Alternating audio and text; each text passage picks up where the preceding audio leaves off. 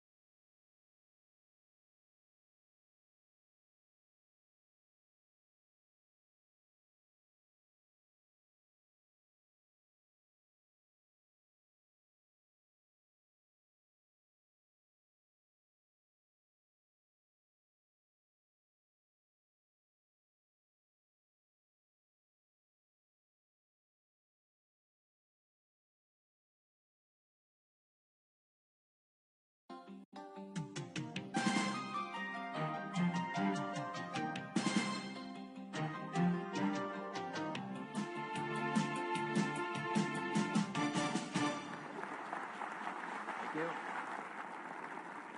Thank you very much. Did you hear what the cow said to the farmer on a cold winter morning? Thanks for the warm hand. Anyway, it's going to get better, so don't panic on me. I start small. Nice to see all of you. How many of you have never seen me before? This is your first time? Oh, wow, most of you, okay. I keep thinking for sure I'm more famous than that, but, that is the truth. I'm delighted to be here. Been looking forward to it for a long time. And it's nice to be back. I was here not too long ago. It's nice to be invited back. It says something when you're invited back. It doesn't say everything, but it says something. Maybe it says, let's give him one more chance, right? See if he can get it right this time. But I'm delighted to have all of you here. We're going to spend the day together. I feel two major responsibilities, and I'm sure you can guess what those are. Number one is to make sure you get your money's worth, right? When you shell out your cash, especially these days, you want to make sure you get full value for the money you spend. And I know the tab for the seminar was not that much. Pretty modest fee to get in. Most of you, your tips for the week, right? So it wasn't that much. But I want you to be able to say when you walk out of here today, it was worth my money. But my biggest responsibility is to make sure you get your time's worth. And the reason I say that is because time is more valuable than money. In fact, you might start your notes with that. Time is more valuable than money. You can get more money, but unfortunately you can't get more time. If somebody asks you to spend your money, that's pretty easy, right? We live in America. We're wealthy. So the money's not the problem. But what if somebody asks you to spend a day, right? You got to think that over carefully. And I know you did. I wouldn't waste one of my days, not for anybody, not for anything. Once I understood how valuable they were, I don't waste any. But to make an investment like today of your money and your time, I appreciate that. Today's going to be costly for me. It's going to cost me one of my days to be here, right? And some money, of course. But, I don't need the money. I take the money, but I don't need the money. But guess what I do need? The time. So I'm here not to just joke with you. I'm here not to just tell some funny stories and give a performance and walk away. I'm here to give you some value, and I want to make it worth your time. I'm going to invest a day. You're going to invest a day. Let's get the most out of it and see what we can walk away with today. Anyway, for you that have not seen me before, just very briefly, let me just tell you my story. I grew up in Idaho, farm country, southwest corner of Idaho. In fact, my father still lives on the old homestead where I grew up. He'll be 89 his next birthday. He still hasn't retired. I'm proud of my dad. He's never been ill. He's really something. I'm trying to get him to retire this year. 88, I'm telling my father, what a good year to retire when you're 88. And he says, hey, talk to me in 10 years, right? I might be ready. But anyway, I went to high school. I graduated. I went to college 1 year. Halfway through my second year of college, I decided I was smart enough, so I quit. One of my major mistakes. I should have stayed in school. But I thought, heck, I'm smart enough to get a job. That's what life's all about, right? Get a job, pay your bills, work hard, stay out of trouble, keep your fingers crossed, hope for the best. And I figured I was at least prepared to do that. So I quit college and went to work. A little while later, got married, got my little family going, and I'm out there doing what I thought was the best I could. But about age 25, I'm starting to struggle. I've purchased a little more than I can conveniently pay for on time. And the creditors are starting to call saying, hey, you told us the check was in the mail. What's the deal? And I'm getting embarrassed by that. I'm also embarrassed, big mouth me, with all the fancy promises I made to get married. I'm way behind on those promises. And I'm getting discouraged, wondering what to do. And I thought, well, maybe I should go back to school, right? 1 year of college, pretty short on an application. But, tough to go back to school, right? Especially when you got your family going. Time to stay is when you're there. So I discounted that. I thought, well, if I, had my own business, that would be the way to go. But, I'm short on money. Too much month at the end of the money. If you've ever been there, that's where I was, age 25. So I had to discount that, and I'm discouraged, wondering, where do I go from here? And then the miracle happened for me. Good fortune came my way. And who can explain good fortune? I don't know. Remarkable things that happen to you at a particular time. Sometimes it's just unexplainable how those things happen. One of my friends says, well, hey, things don't just happen. Things happen just. Another good note for your notes. Things don't just happen. Things happen just. And maybe that's it. I don't know. I'm an amateur on life, I guess like most of us are, trying to figure it out, how to make it valuable. But I was ready. And my good fortune was, at age 25, I met a very wealthy man. His name was Mr. Schoaf, Mr. Earl Schoaf. A friend of mine had gone to work for him, and he started telling me about this man. He said, you got to meet this man I've gone to work for. He's wealthy, but he's easy to talk to. And he's got a unique philosophy of life. And the more he kept talking about this man, I thought, well, I've got to meet this man. So sure enough, shortly after that, I had a chance to meet this remarkable wealthy man, and I was impressed. He was wealthy. Sure enough, he was easy to talk to. I was so intrigued, within a few minutes, I said to myself, if I could be like him, farm boy from Idaho, if I could be like him, I'd give anything. And then I thought, if I could just get around somebody like him, and if he would teach me what to do, I would be willing to learn. I'm coachable. And that was my good fortune. A few months later, this wealthy man that I met, Mr. Schoaf, took a liking to me, hired me, gave me a job. I went to work for him. And I spent the next 5 years in his employ. And then, unfortunately, he died at the end of that period at age 49. His last 5 years, but the first 5 years of my new life, I got to spend with this remarkable man, and my dream came true. He coached me. He taught me. He taught me the books to read. He taught me the disciplines. He taught me the changes to make in my language and personality. And the things he shared with me during that 5 years literally changed my life, turned my life around, changed my income, changed my bank account, changed my future, changed everything. I've never been the same since that unique experience. And I wish he was still alive today, Mr. Schoaf. I'm sure if he was alive today, especially after this seminar, Idaho Farm Boy makes it to Dallas-Fort Worth, full house, standing room only. Pretty awesome, I'm sure. If he was alive, I'd be calling him today saying, you won't believe what's happening to me. I've had a chance now to share with other people what you shared with me. But anyway, how I got here. 30 plus years ago, I was living in Beverly Hills, California. And one day, a friend of mine, businessman friend, said, Jim, I'd like to have you come and share your story with my service club that I belong to, the Rotary Club. He said, I know your story, Idaho Farm Boy makes it to Beverly Hills. But he said, I think my club members would love to hear your story. He said, if I arranged one of our breakfast meetings, would you come tell your story? Just share a few thoughts. I said, okay. So I agreed to go give this breakfast talk. And guess what? They liked it. And my telephone rang. I got another call saying, we heard you've given your story and shared some ideas. Would you come talk to our club? First thing I know, I'm starting to devote a piece of my business time to giving these talks. And then one day, a businessman who'd heard my talk, I think 2 or 3 times, approached me and said, would you come and share that story and some thoughts with my management and salespeople? I said, I got this little company going. And he said, if you'd come tell your story to my organization, he said, I'd be happy to pay you. And I thought, wow, wouldn't that be something? So I agreed to go do it, and I got paid. Little did I know, another fortune was waiting for me to translate my ideas into talks and speeches and seminars. Now I've written some books.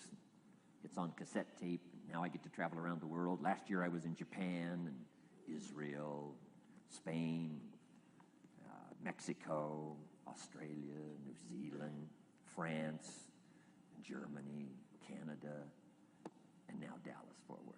So. Idaho farm boy gets to travel around the world and share his story, and here I am today. Anyway, it's almost too much for me to comprehend. From where I started, raised in obscurity, in a little small farm community, and now to be here today is pretty awesome for me. So anyway, that's just a little bit about my story. My story is probably more intriguing for me than it is for you, but I wanted to hear it again, so I thought I would just, bore you with it. Anyway, I don't ask you to be impressed today. I'm the one that's impressed from where I came from to have a chance. But that's the American dream, right? Come true. Chance to start from scratch, start from obscurity, start with pennies, start with nothing, and have a chance to transform your life, change your life, set your goals, and see what you can accomplish. So anyway, that's how I got here, and I'm just delighted that this day has arrived, and I truly want to make it valuable for you. Let's go to work. Here's what I hope you'll find out of this seminar today. For your notes, here's what I hope you'll find. Number one, sincerity. Above all else today, I hope you'll find me sincere. Best place for people to start to communicate is sincerity on both sides. I'm sure you're sincere or you wouldn't be here today, right? To spend this kind of money, to spend this kind of time, roll up your sleeves today, go to work like I am, and get this message. You've got to be sincere. So I assume you're sincere. Now I want you to see me sincere. But I've got a good note for you to make. Sincerity is not a test of truth. Important note to make. Sincerity is not a test of truth. We must not make the mistake of saying he must be right, he's so sincere. That would be a mistake. And here's why. It's possible to be sincerely wrong. So we don't mistake sincerity for truth, right? Sincerity is only a test of sincerity. Truth has to yet be tested by truth, okay? But hopefully you will find me sincere and truthful. Next, a combination of things I hope you'll find here today. Ideas plus inspiration. Ideas plus inspiration. Ideas, business ideas and social ideas and personal ideas, we all need ideas. Right? How to have a good day ideas, how to have a good year ideas, how to have your best year ever ideas, good health ideas, personal relationship ideas, how to deal with your family ideas, sales management ideas, financial freedom for the future ideas. We all need good ideas. So today, I hope you gather up by notes and by what you can remember a lot of ideas. I want to share as many with you as I possibly can in the time constraints we have. Today is going to go very rapidly. I used to think a day like this was a long day. Found out it's a pretty short day. But I'm going to go as fast as I can, share with you as many ideas as I possibly can. And here's why. Ideas can be life-changing. Ideas can be life-changing. And sometimes all you need is just one more in a series of good ideas.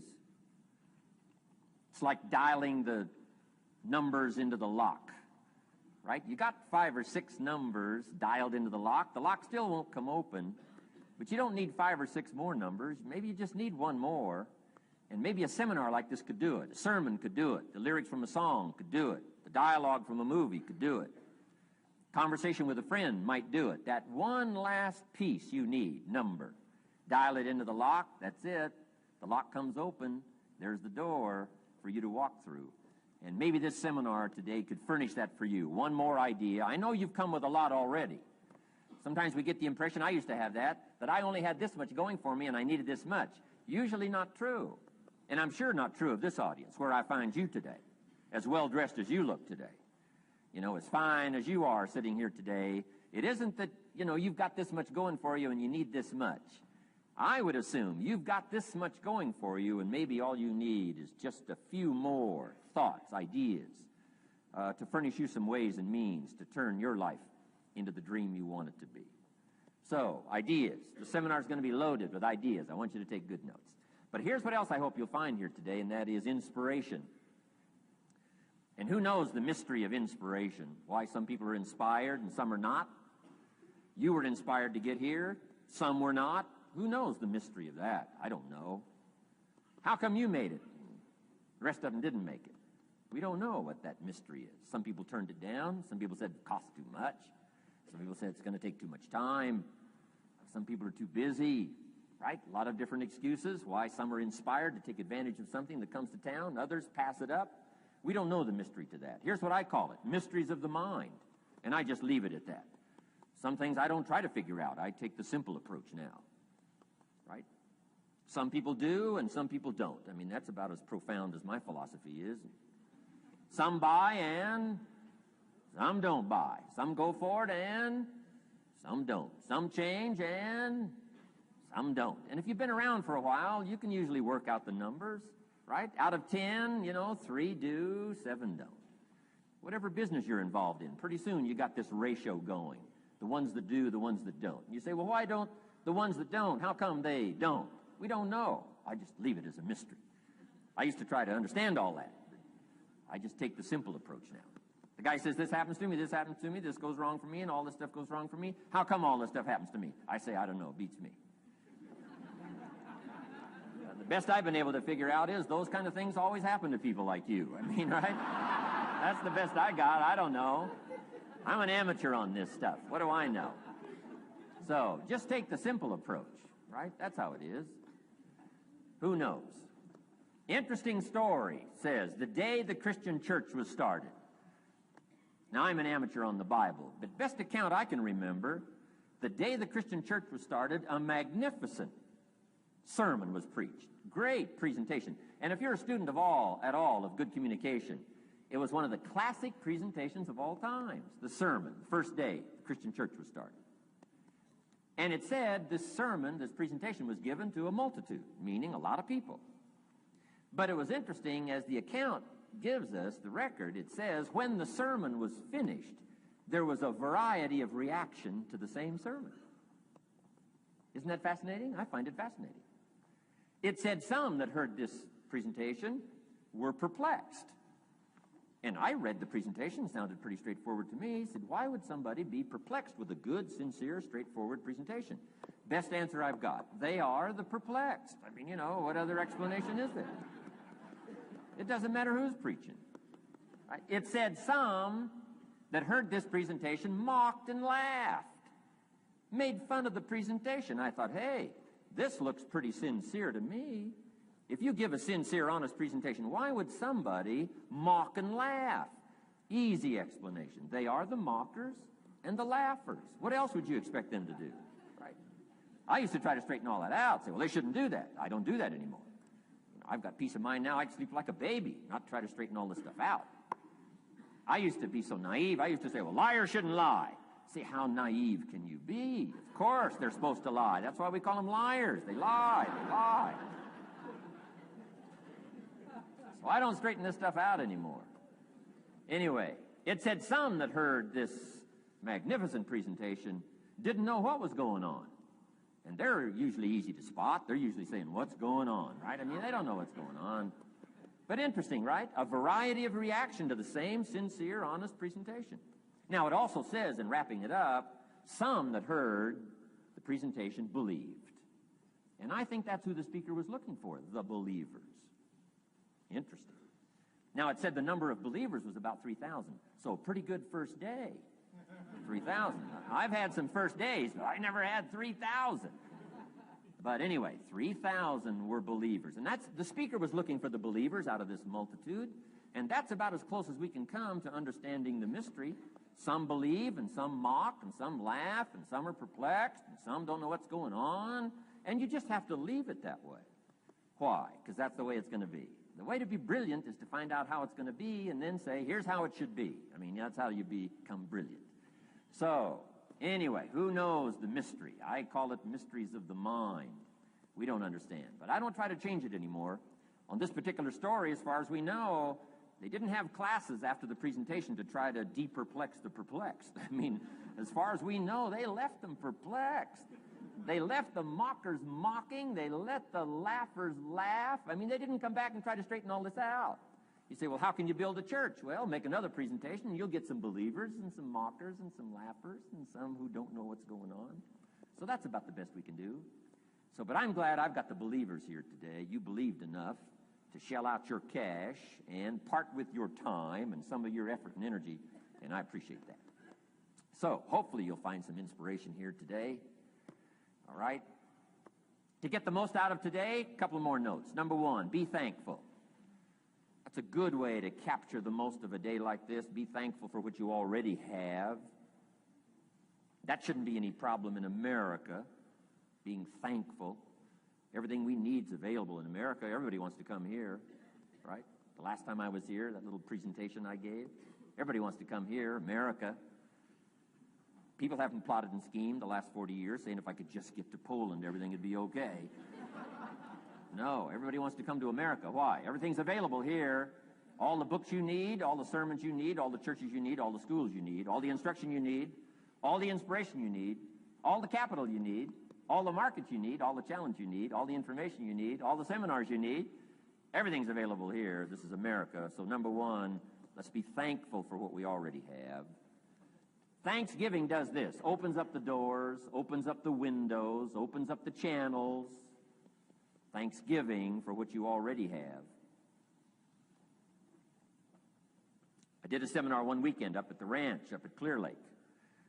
Got a lodge up there. Nice setting, high valley, high serenity ranch. For the weekend, Friday evening, Saturday, Sunday. People drove in from around California. I got there late Friday afternoon. Everybody had pretty well already gotten there. I couldn't believe the parking lot.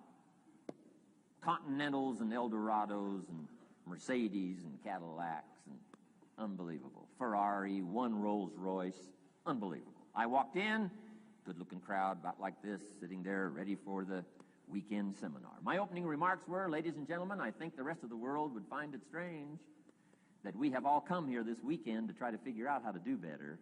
Right? I think the rest of the world would say, I don't understand. Guy in his Rolls Royce saying, I got to get to the seminar, find out how to get another one of these Rolls Royces. Unbelievable. Anyway, let's be thankful. Here's what locks up the doors and the channels to receive more: cynicism. That locks you away. That prevents you from learning more. Being a cynic about the past and the future, a cynic about the marketplace, cynical about the people, cynical about the institutions, cynical about the setup, cynical about yourself, cynical about your chances. See, that locks away all the chance for stuff to flow your way. So, good advice, I think, today. Start off, be thankful. Here's number two, listen well. That's going to be a challenge today. I understand that. Seems like most of, our life is still going on outside these four walls, right? Most of our life seems like it's all, continuing out there. Family and business and associates and market and economy and whatever else is happening in the midst of your life. And to sort of, pull your attention from what's going on out there and put it in here for just a few hours, I know is a challenge. But do the best you can, listen well. And here's the last one, take good notes. Be a good student today. Take some good notes. I've not come to entertain you. As you can tell by my opening joke, right? I would not make it in Las Vegas. So we don't have a dog and pony show today, no entertainment. But I do have some ideas. Take some good notes. Somebody showed me the other day notes that they took about 21 years ago, attending one of my seminars out in Los Angeles. He said, I still use these notes I took 21 years ago to help me in my business, relationship with my family. So I'd like to have these notes that you take today become that valuable for you. Then it would be worth me making the investment to come and spend a portion of my life, my time, my energy here. And I want this investment I'm making here today to pay off. And one of the ways it can pay off for me is for you to take good notes and then go away and use whatever makes sense. Because what I feast on coming back around is the stories out of this audience today. Sure enough, 6 weeks from now, 6 months from now, 6 years from now, somebody's going to, by phone, by letter, by personal contact, walk up to me and say, the things you shared that day got me thinking. And I started making some changes, and let me tell you what's happened to my business. Let me tell you what's happened to my sales career. Let me tell you what's happened to my relationship with my family. See, that'll make it worth it for me. Not the money, the return, something you can't buy with money. If somebody says, thank you for touching my life and taking the time to make the investment. And that's what I'm all about. So if you'll become a good student today. And here's the last note. Don't be a follower, be a student. You'll be happy to know today we haven't come seeking disciples. We've got no movement for you to join. I'm just here to share some of my experiences, good ideas, best I can. But I think that's good advice. Don't be a follower, be a student, right? Take advice, but not orders. Take information, but don't let somebody, order your life. Make sure what you do is the product of your own conclusion. Excellent note to make. Make sure what you do is the product of your own conclusion. Not to do what someone else says. Take what someone else says, process it, think about it, ponder it. If it makes you wonder, if it makes you think, then it's valuable. Then when you go take action, make sure that the action is not what somebody told you to do. Make sure the action is the product of your own conclusion. If you'll follow just a little bit of those simple guidelines, I'm telling you, the learning process can be speedy, swift, powerful. Your learning curve can go up, and then applying it to your business, your life, your family, conversations, equities of all kinds. You'll find some progress like I did that first 5 years when I met a teacher willing to share with me, turned my life around. Progress I couldn't believe happened for me. Okay, let's get started. I want to review, I was here last time, and we talked about the 5 major pieces to the life puzzle.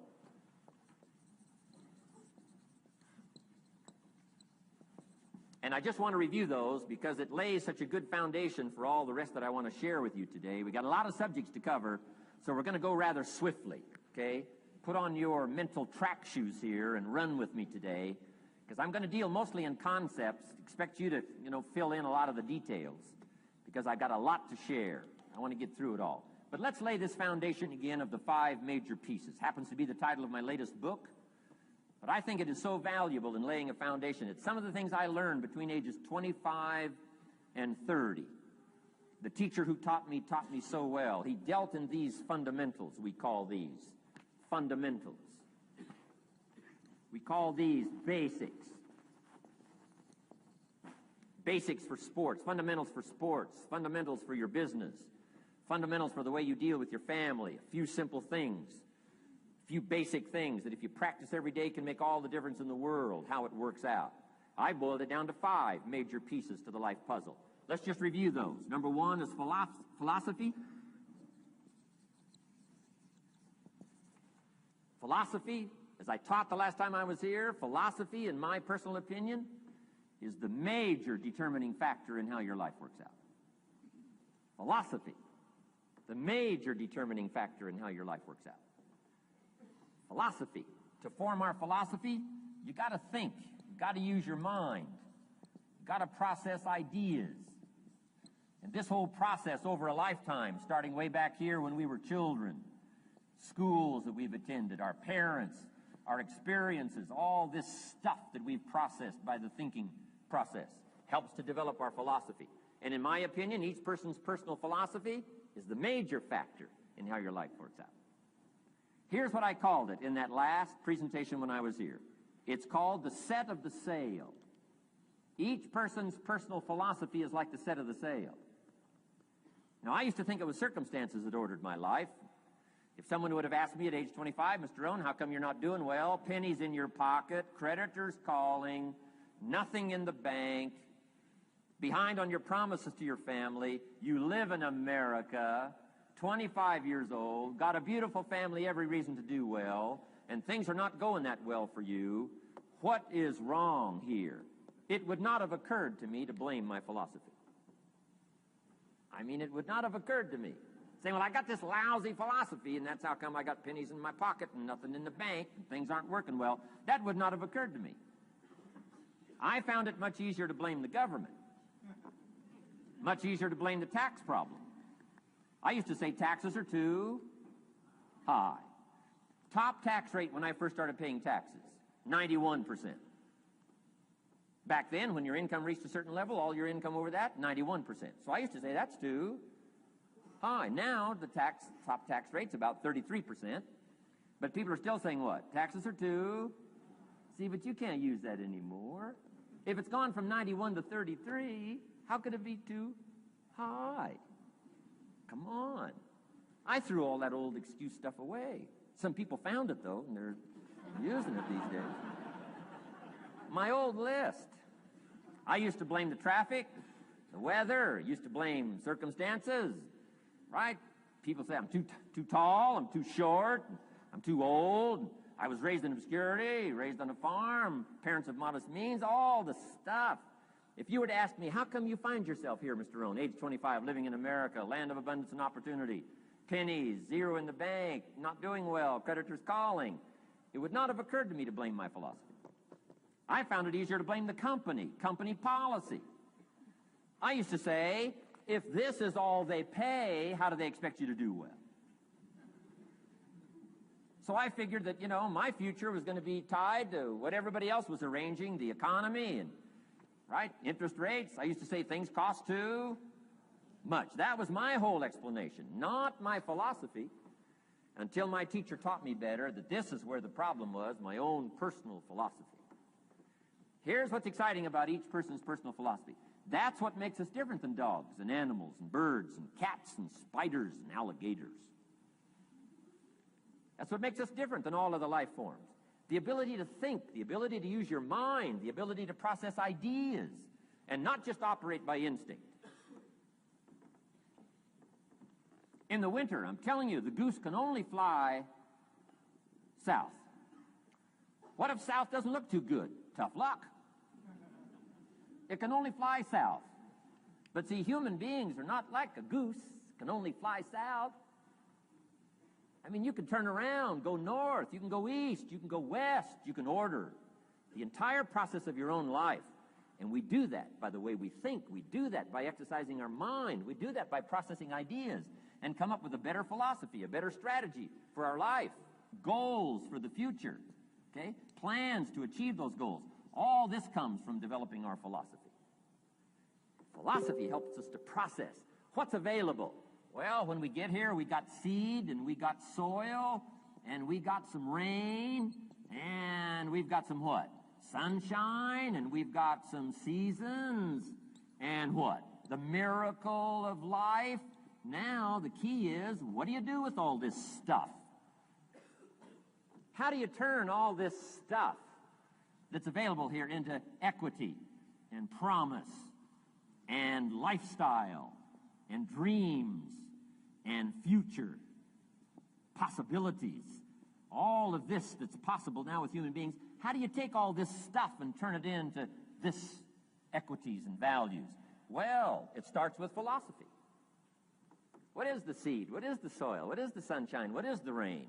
Is it possible to take some of each of all the stuff that's available and turn it into food and turn it into value and turn it into nourishment and turn it into something spectacular and unique that no other life form can do? And the answer is yes. But you cannot deal with all this stuff and what to do with it unless you start refining your philosophy. Think, use your mind, come up with ideas, and strengthen your philosophy. So the seed and the soil and the rain and the sunshine, this is called, the economy and the banks and the money and the schools and everything that's available out there, processing information, what to do with all that, and turn it into equity and value. That is the major challenge of life, my personal opinion. So each person's personal philosophy now is going to determine what you're going to do with seed and soil and sunshine and rain and miracle, the change of seasons. That's it. My personal opinion. Each person's personal philosophy is like the set of the sail. That's what this seminar is for today. Help you to trim a better sail.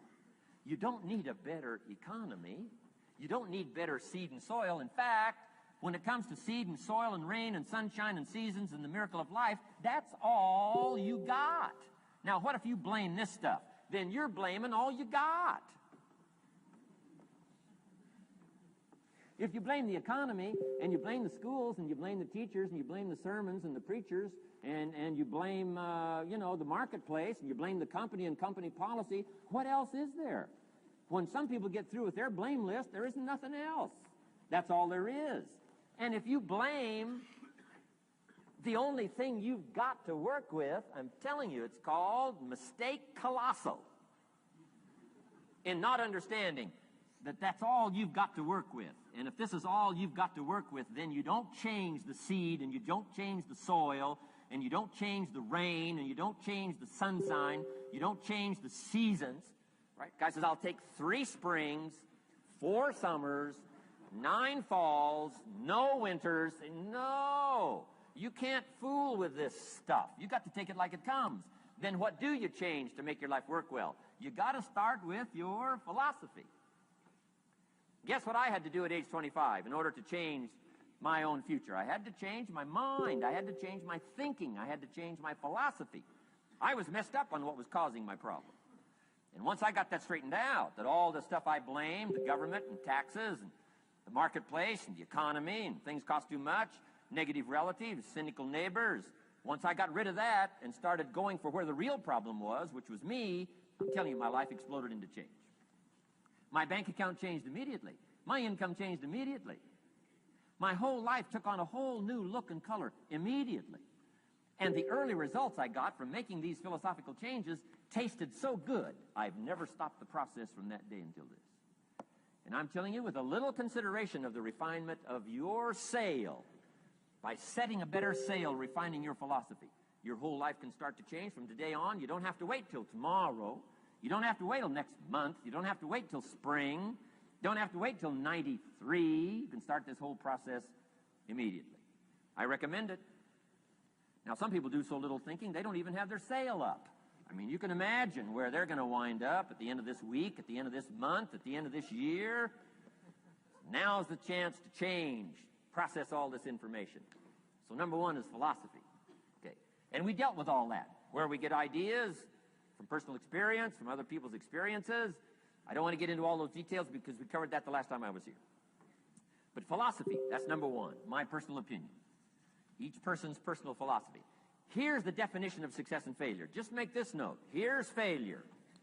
A few errors in judgment. Repeated every day.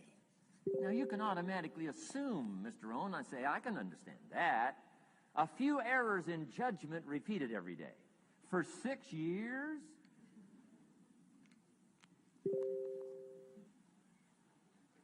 I'm with my father. I think I told this story the last time I was here. My father, 88 years old, he's never been ill, still hasn't retired. Not long ago, midnight, we're getting ready to go to bed. We've drilled a new well, got some extra water, got some more acres going. He's all excited. At midnight, we're getting ready to go to bed. My father's eating what he calls his midnight snack. A little bite to eat before you go to bed. Don't have to go to bed hungry.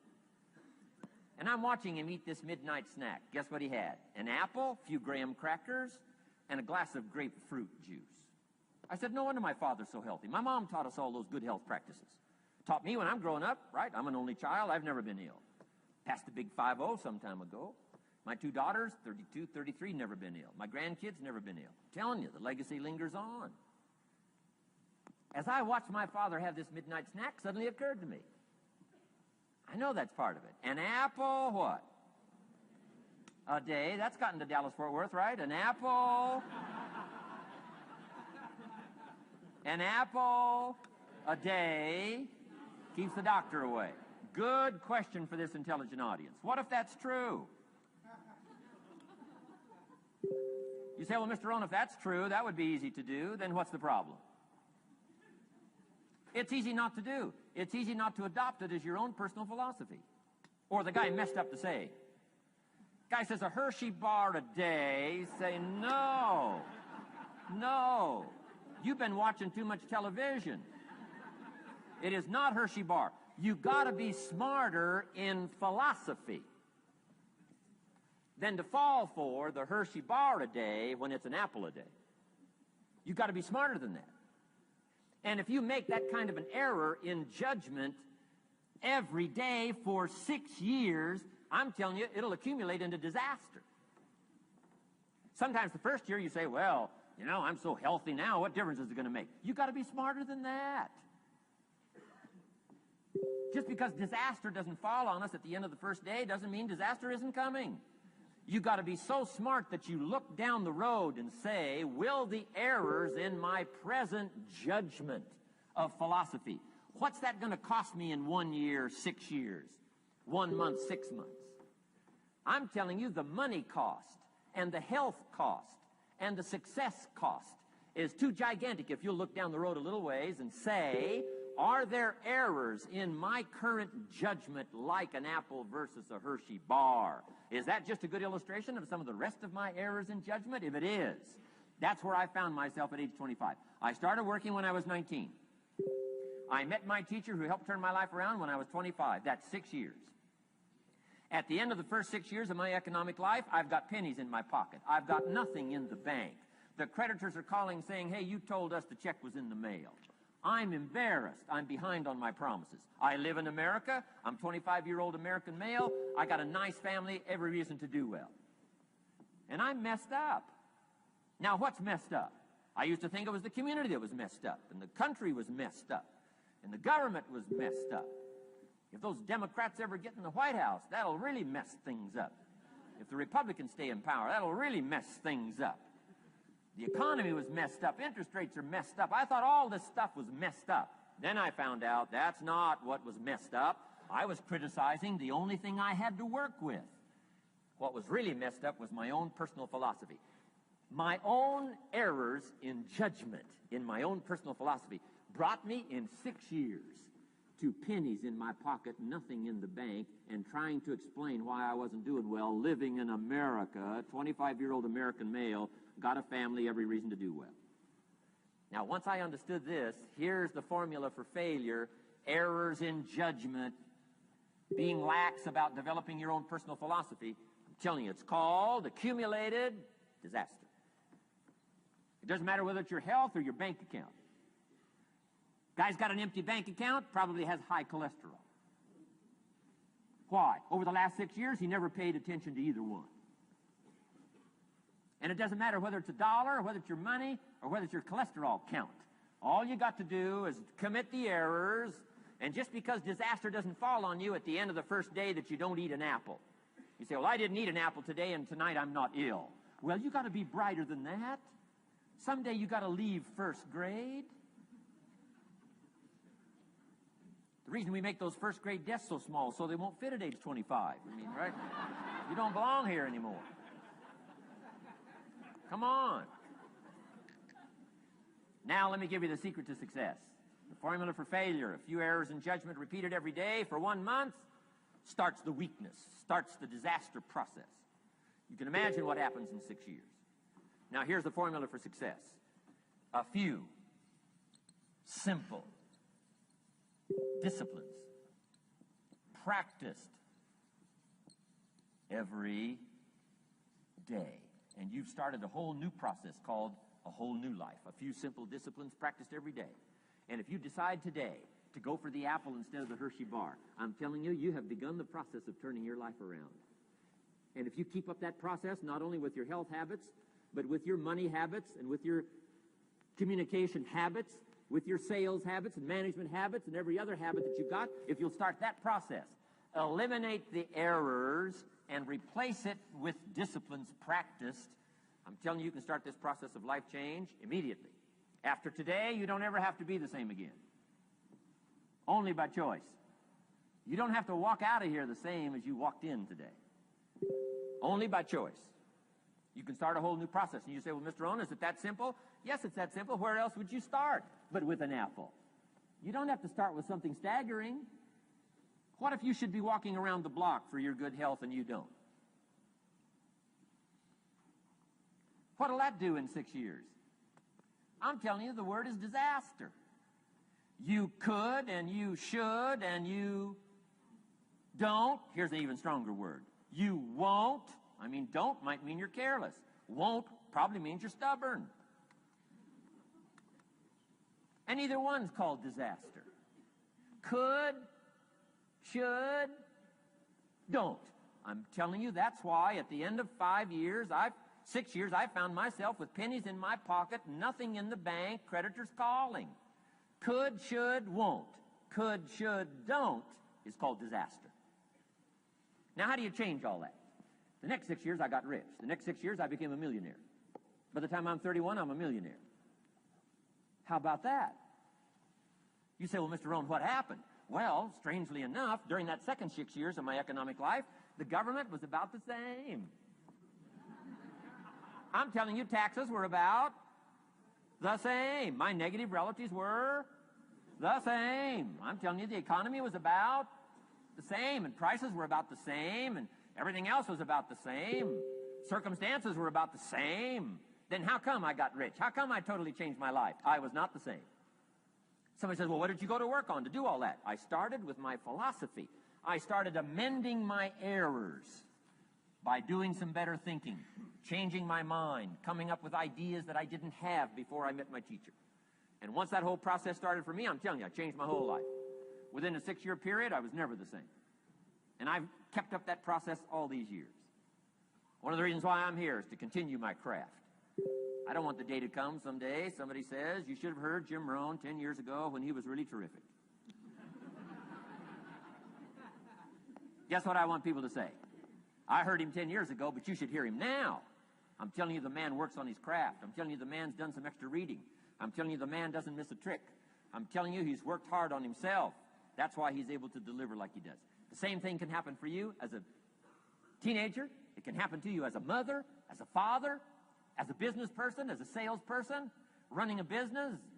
Doesn't matter. Management, wherever you find yourself. This is the process called personal change. And what I say to start with is, start with your own philosophy. Your philosophy is going to determine whether or not you go for the disciplines or continue the errors that's called potential disaster. And everybody has it within their power. Well, it was so happy for me to find out at age 25, Mr. Shove said, Mr. Rohn, you don't have to change countries. But you do have to change philosophy. And if you'll change philosophy, not country, you can turn around your income, you can turn around your bank account, you can turn around your skills, you can become capable, powerful, sophisticated, healthy, influential, all the other equities that you could possibly want out of your life, using the only stuff there is and not trying to change any of this stuff. Appreciate all of this stuff with all of its ups and downs, with all of its mystery of why it works and sometimes it doesn't work. Don't challenge this. You don't have to ask for another planet. You don't have to ask for another country. Just ask for another book. Ask for another seminar. Ask for another idea. And you can start this whole process of personal life change. Now, I could spend the whole day on philosophy, because that's where it is. If I could get you intrigued with that enough to study it, enough to ponder it, to where you would pick up the commitment like I did and say, hey, as simple as an apple a day, as simple as a walk around the block, why not start right there? If you don't start there, where else are you going to start? Might as well start where it's easy, and then go to the more complicated disciplines. Because if you can't handle the simple disciplines, how can you handle the complicated ones? Okay. Key. Philosophy. Here's number 2. I got to give these now very quickly because I got too much to cover here to linger too long. Number 1, we're affected by philosophy. First major of the 5 major pieces. Number 2 is attitude. We're affected by how we feel. First, we're affected by what we know and the decisions we make. Second, we're affected by attitude, how we feel. And I gave that quick list. Let me give it to you. It's how you feel about the past. You've got to have a good attitude about the past. Use it as a school, not a club. Don't beat yourself to death with your past. Faults, failures, losses. Let the past be a school. Harsh school, maybe. What else is new? Let the past be a school master to teach you. Not to threaten you, but to teach you. Okay. Next, it's how you feel about the future. Set your goals. We'll talk a little bit about that before we finish today. Goal setting. The promise of the future is an awesome force to affect your life every day. Without a future well designed, we take hesitant steps. And all you have to have is hesitant steps for 6 years. You'll be timid, driven into a corner, not boldly willing to go and take your portion, take your share. Okay? Next, it's how you feel about everybody else. Got to have a good attitude about everybody else, because it takes everybody else to make a market. One person doesn't make a family. One person doesn't make a business. One person doesn't make a corporation. One person doesn't make a community. One person doesn't make a nation. It takes all of us to make a dynamic economy, a nation second to none. It takes all of us to make the churches and make the economy run. It takes all of us to make the possibilities. All the gifts that have flowed in here the last 200 years, unprecedented in 6,500 years of recorded history. There's been nothing like it. The ethnic streams that have flowed in here brought their gifts, brought their talent, brought their skills, brought their inventions, brought their work ethic. All of it mixed together is called America. Been nothing like it in 6,500 years. And to miss the value of it by some, warped attitude about it, I'm telling you, you've missed it all. And if you have an appreciation for it all, you'll draw from it. And if you draw from all the gifts that have been blended together here for 200 years, now for your value and benefit, think of what you can do for your days, for your business, for your conversation, for your equities. You can transform it to an incredible degree. And here's the last one. It's how you feel about yourself. Understanding self-worth is the beginning of progress.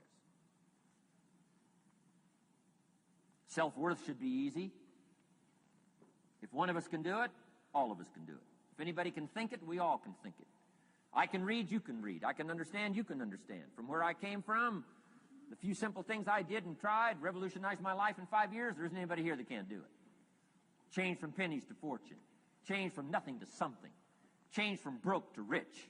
Anybody in this room can do it. If any of us can do it, we all can do it. That's the kind of value you should place on yourself.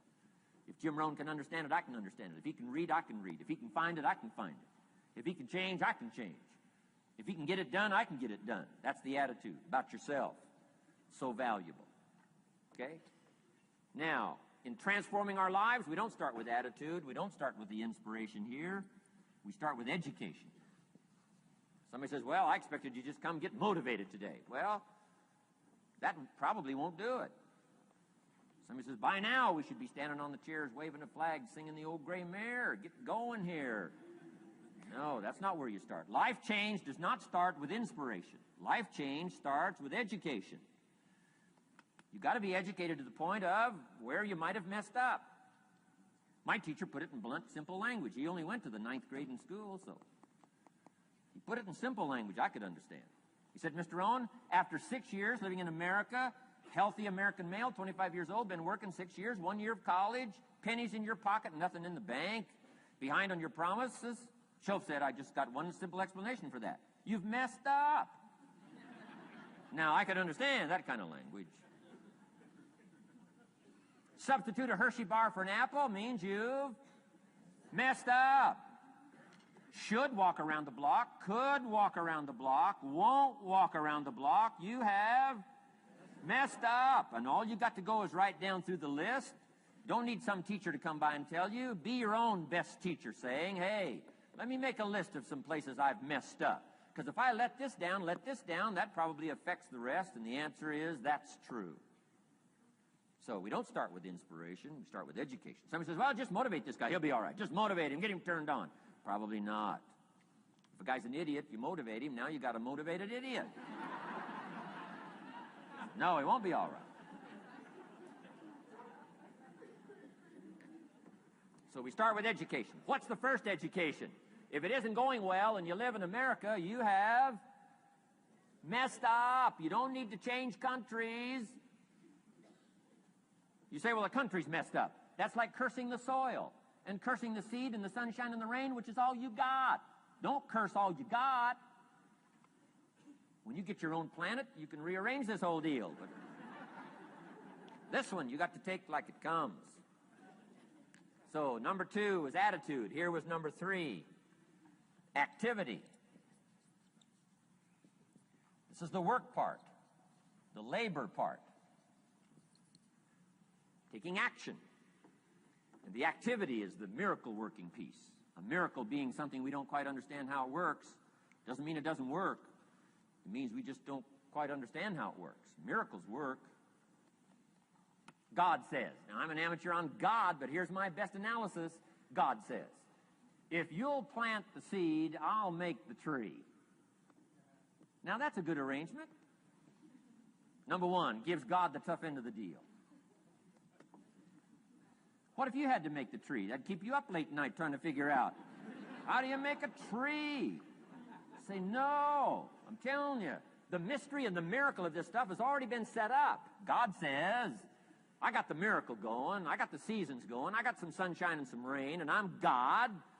But the way I've arranged it, I just need somebody to plant the seed, not chant.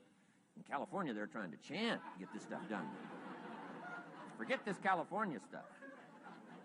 You don't have to rub a crystal and sleep under a pyramid. This stuff's too easy. Getting rich is too easy. Changing your life is too easy. Forget all that.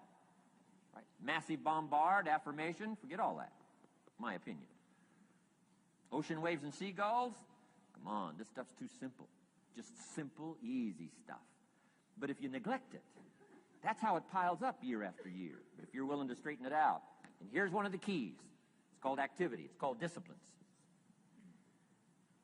Turning wisdom from your philosophy and inspiration, the strengthening of attitude and faith and courage, commitment, and all this stuff that comes from attitude. If you're willing to take these two qualities, philosophy and attitude, and invest it into activity, you can have a miracle. Anything short of that, no miracle. Wisdom doesn't perform a miracle. Attitude doesn't perform a miracle. The only thing that performs a miracle of increase called equity is called putting wisdom and attitude into discipline, into labor. And this labor now can perform a miracle. And here's the two parts to the labor. One, do what you can. Number two, do the best you can. Can't give you better advice than that. Number one, do what you can. You just got to go home and make a list after today. And here's the question to ask as you make this personal list. What am I not doing that would be easy to do? That could greatly change my health, my wealth? What am I not doing I'm neglecting that would be easy to do? Just go home and answer that question personally. You don't have to put the answers on a public bulletin board. This is just all personal stuff. From the walk around the block to the apple to what to do with your money, which we're going to cover today. What does a child do with $1? We're going to cover that today. Errors in judgment, disaster. Few simple disciplines, wealth beyond imagination. And if you'll pick up the activity part, the miracle working part, plant the seed part, take care of your part. The soil will take care of its part, and the seed will take care of its part. The seasons will take care of their part. The miracle will take care of its part. If you'll take care of your part, called putting it into activity, action. Works miracles. 2,000 years ago, on April 13th, one of Jesus' disciples. Now, again, I'm an amateur on the Bible, but best as I can remember it, one of Jesus' disciples said to Jesus, "It's time to pay our taxes, and we don't have any money." That's how come I know it was about April 13th.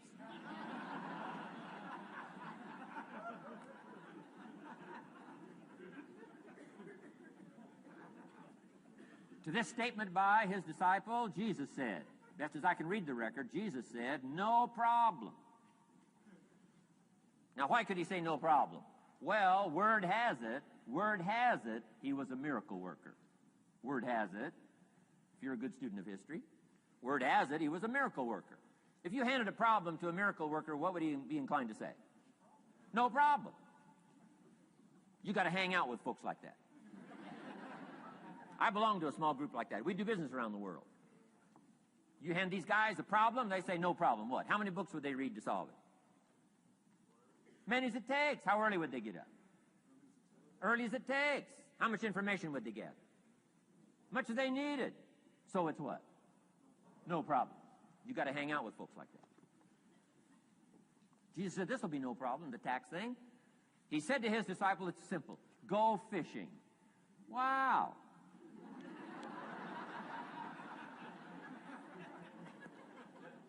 Now that was easy for this particular disciple. His name was Peter, and Peter was a fisherman. How clever! How clever! But here's the real problem. If you should fish, and you could fish, and you don't fish, you got no miracle. You could change, you should change, you won't change. That's called accumulated disaster. In 6 years, you'll be explaining instead of celebrating. Having some ragged list like I had, reasons for not doing well, pennies in my pocket. Could, should, don't, disaster.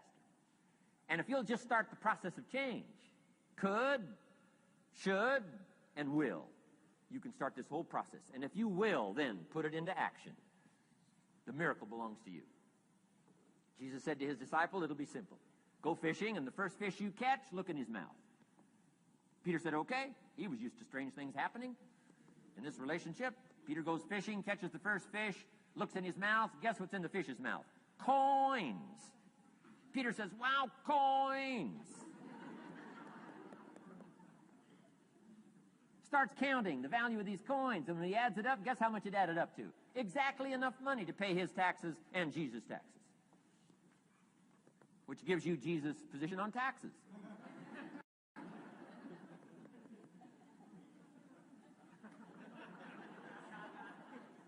Okay. Now we call that what? A miracle, only because we don't quite understand how it works. It doesn't mean it doesn't work. It simply means we don't quite understand how it works. But here's how you get a miracle going for your life. Number one, do what you can. Get a list of the stuff you could do and you haven't done, postpone, and start cleaning that up. You can't start at a better place for personal change. That'll affect your bank account, affect your future, affect your income, affect everything. You can't start a better life change process than cleaning up what you should be doing. The man says, well, my mother lives down in Florida. Should have written her 6 months ago. I just can't seem to get that letter written. I'm asking you to get that letter written, clean that up, and don't walk like other people walk. Don't postpone like other people postpone. You say, well, is it as simple as writing a letter? And the answer is yes. Where else would you start for life change, personal change? You don't need a pink package to fall out of the sky. You don't need massive bombard, pre-conscious, subconscious. Practice channeling, find a 2,000-year-old guru. I mean, you don't need any of that stuff. Pass on all that. Kids are afraid of that stuff. Too much of it, you'll be out on a limb with Shirley. I mean, don't pass on all that stuff. This stuff's too easy. This stuff's too simple. It's called take action, number one, on neglect, on errors, in discipline. Number two, start setting up some disciplines. And if you'll do that, you'll perform a miracle. Now, here's the second part of the miracle. Number one is do what you can. Here's number two, do the best you can. If that's not your philosophy, I would ask you to amend it. Let me give you the best of ancient script. Here's what it says. Whatever your hands find to do, do it with all your might, do it with all your strength, and do it with all your power. What a good philosophy. That kind of philosophy will revolutionize your life if you haven't picked it up lately. Guy slips in late, company doesn't seem to mind, slips out early, first one in the parking lot, heading for happy hour. Stretches his break, comes early for lunch, late back from lunch, company doesn't seem to notice. Guy says, best as I can calculate, I'm putting in about a half a day's work and I'm collecting a full day's pay. And the guy says, I got it made. Little does he know the seeds of his own disaster are already being sown by the weakness of his own personal philosophy. It's not the economy that's going to determine your next 6 years. It's your philosophy about labor and about activity and about miracle and soil and seed and sunshine and rain and the economy and the banks and the money and the companies and the schools and what's going on. It's your philosophy and your attitude. And then your ability to take action. All of that we call the process of life change, miracle working. Number one, do what you can. Number two, do the best you can. Here was number 4. Results. Results. Every once in a while, you got to take a measure, see how you're doing with these 3 pieces: philosophy, attitude, activity. Now we take a measure called results. What is the results at the end of the day, the results at the end of the week? You can't let too much time go by without checking. When time goes by, 6 years I'd been out there working when I met my teacher, Mr. Schoaf. Schoaf said, well, Mr. Rohn, let's just go through a little summary here. He said, in the last 6 years, how much money have you saved and invested? Let's go through a little tab list here. How much money have you saved and invested the last 6 years? I said, what? 0. He said, you have messed up. You remember these notes. I like that. You've messed up. He said, who sold you on that plan? I thought, my gosh, the man's right. I'm a nice guy. I bought the wrong plan. What if you were 50 and broke? Right? Didn't need to change countries. Bought the wrong plan. What a sad scenario that would be. But Schoaf said these questions. Let's go through some results. He said, how many books have you read in the last 90 days? I said, what? 0. Wisdom of the world available? Change your life, change your future? Wisdom of the world available? Develop any skill you want? Earn the kind of income you want? Have all the treasures you want, equities you want, relationship with your family that you want, everything that you want available, and the wisdom of the world to help you get it? Haven't read any books in the last 90 days. My teacher said, Mr. Rohn, you have messed up. I'm telling you, you've got the deal. Schoaf said, Mr. Rohn, in the last 6 months, how many classes have you taken to improve your skills or to develop new skills? Go for the American dream. Become rich and powerful and sophisticated and healthy and influential. How many classes have you taken in the last 6 months? I said, how many? 0. He said, you have messed up. He said, you don't need to unmess the country. You don't need to straighten out the perplexed. You don't need to straighten out any of this stuff. All you've got to do is look within and let results teach you a great deal about your own activity, your own attitude, and your own philosophy. I went through that process. Take this phrase home. Results is the name of the game. What other game is there? Results. Here's all life asks us to do. Make measurable progress in reasonable time. Just take home that little phrase. Good phrase. We're asked in life simply to make measurable progress in reasonable time. We demand it of our children. How many years do you want your child to spend in 4th grade? Approximately. About 1. If it looks like they're not going to make it, we pour on the pressure, called legitimate pressure, lack of results. Peer pressure, family pressure, school pressure, community pressure. Every other kind of pressure we can bring to bear. What? You can't stay more than 1 year in 4th grade. As parents, you'd have to leave the community. You say, well, what if they're nice kids? Wouldn't you give them 3 or 4 years? And the answer is no. You got to make better progress than that. So you got to check fairly often. Some things you got to check every day. Some things you got to check at least by the end of the week. Salesman joins this little sales company. He's supposed to make 10 calls first week. Wouldn't it be legitimate to call him in on Friday and say, John, what? How many calls? I mean, this stuff is simple. John says, well. Say, John, well won't fit in this little box here. Well. Now John starts with a story. You say, John, I made this little box so small so a story won't fit. I don't need a story. I need what? A number. A number. What will a number tell me? Everything. John's supposed to make 10 calls. What if he made 20? You say, wow. Wow. We got somebody. What if he only made 1 call? Whoa. Will that tell us something about John's philosophy? And the answer is yes. Will it tell us something about his attitude? Of course. Will it tell us something about his disciplines? Of course. And if he wants a lesson in life change, all he has to do is be willing to face the numbers and come up with the results that will teach you to either celebrate if you got good results or fix whatever needs to be fixed in your philosophy, attitude, activity called disciplines. You don't need to go anywhere else. I do believe in affirmations. They are valuable as long as you affirm the truth. Because it says in ancient scripts, the truth, what? Will set you free. Free to do what? Amend your errors and pick up new disciplines. That's what the truth is for, to help us amend our errors and pick up the disciplines for life change. That's what the truth is for. So I do believe in affirming the truth. If you're broke, best thing to affirm is, I am broke. You put that up on the refrigerator where you can see it every day. I mean, that's how you do that. Now, if you need a little additional affirmation, you just put up there, I'm 40 and broke. I mean, you know, that ought to do it. And if you need just a little more, put up there, I live in America and I'm 40 and broke. That's enough to turn your life around. It says, hey, something is wrong. Somewhere I have messed up. And I'm telling you, if you'll start with that, it's called the process of life change, and it doesn't matter how small the process is to start.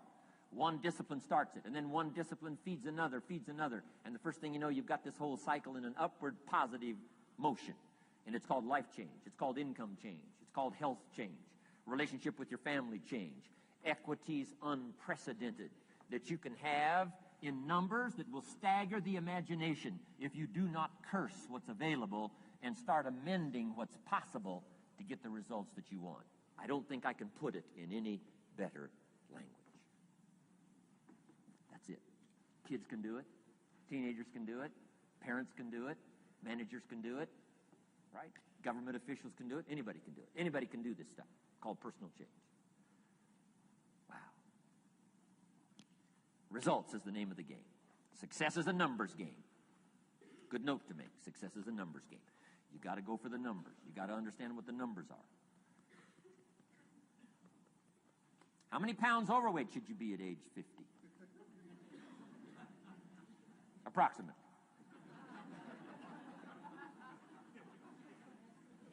John says, I got big bones. We'll give you 10 pounds. 10 pounds for big bones. Otherwise, come on, John. 20 pounds, 25 pounds. Shouldn't we turn on the caution light at work and at home? Blinking caution light. Somebody says, what's that caution light? So John's up about 20, 25 pounds. We got the blinking light going at home, got it going here at work. To remind him what? Wrong numbers. Okay? 35, 40 pounds, red light. Blinking at home. Somebody says, what's that blinking red light? Say, John's up about 40 pounds.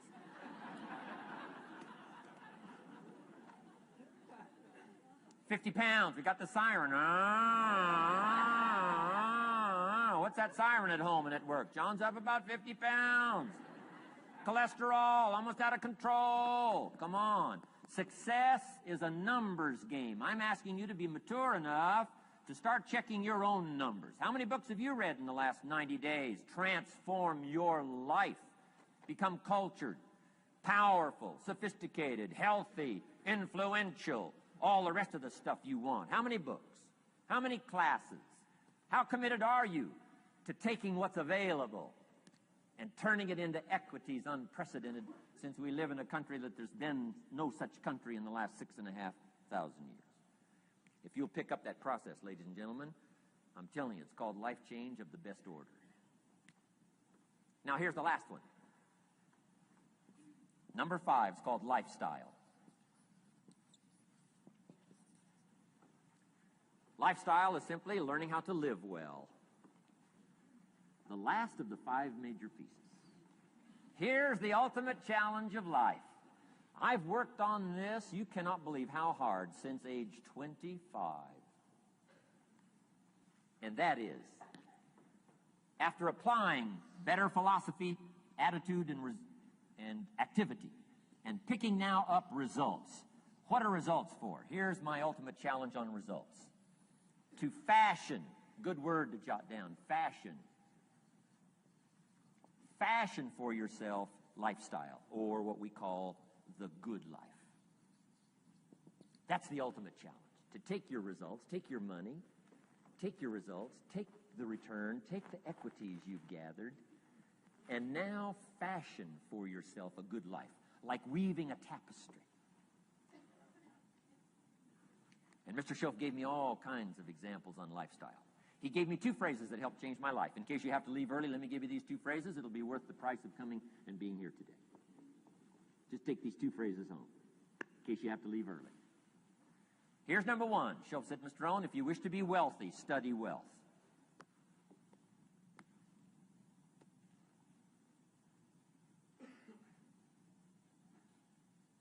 When he said that, I said, my gosh, I don't know anybody that studies wealth.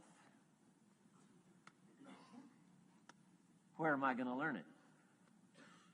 He said, never mind, Mr. Owen, now that you've met me, if you'll be with me for a while, he said, and if you'll commit yourself, he said, I will teach you. And he taught me. He taught me the books. He taught me the stuff. Changed my life. By the time I was 31, I was a millionaire. The man taught me well. If you wish to be wealthy, study wealth. If you were to show me your present economic plan, in a personal conversation between you and me, you say, Mr. Owen, let me disclose for you my current economic financial plan for the future. Would I get so excited, I'd say, hey, I'm going to go across the country and lecture on your plan.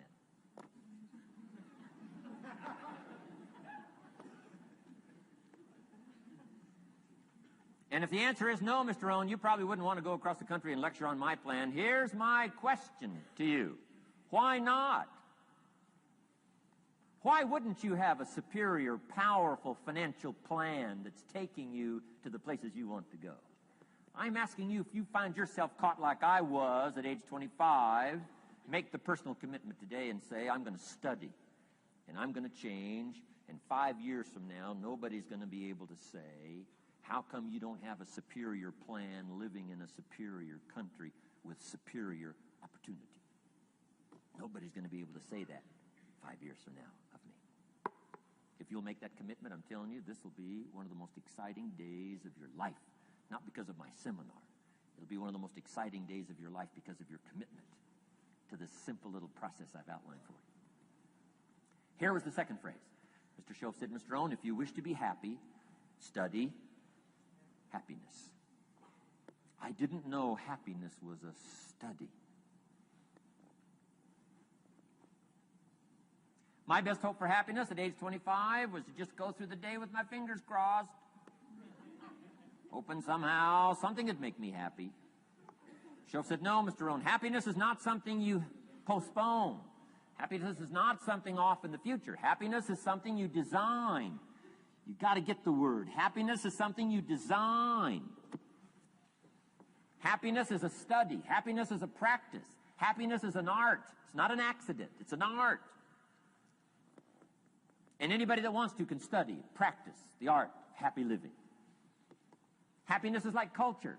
Money doesn't make you cultured, but culture is within the grasp of all of us. How much is a book on sophistication in the marketplace?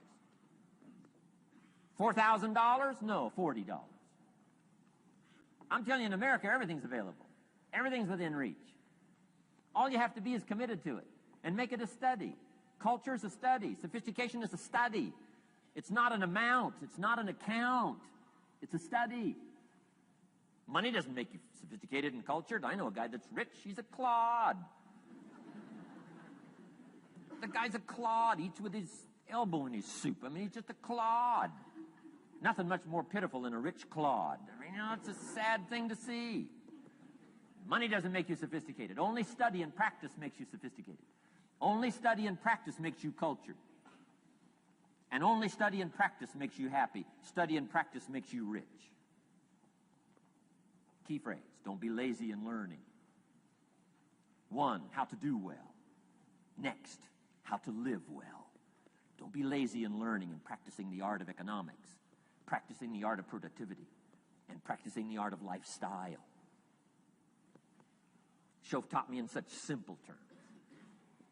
Schoaf said, Mr. Owen, if you're getting your shoes shined, Shoe Shine Boy's done an exceptional job. You look down, you got one of the world's all-time great shines. And you pay him. Now, you got a little change in your hand. Question pops in your mind. Should I give him 1 quarter or 2 quarters as a tip from a neat shine? Here's what Schoaf said. If 2 amounts pop in your mind, always go for the higher amount and become the higher thinking person. That helped change my life. Here's what he said: become a 2-quarter person. Now, you can tell that was a long time ago, when a quarter was a good tip. Now it takes dollars. But just substitute 1992, dollars for quarters. Shoaff said, hey, if you are thinking 1 quarter or 2 quarters, and you say, well, no, I'll just give him 1 quarter. He said, that'll affect you the rest of the day. The rest of the day, you'll look down, see this great shine, you'll say, I got to be really cheap. 1 lousy quarter, tip from a shine. But he said, if you'll go for the 2 quarters, Shoaff said, you can't believe the extra happiness you can buy for just an extra quarter. That's called studying and practicing the art of lifestyle, which means living well. Money doesn't make you happy. Father wads up a $20 bill, throws it at his son, and says, if you need the darn stuff that bad, take it, just get out of my face. How sad, a father with money and no joy. He studied economics, but he never studied joy.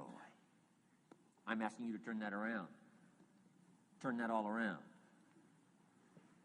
I did a seminar one time, St. Louis, Missouri. When I finished a seminar like this, a man walked up and said, Mr. Owen, you've really gotten to me. He said, I'm going to change my philosophy. I'm going to change my attitude. I'm going to change my life. I'm going to change everything. He said, you've touched me today. And he said, you'll hear about me. You'll hear my story someday. I said, okay. Right? A lot of people, right, say things.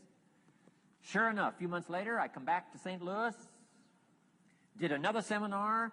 When I finished my seminar, I saw this man come walking up. I didn't remember his name, but he said, I'm sure you'll remember me as the man who said, I'm going to go make some changes. You've touched me today. I said, I do remember you.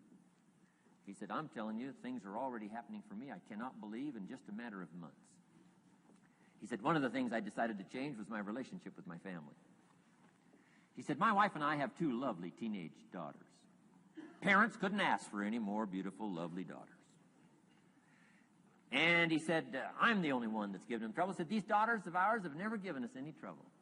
He said, I've usually been the one all these years giving all the trouble and all the static. He said, my daughters love to go to the rock concerts, and I'm always giving them trouble. They have to beg me for the money. He said, I don't want you to go. You stay out too late. Music's too loud. You're going to ruin your hearing. You won't be able to hear the rest of your life. And he said, I just get on their case. And he said, they keep begging, keep begging. Finally, when they beg long enough, I say, all right, here's the money. If you have to go that bad, just go. So that's how I've been up until now. But he said, after I left your seminar, I decided to change all that, called lifestyle, living well. He said, you won't believe it. Not long ago, I picked up the newspaper, and I saw an advertisement, and I knew my 2 daughters, it was one of their favorite performers, was coming to town. He said, guess what I did? He said, I went down and bought the tickets myself and brought them home, put them in an envelope. And when I saw my daughters later that day, he said, I handed them this envelope, and I said to my 2 lovely daughters, you may not believe it, but inside this envelope are 2 tickets for the upcoming concert. They could not believe. And he also added, you'll be happy to know begging days are over. Now they cannot. He said, now don't open the envelope till you get to the concert. They said, okay. So they go to the concert, come concert time, open up the envelope, hand the tickets to the usher. He says, follow me. And he starts down front. The girls say, hey, hold it. Something must be wrong. He takes another look, says, no, nothing's wrong, follow me. 10th row, center. Now they cannot leave. 10th row, center. The only tickets they were able ever to beg for was, right, 3rd balcony, can't see.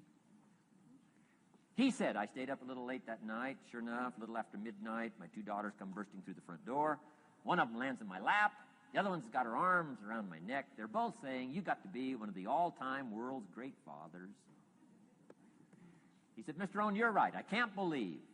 Same money, different father. He said, I've started making the changes, and I decided to start with my teenagers, my girls. He said, what a difference it's making in my life. And I'm telling you, you can do that with your lifestyle. You can do it with your sales career. You can do it with your management career. You can do it with any part of your life. If you're looking for equities, unmatched. Do not curse the only thing you have. Don't complain about the only thing you have, which is seed and soil, sunshine, rain, miracle, and seasons.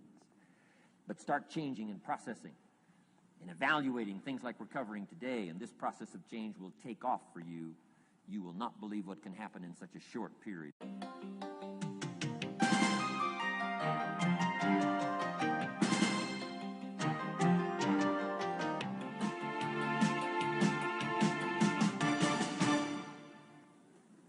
Next subject, personal development.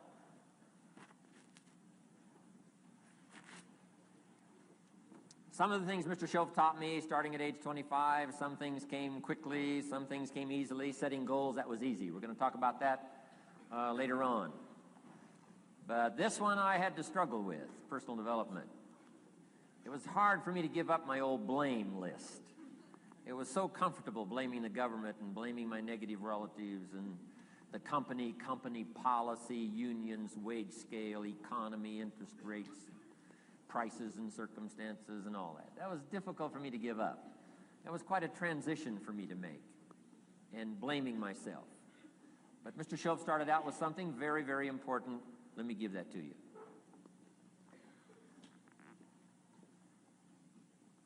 He said, it's not what happens that determines the major part of your future. It's not what happens. What happens, happens to us all. He said the key is what you do about it. It's not what happens, it's what you do about it. And he said if you will start that process of change, do something different the next 90 days than you did the last 90 days, like picking up the books to read. Do something different like the new health disciplines, relationship with your family, whatever it is, doesn't matter how small it is. If you'll start doing different things with the same circumstances, since we cannot change the circumstances, but we can change ourselves. We can change what we do. And then he gave me another secret to success when he said, what you have at the moment, Mr. Rohn, you've attracted by the person you've become. What you have at the moment, you've attracted by the person you've become. Few little simple principles here. Once you understand these, it starts to explain so much. Now, sometimes it's a little tough to take, blaming yourself instead of the marketplace. Taking responsibility instead of putting it off on someone else. That transition sometimes is a challenging mission. And this one was a little tough for me. He said, Mr. Rohn, you've got pennies in your pocket, you've got nothing in the bank, the creditors are calling, you're behind on your promises. And he says, here's how that occurs. You've attracted, up until now, you've attracted the things to you because of the person you've become. Now I said, well, how can I change all that? He said, very simple.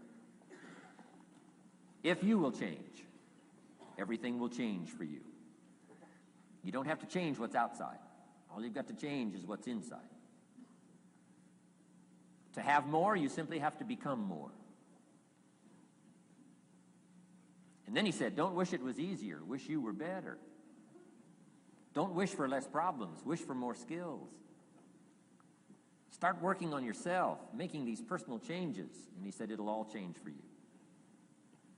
So let's talk a little bit about personal development. That extraordinary adventure I undertook starting at age 25. And I've never ceased that adventure. I'm still going for it. In the 90s, I want to get better and better. I want my craft to get better, my business operations to get better, the things I do to get better. Because once I picked up this simple formula, I'm telling you, it's easy to figure out where the problem is if you go to work on it. Now, let's talk about personal development. And in helping kids understand personal development, I always start with money. Now, money's not the only place to start. Money certainly isn't the only value, but we've all got to start somewhere, and money's something you can count, right? Kids are interested in money, okay?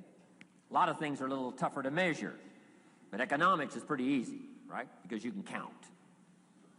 Okay, somebody says, how are you doing? You say, I don't know. Let's count. Now, this is not the only count. I understand that. There's a lot of other things to count. But to see if there may be some errors in your judgment, and lack of disciplines in your life, we might as well start with money, because it's so easy to count. So let's just start there and see whether or not maybe we have messed up. Okay. So here's how I explain it to kids. We get paid for bringing value to the marketplace. Key to understanding economics. We get paid for bringing value to the marketplace. Marketplace is also described as reality. Reality, the marketplace. Now, it takes time. It takes time to bring value to the marketplace, but we don't get paid for time. It's very important for kids to understand, as well as adults. We don't get paid for time. Mistakenly, the man says, well, I'm making about $20 for an hour. Not true. Not true. If that was true, you could just stay home, have them send your money. No, it's not true. You don't get paid for the hour. You get paid for the value you put in the time. So we don't get paid for time, we get paid for value. Now, since that's true, here's one of the key questions of the afternoon. Is it possible to become twice as valuable and make twice as much money in the same time? Is it possible to become 3 times as valuable as you now are and make 3 times as much money in the same time? Is that possible? Of course. If you want to really emphasize something, that's a good phrase, Stuart. Of course. Of course. Okay. Now, all you have to do to earn more money in the same time is simply become more valuable. America's unique. It's a ladder to climb. Starts down here, what, about $4 an hour? Big argument last year in Congress about the starting place. Should be 5, should be 5, should be 5. Well, no, it doesn't need to be 5. Why not start with 4? It's a ladder. Right? This is not a bed. This is a ladder. It's a ladder to climb. Starts at $4. Now, somebody says, well, should be 5, should be 5. Well, maybe. If you're going to stay at the bottom for the rest of your life, it probably should be 5. But that's kind of a pitiful way to live. Start and not grow. Start and not change. Start and not become more valuable. Hey, the whole scenario of life is to start, number 1, and what? Become more valuable, number 2. So America's a ladder to climb. Starts at $4 an hour, and the more valuable you become, you just keep moving up the ladder. Top income last year, what, 52 million? Guy that runs Disney? Would a company pay somebody for 1 year's work $52 million? And the answer is, of course. This is one of those of course places. Of course. If you help a company make $1 billion, would they pay you $52 million? The answer is, of course. It's chicken feed. I mean, it's not much money. Now, why that much money? Because he has become so valuable. Now, why would we pay somebody only $4 an hour? They're not very valuable to the marketplace. Now, we got to make that distinction, to the marketplace. Might be a valuable brother, a valuable member of the community, a valuable member of the church, valuable member in the sight of God, to the human family, of course, those kind of values. But to the marketplace, which is called what? Reality. Reality is, if you're not very valuable, you don't get much money. Those are called the facts. I mean, that's how that is. Well, then, how do you get more money? Simple answer. Somebody says, well, I'll go on strike for more. Well, here's a major problem with that. Here's a major problem with that. You can't get rich by demand.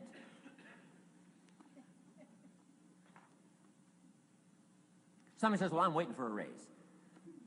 I'm telling you, it's easier to climb than to wait for a raise. Why not just become more valuable rather than wait? I'm telling you, that's the key to all good things. Becoming more valuable. Why would we pay somebody $400 an hour? They've become more valuable to the marketplace. See how this works? I'm telling you, this stuff is so easy. This is America. This is a ladder. How far is it from 4 to 5? I'm telling you, it's not far. $4 to $5 an hour?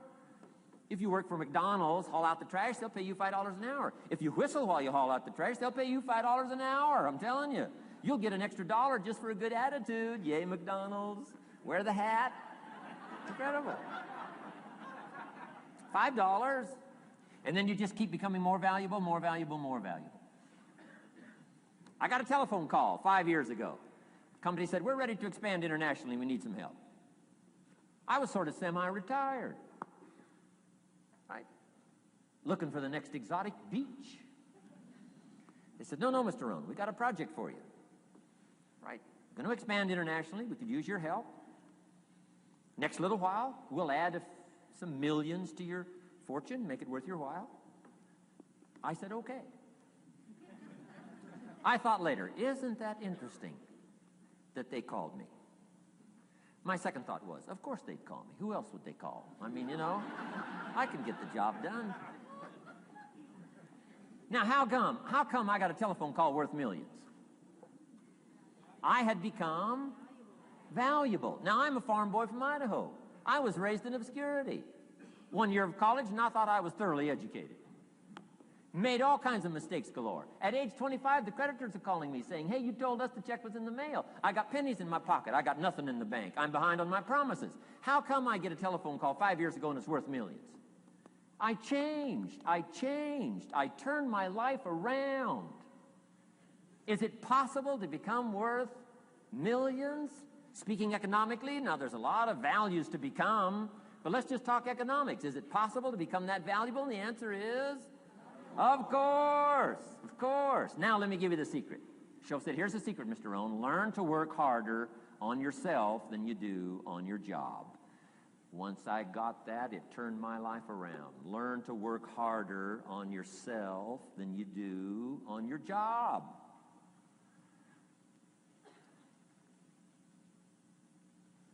He said, if you work hard on your job, you'll make a living. If you work hard on yourself, you can make a fortune. Wow. If you would have known me at age 25, you would have said, Jim Rohn's a hard worker. If you'd have known me, you'd have said that.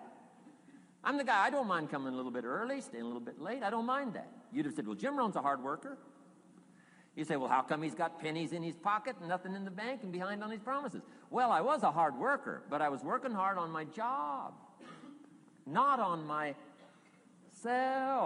I'm telling you, if you'll learn that simple little principle and start the process today, latest tomorrow, give you tonight to think it over.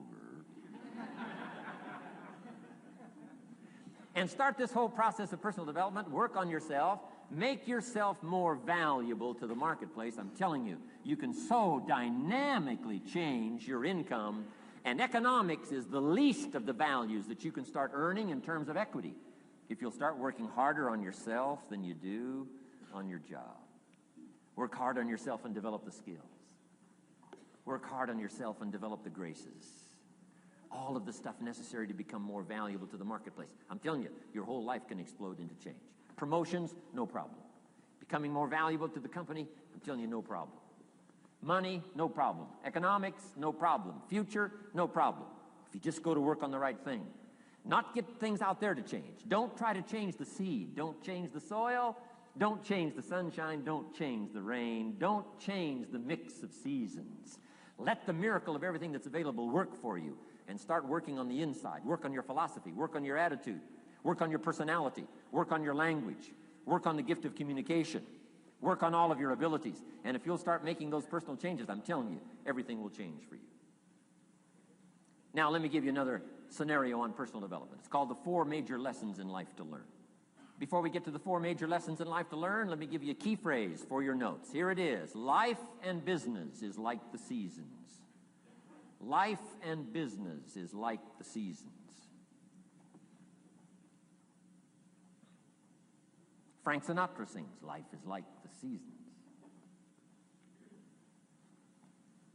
Now, here's one of the key phrases that changed my life. Starting at age 25, you can see this whole scenario. Personal development for me began. I've never been the same since. Here's the next key phrase. You cannot change the seasons, but you can change yourself. You can't change the seasons, but you can change yourself. My best hope, right? When I'm 25 years old, my best hope was to go through the day with my fingers crossed saying, I sure hope things will change. I sure hope things will change. It seemed to be my only way for my life to get better if things would change. Here's what I discovered. It isn't going to change. It isn't going to change. I did a seminar one time for Standard Oil executives and management in Honolulu, now known as Chevron. And we're talking economics one day around the conference table. And one of them said to me, Mr. Rohn, you know some fairly important people around the world. You have a chance to travel internationally. Can you tell us what you think the 80s are going to be like? Now you can tell how far back this goes. He said, what do you think the 80s are going to be like? And I thought for a moment, and I said, gentlemen, I do know the right people. And I do have some experience, I think I can tell you. So they all leaned in a little closer, and I said, gentlemen, based on the people I know and based on the best of my own experience, I think in the 80s it's going to be about like it's always been. Aren't you glad you came today? I mean, that's inside stuff. I don't just spread that around everywhere. It's going to be about like it's always been. It isn't going to change. To hope that it'll change is called whistling in the wind, being so naive, hoping for something that isn't going to occur.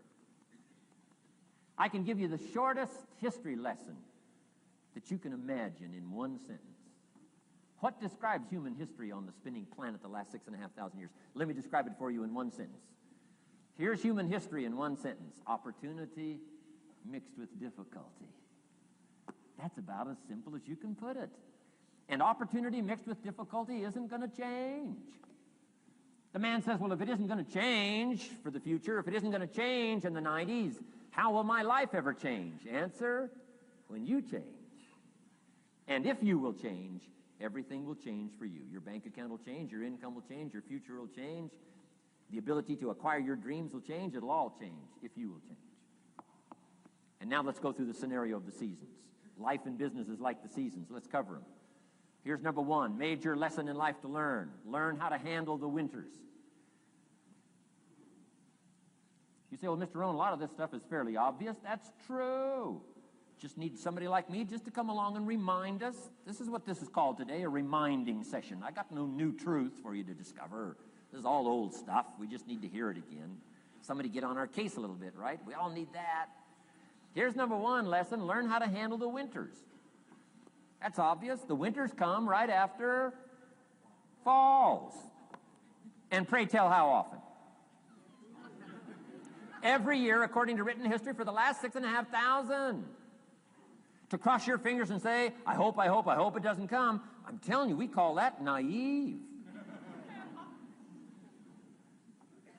Now, there's all kinds of winters. Not just the winter of the season, but there's all kinds of winters. Winter time, the down time, the discouraging time. One writer called it the winter of discontent. The winter when you can't figure it out, the winter when it all goes wrong. Economic winters, social winters, political winters, and personal winters. When your heart is smashed in 1,000 pieces, the nights are unusually long. It's called winter time. Barbara Streisand sings, it used to be so natural to talk about forever, but used to be's don't count anymore. They just lay on the floor till we sweep them away. You don't sing me love songs. You don't say you need me, and you don't bring me flowers anymore. A song of winter. But hey, we're acquainted with all those winter scenarios. We've been through them all. Now the question is, what do you do about the winters?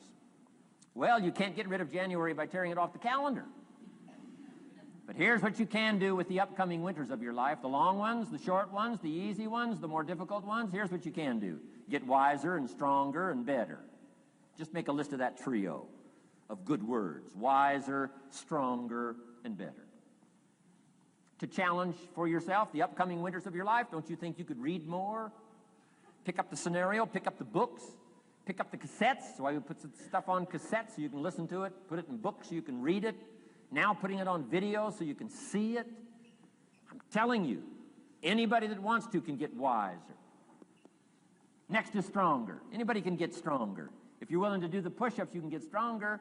If you're willing to put yourself through the paces, you can get stronger. Can you develop stronger skills? And the answer is yes. Start practicing, practicing, practicing. And you can get stronger. Can you get stronger in handling life situations? Of course. But you got to go to work on yourself. You can't blame out there wishing it was easier. Wish you were stronger. And here's the last one, get better. Anybody can get better. Language, we can all get better. I've been lecturing now for 33 years, and I'm telling you, today versus 33 years ago, I'm better. First time I gave a talk, I stood up, my mind sat back down. I mean, I've been through that whole deal. Opened my mouth, nothing came out for a while. My knees are banging together, the sweat's pouring off my face, I'm shaking like a leaf. It's called terror, in case you haven't tried it. Those first attempts. But I'm telling you, I got through it, and I did it again, and I got through it, and I did it again, and I got through it. And now, of course, I can lecture for a few hours in one day. Anybody can get better. Develop the skills, okay? Handle the upcoming winters. Don't wish away the winters. That's called naive. Wish for the skills. Wish for the strength. Wish for the wisdom. Here's the second major lesson in life to learn. Learn how to take advantage of the spring. Uniquely enough, spring follows winter. And pray tell, how often? 6,500 times. I mean, those are good odds. I'd gamble on it one more time. I mean, those are good odds. Every time. You can't beat those odds. Spring is called opportunity. Another day is called opportunity. Days follow nights. How about that? And how often? Every day. But now here's what we must learn to do with opportunity. Underline two strategic words in that sentence. Take advantage. Just because spring comes is no sign you're going to look good in the fall. You've got to take advantage of it. You've got to do something with it. Read every book you can on what to do with your springs, what to do with your opportunities, what to do with your days, what to do with your chances. Don't miss the educational process. Don't miss the process of learning. To understand, opportunity keeps coming, but the key is taking advantage, taking advantage. Everybody in this room's got to learn to do one of two things: plant in the spring or beg in the fall. And it doesn't mean you can't become a sophisticated beggar, but you don't need the reputation. Learn to plant in the spring, take advantage. And there's an urgency here on springtime because there's just a few springs, handful of springs offered to each of us. So take advantage swiftly and quickly. Don't just let the time pass. The Beatles wrote, "Life is very short." And for John Lennon, it was extra short. For Michael Landon, it was extra short. But life is short. At the longest, it's short. So don't just let the springs pass. Take advantage. Seize the day. Seize the moment. Seize the opportunity. That's the key. Springtime. Life is fragile. Life is brief. Elton John sings, "She lived her life like a candle in the wind." It's fragile. It's brief. Whatever you're going to do, you got to get at it. Don't just let it pass away. Here's major lesson number 3. In the summer, learn how to nourish and protect. We've got 2 challenges in the summer in the personal development part of our life. And that is become capable and powerful enough in the summer and wise enough in the summer to nourish what's good and defend yourself against what's bad. Nourish and defend. The summertime is an interesting time. It holds the possibility of the promise of harvest time, but it also has the possibility of the threat. Sure enough, as soon as you've planted your garden, The busy bugs and the noxious weeds are out to take it. And let me give you another word of advice. They will take it unless you prevent it.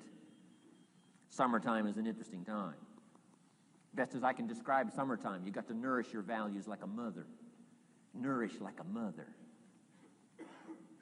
Go after the threat to the values you've got like a father. Deal with the weeds. Kill the weeds. Nourish the garden and kill the weeds. That's called summertime. What a challenging time. Give life like a mother. Take life like a father. Summertime. You got to deal with the negative as well as the positive. Summertime is a unique, complex mix of positive and negative. Opportunity and threat. What a scenario of life itself. Opportunity and threat to the opportunity. And you got to deal with both. You got to think positive and you got to think negative. You got to handle what's ever out to threaten you. You got to learn to threaten it back. Summertime. Interesting time. Nourish like a mother. Defend like a father. You got to be like your bloodstream in the summer. Red corpuscles to what? Nourish. White corpuscles to what? Fight. You got to both nourish and fight. You got to nourish and be vigilant. Okay. White corpuscles think negative. You can't just think positive. We call you naive. Somebody says, well, I've been taught to be all positive. You'll be some kind of freak. You can't be all positive.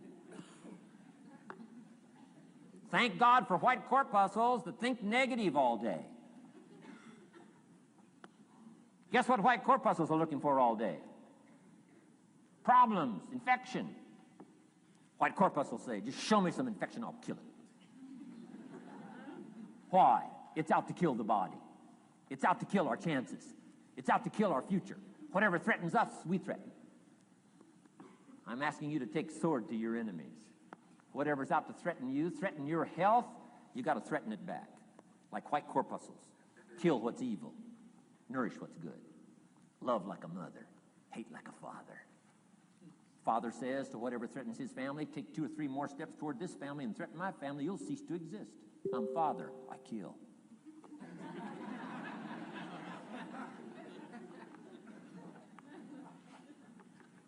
Don't let the weeds take your garden. Wreck your chances for a good harvest. Deal with your enemies in the summer. Called good and evil. The great struggle in life is called good and evil. Tyranny and liberty. Sickness and health. It's the way life is. Tyranny threatens liberty. Takes over Kuwait. Can't have that. If tyranny takes Kuwait, it'll take Saudi Arabia. If it takes Saudi Arabia, it'll take something else. Where are we going to stop tyranny? As soon as possible, lest it take the whole world value. So George Bush draws a line in the sand, consults with its allies, sends 500,000 troops to Saudi Arabia. Finally, Desert Sword, Desert Storm, takes on Saddam Hussein, drives him out of Kuwait. Why? Because it has to be done. The great struggle between liberty and tyranny, the great struggle between evil and good. And you've got to treat your own life the same. Says Saddam Hussein, you can't have Kuwait. Can't have Saudi Arabia. Furthermore, we're going to kick you out. Hires Chief White Corpuscle, General Schwarzkopf.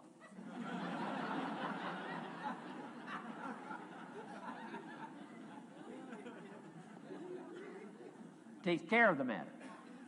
I'm asking you in the summer, nourish like a mother. Threaten whatever threatens you like a father. Now, you can also turn around the scenario. That's true. Love like a father, hate like a mother. Give life like a father, take life like a mother. You can turn the scenario around. The key is both love and hate. Single parents have got the greatest challenge. Love like a mother, hate like a father. Love like a father, hate like a mother. Nothing more dangerous than an angry mother.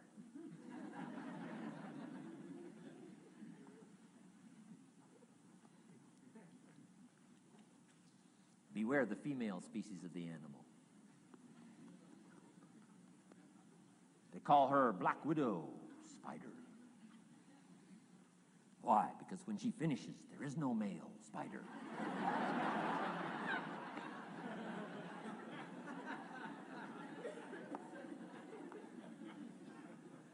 I saw this article. I was flying on an airplane up in Canada. I saw this article in one of the airplane magazines. Showed a picture of this guy with his shirt off, these claw marks down his back, teeth marks in his neck. The guy almost got killed. He was out in the woods, saw a mama bear with her little cub.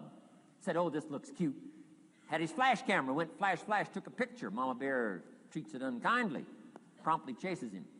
Caught him, almost killed him before they got to him. Beware, mama bear.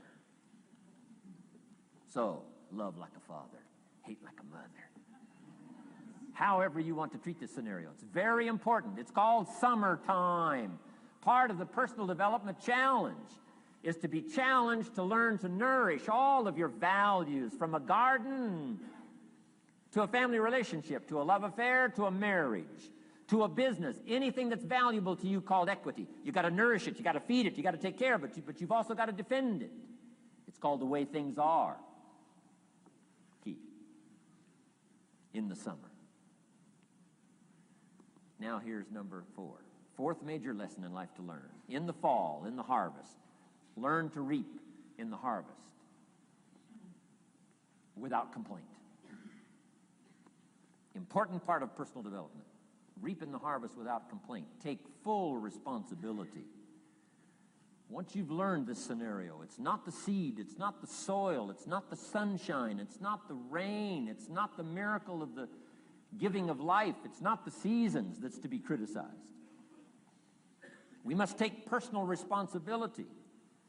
So in the harvest, take personal responsibility. It's your crop. Whatever you've reaped, it's your crop. Take responsibility. No complaint. And here's the next one. No apology. The best of human maturity is no apology if you've done well, and no complaint if you haven't. Knowing that that's where the answers lie, within, and then without, in the miracle of the possibilities that we have to work with. Those are the 4 major lessons in life to learn. Let's talk about some more parts of personal development. Here's the first one. Physical. The physical side. Got to take care of yourself. Do not neglect to take care of yourself.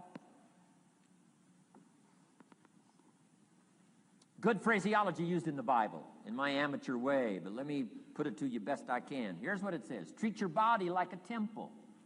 That's a good phrase, good suggestion.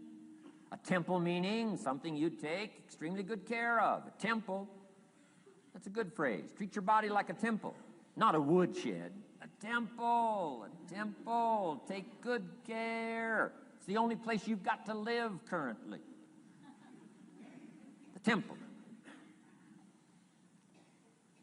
Nutrition. My mother studied nutrition, passed it along to me, passed it along to my father, my children, my grandchildren. What a legacy that was. Learning to just take care of yourself. Key phrase. Some people don't do well because they don't feel well. They've got the gifts, they've got the skills. Maybe they just haven't taken care of themselves. They don't have the vitality.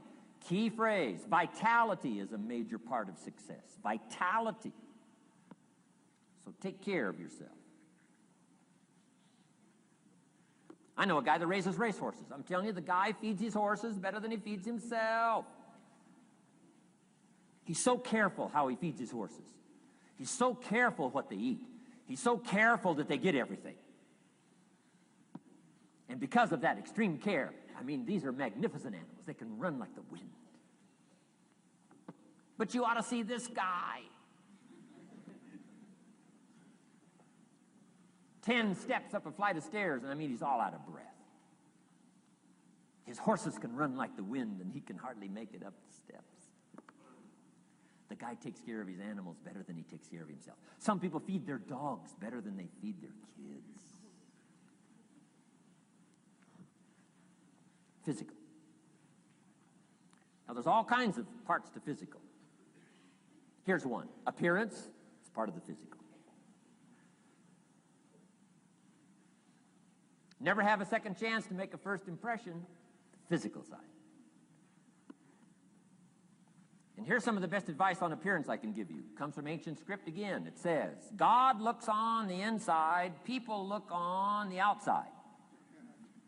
Isn't that good information? Now you say, well, people shouldn't judge you by how you look. Well, let me give you a clue. They do. They do. You can't deal in these shoulds and shouldn'ts. You'll be tipped over the rest of your life.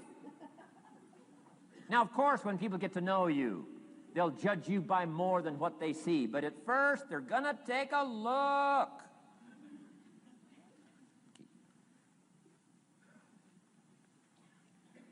So, here's the best advice I can give you. Make sure the outside is a major reflection of what's going on inside.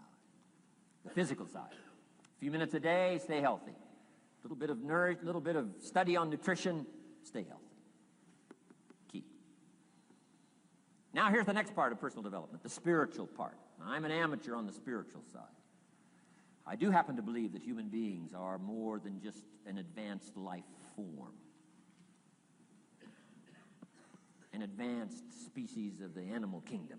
I do believe humans are a special creation. That's just my personal belief, and I don't ask you to buy it. But here's what I do ask you to buy. If you do believe in spirituality in any manner, here's my best advice. Study it and practice it. Do not neglect your values. Do not neglect your virtues. If you do believe in spirituality, my advice is study it and practice it. Don't let it go unstudied. Don't let it go unnourished, if you do believe. That's my best advice on the spiritual side. Now here's the third part. The mental side. Part of this personal development challenge is to develop mentally. Learn, study, grow, change. It's what schooling is all about. And the human development takes time, incredible amounts of time. That's why we've taken the time for this seminar. It just takes time. Some things you can't cover in a 20-minute speech. You can't cover in a little 5-minute talk. It takes time. For humans, it seems like more time than any other life form, human beings. The little wildebeest in Africa. Guess how much time it's got as soon as it's born to be able to run with the pack so it doesn't get eaten by the lions? Guess how much time it's got? A few minutes.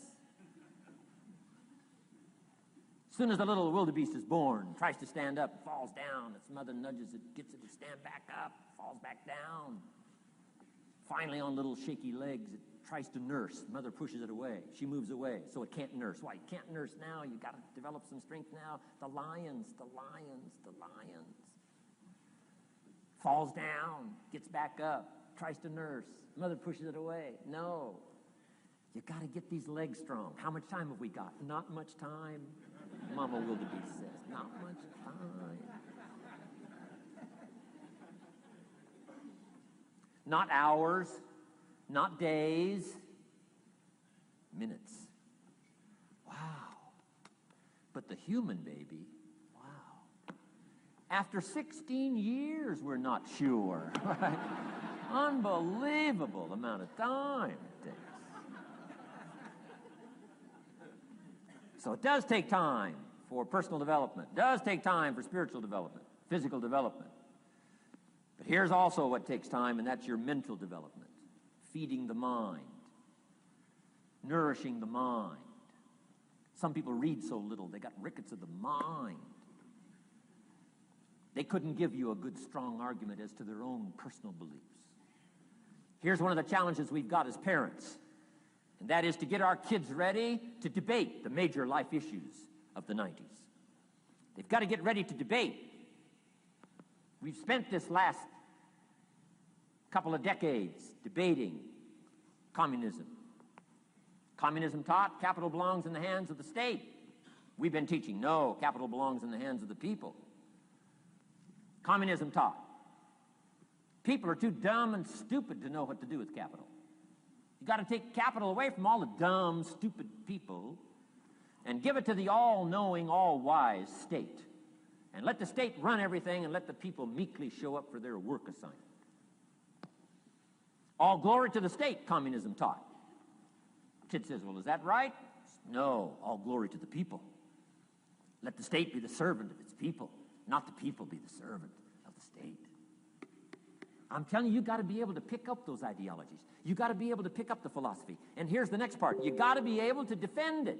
If you can't defend your virtues and if you can't defend your values, I'm telling you, even in the 90s, you'll fall prey to philosophies that are not in your best interest. And we've got to help our teenagers, we've got to help our kids especially to be able to debate the major life issues, the political issues and the social issues and the religious issues and the spiritual issues and the nutritional issues and the economic issues and all of the rest of the issues that are valuable for us to build the kind of equities we want. You got to get yourself ready. And one of the ways you got to get ready is not just physical and not just spiritual. You got to get ready mentally. And this is where Shof went to work on me, to be ready mentally, to develop the philosophy and also be able to defend your virtues and your values. Let's go through it. You need a good library. Shof got me started on my library. Here's one of the books he recommended. Think and Grow Rich by Napoleon Hill. Think and Grow Rich.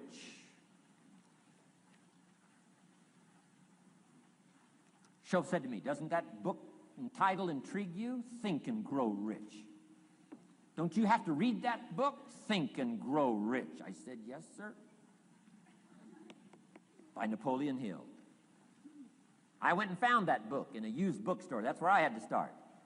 In a used bookstore. I paid less than 50 cents for it. I've still got it. It's one of the rare hardback covers. Think and Grow Rich by Napoleon Hill.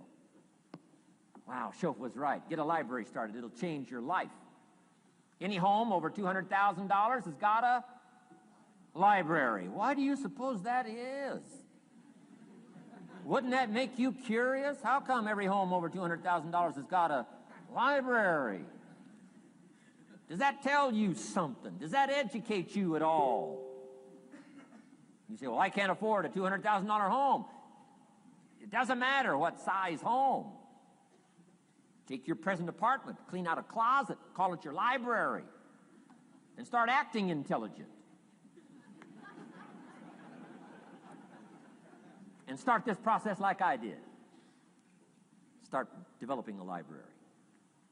Here's what your library needs to show, that you're a serious student of health and life, spirituality, culture, uniqueness, sophistication, economics, prosperity, productivity, sales, management, skills, values of all kinds. Let your library show you're a serious student.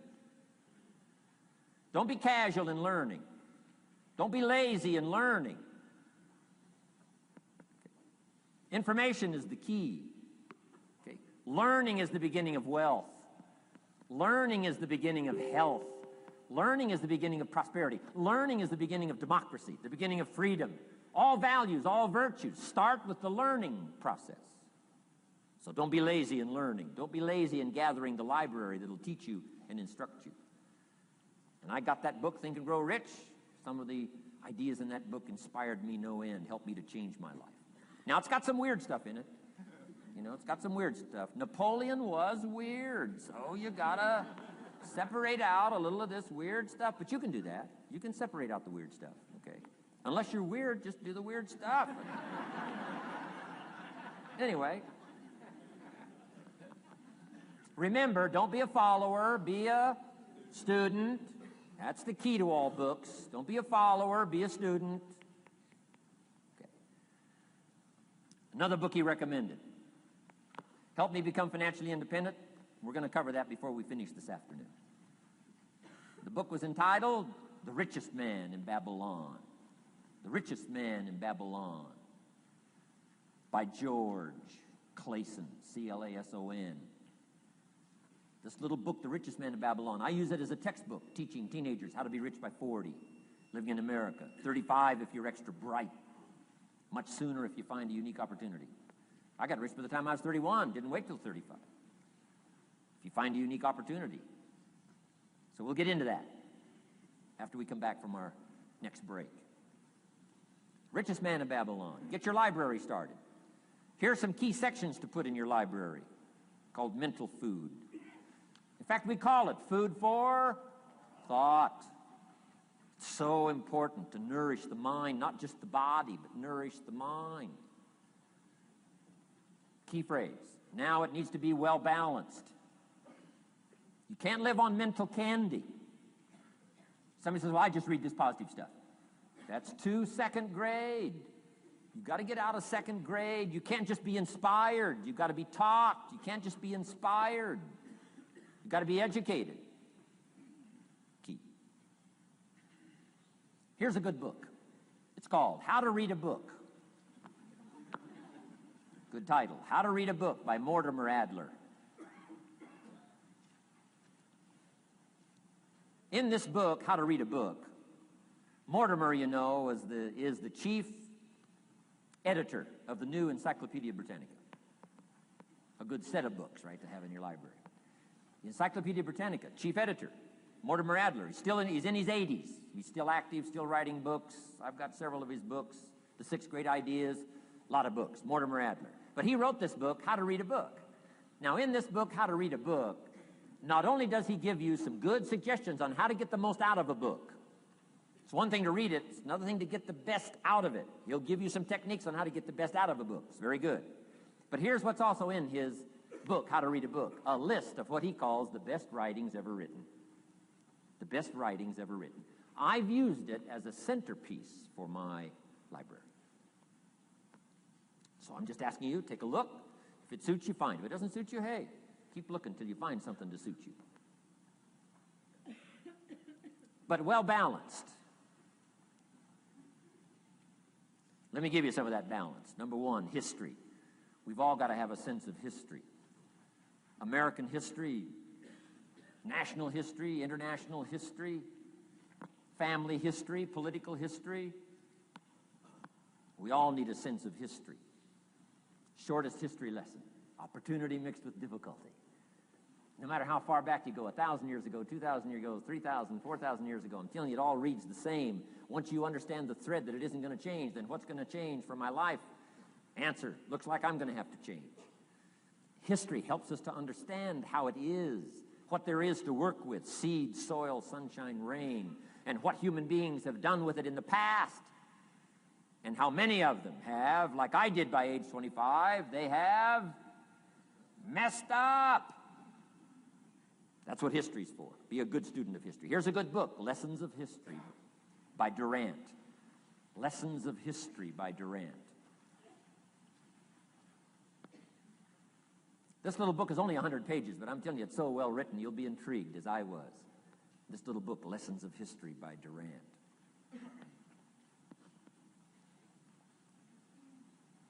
Next is philosophy. Durant also wrote a good book on philosophy.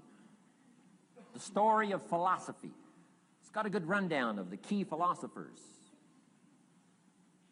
of the last several hundred years, what they taught and some of the lives they lived. You might find it a little difficult, but hey, you can't just read the easy stuff. Key phrase to add here in parentheses, don't just read the easy stuff. You won't grow. You won't change. You won't develop. Tackle the more difficult stuff.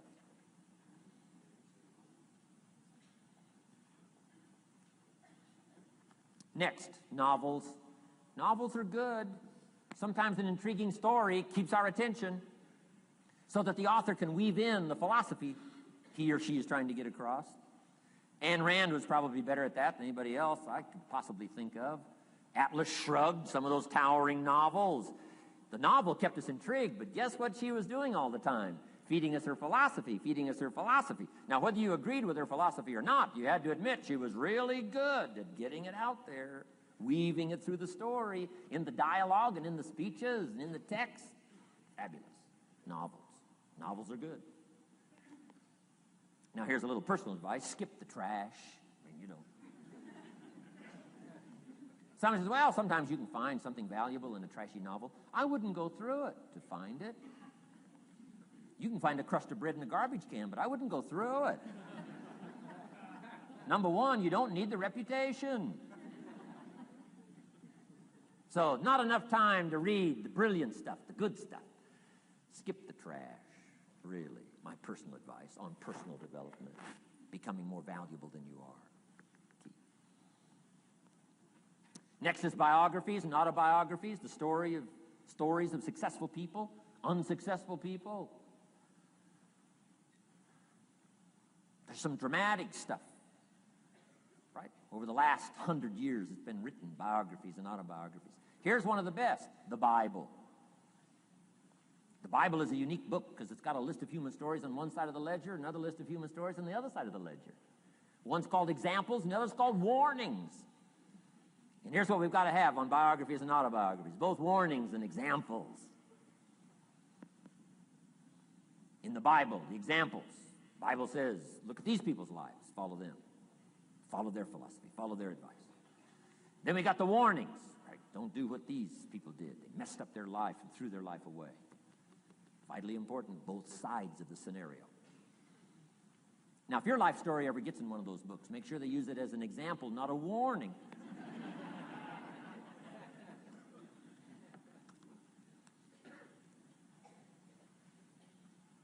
Also, we need balance, both sides, balance, good and evil, biographies, autobiographies.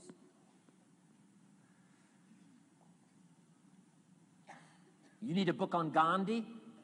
You need a book on Hitler. One to illustrate how high a human being can go, and the other one to illustrate what? How low and despicable a human being can become. We need both sides of the scenario. Next, accounting. Got to have a little, at least primary view of accounting. Kids have got to start learning the difference between a debit and a credit.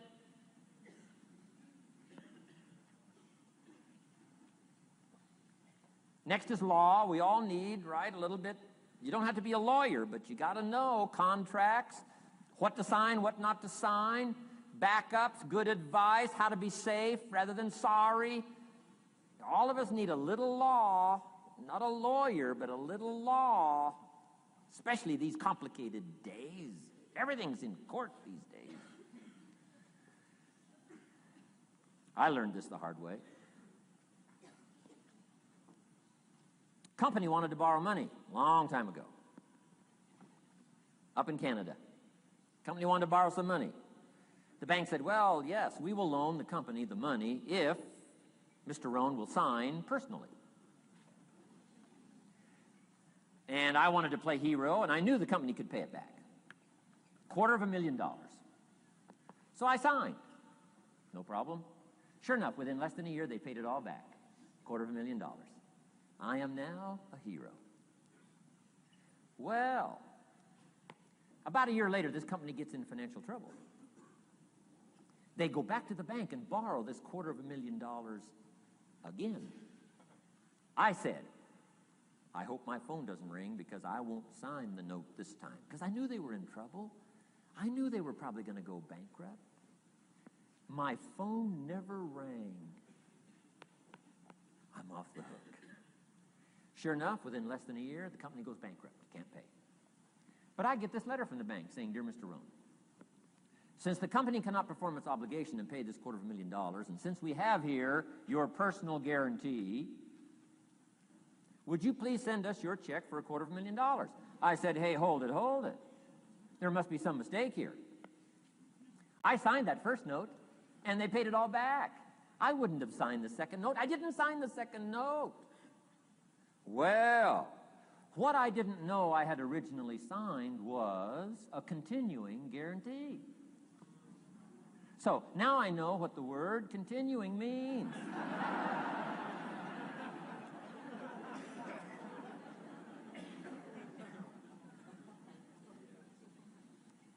I'm asking you to study a little law, know what to sign, know how to defend yourself, right?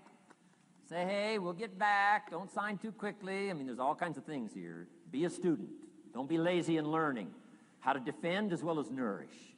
How to grow as well as take care of your enemies. You got to learn. Let your library indicate that you're a serious student about personal relationships with your family, gifts and skills, economics, and all the rest. Here's the next one. Economics. We're going to study that when we come back from our break. Economics. We're going to cover, especially for the kids today, how to become financially independent. We're going to let the adults listen. I've been teaching kids for the last 18, 19 years how to be rich by 40, 35 if you're extra bright. Most kids think they're extra bright. They go for 35. Or much sooner if you find a unique opportunity. We're going to get into that. Be a student of economics. Next, culture, sophistication. Don't leave that out of your life. Culture, sophistication. Culture is part of the fabric of the nation. Culture is what makes us different than dogs and animals. Culture is what makes us different from the barbarians. Culture, sophistication. Be a student of the dance and the art and the music and all the rest of those extraordinary human values that are possible for us all to participate in as well as to enjoy. Be a student of culture. And the last one is spirituality. Study it from the Bible and all the related books about spirituality. If you're a believer, study and practice. Let your library show you're a serious student. Next, keep a journal. Shelf said, Mr. Owen, not only be a student, but the good ideas that you develop from the books. Keep a separate journal.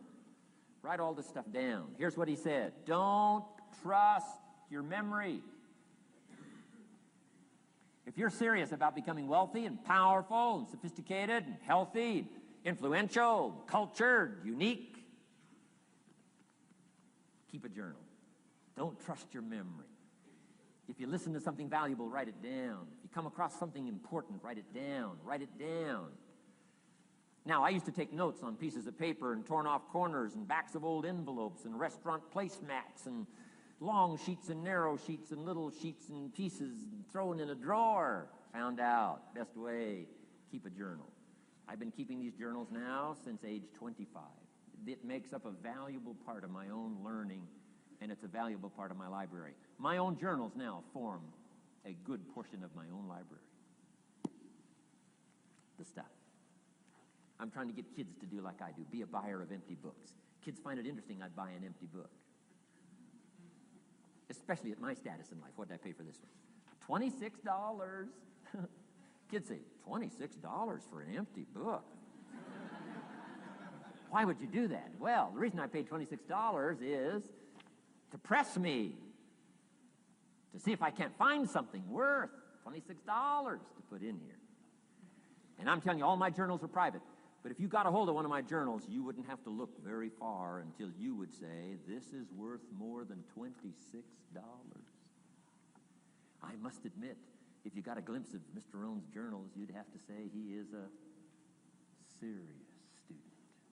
Not just committed to his craft, but committed to life, committed to skills, committed to learning, to see what I can do with seed and soil and sunshine and rain and miracle and possibilities and turn it into equities of life and treasure, family relationships, enterprise, sales, management, gifts galore, everything you want, all available, especially in America. I'm asking you, keep a journal. I call it one of the three treasures to leave behind. Let me give you that. One of the three treasures to leave behind. Number one is your pictures. Take a lot of pictures. Did you ever look back, right? 2 or 3 generations, just a handful of photographs way back there. Wouldn't it be something if there was album after album, thousands of pictures to help tell the story?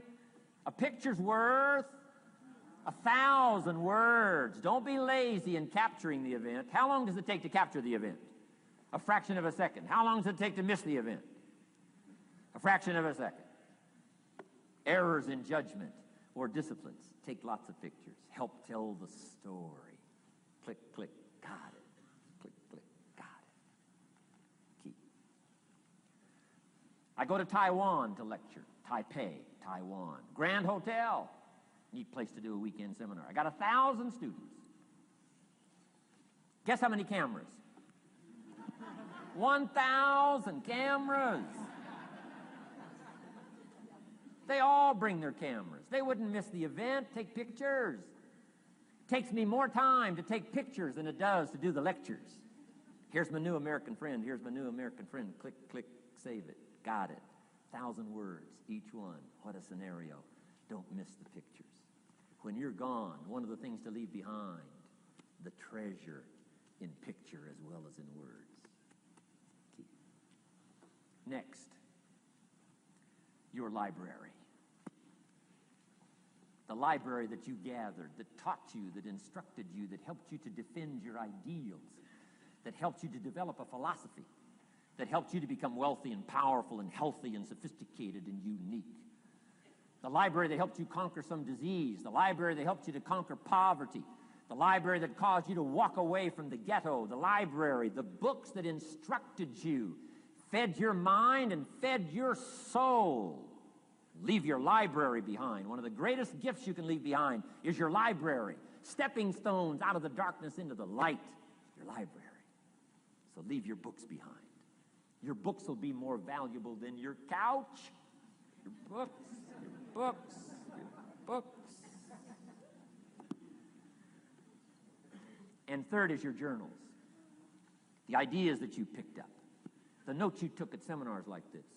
Wherever you found an occasion to gather something valuable and put it in here so you could go back over it and go back over it.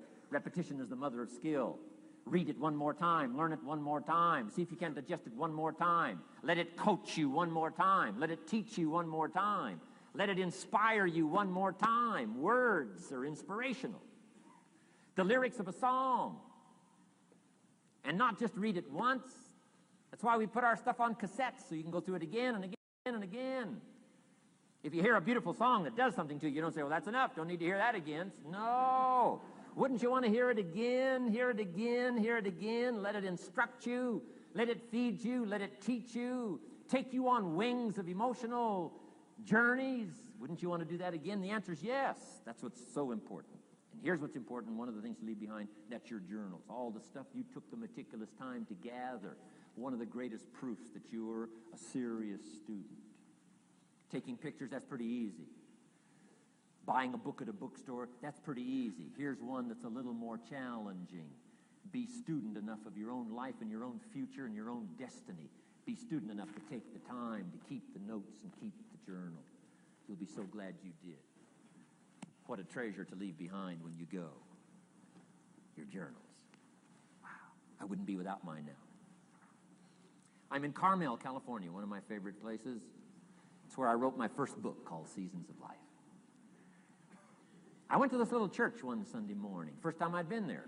Little small church, I don't know, 150 people. Classic sermon that morning. Classic sermon. One of the best I've ever heard in all of my life. I happened to be there.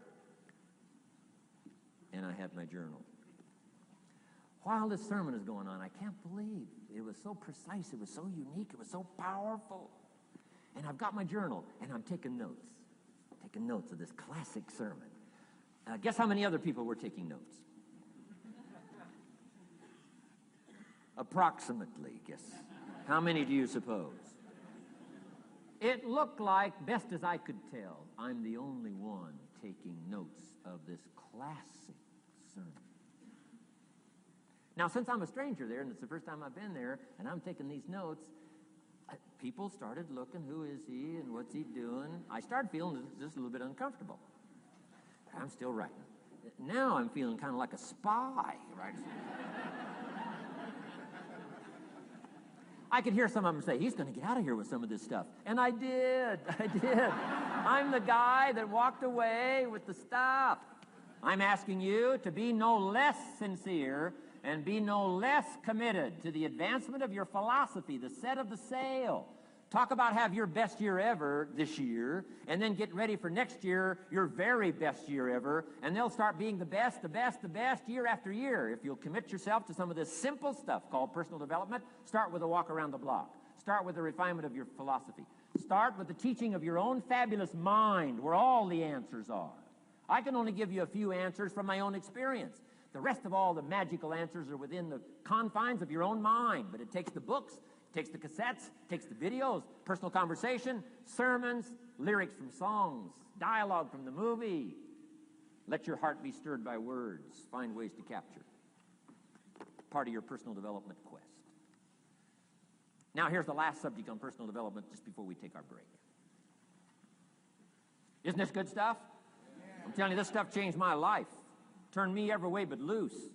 I've never been the same since my teacher gave me some of this simple instruction. How to go from where you are to where you want to go. How to go from what you are to what you want to become. How to go from pennies to treasure. How to go from nothing to fortune. It's all within the confines of this stuff that I've been trying to share with you. Laboring best I can. Words are clumsy when you try in your experience. But I'm doing my best today, and I'm excited about it. Appreciate you taking all these good notes. Some good students today. I appreciate that.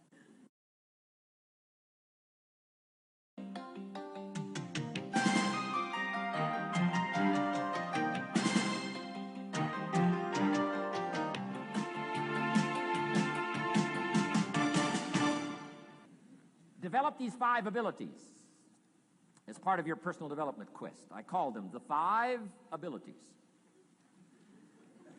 Here's the first one. Develop the ability to absorb. The ability to soak it up like you're doing today. Be like a sponge. Don't miss anything. And not just the words. It's true, don't miss the words, but don't miss the atmosphere. Don't miss the color. Don't miss the scenario. Don't miss what's going on. Most people are just trying to get through the day. Here's what I want you to be committed to do. Learn to get from the day. Don't just get through it, get from it. Learn from it. Let the day teach you. Join the university of life. What a difference that'll make in your future. Commit yourself to learning. Commit yourself to absorbing. Be like a sponge. Get it. Don't miss it. I've got a personal friend of mine who's so gifted in this area. I think he has soaked up and remembers everything that's ever happened to him. He can tell you as a teenager where he was and what he did and what he said and what she said and how they felt and the color of the sky and what was going on that day. And the reason is because he gets it. He gets it. He gets it. I'm telling you, it's more exciting to have him go to Acapulco, come back and tell you about it, than it is to go yourself. He's unbelievable. He's got this extraordinary gift. And why is it? When he's there, he doesn't miss anything. Here's a good phrase for you to jot down. Wherever you are, be there. Be there to absorb it up. Be there to soak it up. Take a picture if you can. But take pictures of your mind. Let your soul and heart take pictures.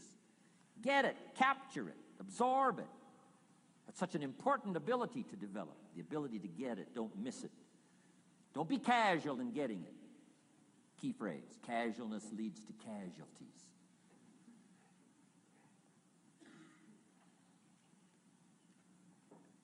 Second, learn to respond.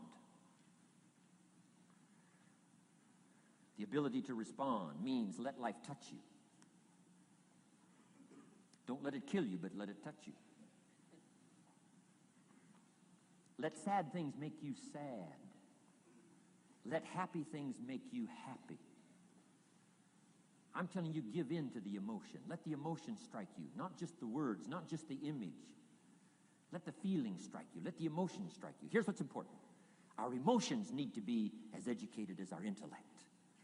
Our emotions need to be educated as well as our intellect. It's important to know how to feel.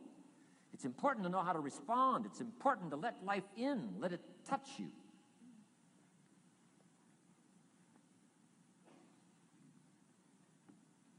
I'm the greatest guy in the world to take to the movies. I get into a good movie. I want a good movie. Make me laugh, make me cry, scare me to death, teach me something, take me high, take me low. Just don't leave me as I was when I came in. Touch me. Do something to me. Wow. I picked up the newspaper in Australia. The advertisement says, see Dr. Zhivago on the big screen. I said, my gosh, I got to go see it on the big screen. I'd seen it, 2 or 3 times before, but the big screen, I love the old theaters, right? The balconies and the chandeliers and the draperies and all the stuff, the big screen. So I go one more time, see Dr. Zhivago, and sure enough, I'm swept away one more time. Story of the Russian Revolution, Dr. Zhivago, and that whole scenario. I had always missed the importance of the ending of that movie until this time. The other times I missed it. I'm telling you, this time I got it. Comrade General said, Tanya, how did you come to be lost? After he'd found her, right? Said, how did you come to be lost? And she said, well, I was just lost. He said, no, how did you come to be lost? She said, well, we were, the city was on fire when we were running to escape, and I was lost. He said, no, how did you come to be lost? And that's what she didn't want to say. He finally pressed her again. How did you come to be lost? And she said, well, while we were running through the city and it was on fire, my father let go of my hand and I was lost. That's what she didn't want to say. Comrade General said, Tanya, that's what I've been trying to tell you. Komarovsky was not your real father. He was not. I'm telling you, I've been looking all over for you, and I think I found you. This man, my relative, Dr. Zhivago, the poet. I'm telling you, he was your father. And Comrade General said, Tanya, I promise you this. If this man, your real father, had been there, I promise you, he would never have let go of your hand. And I got it. This time I got it. The other times I'm eating popcorn waiting for the movie to finish. This time I got it. I got it. I got it. I'm asking you to get it. Absorb and respond. Maybe you heard the story about the evangelist here in Texas way back in the horse and buggy days. Used to put up his tent in, these various Texas towns and hold tent revivals. And he put up his tent.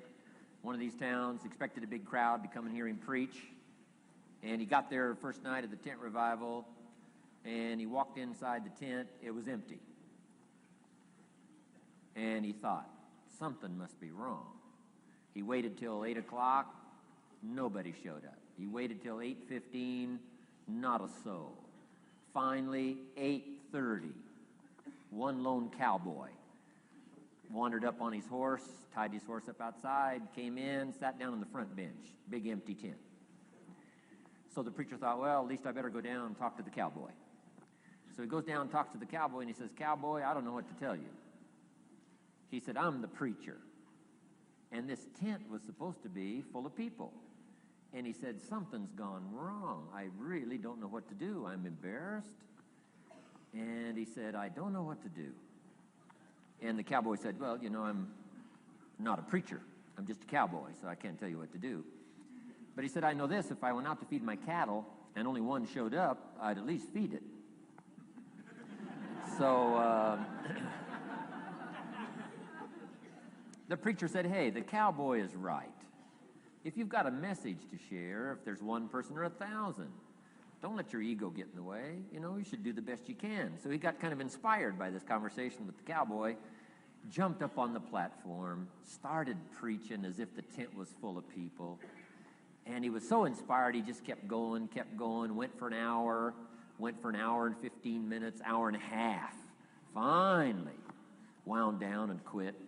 Come down off the platform, talked to the cowboy again, said, well, cowboy, what did you think of my sermon? The cowboy said, well, I'm not a preacher, so I can't really tell. I'm just a cowboy. But he said, I know this. If I went out to feed my cattle and only one showed up, I'd feed it, but I wouldn't dump the whole load on it.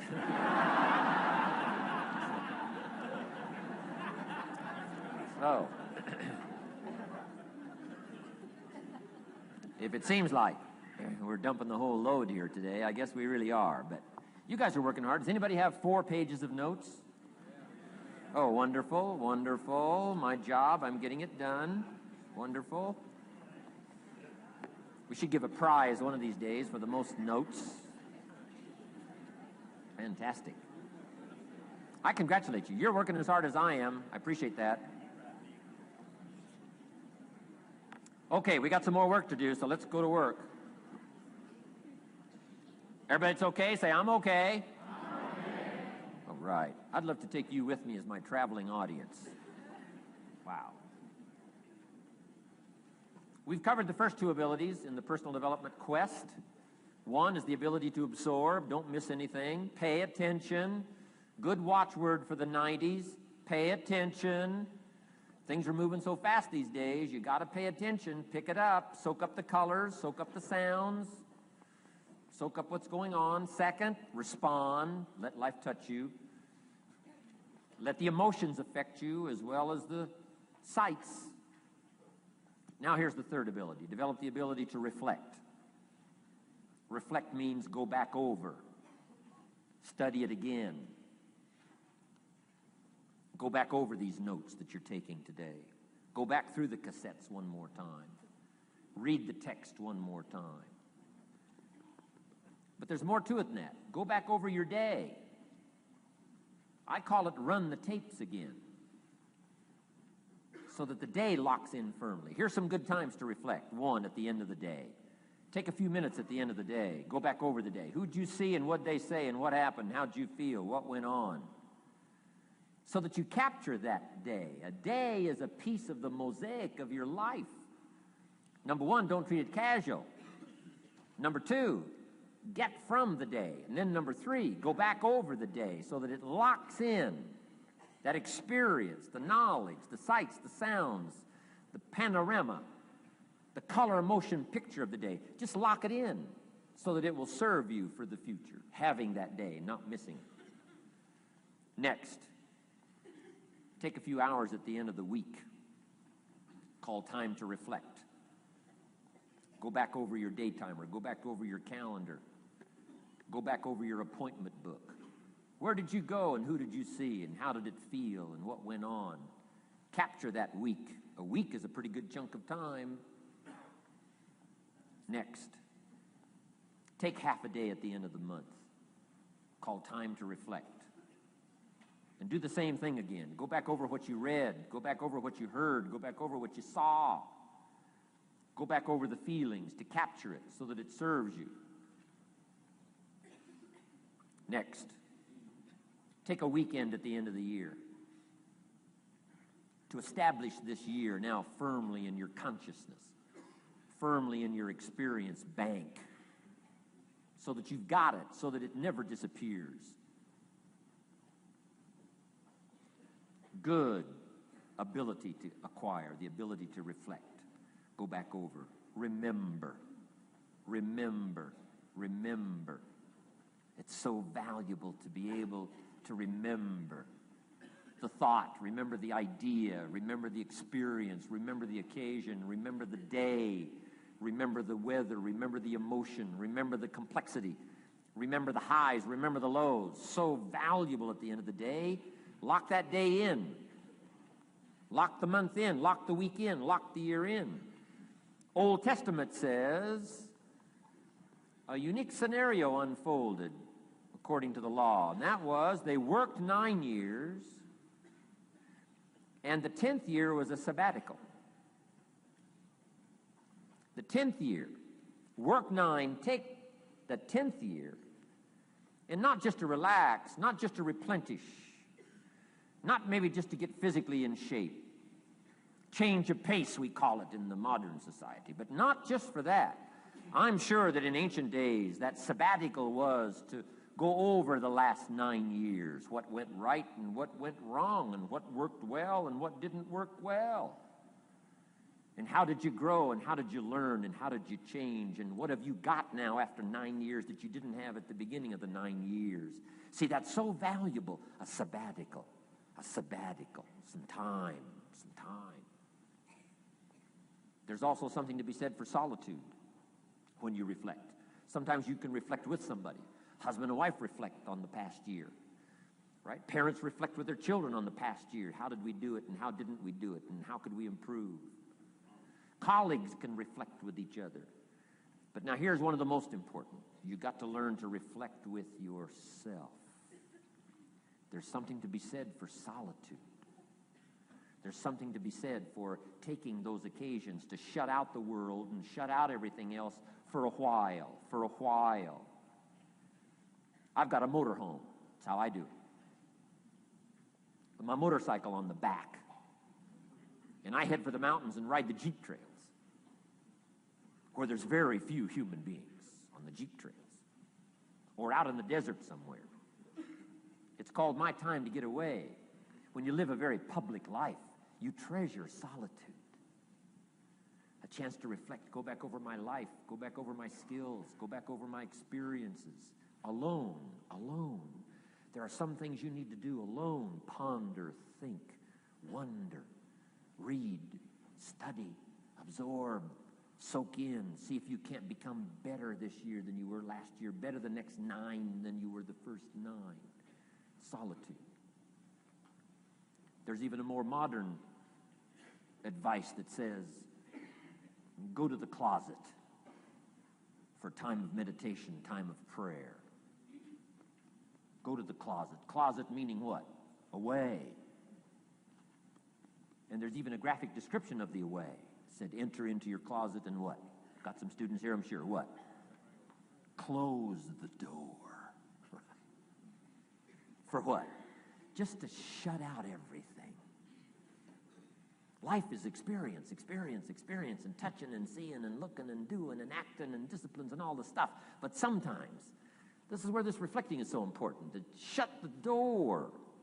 Just shut the door and wonder. Prayer, contemplation, thinking, and let things move in to your consciousness and awareness that no other way can it be done. Right? Flying down the freeway, I'm telling you, it's difficult to get through. So many things to do, it's difficult to get through. But times of solitude, times to reflect. So this is so valuable, learn to reflect. Now here's why it's important to reflect. To make the past more valuable to serve you for the future. Here's what's really powerful, learning to gather up the past and invest it in the future. Gather up today and invest it in tomorrow. Gather up this week and invest it in the next week. Gather up this year and invest it in the next year. See, that's so powerful, rather than just hanging on one more year, hanging in there, seeing what's going to happen. Learn, study. This is part of the personal development quest, becoming better than you are, more valuable than you are, not just in terms of economics, in terms of motherhood, in terms of fatherhood, in terms of being a better brother, a better colleague, making a better contribution to the family, to society, to the community, to the church, to the office, to the commitment, to the partnership. Doesn't matter what it is that has value. Work on yourself, then you bring more value to the partnership, to the marriage, to the franchise, to the corporation, to the enterprise, to the community, to the nation. Self-development, personal development. The best contribution you can make to someone else is self-development, not self-sacrifice. Self-sacrifice only earns contempt. Self-development earns respect.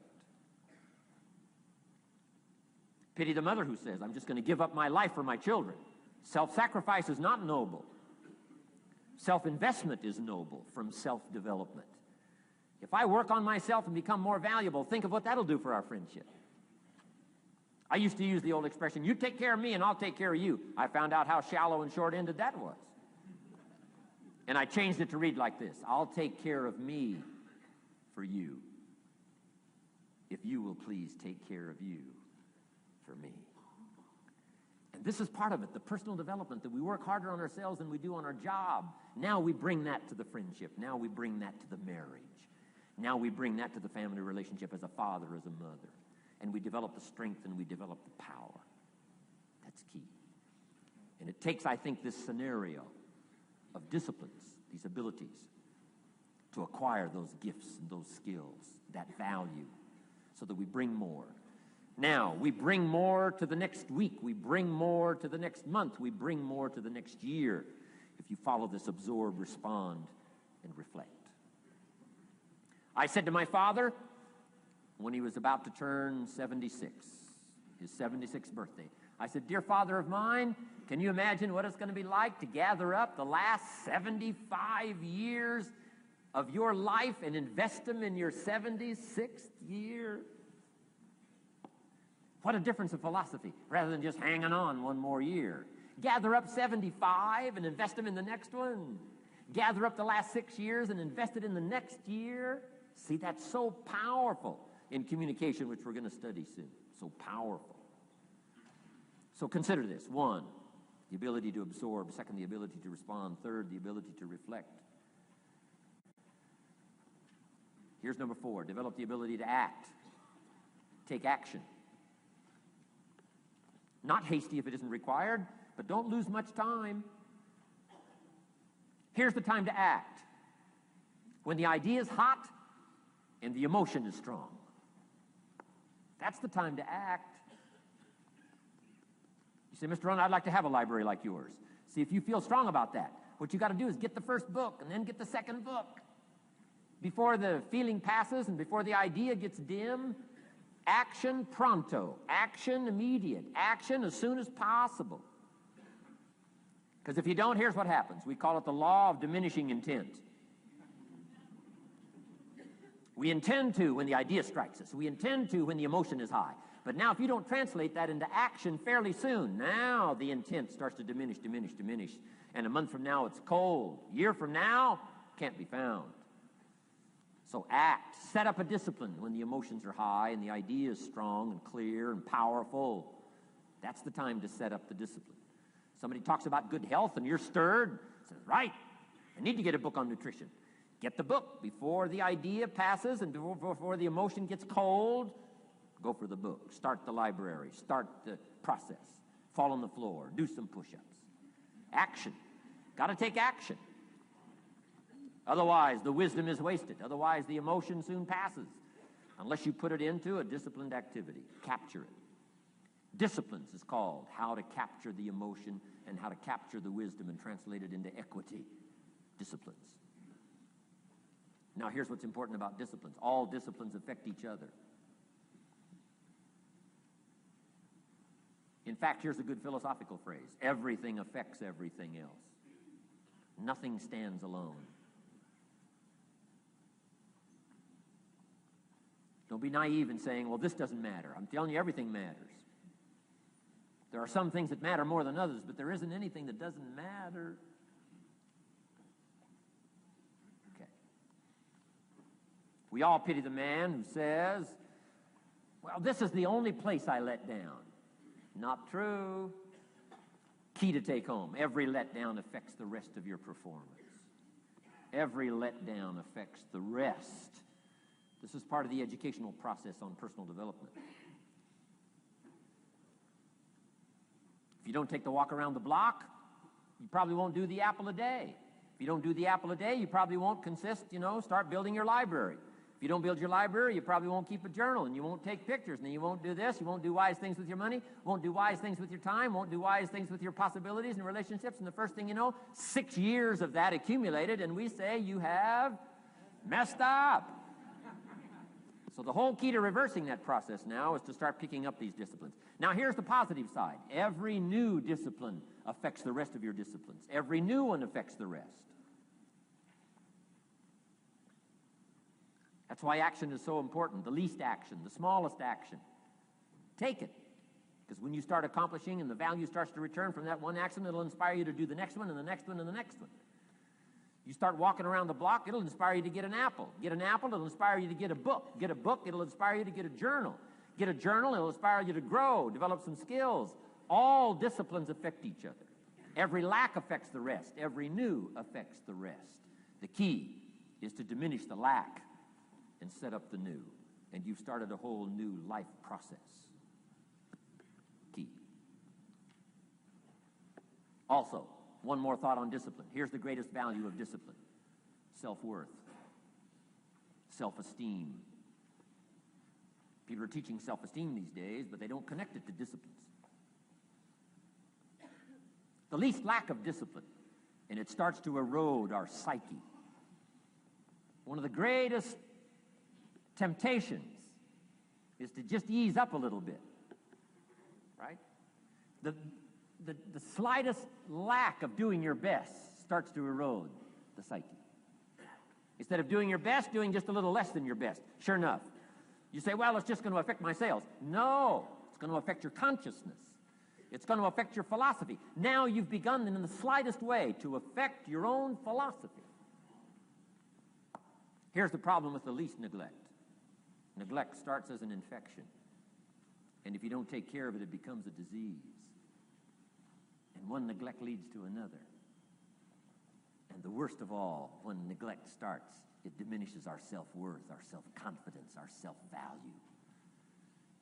You say, well, how can I get back my self-respect? I'm telling you, you don't have to go to 29 classes. All you have to do is start the smallest discipline that now corresponds to your own philosophy, like I should, and I could, and I will. No longer will I let neglect stack up on me so that I will have the sorry scenario 6 years from now, giving some excuse instead of celebrating my progress. That's the key to discipline. Okay? Let's get kids involved in the least of disciplines. One more, and then one more, and then another one, and then another one, and then some more. And the first thing you know, you're starting to weave the tapestry of a disciplined life into which you can pour more wisdom and more attitude and more strong feeling, more faith and more courage. Now you've got something, a vessel in which to put it. And now the equities start to flow. And the early return, I'm telling you, if you'll start this process, the early return will have you so excited. You'll commit yourself to this strategy for the rest of your life. You'll never go back to the old ways. Join a new crowd. Join a new group. The disciplines to do it. Take action. I recommended the last time I was here the little book, Richest Man in Babylon, and I said I've lectured now to over 3 million people in the last 33 years, and I've recommended this little book to almost all of them, I think. Guess how many have actually gone and got this little book? Answer, very few. My best guess is 10%. Such an easy thing to do. In that last seminar, right, I suggested this little book, number one, is easy to find. Number two, it's easy to buy. The most you can pay for it, $6, $7, $8. You can borrow that from your kids. And number three, it's easy to read. It's in story form. That's why I use it for teenagers, teaching them how to be rich by 40, 35, if you're extra bright, much sooner, if you find a unique opportunity. But if it's easy to find and easy to buy, and if it's easy to read, why wouldn't everybody go get it? We don't know. What do you know? You don't know. I don't know. Nobody knows. Here's how profound it is. Some do and some don't. Now here's the numbers. About 10% do. 90% don't or won't. We don't know the mystery of that. And I'm telling you, 10 years from now, those numbers will still be the same. 10% will, 90% won't. The numbers don't change. Only the faces change. You're looking at one of the faces. I used to belong to the 90% who couldn't be bothered even if it was easy. Guess how many people have a library card? Wisdom of the world available. Transform your life in any value amount you want. By the way, how much is a library card in Texas? Free. Here's what free is. Easy. I mean, it can't be any easier than free. Somebody says, well, would you bring it by? Well, no. At least you got to go get it. No.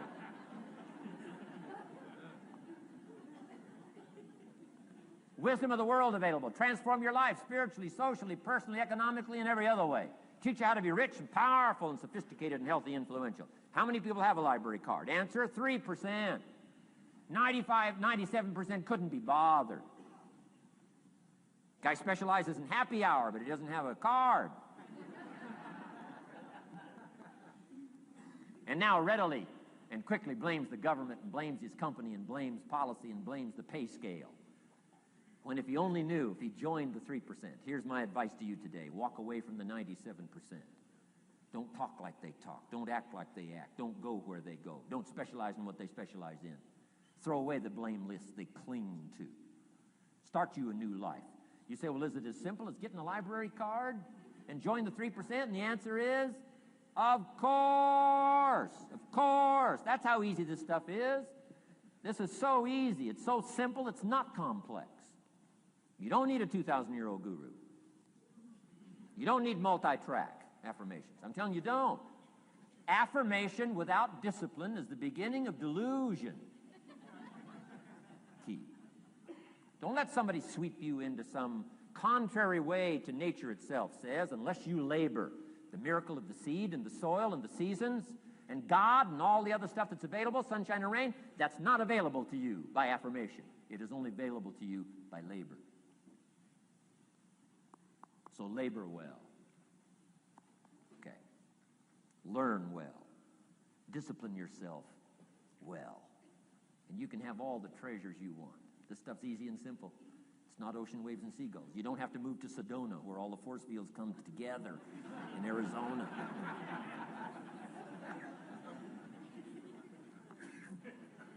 Let's teach our kids the simple ways to transform their health, number 1. Their economics, number 2.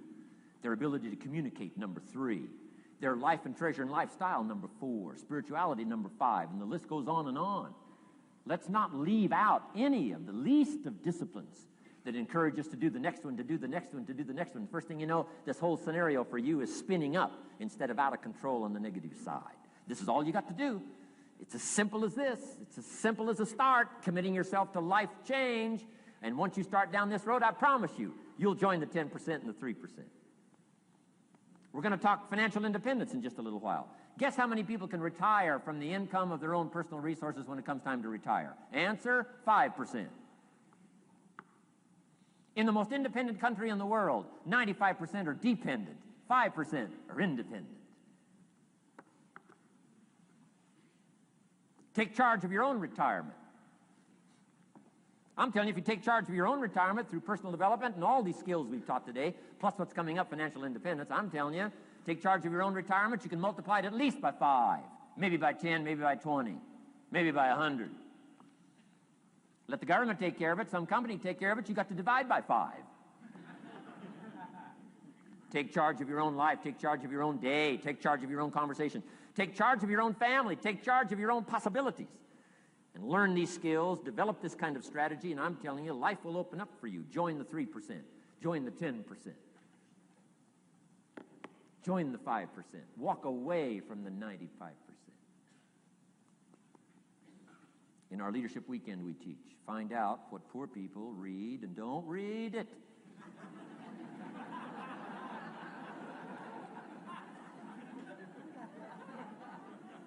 I'm telling you, don't talk like they talk. Lend a helping hand, but don't fall into their poor philosophical scenario. Don't blame what they blame. Don't use the excuses they use. It's called the language of the poor. Switch gears, switch language, switch ideas, switch strategy. Start with the simplest of disciplines. And don't bemean any of these disciplines. The smallest of disciplines starts the process of life change. And if you'll invest in this thing called discipline, you can have whatever you wish. It's called the beginning of a miracle.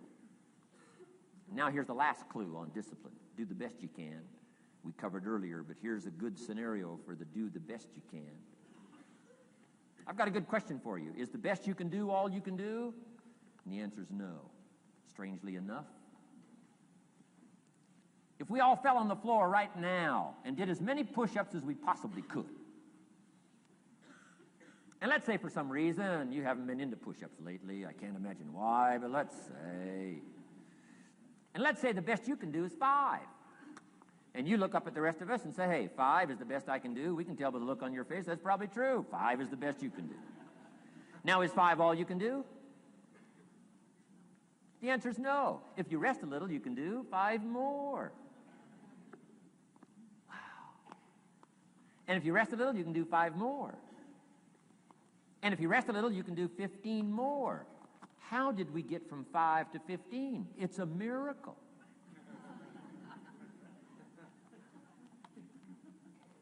And if you rest a little, you can do 15. Rest a little, you can do 15. Rest a little, you can do 20. How did you get from 5 to 20? It's a miracle. Did you know you can keep doing that? Do a little more, rest a little, do a little more, rest a little, and finally get up to 50 push-ups? Is it possible to get up to 50 push-ups? Of course. How do you go from 5 to 50? It's a miracle. How do you get a miracle going? Number 1, do what you can. Don't leave out what you can, from writing a letter to your mother in Florida. Start cleaning it all up. 2, doing the push-ups. Go from 5 to 50. It's a miracle. Number 1, do what you can. Number 2, do the best you can. Here's number 3, rest very little.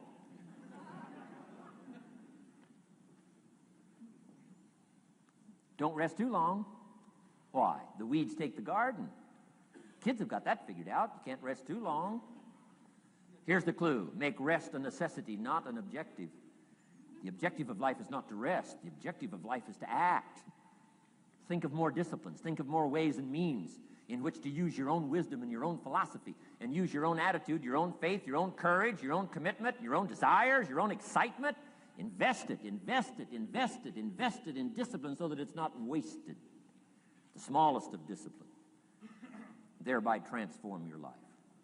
Join the 5%, join the 10%, join the 3%. Guess when I went and got this little book, Richest Man in Babylon? The same day I heard about it. I went and got it. Somebody says, well, Mr. Owen, does that make you different than most other people? And the answer is yes. Somebody says, well, why is that? We don't know. We don't know. What do you know? You don't know. I don't know. None of us knows. Some do and some don't. The numbers don't change. Only the faces change. From those who get in on a seminar like this, listen to a dynamic sermon, read a book, listen to some cassettes, take seriously the next conversation of a friend who wants to level with you, and do something about it. And you can walk away from the 97%, not live there anymore. Because if you don't, the next 6 years of your life will be like the last 6. Mr. Shove said to me, Mr. Owen, 6 years now you've been working. I'm telling you, the next 6 years of your life is going to be like the last 6, unless you take advantage and start making these personal changes. I made the changes, totally revolutionized my life. So take a look at the next 5 years of your life. It's going to be like the last 5, unless you change. And if you will change, everything will change. Join the 5%. 10 years from now, the numbers are going to be the same. But I'm telling you, some faces in this audience can change and start showing up in the 3% crowd, in the 5% crowd, in the 10% crowd, and thereby dynamically affect your life and your future. Develop these strengths. Now here's the last ability. Develop the ability to share. Pass along to someone else. If you've picked up a good idea today, pass it along. Don't let it stay. Pass it along. A book, if you take one of these little books I've suggested home and it affects you, pass along. Say, hey, I found a book, really helped me. I found a book, got me thinking. I found a book, changed my health. I found a book, got me inspired. Pass it along, pass it along, pass it along. Here's what's exciting about sharing. If you share with 10 different people, they get to hear it once, you get to hear it 10 times. So it's probably going to do more for you than it is for them. But it's called what? Everybody wins. When somebody shares, everybody wins. Wow. Share your ideas, share your experiences, share your knowledge. You can have just as much pleasure as I do. I said, giving this seminar, this is one of my joys in life. Give a seminar like this, make the best investment I can of words and spirit and heart and soul and time, energy. I don't have to work this hard. But I gladly work this hard. Why? I want the return. Your words touch my life. See, that's heavyweight stuff. You can't buy it with money. But I'm telling you, you can get the same thing started by recommending a book. Somebody will read that book, and then they'll read another one, and they'll read another one, and they'll come to you someday and say, you got me started. That book you recommended turned my lights on, turned my mind around, got me thinking, got me pondering, and I've been on track ever since. You can get just as much praise as I do if you'll share with your children, share with your colleagues, share with everybody that comes within your grasp. Share. Now here's what sharing does. Not only helps you, helps the person you share with. Here's what else it does. Makes you bigger than you are. If I had a glass of water up here and it was full, question, can that glass hold any more water? If it's full, if the glass is full, can it hold any more water? The answer is yes. But for it to hold more, you got to pour out what's already in. That's what I'm asking you to do. If you're full of ideas, if you're full of good things, I'm asking you to pour it out, pour it out, pour it out. Why? I'm telling you, more will be poured in, poured in, poured in. Next, when you do pour out, you become bigger. Not like a glass that stays the same. Human beings have the ability to grow in consciousness and awareness and capacity. It's unlimited capacity. I found out kids don't lack capacity. In Europe, the kids speak what? 2, 3, 4, 5, 6 languages. When I grew up, my father spoke German, never taught me. My mother spoke French, never taught me. They were trying to get away from all the old world languages back then. Had no concept how valuable languages were going to be in the future. Just didn't know. So they abandoned the German, abandoned the French. I could have learned all three languages instead of just English. My girls went to school in Beverly Hills. They've turned that around. In first grade now in Beverly Hills school system, they offer three languages besides English: French and German, Spanish. Why? Because kids can learn two languages just as easy as one. Question: how many languages can a child learn? Here's how many. As many as you'll take the time to teach them. They do not lack capacity. They only lack teachers. Wow. And I'm telling you the same thing is with you. You don't lack capacity. But here's how you expand your capacity. And that is to share what you've got. Now you get bigger. Share some more, and now you get bigger. I'm here for a very self-interest reason. If I share with you, my consciousness grows. If I share with you, I get to hear this again. Somebody asked me not long ago, said, Mr. Owen, how are you doing with all this stuff? You get on everybody's case pretty hard. How are you doing with all this stuff you teach? I said, well, best I can share with you is this. Listen to me very carefully, but don't watch me too close. This stuff's easier to lecture on than it is to do. I understand that. I'm working on it just like you. But hey, pour out what you've got so that your capacity grows. Now, why should you want your capacity to grow? Very self-interest reason. Here it is. To hold more of the next experience.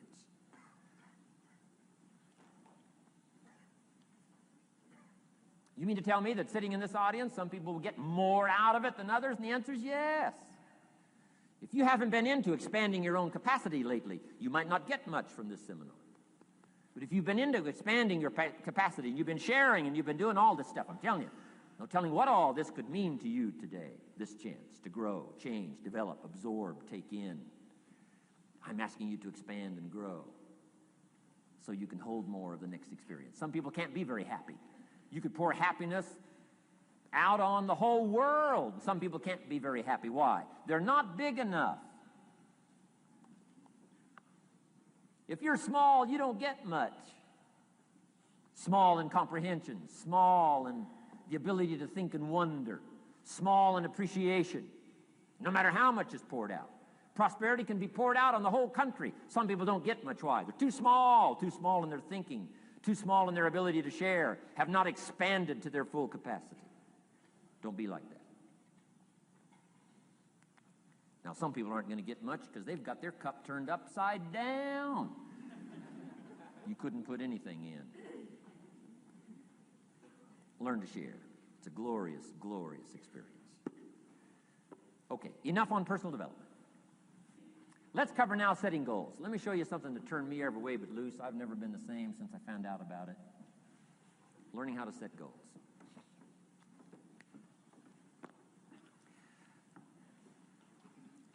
Not long after I met Mr. Schoaf, we're having breakfast one morning.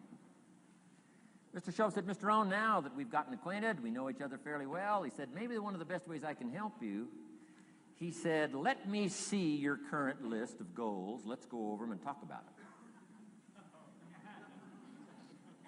And I said, what? I don't have a list. He said, well, Mr. Owen, if you don't have a list of your goals, he said, I can guess your bank balance within a few $100. Which he did.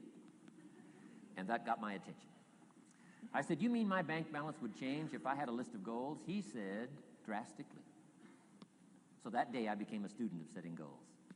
And I've used it to dynamically affect my life. I've taught it to some of my business colleagues. We use it to do business around the world. Setting goals. It can turn out to be a drama for your life. Here's what goals are. Your vision of the future. Your vision of the future. Now, there's two ways to face the future. One, with apprehension. Number two, with anticipation. Guess how most people face the future? With apprehension. Why? Major reason why. They don't have it well designed. They've left the design of their future to somebody else. And if you don't make plans of your own, guess what? You'll probably fall into someone else's plans. Guess what someone else may have planned for you? Not much. You got to make a list of this not much stuff. I'm telling you, people all their lives count on this not much list. If all of your negative relatives all turn positive, what'll that do for your future? Not much. If prices come down a little, what'll that do for your future? Not much. If the economy gets a little better, what'll that do for your future? Not much. If circumstances get a little better, what'll that do? Not much. If the weather gets a little better over the next few years, that'll do. Not much. I mean, you could go right down this whole scenario list. Most people all their lives, with their fingers crossed, count on this not much list.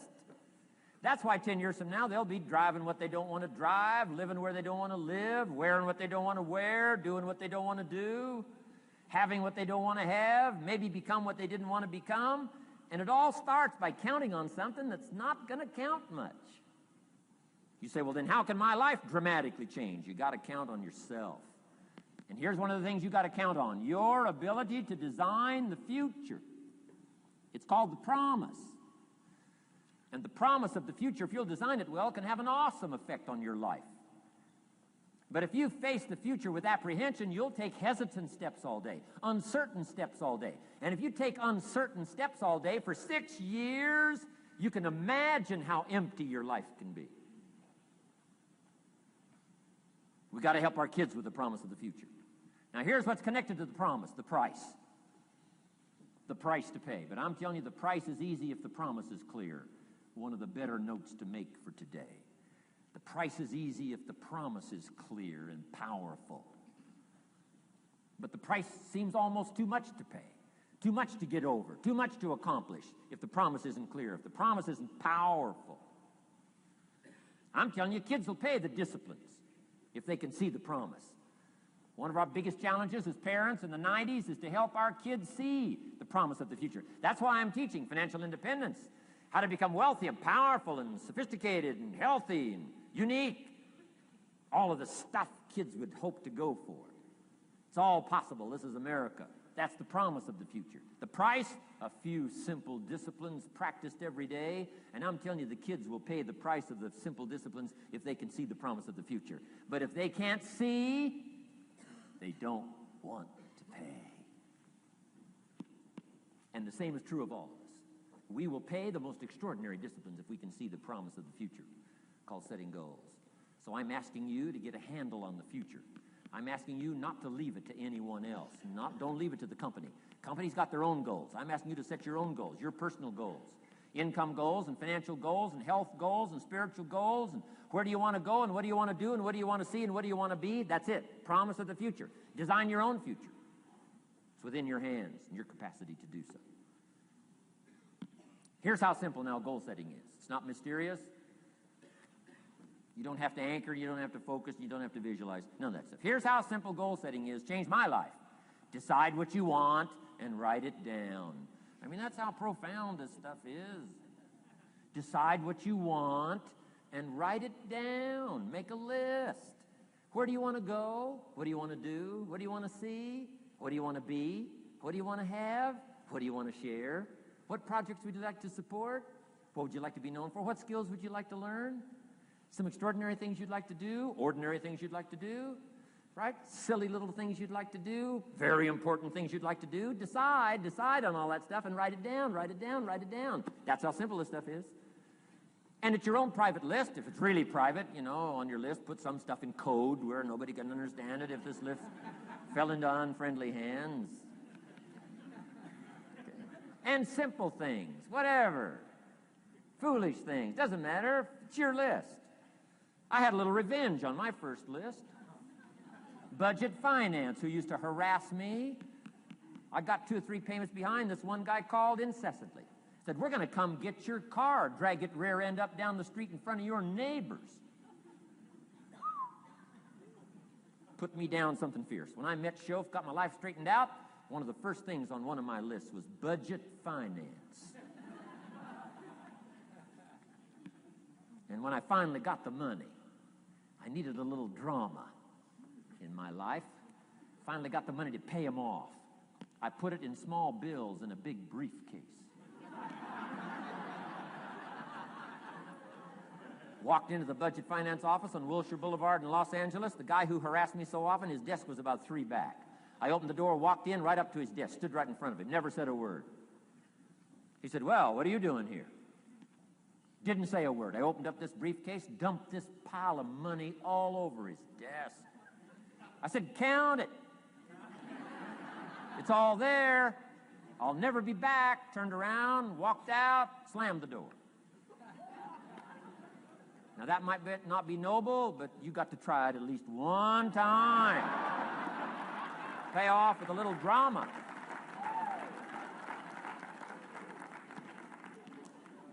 Got to check them off my list.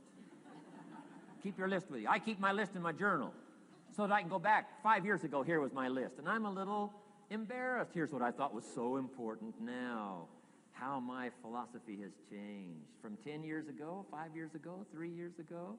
Here's my old list. Here's my new list. Here's what's valuable to me now. Here's what I want my life to be now. Here's where I want to go, what I want to do, what I want to see. Keep your lists of goals so that it shows your growth, shows your ability to change and grow. Your philosophy grows and expands what's valuable. Setting goals.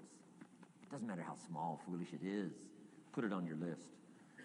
My Japanese friend, Toro Ikeda, put on his first list, a Caucasian gardener. He wanted. Thought that was good.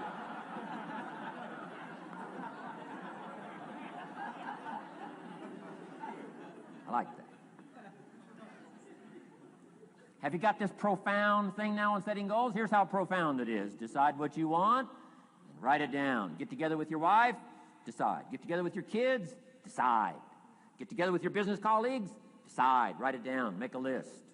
Okay, that's how easy it is. Now let me give you one more scenario on setting goals. When I started making my first list, Mr. Shope said, "Mr. Rohn, looks like we're going to be together for a while." He said, "I've got a suggestion for you."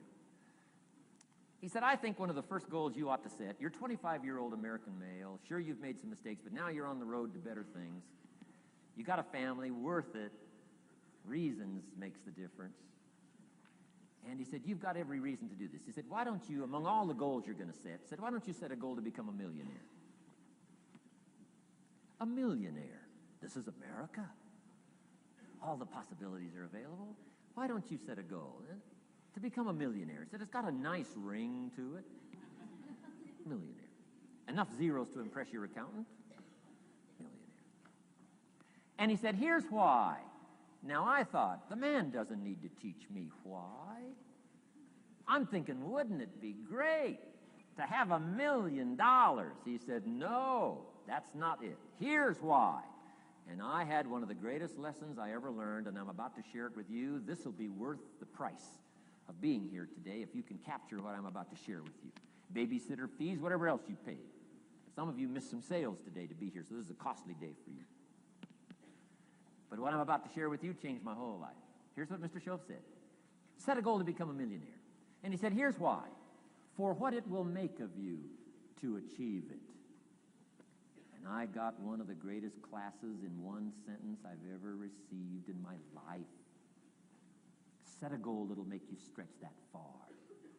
For what it will make of you to achieve it. What a brand new reason for setting goals. What an all-encompassing challenge to have a better vision of the future. What for? To see what it will make of you to achieve it. And here's why. The greatest value in life is not what you get. The greatest value in life is what you become. Major question to ask on the job is not, what am I getting here? That's not the major question. The major question to ask is, what am I becoming here? It's not what you get that makes you valuable. It's what you become that makes you valuable. So Shope said, set a goal to become a millionaire. For what it will make of you to achieve it. Then he said, when you finally have become a millionaire, now, he said, what's important is not the money. I thought, wow, I've got some more to learn. He said, no, Mr. Ron, I'm telling you honestly, you could just give the money away. Now, I did better than that, right? I told you. I lost it all. I'm rich by the time I'm 31. I'm a millionaire. I'm broke by the time I'm 33. So I didn't have to give it all away. I lost it all. Foolish mistakes I made. I'm a farm boy from Idaho. That early money drove me bonkers. I used to say, how many colors does it come in? I'll buy them all. I went crazy over that first money. I just went crazy. And then I made that one foolish mistake, right? Continuing guarantee. I mean, I'm so naive off the farm. I don't know what continuing means. And a few other mistakes. And by the time I'm 33, I'm broke. Now I've made and lost millions since then. But what an experience that was. And I'm telling you, the man was right. When I finally was broke at age 33, guess what I discovered? My money did not mean that much. It represented only a fraction of all my assets. Shoaff said, once you become a millionaire, Mr. Rohn, you can give all the money away. Because he says, what's important is not the money. What's important is the person you've become. Now, let me give you the key phrase on setting goals. Set the kind of goals that will make something of you to achieve them. Set the kind of goals that will make something of you to achieve them.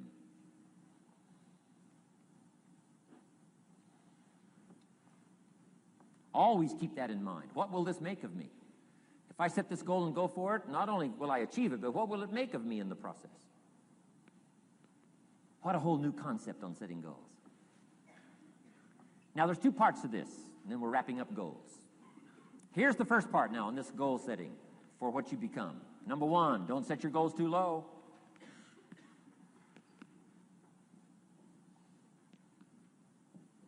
Interesting, we teach in leadership. You'll find it on the cassettes. Don't join an easy crowd. You won't grow. Go where the expectations are high. Go where the demands are high. Go where the pressure's on to perform, to grow, to change, to develop, to read, to study, to develop skills. I belong to a small group. We do business around the world. You cannot believe the expectations at that level. What we expect of each other in terms of excellence, far beyond average. Why? So that we can each grow, so that we can receive from the group, we can contribute to the group, something unprecedented. It's called living at the summit. Go where the demands are high. Go where the expectations are strong, so that it'll provoke you, push you, urgently insist that you not remain the same for the next couple of years, the next 5 years, that you'll grow and change. So don't set your goals too low. The guy says, well, I don't need much. Well, then you don't need to become much.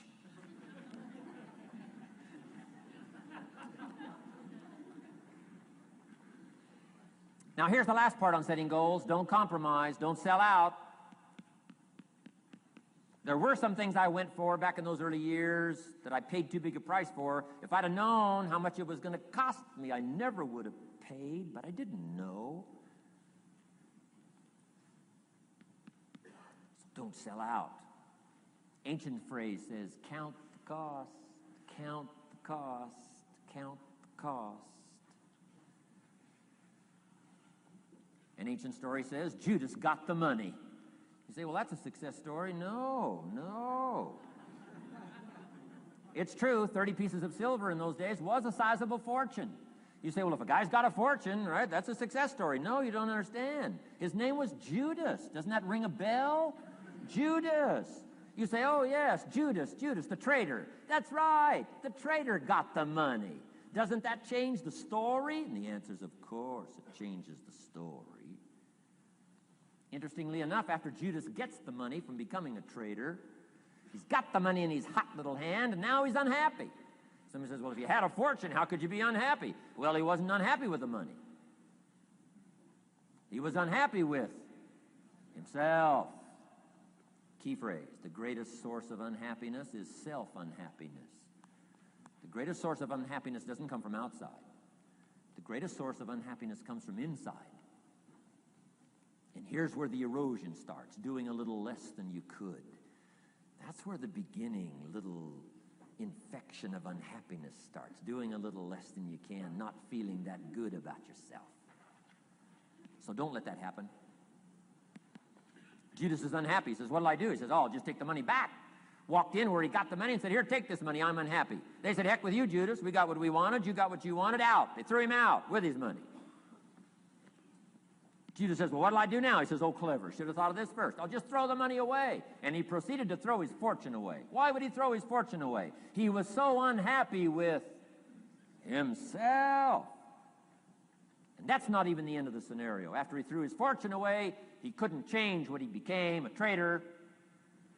And now, in total abject frustration, he goes out and hangs his worthless self, which all traitors should do, save the state the money.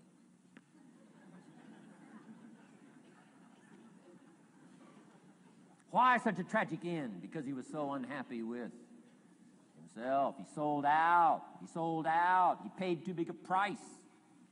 Ancient script sums it all up and said, what if you gained the whole world and it cost you your soul? Too big a price to pay if you got the whole world.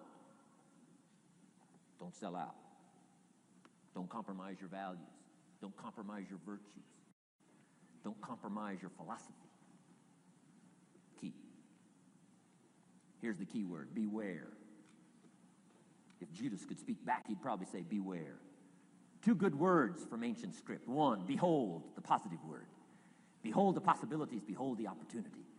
Behold the drama, behold the awesomeness, behold the uniqueness. Behold the majesty, behold, behold. What a good word. But here's the other word.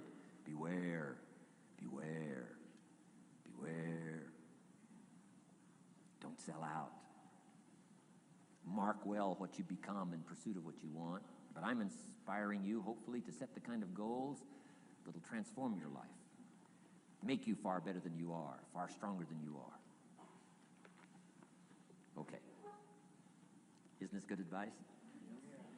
This is such good stuff. I should have paid to get in, right? Fabulous.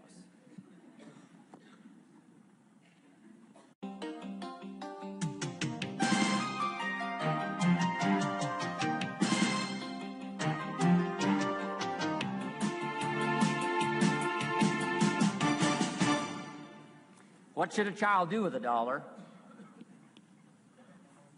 Let me give you the best advice I've got.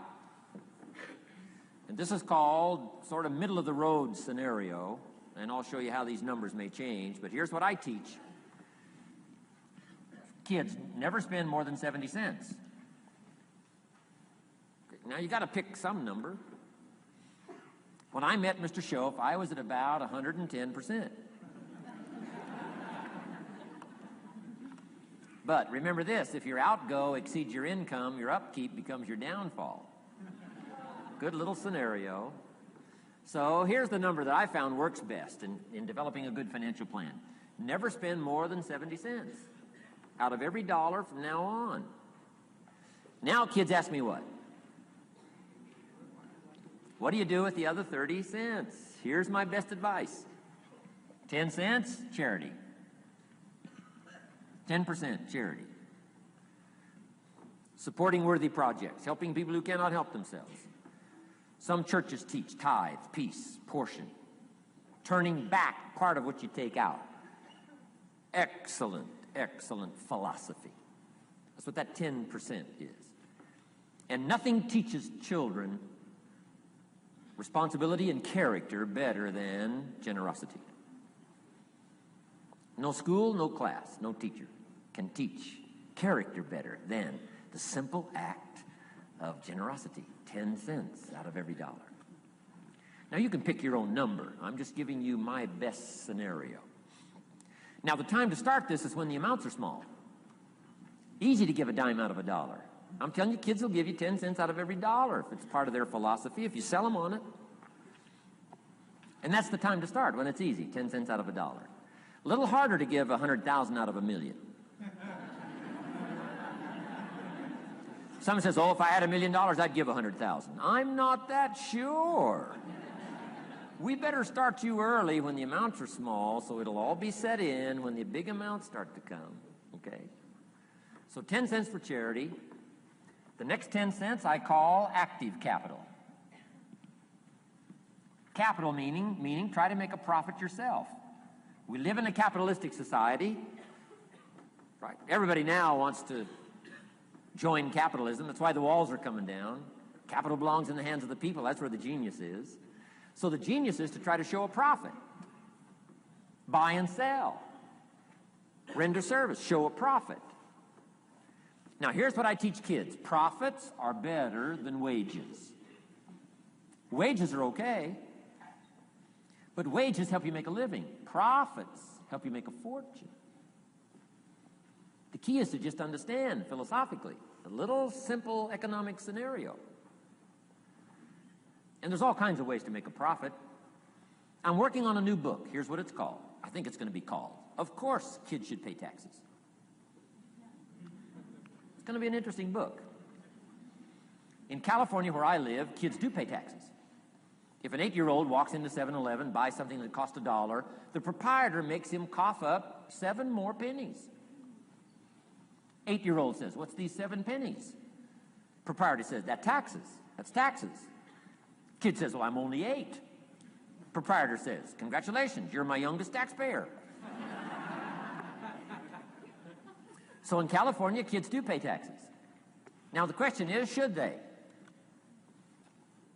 Now the title of my book is, Of Course Kids Should Pay Taxes. You got it. Right? The disciple went and caught a fish, found the miracle coins, and paid his taxes and Jesus' taxes. So way back then, Jesus did pay taxes. Now the question is, should he? And the answer in my little book says, of course Jesus and kids should pay taxes. Of course. Of course. If an 8-year-old wants to ride his bicycle on the sidewalk instead of in the mud, you have to pay taxes. Things cost money. You've got to pay taxes. Aircraft carriers keep tyranny over there instead of over here. Aircraft carriers cost money. It's expensive to run this whole show. We can't use used missiles. I mean, it's expensive to run the whole deal. Of course, everybody has to pay.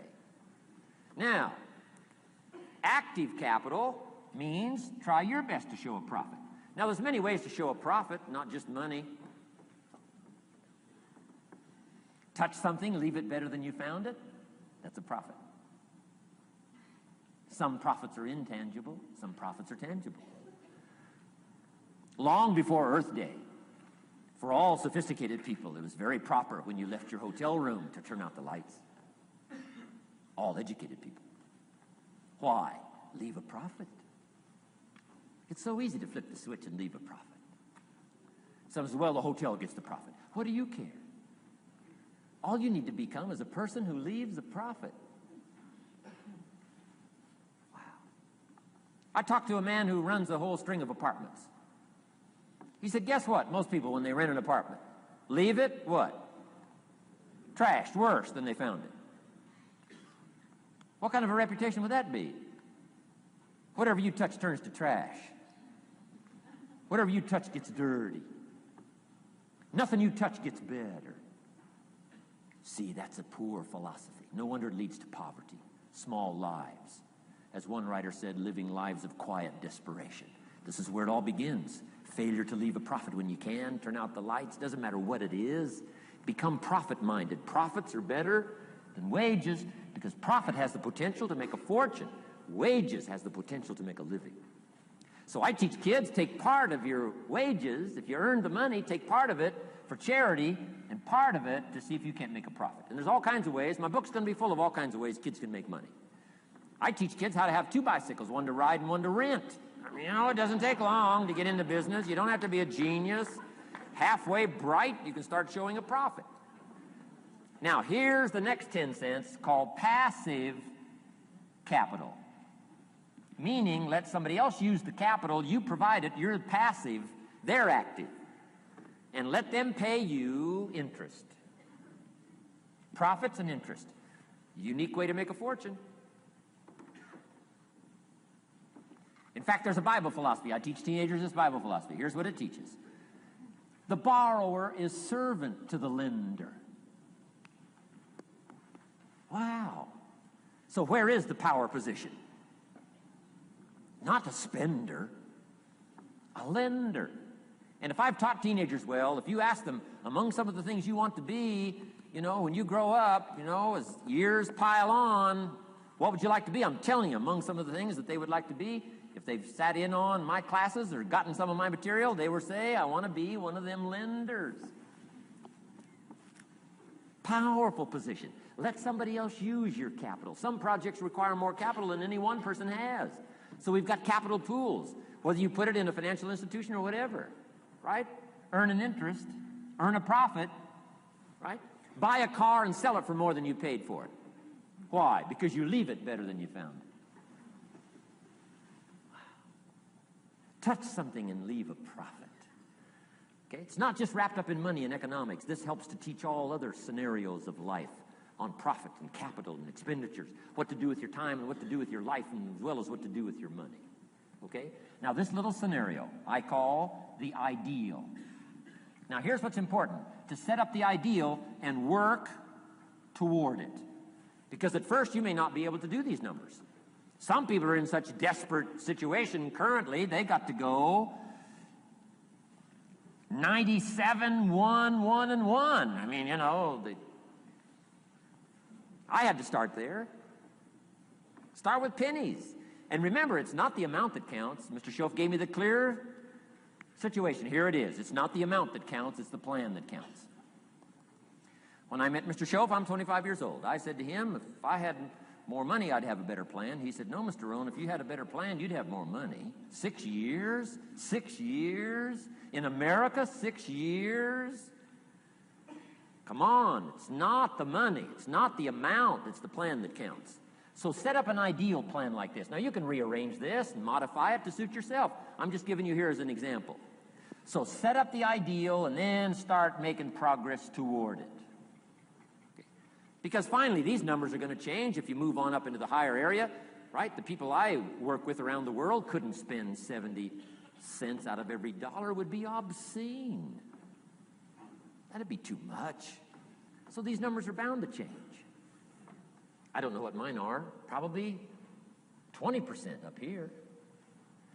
A lot larger numbers down here. Okay? So these numbers can change. I'm just offering you a good sample philosophy. Remember, philosophy is the set of the sail. The economy is not the set of the sail for you. For you, the set of the sail is your own philosophy, your own thinking, your own plan, your own concept. Don't borrow somebody else's plan. Don't borrow somebody else's concept. Don't borrow the concept, spend all you can, cross your fingers and hope for the best. Don't borrow that. Develop your own philosophy, and I'm telling you, it'll lead you to unique places. Now, the rest of a lot of this is on the cassette tapes, but let me just give you 2 or 3 more pieces of the scenario here. Then I want to talk about communications, and then we're going to wrap it up. Okay. Here's 2 or 3 more parts to financial independence. Number 1, keep strict accounts. This is the best of disciplines. Keep strict accounts.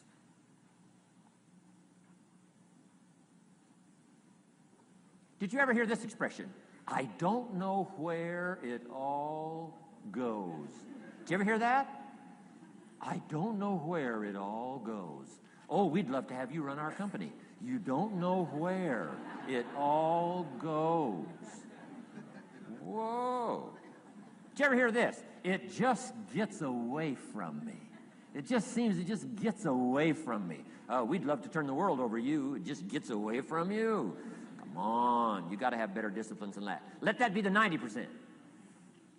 Let that be the scenario of the 97%. But don't let it be your scenario. Don't let it become your philosophy. Keep strict accounts. Next, a new attitude. I had to develop a new attitude as well as new concepts. Here's what I used to say. I hate to pay my taxes. Schoaf said, well, that's one way to live. I thought, well, doesn't everybody hate to pay their taxes? He said, no. No, a few of us have gotten way past that. He says, once you understand what taxes are, here's what taxes are in our governmental system in our society. Taxes is how you care and feed the goose that lays the golden eggs. Democracy and liberty and freedom. free enterprise. Wouldn't you want to feed the goose that lays the golden eggs? Somebody says, well, the goose eats too much. That's probably true. I understand that. Of course that's true. But see, better a fat goose than no goose.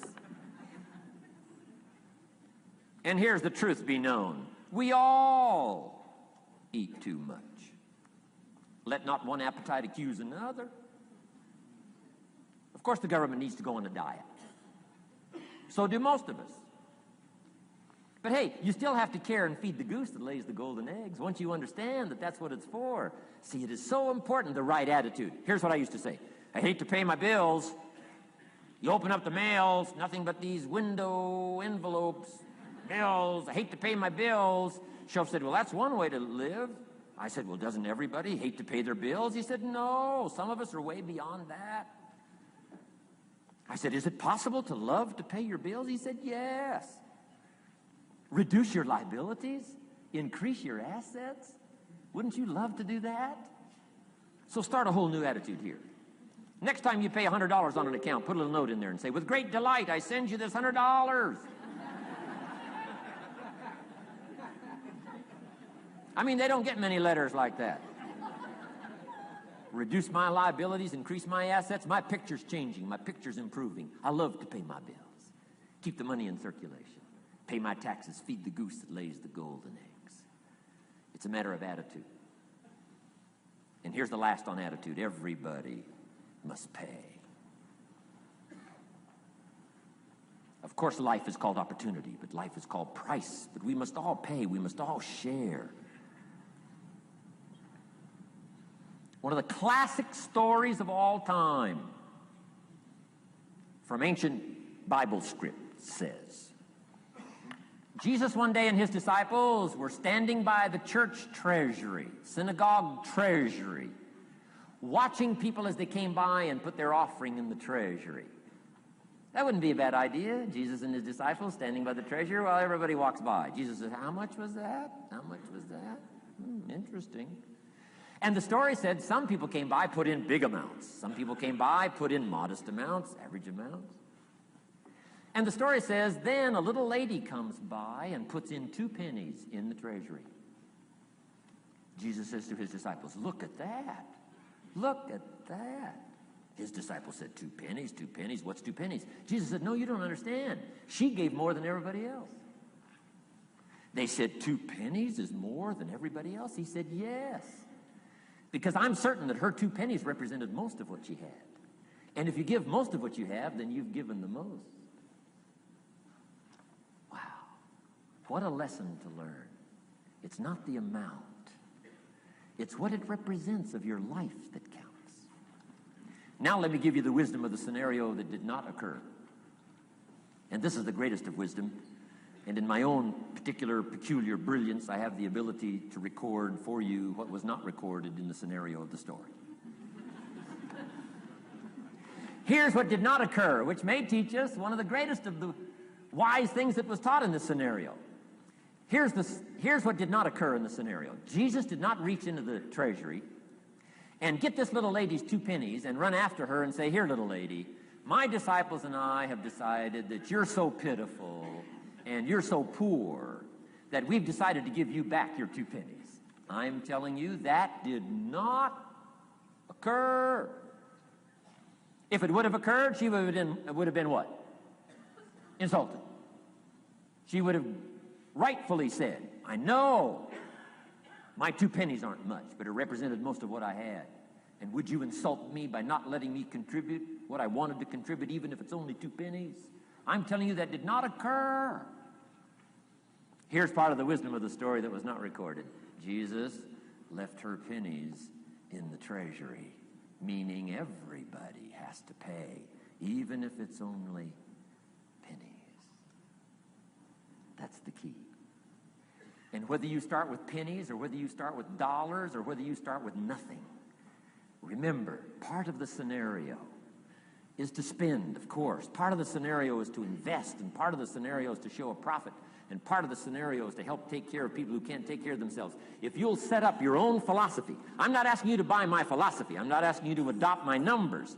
I'm only wanting to provoke you to think, for you to come up with a splendid economic philosophy that's got you up early and got you up late, has got you thinking and pondering ways to use your resources and turn it into the dreams you want for the future. And that's my little story on financial independence. Okay. Here's the next to the last subject, communication. How to affect other people with words. I've got just a little four-point program here for you to consider. The whole expanded version now, 3 days, right? 3 days of all this is in that package that you're taking home. So this is called an abbreviated version of all the rest, this one day, video day. 4 steps to good communication. Here's number 1. First of all, words can work miracles. That's why communication is so important. Words can work miracles. Words are powerful. Words are almost godlike. In fact, ancient script says the Word was God. God was the Word. Wow, words and God. I said to my Israeli audience last year, in the beginning, the story of creation is unique. It says, in the beginning, Jehovah God spoke and said what? Got some students here, I'm sure. In the beginning, Jehovah God spoke and said what? Let there be light. And what? There was light. Wow. Wow. It looks like words create light. Is that possible? I'm telling you it's possible. Humans can get pretty close. What if somebody can't possibly see how they could do well, how they could become successful, how they could transform their lives and their health, their future, and their finances, spiritually, and every other way? They can't see, and you come along and share your story, and maybe borrow some other stories. And by the time you get through with a good presentation to this person, they say, now I can see. Before you got here, I was blind.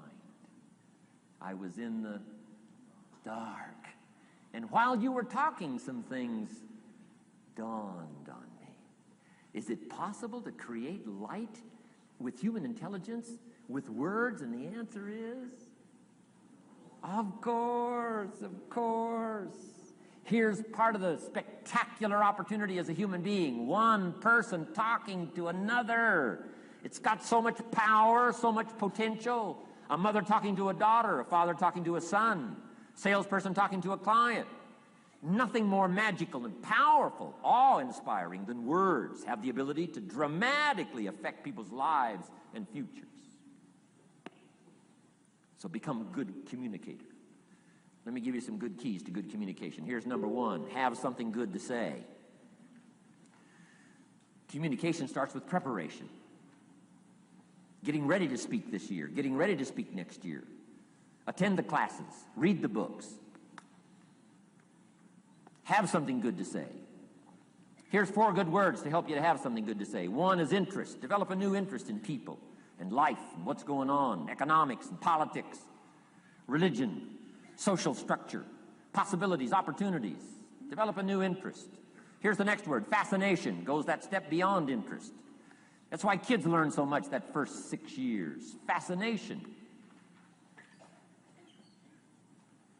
Adults are walking on ants. Kids are saying, don't walk on these ants. I'm studying these ants. I'm looking at these ants. Kids are so fascinated. How come an ant can carry something bigger than he is? Wow. That's how come they learn so much. They're fascinated. And here's another little clue I've learned. Turn frustration into fascination if you can. You'll learn more. I've worked on this. I'm pretty good at it. Out in Los Angeles, I'm on the freeway. My airplane leaves in 45 minutes. The traffic is moving not 1 inch. I am now fascinated. I'm telling you. Now, it doesn't work every time. That's true, but every time it does work, I'm telling you, you'll come away with more. Learn to be fascinated instead of frustrated if you possibly can. Turn that little scenario on for yourself. Next is sensitivity. You got to understand, we use the phrase where people are coming from, where they've been, what's going on. Sensitivity training is so important. People not like you, people that have got challenges and problems and difficulties, you got to do your best to be sensitive to other people, where they find themselves, the pit they might be in currently, what's going on. Be sensitive to that. Here's two of the greatest things said about Jesus. One, it said he was touched. He was touched by where he found some people. He was touched by the misery he found some people in. He was touched. He was touched. And here's the other word. He was moved, it said. He was moved, touched and moved. If you really want to communicate well, you got to be touched and moved. Not just by your own drama of life, but by the drama you know is going on in other people's lives. Sensitivity. How does an adult 40 talk to a child who's 12? You got to be sensitive. Not just to your current situation. One of the best ways to identify with a child who's 12 and you're 40 is remember when you were 12. Go back, remember the scenario and let it hit you again, let it touch you again. I don't have any problems with 12-year-olds. I remember almost every day of being 12. 12 is a unique year. One, you're not 13. I mean, you know. If I heard it once, I heard it 100 times. Of course you can't go, you're not a teenager. Wow, I can't wait for this year to be finished. Remember, that's part of sensitivity. Remember. Apostle. One who became an apostle, leader of the Christians, was once Saul from Tarsus, hater and killer of the Christians. After he was converted, became a leader, became Paul apostle, revered. Why was he so effective in his language, in his ability to touch people with his words and with his presence? If you read part of the scenario of his history, he gave an account of his own life and said, here's why I think I'm so effective. I remember the pit I came from. Sure, they call me apostle, but I used to kill these Christians, and I never forget that. If I want to get in touch with other people's difficulty, I got to remember my own difficulty. Let it hurt again. That's what makes a good performance. A good actor, a good actress. The emotion close to the surface from the remembrance of things past. And then well-chosen words delivered with emotion. Powerful. The last word is knowledge. You just got to go through exercises like this. Take the notes. Work hard. Roll up your sleeves. Go to work. Gather the knowledge in journals. Gather the knowledge in notebooks. Gather the knowledge in a library and cassettes and videos and every other means. Gather knowledge. Don't be lazy in learning. A major part of communication is preparation. Now here's the next part of good communication. Say it well.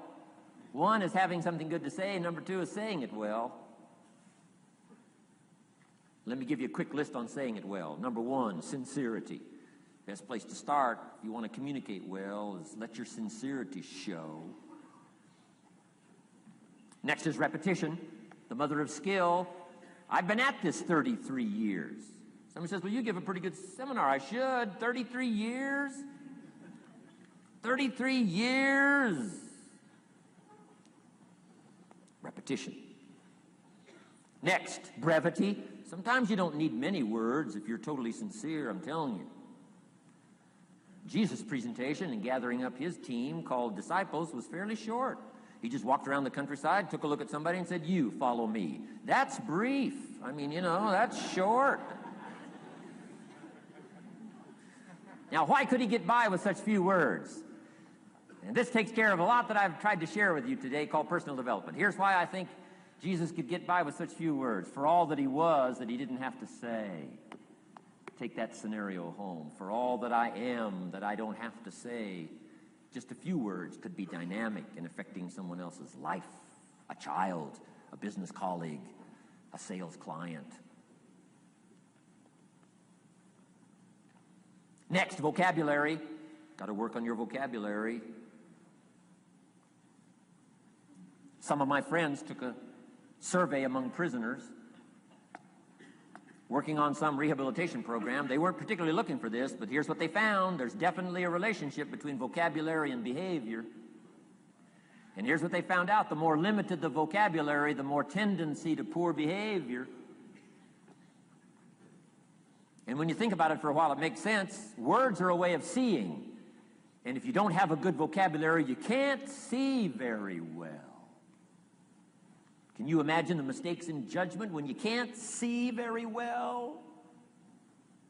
Next, words are a way of expressing what's going on in your head, what's going on in your heart. What if you can't see well and you can't express well?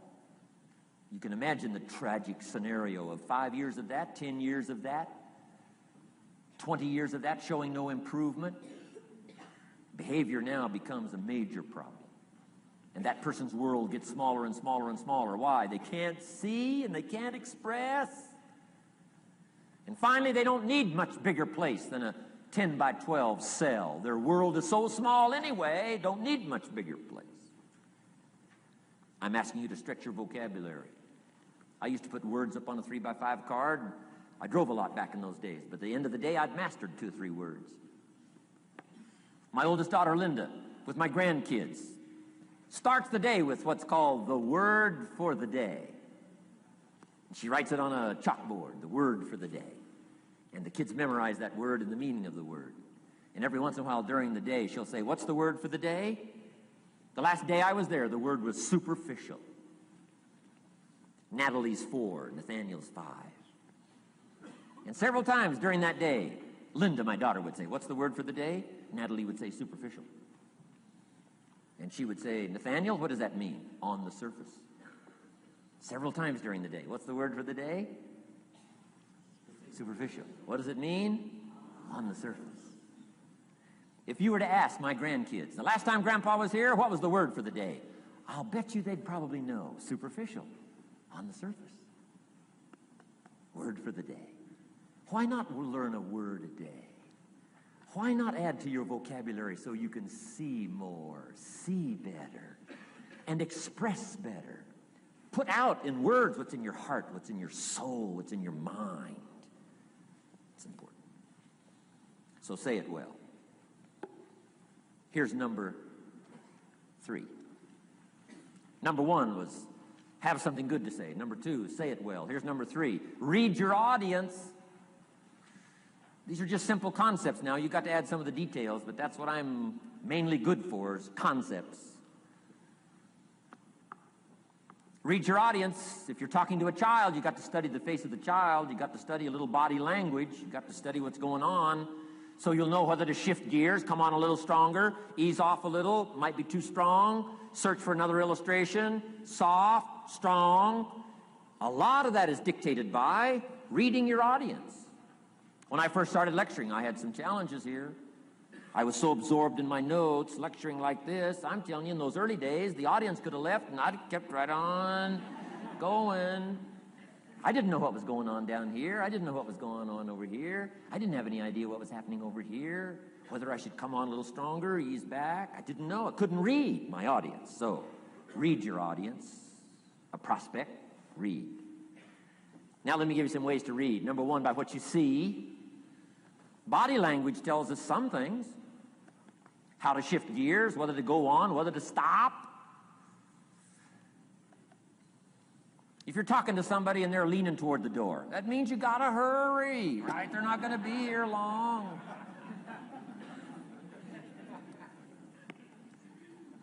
Body language. Guy's got his arms folded, chin tucked down. You got your work cut out for you. You're gonna have to reach deep in your bag. Find some extraordinary stories. This one's not going to be easy. What tells you that? Reading what you see. Here's the next one. Read what you hear. You've got to read a child's impatience. Kids don't mind telling you whether they're bored or impatient. Kids' attention span is short. Doesn't last long. You've got to get it said. You start talking to a child, 30 seconds they say, "How long is this going to take?" Whoa. Read. Listen. Listen for the response. Now you'll know whether to shift gears, change your language, find a new illustration, soften, stronger. Read your audience. Read what you see, read what you hear. And here's one of the most important. Read what you feel.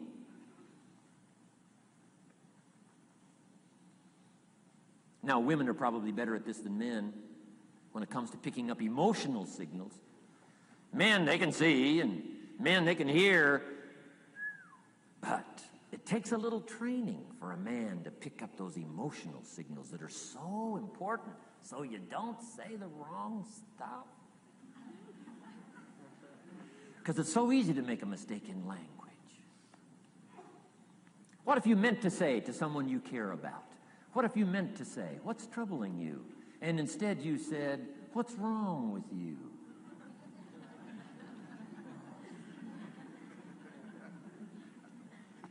Communication. So read the emotional signals. If we could learn from the women on this emotion. Women have this uncanny antenna picking up this stuff. Woman says, doesn't feel right. I mean, what does that mean? It doesn't feel right. It doesn't feel right. Whoa. Women have got it, though. Seems to be built in. Especially danger. Women pick it up quicker than men.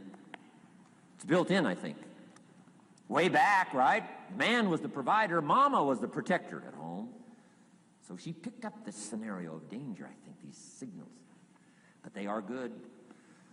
In the middle of the night, Mama wakes up. The baby cries. Mama wakes up. Papa sleeps.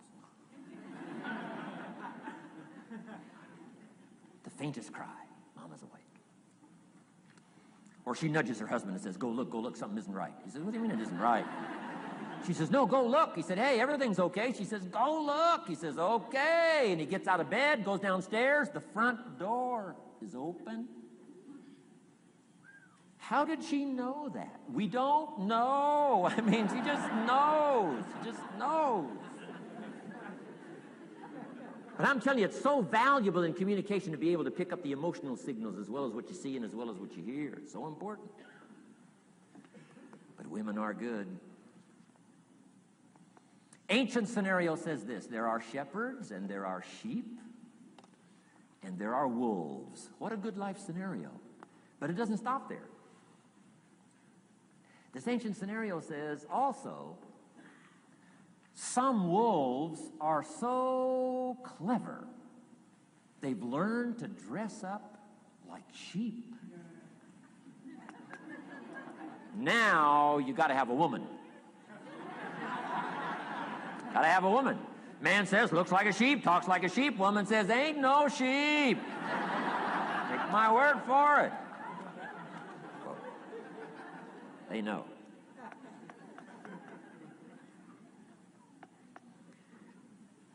Read. Pick up the signals. Don't ignore the signals. Develop this personal development scenario, communication, financial independence, and all the rest. Now, here's the last part. Intensity. Words mixed with emotion. Words mixed with hate. Words mixed with love. Words mixed with faith. Words mixed with courage. That's what's powerful.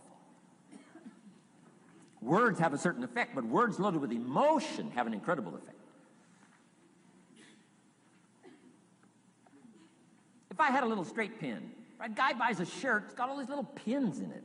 I take out all these pins. If I took one of those little straight pins and I threw it at you, and let's say it reached you and hit you in the face or hit you in the hand, you'd feel it. This little straight pin, you'd feel it. That means I got you with my words. But what if I took that little straight pin and wired it to the end of an iron bar, about that long? See, I could drive that pin through your heart. The pin is the words, the iron bar is the emotions. The emotions. Here's the best I could share with you. Put more of you into what you say. Don't be casual in language. Don't be casual in words. Casualness leads to casualties on the freeway and in communication. Don't be lazy in learning good communication. And put more of you. Now, here's the last thought. The emotions must be measured. It can't be too much for the occasion if it's not called for. In leadership, we teach, don't shoot a cannon at a rabbit. It's effective, but you got no more rabbit.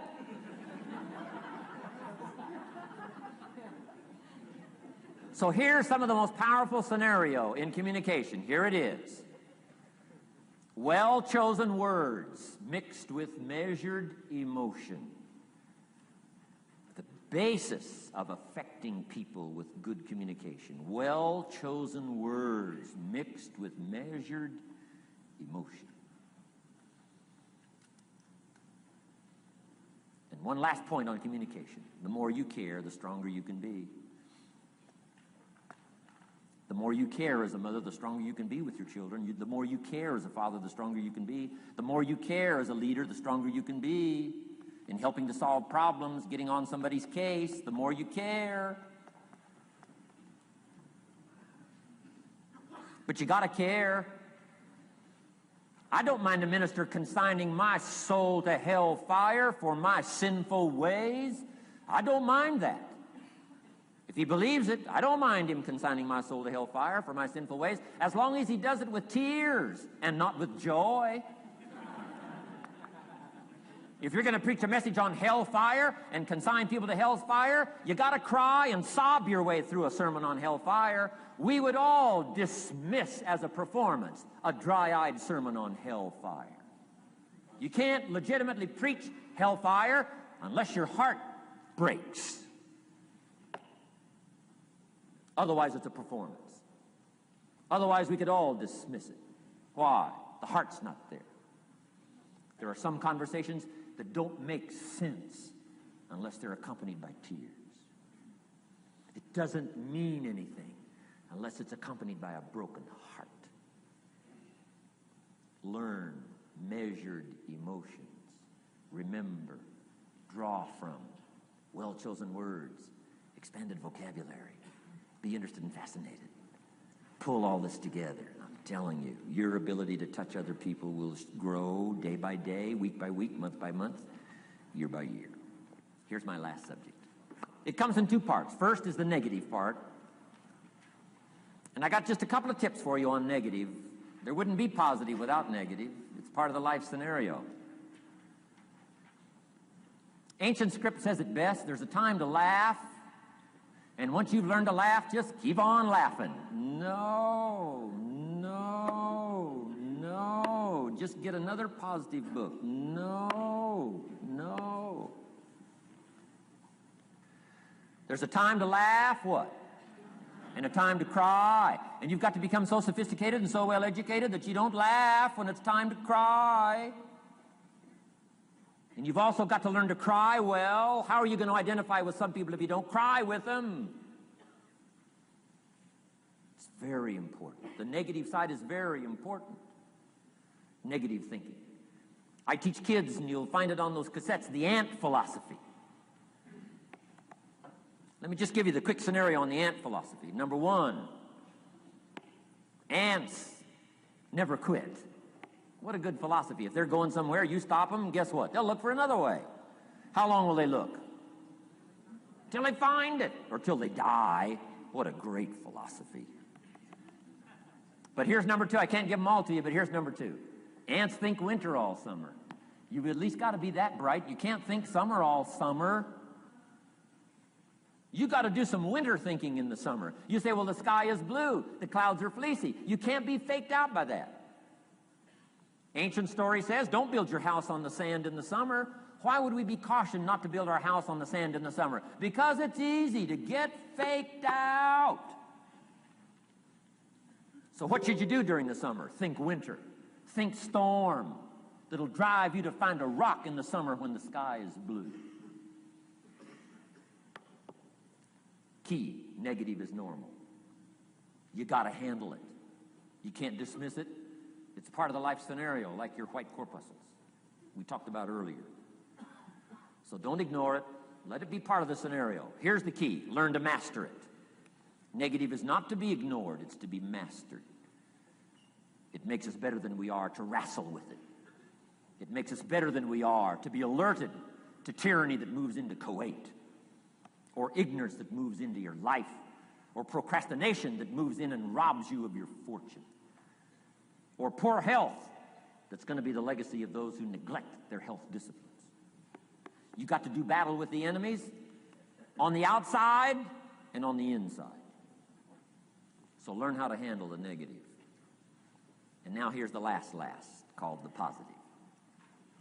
Let me give you the day that turns your life around as quickly as I can. I got 4 parts to the day that turns your life around, and then we're finished for the day. Number 1, disgust. Disgust. Disgust is a negative emotion, but it can have a very positive, powerful effect. Disgust says, I've had it. What an important day that could be. I've had it. Wow. I met a beautiful, powerful, accomplished executive lady in New York. The company invited me to come in. This lady was a vice president, extraordinary lady. I got to know her, and I found out her story. I said, how did you get here? Big income. And she never went to college, never went to university. I said, how did you get here? Executive, powerful, income. She said, well, let me tell you part of the scenario. She said, when I was a young mother a few years ago, she said, one day I asked my husband for $10. And he said, what for?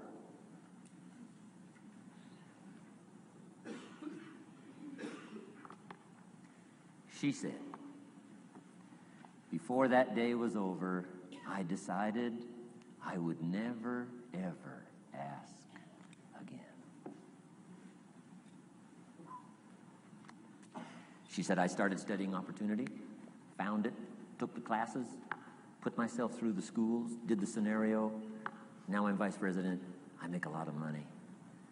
And she said, I kept my promise. I've never, ever had to ask again. It's called a life-changing day. The day you say, enough is enough. Now, if you can add an act to your disgust, it helps. A man takes a shotgun to his car, blows out every window, destroys every tire, puts 100 rounds in it, and says, I've driven this embarrassing thing for the last time. And then he saves it. He saves it. And later when somebody says, how did you become rich and powerful? He says, let me show you this car. One day I'd had it up to here. I blew it to smithereens. Enough is enough. Powerful. Here's the last 3. Next is decision. Decision-making is a life-changing day. If you went home today and in the next few days cleaned up a list of decisions, it could furnish enough inspiration for the next 5 years, 10 years. What an inspiring day, the day you can bring yourself to decide. And here's the 3rd one, desire, wanting too bad enough. Who knows the mystery of that? We don't know. But here's something I do know. Sometimes desire waits for a trigger, waits for something to happen. Who knows what the happening may be? A song, the lyrics, a movie, the dialogue, a seminar, a sermon, a book, an experience, confrontation with an enemy, a conversation with a friend who finally levels with you. Whatever the experience it is, it's so valuable. And here's my best advice. Welcome all experiences. You never know which one is going to turn everything on. Don't put up the walls. The same wall that keeps out disappointment keeps out happiness. Take down the walls. Go for the experience. Let it teach you. And here's the last one. Resolve. Resolve says I will. 2 of the most powerful words in the language. Benjamin Disraeli said, nothing can resist a human will that will stake its existence on its purpose. Shortly put, I'll do it or die. Best definition of resolve I got from a little junior high girl, Foster City, California. I'm going through some words one day. I got to this one and I asked the kids, who can tell me what resolve means? Some didn't know, some tried. Interesting. The last one was the best. Little girl about 3 rows back, she said, I think I know, Mr. Owen. I said, what? She said, I think resolve means promising yourself you will never give up. I said, that's the best I've ever heard. She's probably giving seminars somewhere today, right? I mean, that's the best I've heard. I asked the kids, how long should a baby try to learn how to walk? How long would you give your average baby? Before you say, hey, enough's enough. No. Any mother in the world would say, you're crazy. My baby is going to keep crying, what? Until. What a magic word. I want you to write it down. Until. Promise yourself you'll read the books until your skills change. You'll go to seminars until you get a handle on it. You'll listen to it until it makes sense. You'll go for it until you understand it. You'll practice it until you develop the skill. Never give up until, however long that is. Step by step, piece by piece, book by book, word by word, apple by apple. Walk around the block, walk around the block. Go for it. Don't miss the chance to grow, and resolve that you'll pay the price until you learn, change, grow, become. Then you'll discover some of life's best treasures when you pay that price. Now here's my last word to you. As leaders in the community, I'm sure you are. Parents, the greatest challenge of leadership is parenting.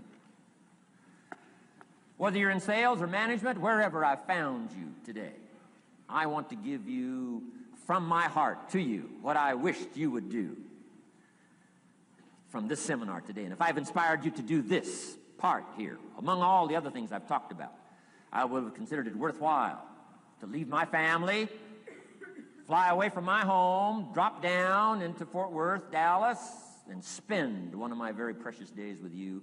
If I can accomplish this, it'll all be worthwhile. It comes in two parts, and here it is. One, learn to help people with their lives, not just their jobs. Learn to help people with their lives, not just their skills on the job. Touch people with a book, touch people with a poem, touch people with some words. Don't fail to say something that could be meaningful. Help people with their lives, help them set their goals. Help them with their dreams, help them with the future, help them with errors, help them with mistakes. Help people. Help your kids not just get along, not just hang in there, not just try to hold the family together. Try to build lives with communication, build lives with setting goals. Help your kids with their lives, not just their homework, their lives. And here's my last one for you personally, because I'm probably one of the best examples of this standing before you in this auditorium today. Here it is. Ancient script says, if you work on your gifts, they will make room for you. If you work on your gifts, they will make room for you. Wow.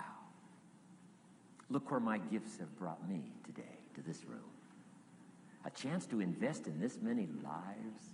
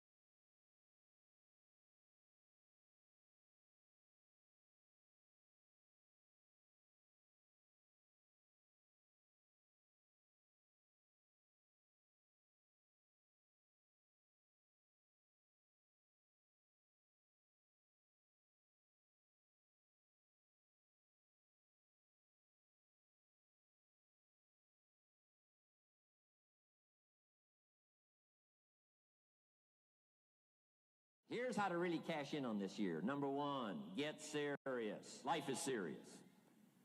We call it life or death. Asked me one time if I had a good description of life. I said, yes, I think I've got a good one.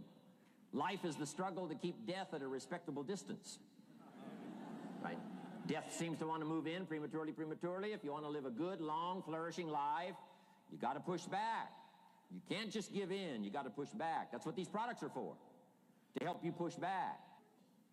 And we're dealing with some serious matters here. So we can't just, tell the latest 10 jokes and just go home. We're not here to entertain. We're here to instruct. We're here to grow. We're here to learn. We're here to get the best we possibly can. Serious. Life is serious. The future is serious. One ancient novelist said, these are the best of times and these are the worst of times. And for some of those who came across this platform at the extravaganza, $1 million a year incomes, for them, it's the best of times. But I want you to know that while they're getting the diamonds and the millions, there are a lot of people around the world, for them, it is the worst of times. The best of times and the worst of times. That's called a serious matter. How come such a difference from those who can reach such incredible heights and those who haven't yet found the answers for their life and their health and their future? We just have to ponder that and let that give us a note of seriousness, a note of seriousness. It's serious whether you win or lose. It's serious whether you succeed or fail. It's serious whether you've got a good future carved out for yourself or you do not have. These are serious matters. Matters of the heart are serious. Matters of income are serious. Matters of supporting your family, serious. That's why Herbalife, it's about the most serious company I've ever been around in my 33 years of executive lifetime. I've never met anybody more serious. We used to have in sharing the product story, right? Had the button lose weight now, ask me how. And somebody says, how? Our first words were what? Are you serious? Why? We got a serious matter here to discuss. We haven't come with the latest 10 stories. We've come with a serious matter. And I want you to take on that serious tone. You've got some serious products that answer a serious need out there in the marketplace. And I'm asking you to take it serious. Take your own future serious. What you can do for your family, take it serious. This is serious business. So that's the first thing I want to bring to you. To have the best year ever this year, help contribute to the 400 million, take your piece of the 400 million. I don't know how much of that you want. It's really not that much. For 400 of us, it's only $1 million.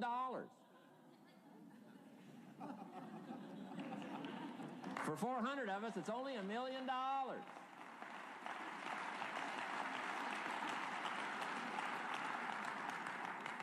For 800 of us, it's only $500,000. $500,000, that's almost getting to be ridiculous.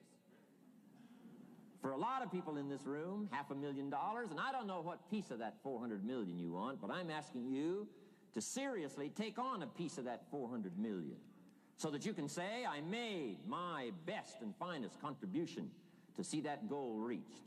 Not just for the figure, but for all that the figure represents, for the healing it represents, for the restoration of broken lives that it represents, and people that are discouraged about their life and their chances, now encouraged on a new road, for all that that represents. 400 million. Take your share of the 400 million and let's get the job done. Take a piece of this and let's go for it. And then when we finish that one, we'll set another one. And when we finish that one, we'll set another one.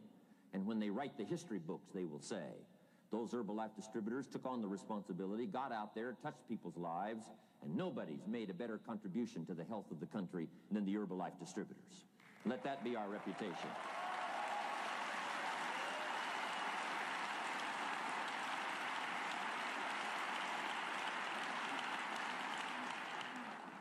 I've got a new seriousness going for me. You know, I could have quit and played a long time ago. When Mark and Larry called me, right? Hey, I'm semi-retired. I'm looking for the next exotic beach. And they said, no, you got to postpone all those plans. We got too big a job here. We got too important a task here, and nothing else you could do would touch more people's lives, render more value to the marketplace, give you greater satisfaction, chance to belong on an international championship team, and all the stuff that can happen here. No. We got some more things to do, Jim Rohn. Postpone it for a while. We'll have some fun along the way, and we'll enjoy each other along the way, and we'll have some good times along the way. Last night was part of it, some good times along the way, but I'm telling you, they were right. It was too early for me to cash it in. It was too early. I needed this kind of incredible incentive to be a part of something so extraordinary. And I gladly said yes. And I'm going to do my part. I'm going to pick up the task here. The 90s is going to see a brand new Jim Rohn, willing to make the studies, willing to make the commitment, willing to do the learning, find better ways to choose the words, find better ways to reach inside, get heart and soul, mix it all together, and make an impact on people. When I come to your country, when I come to your city, when I come to your village, when I come to your community, I want to come with some new skills. I want to come with some new power. I want to come with the refinement of language and spirit and heart and soul and make a contribution, not just on this platform with the lights shining and the television cameras running. I want to do it because you deserve it. For the commitment that you're making out there in the marketplace, I want to back it up with the best skills I can possibly bring to help serve you in the marketplace and to help serve Herbalife. New commitment from me.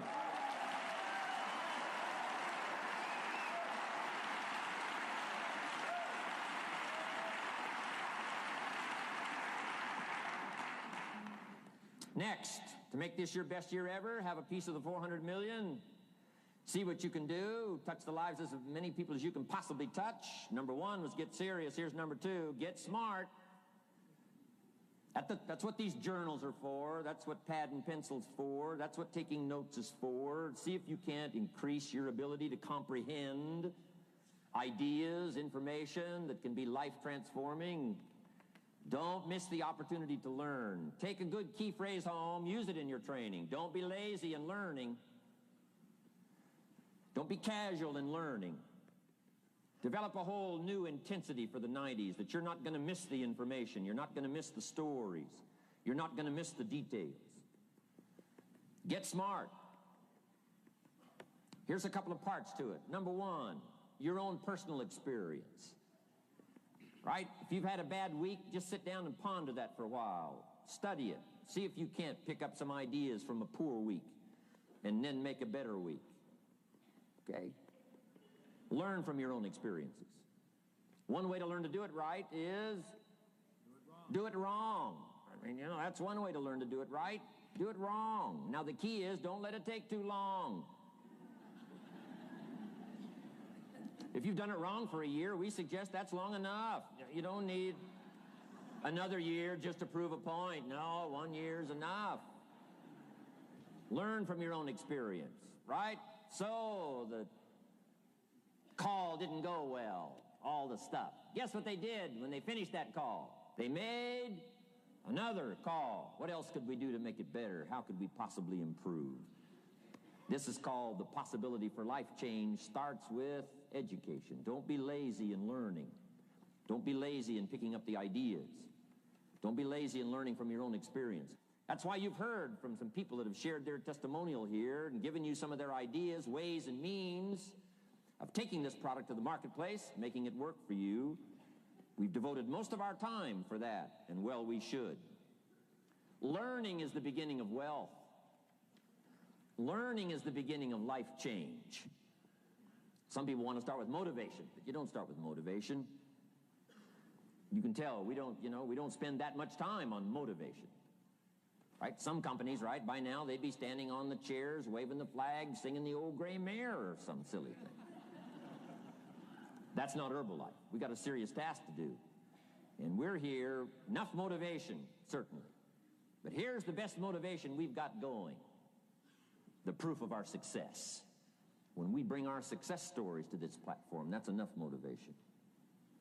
When we bring our dedication and let it show, we let the work of our hands show, that's the motivation we want. Right? Not just excitement. Just excitement alone won't do it. Somebody says, just motivate this guy, he'll be all right. The answer is no, probably not.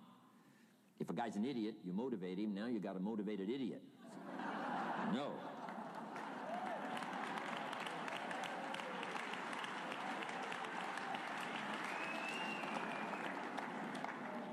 So education, get smart, don't miss the training class. You say, well, I've already been to one of those classes. I've already heard it. I got a good phrase for you to take home. That's no sign you got it. Just because you've listened to those millionaire tapes one time is no sign you've got it. I'm asking you to listen to them over and over and over. I'm asking you to dedicate yourself to a new level of learning in 1992. When I travel with Mark Hughes, he's got his book open. He's got a book open. He's reading. He's studying. Lives of successful people, lives of despicable people. You know, study, learn, grow, change, develop. Never let it be said you didn't learn, right? If you want to solve your problems, you got to learn. If you want to take advantage of an opportunity, you got to learn. We can't come here and just give you the marketing plan, give you the product, send you home. We got to stay for a while. Learn, stay for a while, right? Put on those cassettes and stay for a while, right? We asked you to come here for a couple of days and stay for a while. Do some learning. Take it back home.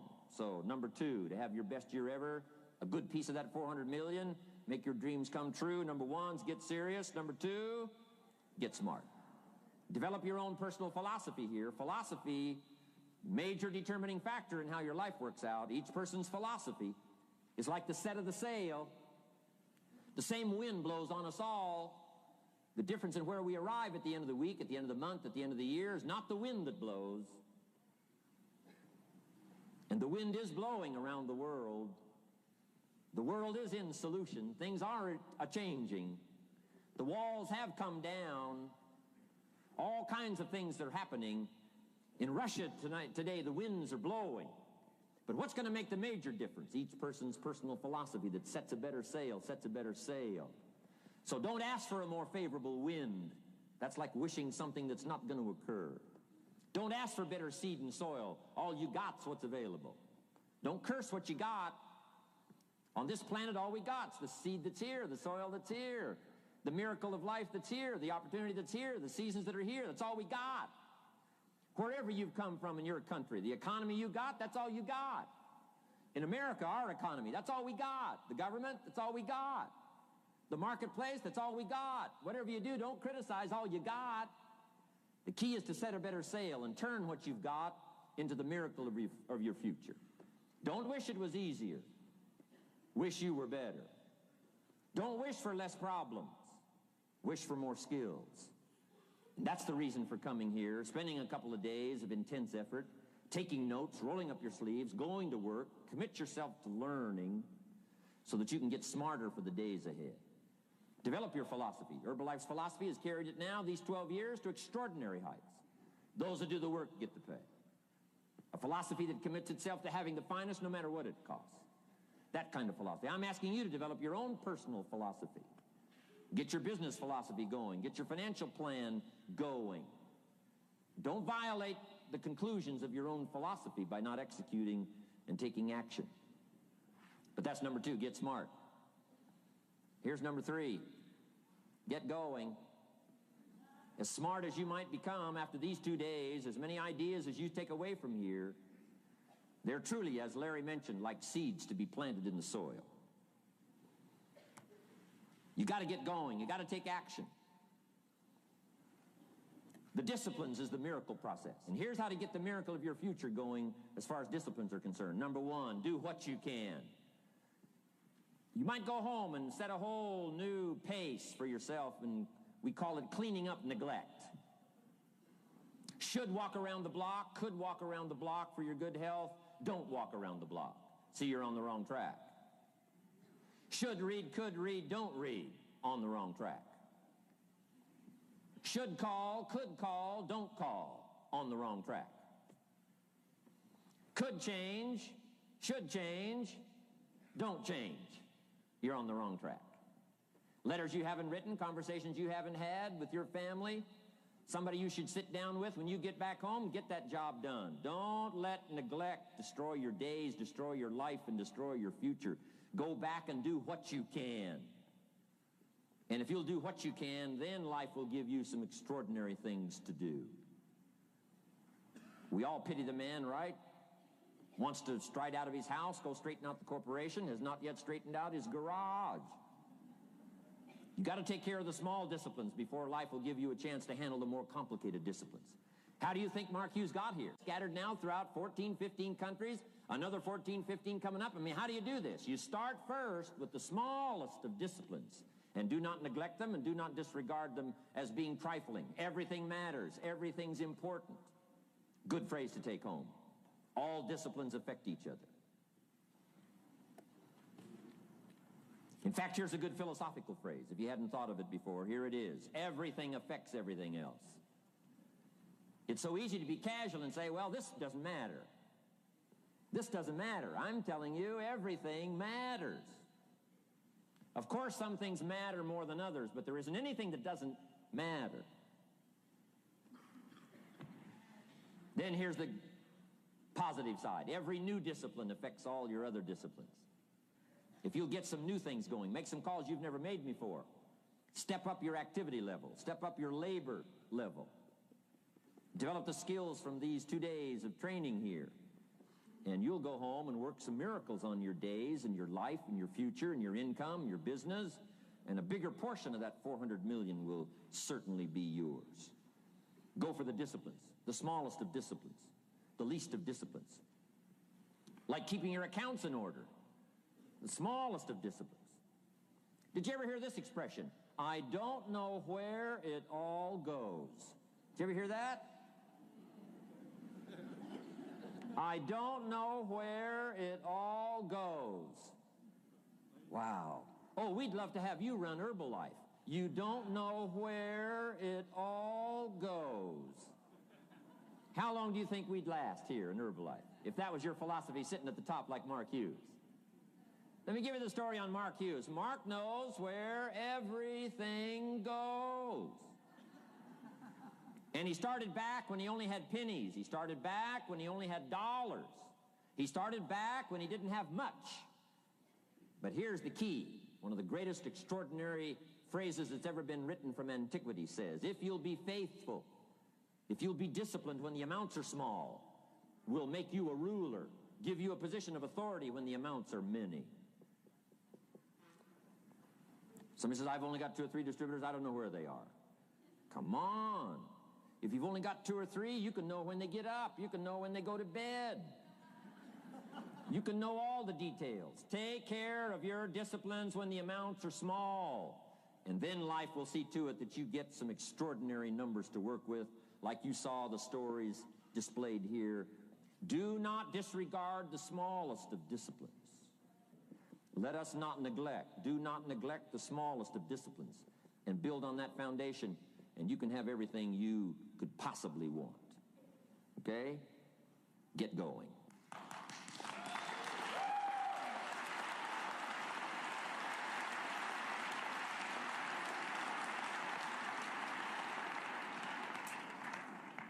Here's number 4. Get better.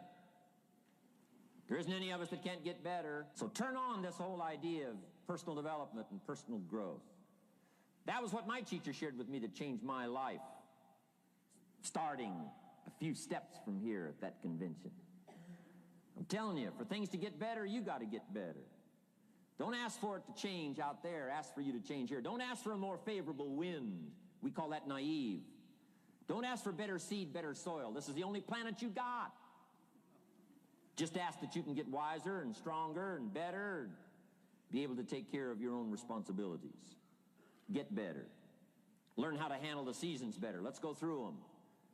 Some stuff I did on satellite many, many years ago. Let me just review those notes for you on this getting better part. Learn how to handle the seasons of life. Number 1, learn how to handle the winters. We're all going to go through some winters. Herbalife's been through a few.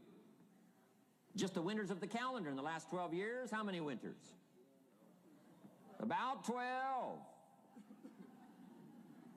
But it's not just the winters of the calendar. It's not just the winters of the seasons. There's all kinds of winters.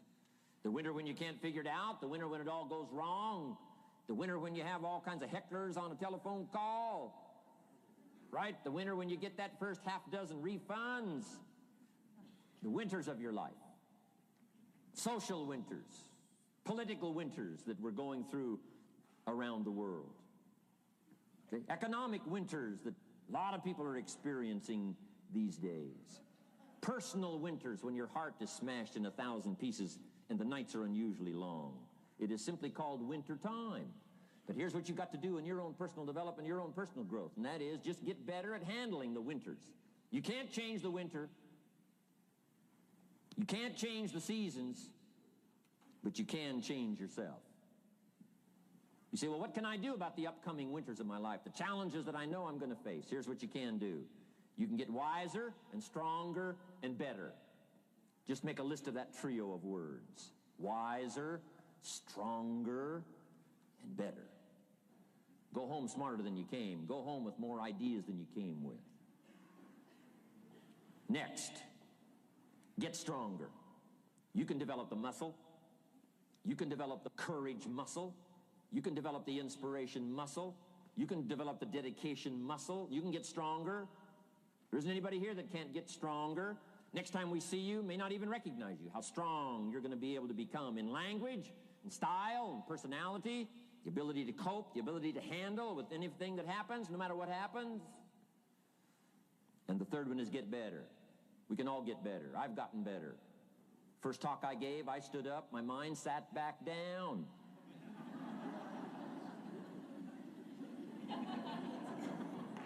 I love to wait for the translation to finish, see if I can get some more reaction here.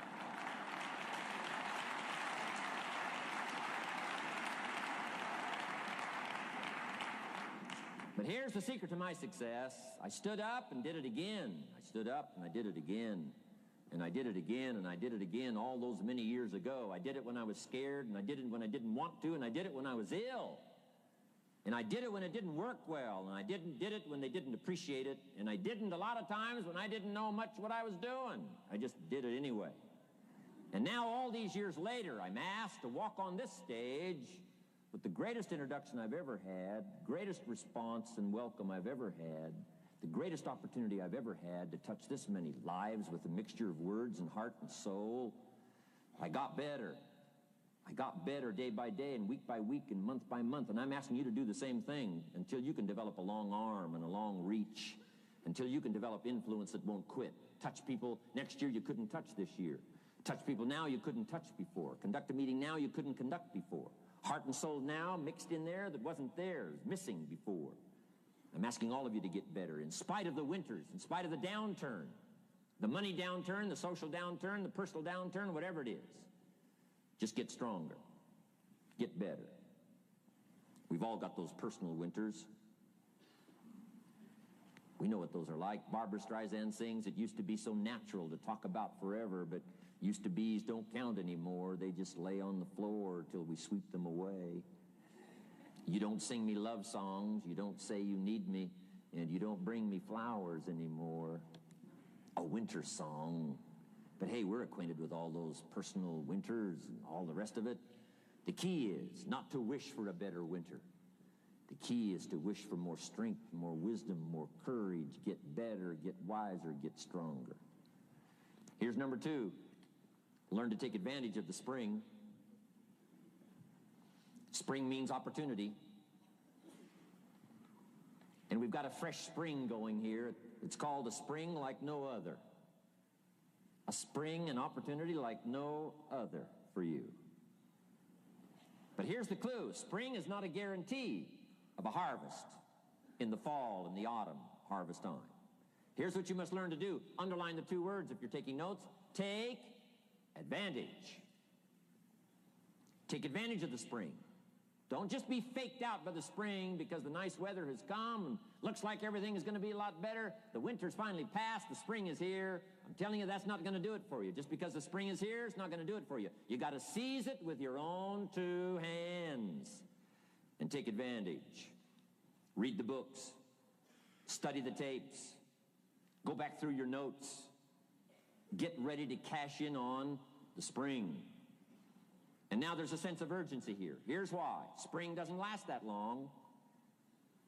To be able to say, I just got back, doesn't last that long. It's called the springtime of opportunity.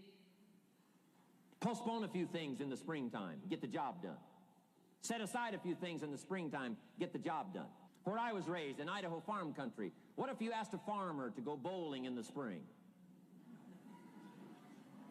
What would he probably say? He would say, you're insane. You can go bowling in the winter. When you can't plant the crop, you can't go bowling in the spring. You've only got a certain piece of time, and you got to get it done in that certain window of opportunity. And that's what we've got here, a window of opportunity. Let's take advantage of it. It's called take advantage of the spring. And there's also an urgency here. How many springs have you got in a lifetime? Not very many. Life is brief at the longest. The Beatles wrote, life is very short. And for John Lennon, it was extra short. For Michael Landon, it was extra short. But it is short. There's an urgency here. Don't waste your springs. Don't just let them pass, hoping the time will pass. Take advantage. Last year it was seize the moment. And I'm asking you now this season to seize the spring opportunity. You've got a new organization going, seize the spring. You've got a new distributor going, seize the spring. You've got a new life situation going, seize the spring. Take advantage of it. Don't let it pass without giving it the best of your two hands and your attention. Number 3, first, learn how to handle the winter. Second, take advantage of the spring. Number 3, in the summer, learn to nourish and protect. We've got some major challenges now come summertime. One is to nourish our values, take care of them, feed them. Don't let them go hungry. Don't let them go wanting in nourishment and care. And then here's something else we've got to do in the summer. Defend ourselves against the enemies. Summertime is a unique time. It's a time of opportunity. It's also a time of challenge. But what else is new? It's what life is called. The last 6,500 years reads like this: opportunity mixed with difficulty. Opportunity mixed with challenge. We've got a chance to grow like never before, but I'm telling you, there's going to be many enemies that's going to try to prevent us. As soon as you plant the garden, the busy bugs and the noxious weeds are out to take it, and you've got to learn not only to nourish your values, you've got to learn to do battle with your enemies. Whatever threatens you, I'm asking you to threaten it back. Take care of your responsibility, but don't take anything off of anybody. Somebody wants to destroy your chances for a good future by their negative talk, negative thinking, putting it all down. I'm telling you, walk away if you have to. Walk away. Whatever threatens you, threaten it back. Whatever threatens your opportunity, threaten it back. Now, some of our enemies are on the outside, but here's the most important thing to understand. Some of our enemies are on the inside. Let me give you a quick list. Indifference. You got to do battle with your own indifference. Boy, it's easy to coast, especially if you've accomplished something, extraordinary. Now, somebody says, I got to relax. Here's the key: not too long. The weeds will take all you plant if you rest too long. Don't rest too long. Indecision. You got to make those decisions. The ones that don't turn out to be good gives you experience to make better decisions. Don't let much time go by without making some decisions. The ones that you can make quickly, make them quickly. The ones that take time, take your time, but get those decisions made. Don't let indecision be an enemy, rob you of the future, empty your bank account, leave you with zero in the purse. Don't let that happen. The next one is doubt. Sure, there's doubts on the outside. People doubt that America's going to make it. People doubt that Europe's going to make it. People doubt that Russia's going to make it, that Poland's going to make it, that Czechoslovakia is going to make it. They doubt the whole world is going to make it. But I'm asking you not to pick up all those doubts. I'm asking you to have some faith, have some courage, believe, drive your doubts into a small corner. Don't let them loose like a mad dog, drive you into a small corner. Don't doubt the future. Don't doubt the possibilities. Don't doubt the extraordinary gifts that your distributors bring to your organization. Don't doubt that. And here's the most important one of all. Don't doubt yourself. If I've got miracle working power to change my life, so do you. If I've got the ability to change, so do you. If I've got the ability to read, so do you. If I can discover, so can you. If I can grow, you can grow. If I can develop, you can develop. If I can get an invitation like I got 6 years ago, help take something around the world, so can you. If I can stand on this platform, Idaho farm boy raised in obscurity, so can you. If the millionaire team can do it, president's team can do it, walk off with the diamonds, the trophies, so can you. I'm asking you, don't sell yourself short. We haven't sold you short. That's why Mark, Larry, and Dr. Katzler and I have decided to invest a big share of our life these 4 days in being with all of you. If we didn't think you were worth it, we wouldn't have showed up. We don't need to conduct another meeting. We don't need to walk on another stage. We don't need to get up early like we get up. Don't need it, except for the challenge and the opportunity to invest in this many people's lives who wouldn't get up early, to have a chance to work miracles and invest in this many people's lives and help turn the world upside down for better nutrition called Herbalife.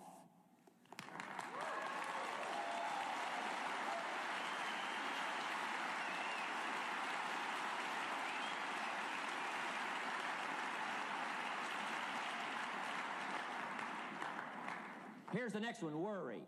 I'm asking you to drive worry into a small corner. You got to worry some. All this negative stuff serves some purpose, but the key is for you to be the master, not the servant.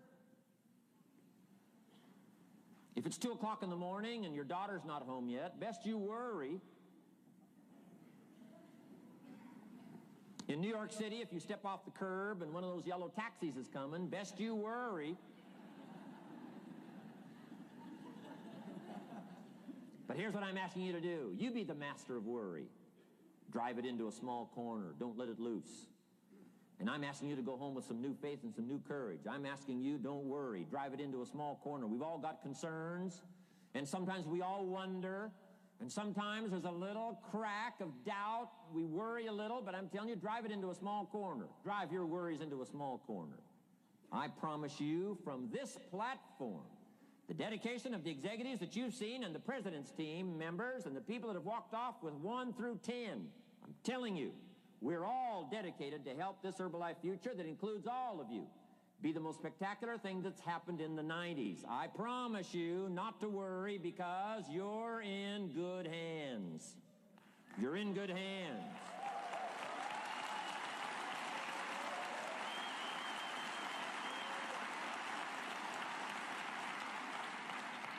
And now what I want you to be able to say, if you give Mark Hughes a telephone call, or if you have a chance to talk to Mark Hughes in person, whatever village you've come from, whatever street you've come from, wherever you've come from, I'd like for you to be able to say sincerely and honestly with all the dedication you possibly can, Mark Hughes, I want you to go to bed at night and sleep like a baby, because where I came from, when I go back and represent Herbalife in that community, I want to reassure you, Mark Hughes, Herbalife in that community is in good hands.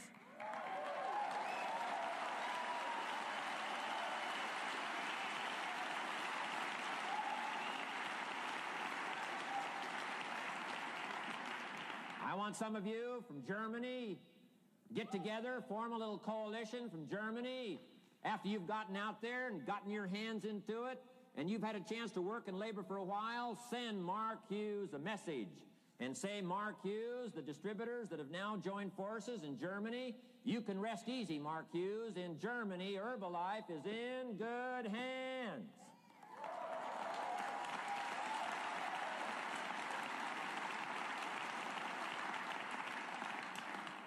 And all of the rest of the countries, make that your dedication. Make it personally. Make it collectively as an organization. This incredible opportunity has been dropped in our lap. It's been given to us. We're going to take it to the marketplace, and we're going to take it to the marketplace with good hands, steady hands, growing hands, intelligent hands that can go touch people and get the job done. I'm asking you to commit to that. Herbalife is in good hands.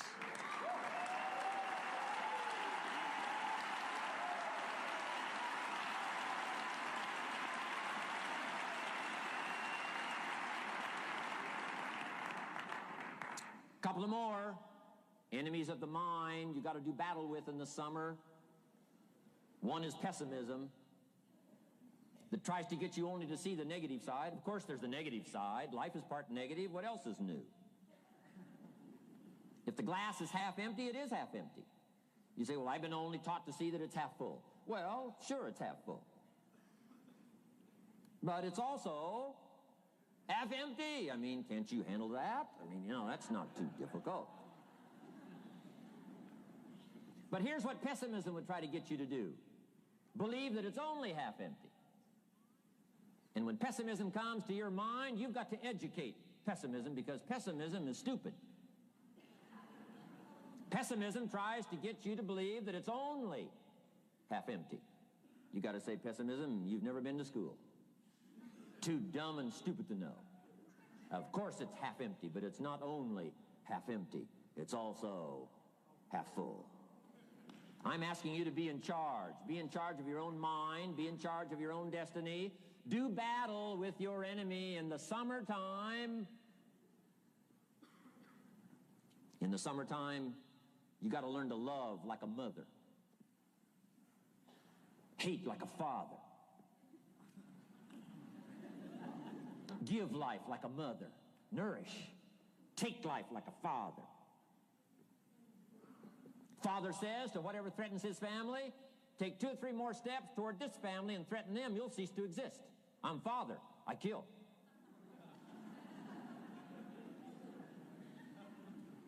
Do battle with your enemies. Now, it's also possible to love like a father and hate like a mother. I'm not saying that isn't possible. Nothing more dangerous than an angry mother.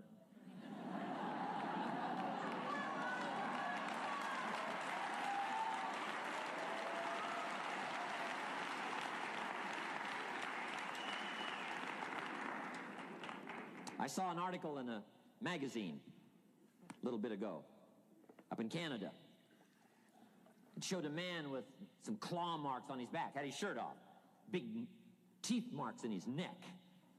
This man was out in the woods, had his flash camera, saw a mama bear with a little cub, thought, though, this is cute, took a flash picture. Mama bear takes unkindly to this flash picture. Promptly chases the man, catches him, almost kills him before somebody rescued him. So, beware, mama bear. Okay?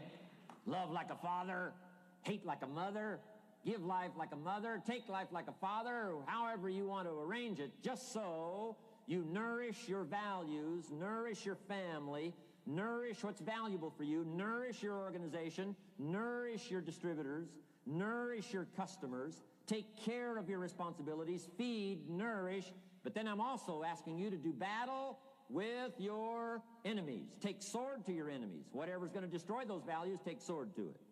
If it's worry, take sword to it. If it's threat, threaten back. You got to be like your bloodstream.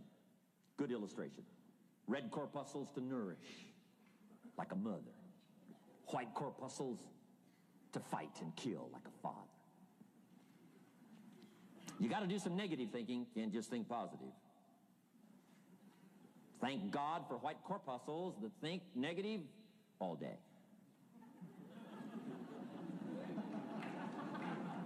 White corpuscles say, just show me some infection, I'll kill it. Whatever threatens this body and its future gets threatened. Whatever's out to kill this body gets killed. I'm asking you, take sword to your enemies, whether they're on the outside or whether they're on the inside. Protect your family, protect your future, protect your values. Love, nourish, but also do battle with whatever's out there to do battle with you. Take some courage from some of those that have been through the battle. They've given you their stories on this stage. They've been through it. They know what it's all about. Take some courage from that. And in the summer, do battle and nourish. Now here's the last one. In the harvest time, number 4. Take your harvest and all that comes your way with full responsibility. Don't complain.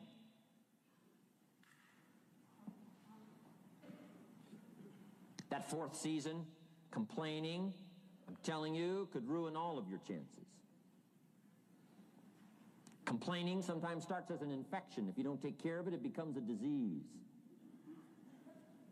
Do battle with it. In the harvest time, reap your harvest without complaint. It's your crop, you sowed it. You either made the calls or didn't make the calls. You wrote the letters, you didn't write the letters. You were steady or you weren't steady. You did it or you didn't do it. You put together a good day or you didn't put together a good day. Take responsibility when the harvest time finally comes and say, hey, it's my crop. Got to take responsibility for it. I do not complain. And then here's the next one. Do not apologize if you've done well. We offer no apologies when these winners that walked across this stage here go back to their communities. We offer no apology for making the kind of money they make. because of the lives they touched and the people that they helped. No telling what would have happened if these people had not touched many people's lives, who touched many people's lives. When you go back to the community, all of you that were winners here, I ask you to go back with no apology, because you've done your job well and you've given good hands to everybody you've touched. You deserve all the money.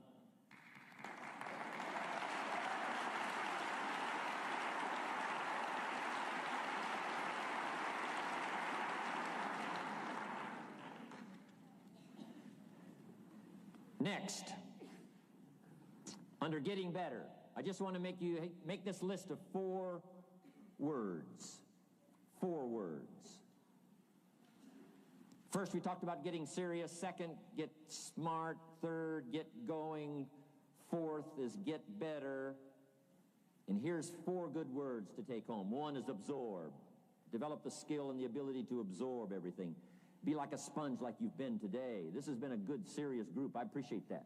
You've worked as hard as we have up here on this platform. You've rolled up your sleeve and you've gone to work and you've taken notes, and I appreciate that. Absorb everything you can. Absorb the sights and the sounds and the color. Guess what you're going to want to do? Go back home and invest this experience into other people's lives, and you can't invest it if you haven't got it. So I'm asking you to appreciate the color. I'm asking you to appreciate the auditorium. I'm asking you to appreciate what's going on here. I'm asking you to appreciate each other. Soak this all up. Soak it all up. It's called absorb, absorb, absorb. Then when you get back home, you can give out, give out, give out. And you'll have an extraordinary effect on the people that you reach out and touch. Here's the next one. Develop the ability to respond.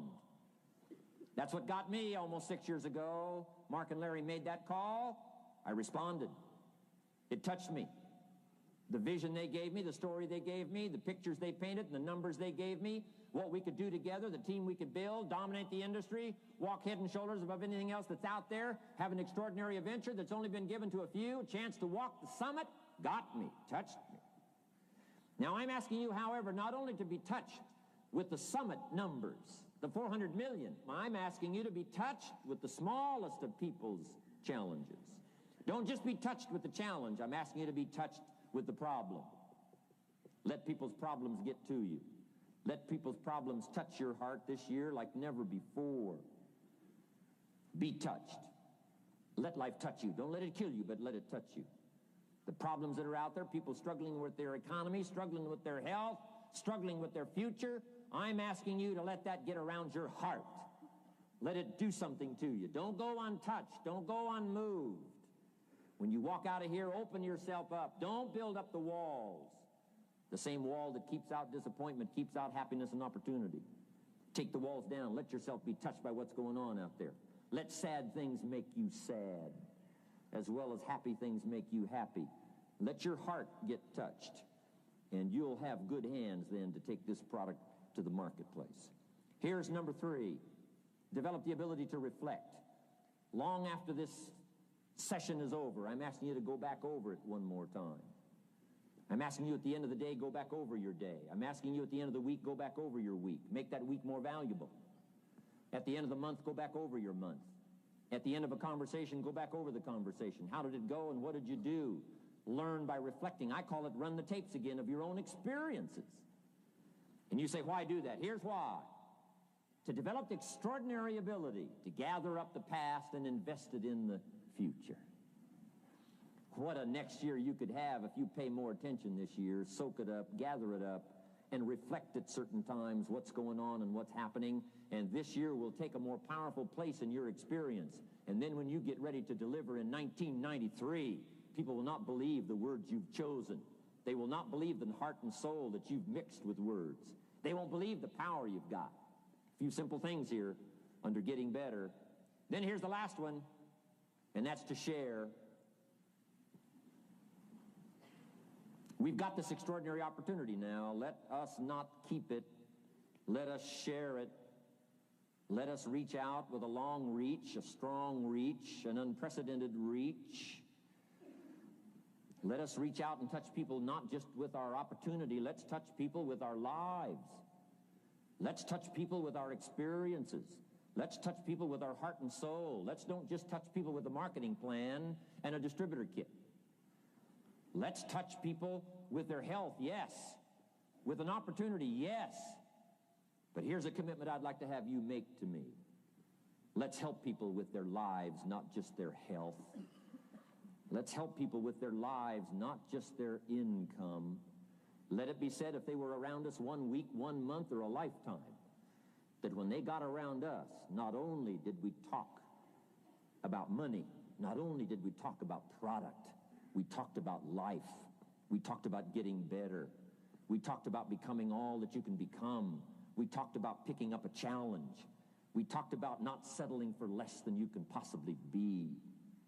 Let's do that. Let's develop those abilities.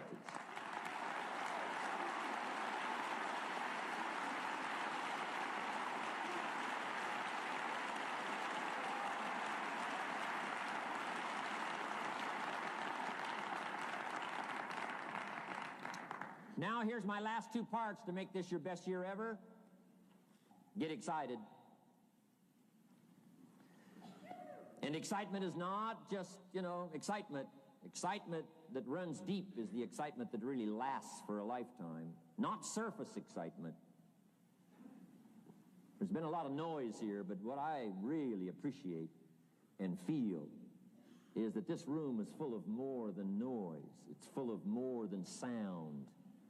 I'll tell you what's really going to serve you well, and that's the excitement you feel inside that isn't even probably expressed on the outside, the excitement that runs deep, the excitement that stirs commitment, the excitement that stirs courage. Give me the chance, and I will get the job done. That kind of excitement. Develop that kind of attitude.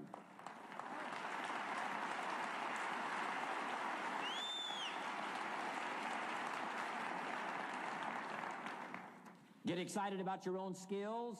Get excited about your own abilities. You can put it into words. If I can start with nothing and finally stand on this platform, deliver best words I can choose, words are clumsy at best when you try to express what's going on in your heart, your head. But I've done my best. But I'm telling you, if I can find the words, you can find the words. And here's a key here. Communicate. Don't leave it unsaid. If somebody's got some congratulations coming, don't fail to congratulate them. If a distributor has got a word of praise coming, don't fail to give it. Don't fail to say it. Don't fail to say it. Find the best words you can. Struggle with the best words you can. Borrow some words if you have to. I borrow all kinds of words. Winston Churchill one time said, "Truth is incontrovertible. Malice may attack it, and ignorance may deride it, but in the end, there it is." See, I love to borrow that. I mean, that's better said than I could say it. See, that's well said. You could stay up all night and not think of that. I mean, it's well said. I'm asking you to borrow the words that have come from this platform, borrow the words that have come from the top 10, borrow the words that have come from the distributors who have shared so eloquently with you, borrow their words, borrow their notes, but then I'm asking you to start choosing the best words you can. We want you to get good at these skills of communicating, skills of touching people's lives with words, touching their heart with words, helping them to see something they've never been able to see before by your words. Choose the best words you can. Don't fail with an opportunity to challenge yourself to choose good words. Search for the words. Struggle for the words. But don't let somebody within the scope of your influence go without your words. Words work miracles. Words can help people to see something they've never seen before. There's a lot of people you haven't got to yet. They can't see how they can possibly be healthy. And if you'll come along with your good words, you can turn on all the lights for them. They can't see how they can possibly be successful. And if you'll come along with your testimonial, that's why Herbalife is built on testimonials. Words that work miracles. Helps people to see. And when you come along and tell your story, people are going to say, before you got here, I was blind.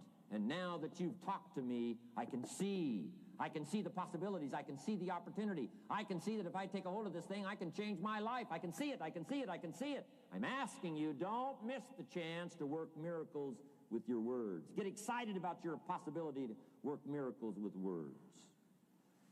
And now here's my last word to you, and I'm finished for this day. But let me give you this last one. To make this your best year ever, get away, balance your life, Take care of your family. Take care of your responsibilities. Take care of your spirituality. Take care of good friendships. We've got to have some friends. That's why I'm here. I made these extraordinary friendships way back when.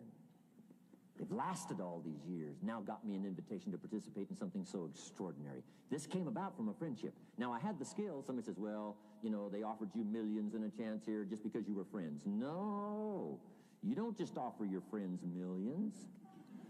No. They got to have some skills. So I did bring skills, but I'm telling you, my chance to bring my gifts and my skills to you today was because I nourished these friendships over all these years. So make sure you balance your life, family, friendship. Friends are those people who know all about you and still like you. Okay? You got to have some of those.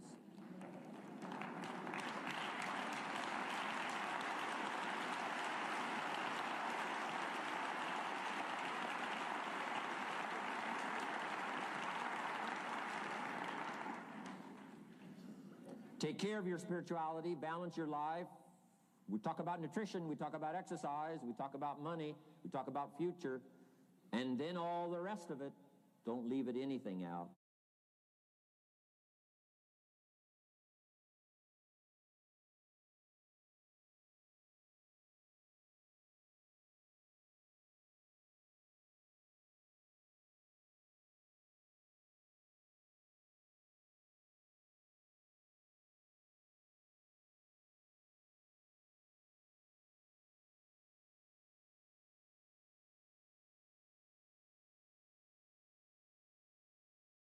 Here's how to really cash in on this year. Number one, get serious. Life is serious.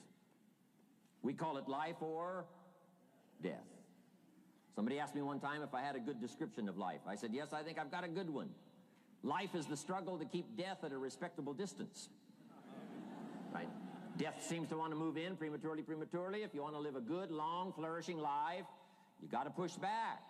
You can't just give in. You got to push back. That's what these products are for, to help you push back. And we're dealing with some serious matters here. So we can't just, tell the latest 10 jokes and just go home. We're not here to entertain. We're here to instruct. We're here to grow. We're here to learn. We're here to get the best we possibly can. Serious. Life is serious. The future's serious. One ancient novelist said, these are the best of times and these are the worst of times.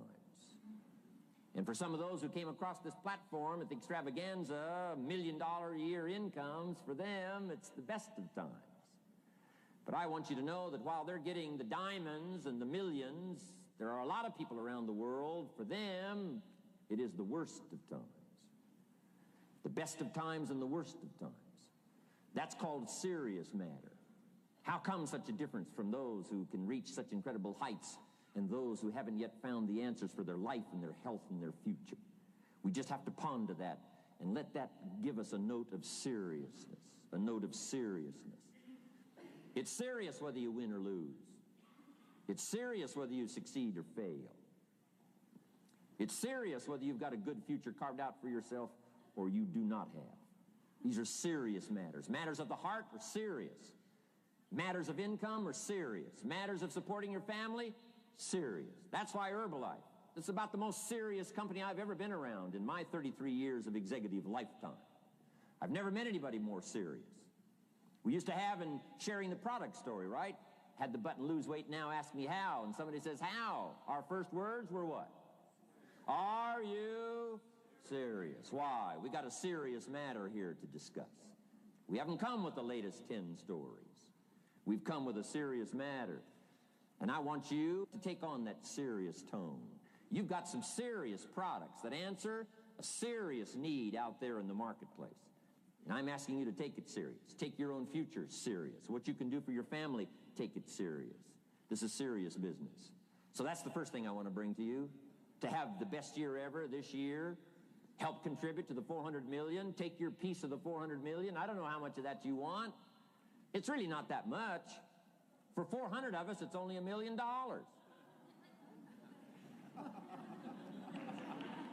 For 400 of us, it's only $1 million.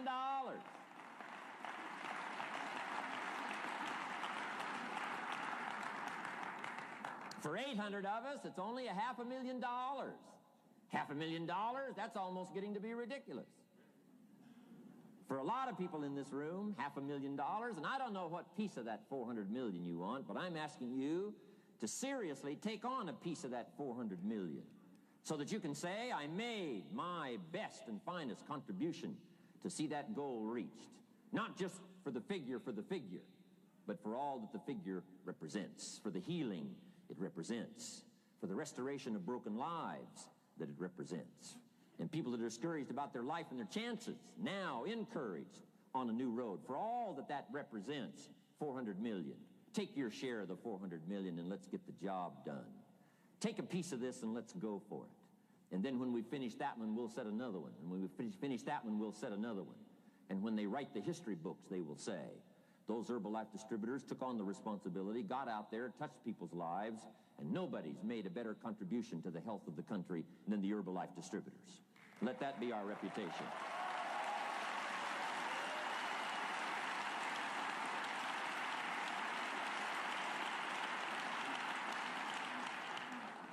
I've got a new seriousness going for me. You know, I could have quit and played a long time ago. When Mark and Larry called me, right? Hey, I'm semi-retired. I'm looking for the next exotic beach. And they said, no, you got to postpone all those plans. We got too big a job here. We got too important a task here, and nothing else you could do would touch more people's lives, render more value to the marketplace, give you greater satisfaction, chance to belong on an international championship team, and all the stuff that can happen here. No. We got some more things to do, Jim Rohn. Postpone it for a while. We'll have some fun along the way, and we'll enjoy each other along the way, and we'll have some good times along the way. Last night was part of it. Some good times along the way, but I'm telling you, they were right. It was too early for me to cash it in. It was too early. I needed this kind of incredible incentive to be a part of something so extraordinary, and I gladly said yes. And I'm going to do my part. I'm going to pick up the task here. The 90s is going to see a brand new Jim Rohn, willing to make the studies, willing to make the commitment, willing to do the learning, find better ways to choose the words, find better ways to reach inside, get heart and soul, mix it all together, and make an impact on people. When I come to your country, when I come to your city, when I come to your village, when I come to your community, I want to come with some new skills. I want to come with some new power. I want to come with the refinement of language and spirit and heart and soul and make a contribution, not just on this platform with the lights shining and the television cameras running. I want to do it because you deserve it. For the commitment that you're making out there in the marketplace, I want to back it up with the best skills I can possibly bring to help serve you in the marketplace and to help serve Herbalife. New commitment for me.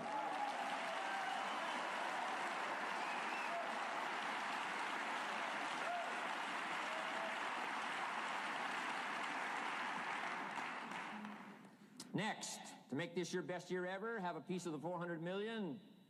See what you can do. Touch the lives of as many people as you can possibly touch. Number one was get serious. Here's number two, get smart. That's what these journals are for. That's what pad and pencil's for. That's what taking notes is for. See if you can't increase your ability to comprehend ideas, information that can be life-transforming. Don't miss the opportunity to learn. Take a good key phrase home. Use it in your training. Don't be lazy in learning. Don't be casual in learning. Develop a whole new intensity for the 90s that you're not going to miss the information. You're not going to miss the stories. You're not going to miss the details. Get smart. Here's a couple of parts to it. Number one, your own personal experience. Right? If you've had a bad week, just sit down and ponder that for a while. Study it. See if you can't pick up some ideas from a poor week and then make a better week. Okay? Learn from your own experiences. One way to learn to do it right is do it wrong. I mean, that's one way to learn to do it right. Do it wrong. Now, the key is don't let it take too long. If you've done it wrong for a year, we suggest that's long enough. You don't need Another year just to prove a point. No, 1 year's enough. Learn from your own experience, right? So the call didn't go well, all the stuff. Guess what they did when they finished that call? They made another call. What else could we do to make it better? How could we possibly improve? This is called the possibility. It was easier. Wish you were better. Don't wish for less problems. Wish for more skills. And that's the reason for coming here, spending a couple of days of intense effort, taking notes, rolling up your sleeves, going to work, commit yourself to learning so that you can get smarter for the days ahead. Develop your philosophy. Herbalife's philosophy has carried it now, these 12 years, to extraordinary heights. Those that do the work get the pay. A philosophy that commits itself to having the finest no matter what it costs. That kind of philosophy. I'm asking you to develop your own personal philosophy. Get your business philosophy going. Get your financial plan going. Don't violate the conclusions of your own philosophy by not executing and taking action. But that's number 2, get smart. Here's number 3, get going. As smart as you might become after these 2 days, as many ideas as you take away from here, they're truly, as Larry mentioned, like seeds to be planted in the soil. You got to get going. You got to take action. The disciplines is the miracle process. And here's how to get the miracle of your future going as far as disciplines are concerned. Number 1, do what you can.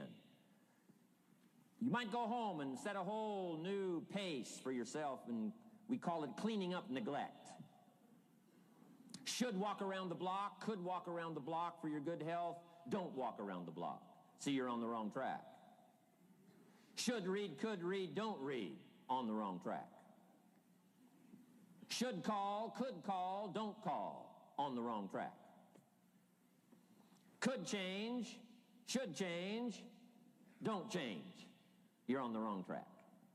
Letters you haven't written, conversations you haven't had with your family, somebody you should sit down with when you get back home, get that job done. Don't let neglect destroy your days, destroy your life, and destroy your future. Go back and do what you can. And if you'll do what you can, then life will give you some extraordinary things to do. We all pity the man, right? Wants to stride out of his house, go straighten out the corporation, has not yet straightened out his garage. You got to take care of the small disciplines before life will give you a chance to handle the more complicated disciplines.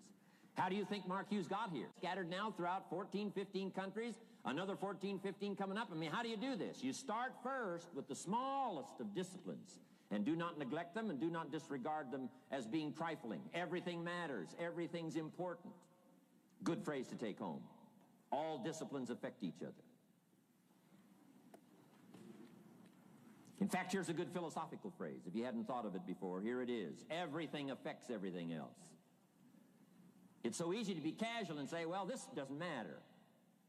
This doesn't matter. I'm telling you, everything matters. Of course, some things matter more than others, but there isn't anything that doesn't matter. Then here's the positive side. Every new discipline affects all your other disciplines. If you'll get some new things going, make some calls you've never made before, step up your activity level, step up your labor level, develop the skills from these 2 days of training here, and you'll go home and work some miracles on your days and your life and your future and your income, your business, and a bigger portion of that 400 million will certainly be yours. Go for the disciplines, the smallest of disciplines, the least of disciplines. Like keeping your accounts in order, the smallest of disciplines. Did you ever hear this expression? I don't know where it all goes. Did you ever hear that? I don't know where it all goes. Wow. Oh, we'd love to have you run Herbalife. You don't know where it all goes. How long do you think we'd last here in Herbalife if that was your philosophy sitting at the top like Mark Hughes? Let me give you the story on Mark Hughes. Mark knows where everything goes. And he started back when he only had pennies. He started back when he only had dollars. He started back when he didn't have much. But here's the key. One of the greatest extraordinary phrases that's ever been written from antiquity says, if you'll be faithful, if you'll be disciplined when the amounts are small, we'll make you a ruler, give you a position of authority when the amounts are many. Somebody says, I've only got 2 or 3 distributors, I don't know where they are. Come on. If you've only got 2 or 3, you can know when they get up. You can know when they go to bed. You can know all the details. Take care of your disciplines when the amounts are small. And then life will see to it that you get some extraordinary numbers to work with, like you saw the stories displayed here. Do not disregard the smallest of disciplines.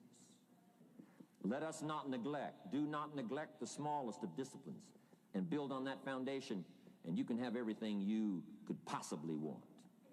Okay? Get going.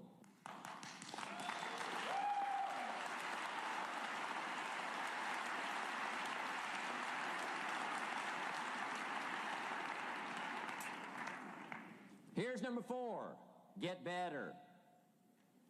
There isn't any of us that can't get better. So turn on this whole idea of personal development and personal growth. That was what my teacher shared with me that changed my life, starting a few steps from here at that convention. I'm telling you, for things to get better, you got to get better. Don't ask for it to change out there. Ask for you to change here. Don't ask for a more favorable wind. We call that naive. Don't ask for better seed, better soil. This is the only planet you got. Just ask that you can get wiser and stronger and better, be able to take care of your own responsibilities. Get better. Learn how to handle the seasons better. Let's go through them. Some stuff I did on satellite many, many years ago. Let me just review those notes for you on this getting better part. Learn how to handle the seasons of life. Number 1, learn how to handle the winters. We're all going to go through some winters. Herbalife's been through a few. Just the winters of the calendar in the last 12 years, how many winters? About 12. But it's not just the winters of the calendar. It's not just the winters of the seasons. There's all kinds of winters. The winter when you can't figure it out. The winter when it all goes wrong. The winter when you have all kinds of hecklers on a telephone call. Right? The winter when you get that first half dozen refunds.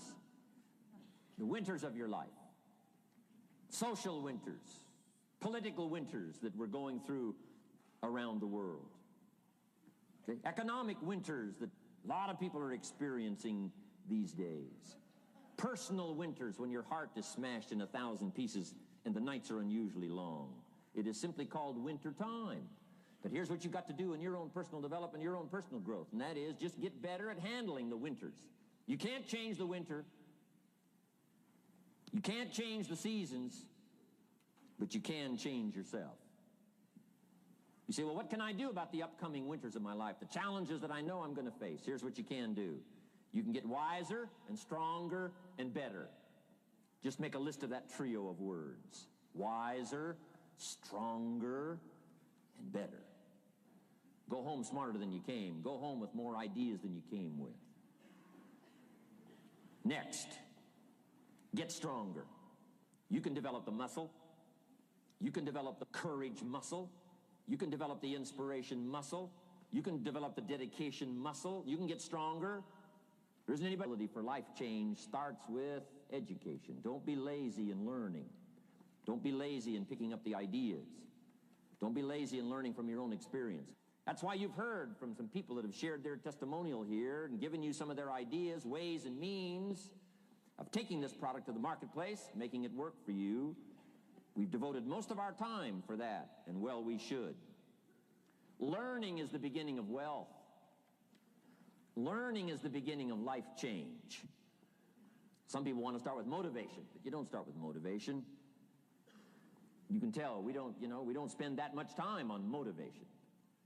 Right? Some companies, right, by now they'd be standing on the chairs, waving the flag, singing the old gray mare or some silly thing. That's not Herbalife. We got a serious task to do. And we're here, enough motivation, certainly. But here's the best motivation we've got going. The proof of our success. When we bring our success stories to this platform, that's enough motivation.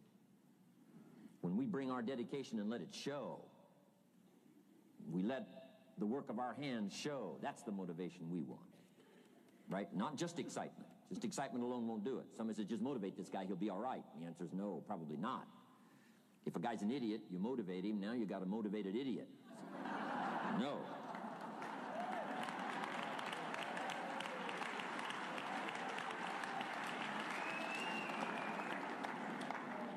So education, get smart, don't miss the training class. You say, well, I've already been to one of those classes. I've already heard it. I got a good phrase for you to take home. That's no sign you got it. Just because you've listened to those millionaire tapes one time is no sign you've got it. I'm asking you to listen to them over and over and over. I'm asking you to dedicate yourself to a new level of learning in 1992. When I travel with Mark Hughes, he's got his book open.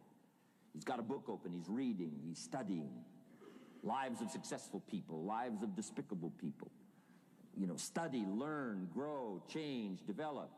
Never let it be said you didn't learn. Right? If you want to solve your problems, you got to learn. If you want to take advantage of an opportunity, you got to learn. We can't come here and just give you the marketing plan, give you the product, send you home. We got to stay for a while. Learn, stay for a while. Right? Put on those cassettes and stay for a while.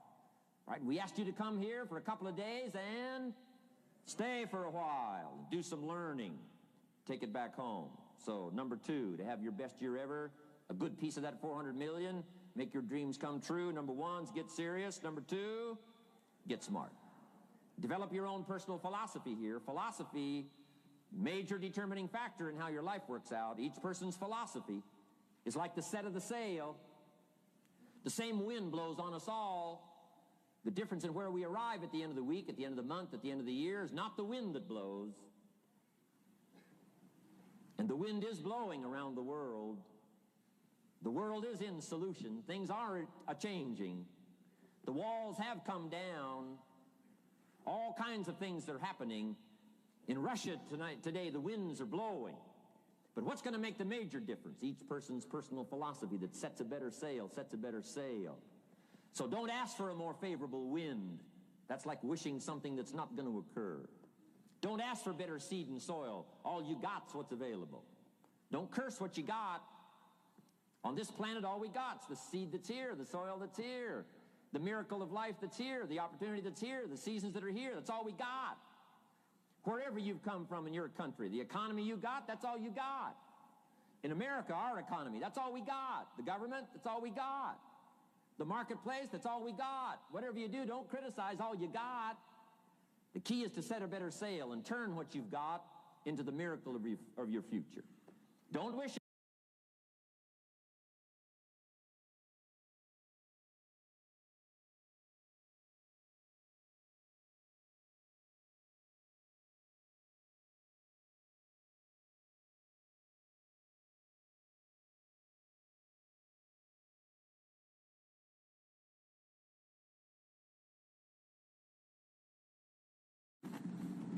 Here's the big challenge of life. You can have more than you've got because you can become more than you are.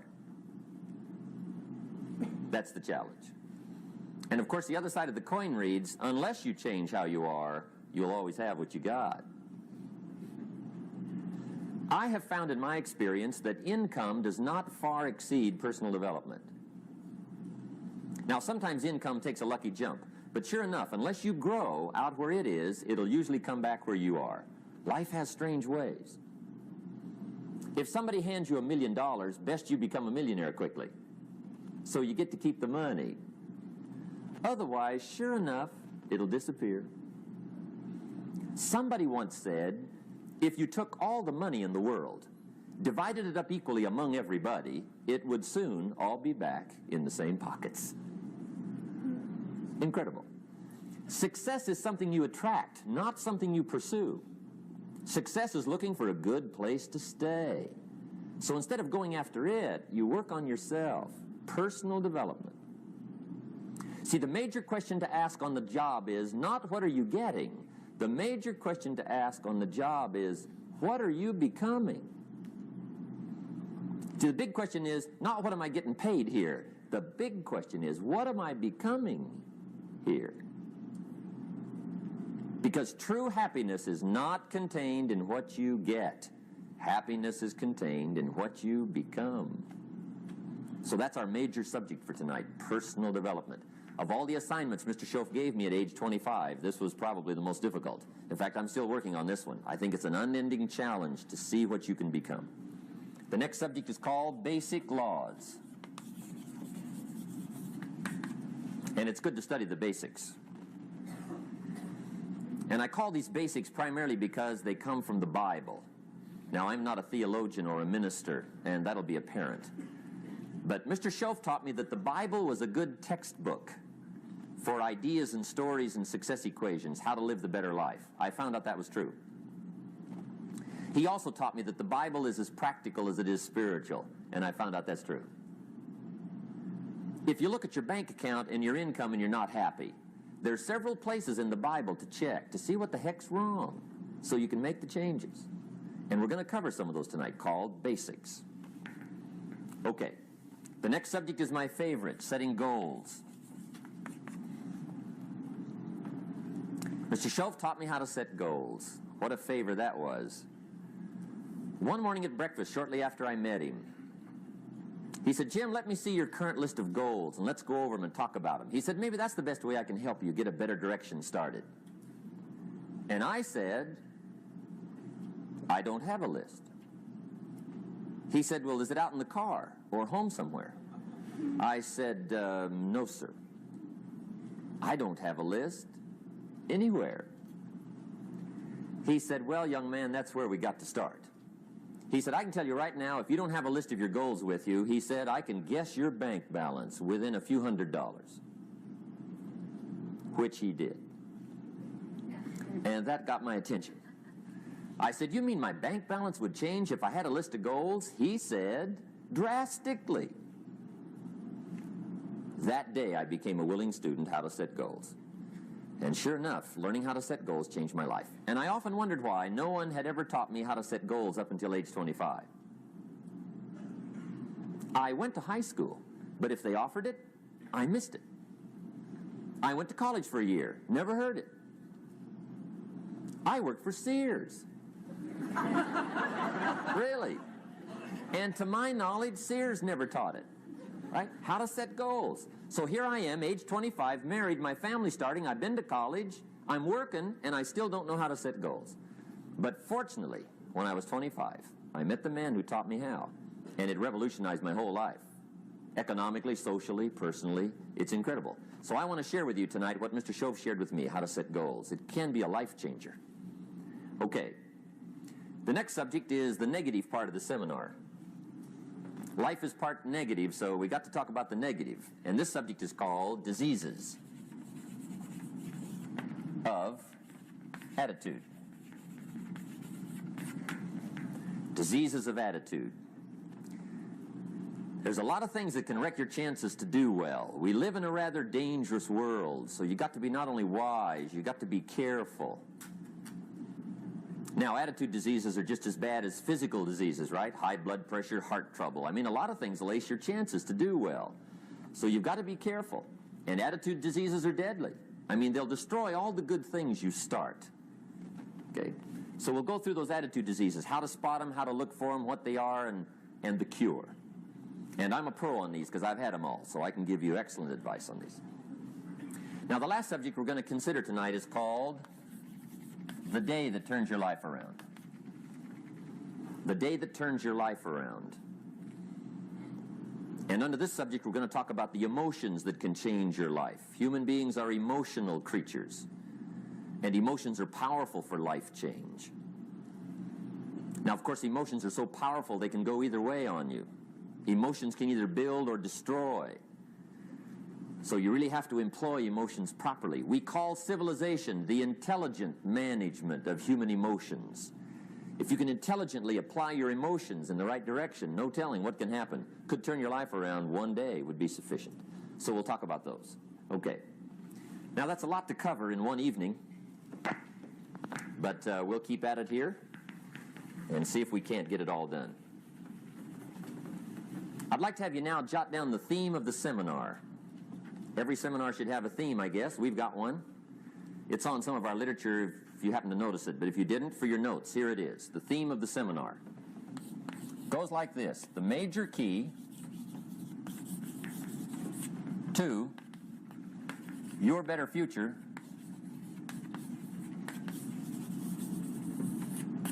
is you. That's the theme of our seminar tonight. The major key to your better future is you. And I'd like to have you underline two words just to give it some added punch. Underline the word major and the word you, so that it reads, the major key to your better future is you. Now, my first suggestion is transfer this to a card or something where you can put it up, where you can see it every day. Preferably put it up where you can see it at the beginning of the day, before you go off to put the day together. This is a good phrase just to glance at, to keep in mind as you're putting the day together. It's called the silent seminar.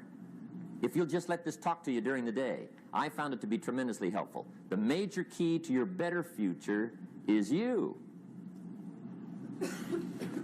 For a big share of my life now, I didn't have this one quite figured out. Among a lot of things I didn't have quite figured out.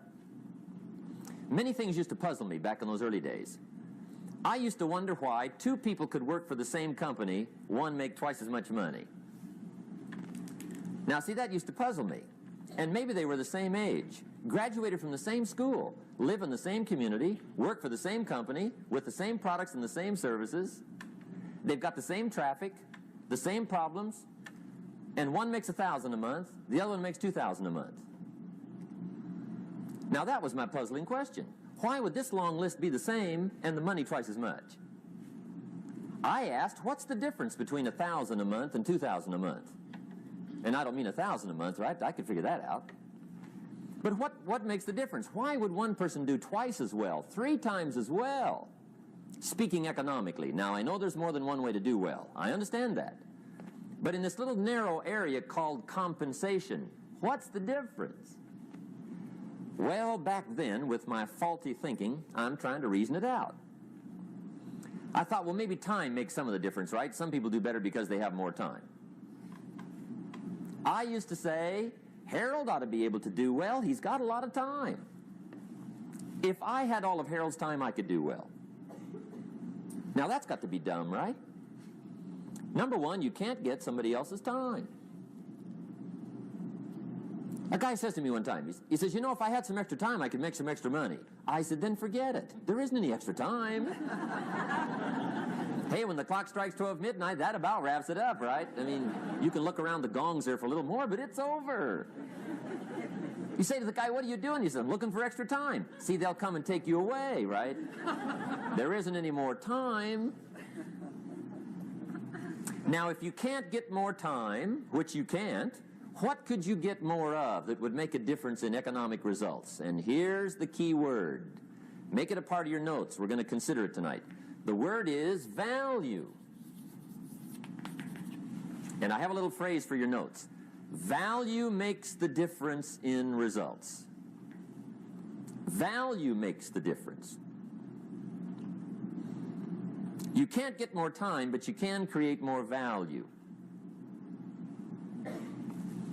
Now, here's the first lesson of economics. Everybody should learn it from the time they're old enough to understand what a dollar means, how to earn one, how to get one, how to keep one, what to do with it. First lesson of economics. We primarily get paid for value. That's lesson 1. Bringing value to the marketplace, that's how you get paid. You don't get paid for the time. I know it takes time to bring value to the marketplace, but you get paid for the value, not the time. Now, since that's true, here's one of the key questions of the evening. Is it possible to become twice as valuable at the marketplace and make twice as much money in the same time? Could you become 3 times as valuable? Make 3 times as much money in the same time? Is that possible? The answer is yes, if. And it's always if, right? Life is known as the big if. Harry Truman once said, life is iffy. How true. And here's the big if we're going to consider it tonight. It's possible to do much better at the marketplace if you go to work primarily on yourself. And that's the theme of our seminar tonight. learning to work primarily on yourself. People have asked me for the last 24 years, how do you develop an above-average income? And the answer is, become an above-average person. Develop an above-average handshake. Some people want to be successful. They don't even work on their handshake. As easy as that would be to start on. They let it slide. They don't understand. Develop an above-average smile. Develop an above-average excitement. Develop an above-average interest in other people. Develop an above-average intensity to win. See, that'll change everything. Probably one of the most frustrating experiences in life is looking for an above-average job with above-average pay without becoming an above-average person. It's called frustration.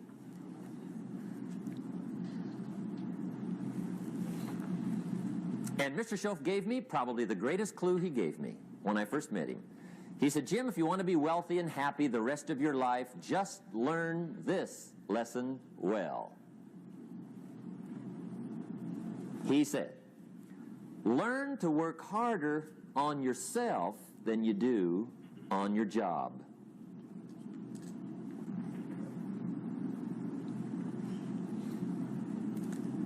Then Mr. Schoaf gave me probably one of the most important clues among so many things he taught me, but this was in those early days.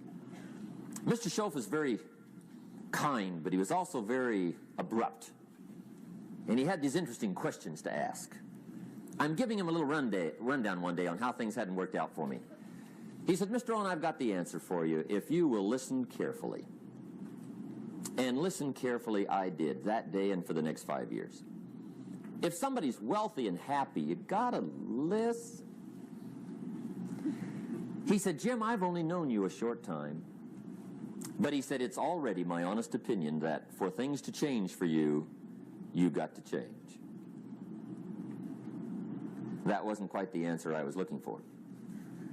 But that's the answer he gave me, and I pass it along to you on this warm summer evening in Anaheim, California, 1981.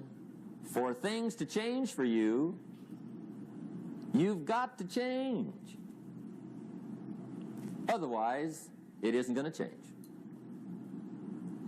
Before I met Mr. Schoaf, I used to say, I sure hope things will change. Right? That seemed to be my only hope. If it isn't going to change, I'm in serious trouble. And then I discovered it isn't going to change, so I'm in serious trouble.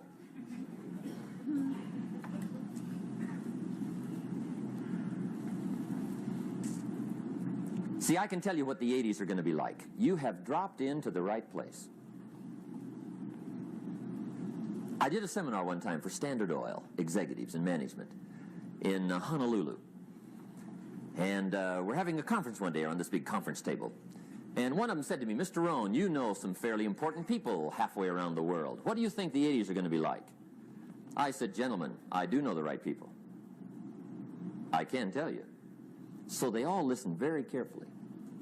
And I said, gentlemen, based on my wide experience, I can really honestly say to you, in my opinion, in the 80s, it's going to be about like it's always been. Aren't you glad you came? That's inside. I don't pass that around just everywhere. Now, of course, I said that to make a point, but I also said it because it's accurate. It's going to be about like it's always been. It isn't going to change. The tide comes in, and then what? It goes out. For 6,500 years that we know of, recorded history, and probably long before that. So it is not going to change. It gets light, and then what? It turns dark. 6,500 years. See, it's not likely to change. And we're not to be startled by that. And if the sun goes down, the guy says, what's happened, what's happened? It means he hasn't been here long, I guess, right? It always goes down about this time. The guy says, well, I don't like that arrangement. Well, you got to talk to somebody besides me, right? It gets light, then it turns dark. In rotation, the next season after fall is what? Winter. Pray tell, how often does winter follow fall? Every year regularly for the last 6,500 that we know of. See, it is not going to change. Now, some winters are long, and some are short, and some are hard, and some are easy, but they always come right after falls. It isn't going to change. Sometimes you can figure it out. Sometimes there's no way to figure it out. Sometimes it goes well. Sometimes it gets in a knot. Sometimes it sails along. Sometimes it gets in reverse. See, that's not going to change. The last 6,000 years reads like this: opportunity mixed with difficulty. That's how it reads. It isn't going to change. The man says, well, if it isn't going to change, how will my life ever change? Answer, when you change. And whether I'm talking to high school kids or business executives, my message is always the same. And it goes like this: the only way it gets better for you is when you get better.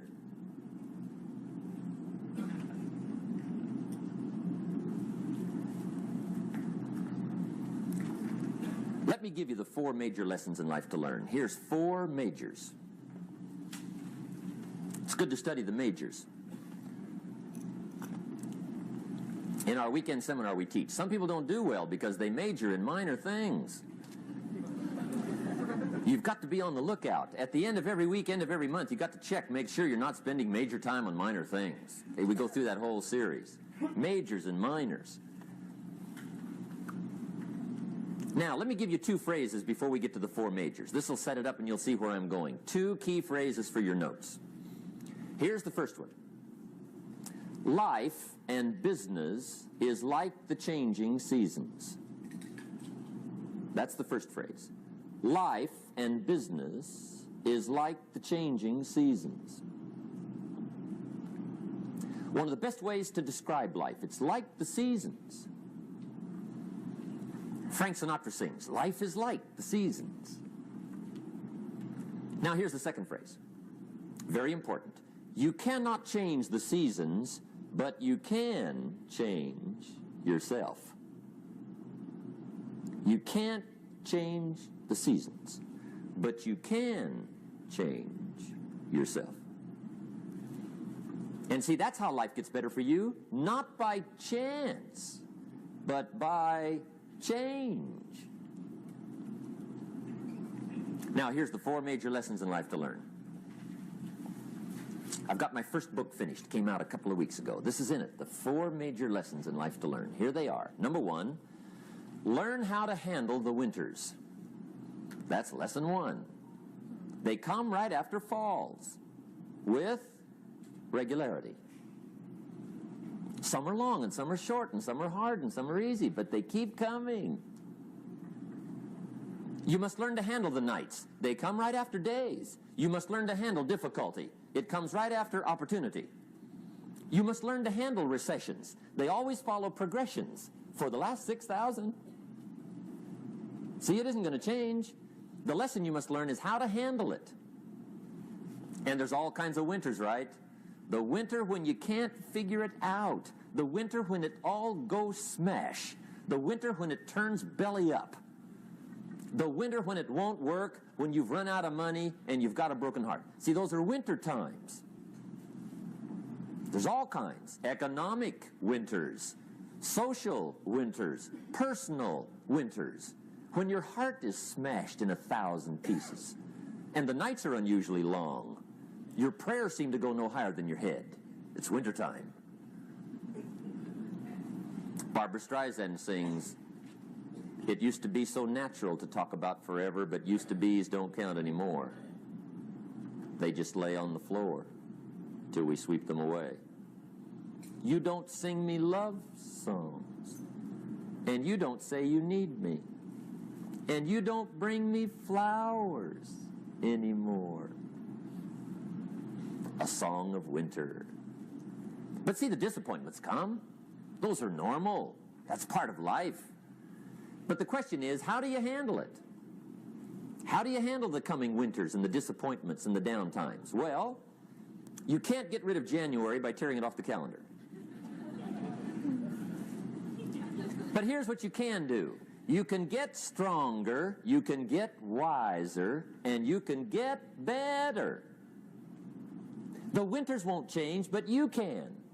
And that's how life changes for you. See, before I understood, when it was winter, I used to wish it was summer. I didn't understand. When it was hard, I used to wish it was easy. I didn't know. And then Mr. Schoaf gave me a part of his very unique philosophy when he said, don't wish it was easier, wish you were better. See, that triggered my whole life change. Don't wish for less problems. Wish for more skills. Don't wish for less challenge. Wish for more wisdom. That's the key. So that's lesson 1. Learn how to handle the winters. Here's lesson 2. Learn how to take advantage of the spring. That's the second one. Spring is called opportunity. And spring follows winter. What a great place for it. If you were going to put it somewhere, that'd be the place to put it, right after winter. And pray tell, how often does spring follow winter? Every year with regularity, 6,000. You can almost count on it. See, opportunity always comes. Days follow nights. Isn't that terrific? Opportunity follows difficulty. But here's what you must learn to do. Underline these 2 words in that key phrase. Take advantage. Underline those 2. You must learn to take advantage of the spring. See, just because spring rolls around is no sign you're going to look good come fall. You got to do something with it. In fact, you have to get good at one of 2 things in life. Planting in the spring or begging in the fall. Or get somebody to do it for you. See, those are about the only alternatives. Now, here's what else you must do. Take advantage of the springs quickly, because there's only a few. Just a handful of springs have been handed to each of us. They don't come forever. Life is fairly brief. So you got to read every book you can get your hands on what to do with your springs while they're here. And take advantage, they soon run out.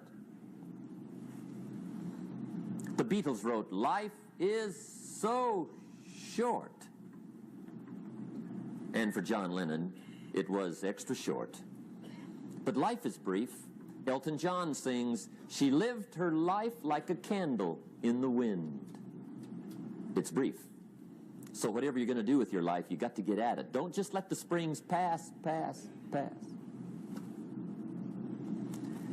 Here's the 3rd major lesson in life to learn. Learn how to protect your crops all summer. You got to take care of what you start. Sure enough, as soon as you've planted your garden in the spring, the busy bugs and the noxious weeds are out to take it. And here's the next bit of truth. They will take it unless you prevent it. And that's the 3rd major skill to learn. You've got to learn to prevent the intruder from taking all the good you start. It's one of the challenges. Here's 2 key phrases under number 3. First one, all good will be attacked. On this planet. Maybe not the next one we get to, but on this one, all good will be attacked. Every garden will be invaded. Not to think so is naive. And here's the second phrase. All values must be defended. Political values, social values, community values, family values, marriage values, friendship values, business values. Every garden must be tended all summer. 3rd major lesson. Now here's number 4. 4th major lesson in life to learn. Learn how to reap in the fall without complaint. Learn to reap come harvest time without complaint. Take full responsibility for what happens to you. It's one of the highest forms of human maturity, accepting full responsibility. It's the day you know you've passed from childhood to adulthood, the day you accept full responsibility. And another note, learn to reap in the fall without apology. without apology if you do well, and without complaint if you don't. That's maturity. I used to have that long list of reasons why I wasn't doing well. To explain. You got to explain, right? Otherwise you're going to look bad. I used to have this funny list called Reasons for Not Looking Good.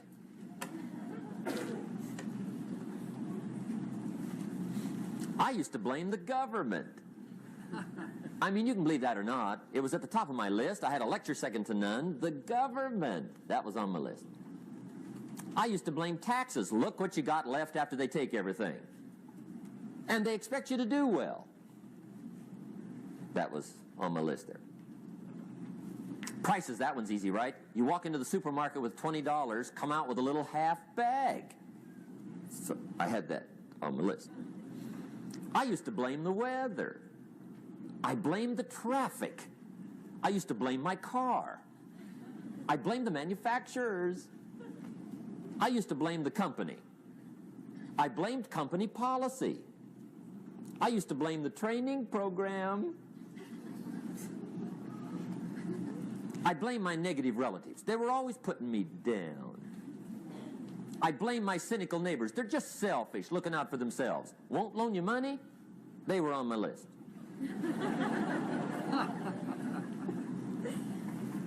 I used to blame the economy.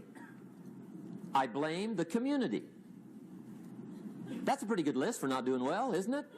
I thought it was good. I'll never forget one day, Mr. Schoaf was very kind, but he was also very blunt, and this was no exception. And I'm glad he was blunt. There's a lot of things I'd have missed if he hadn't have been blunt. One day, with sort of a curious look on his face, he said, Jim, just out of curiosity, tell me, how come you haven't done well up until now? Excellent question. I thought, well, so I won't look too bad, I'll go through my list. And this list I just gave you, I put that on him. And he was very patient. He let me go through the whole thing, the government, the weather. I went through this whole thing. When I finished, he looked my list over very carefully. He said, Mr. Rohn, big problem with your list. You ain't on it. How brilliant.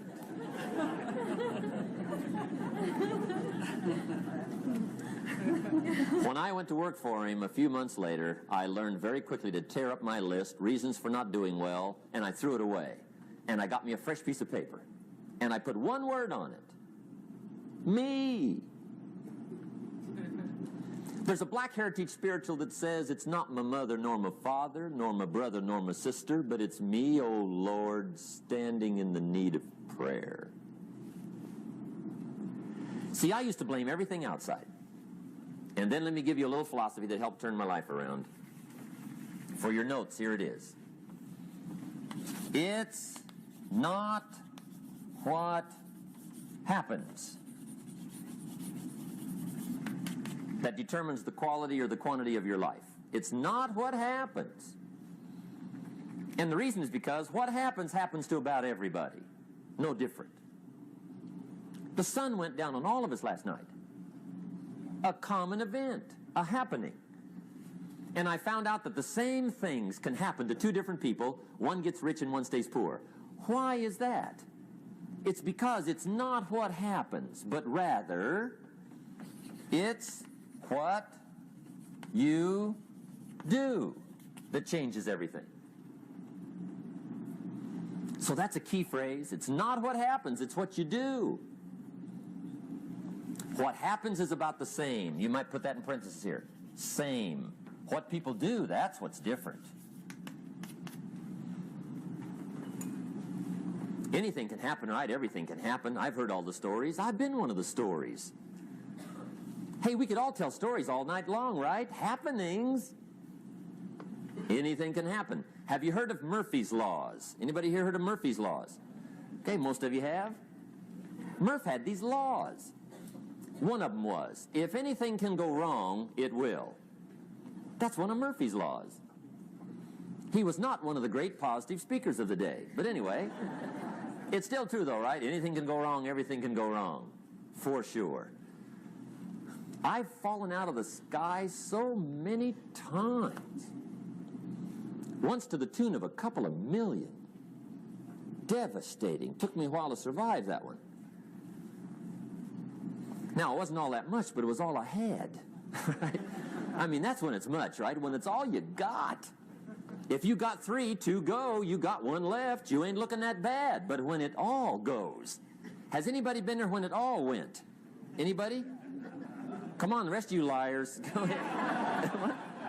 Hey, we've all been there, right? When it all went. Of course, it used to be a long time ago, right? When you ran out of money, got to 0, you were all through. Heck, now you can whistle right on by 0, right? I mean, they will bury you. That's what they will do.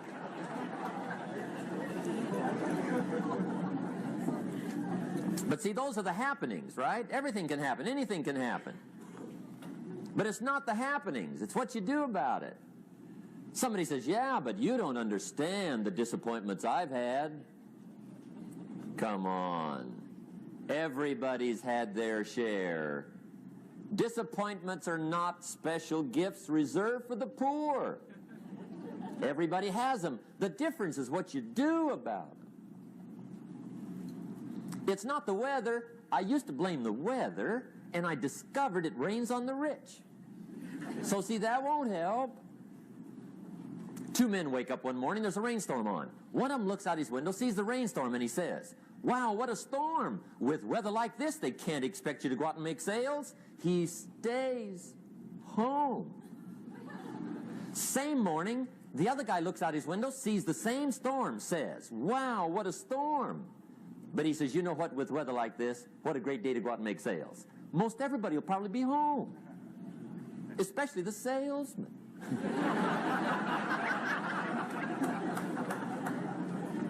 See, that's the difference in how your life works out. It's not what happens, it's what you do. So here's one of the key questions of the evening. Starting tomorrow, what are you going to do that'll make a change in your life's direction? Good question. What are you going to do starting tomorrow that'll make a difference? Now, see, if you don't do something starting tomorrow that'll make a difference, guess what? It's going to be the same. And see, that way you can guess what the next 5 years are going to be like. Look at the last 5. Because the next 5 are going to be like the last 5 unless you, major key, tomorrow, change it all. Or change a little, or change something, or don't change. It's choice time. You can do whatever you want. But it's nice to know any day you wish you can change your whole life. What can you do starting tomorrow that'll make a difference? Good question. What can you do with economic chaos, massive disappointment? What can you do with a broken heart? What can you do when it won't work? Good question. So if I had a word with you tonight, one-on-one, just you and me, I think my personal advice to you would be, this year, 1981, reach down inside of you and come up with some more of those remarkable human gifts. They're there, waiting to be utilized. And then change anything for you want to change. And I challenge you to do that because you can change. If you don't like how it is for you, change it. If it doesn't suit you, change it. If it doesn't please you, change it. If it isn't enough, change it. And I challenge you to do that because you can change. See, you don't ever have to be the same again after tonight, only by choice. If you don't like your present address, change it. You're not a tree.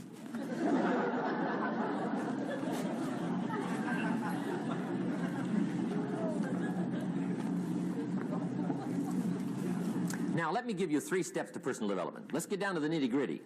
What does it take to really make the changes starting tomorrow? It takes more than philosophical pronouncement.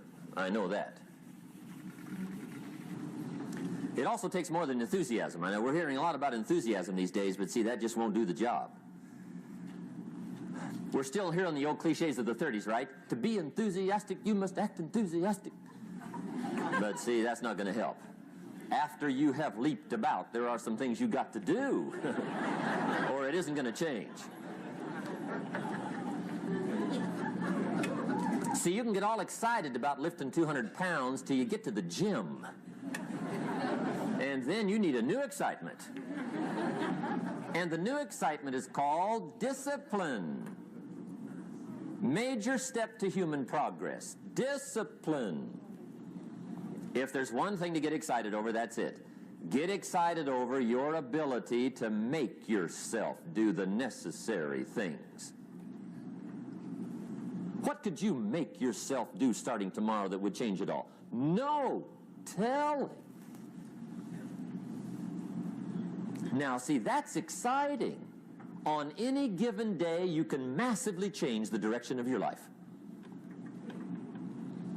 Murder is a clear example that any one person on any given day can forever alter the course of their life. It just happens to be a negative act. But just as sure as you can commit a negative act, you can also commit a positive act and forever alter your life. Whenever you wish. Now that's exciting.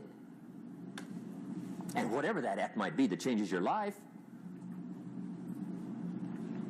The guy finally takes a shotgun to his car and blows out every window, destroys every tire, puts 100 rounds in this shabby old thing. And he says, I have driven this embarrassing thing for the last time. And not only will I never drive it again, nobody else will ever drive it again. And he lets that shuddering thing stand there for a while as a monument to the day he said, today my life changes. Now who can do that? Anybody. When can you do it? Whatever day you pick.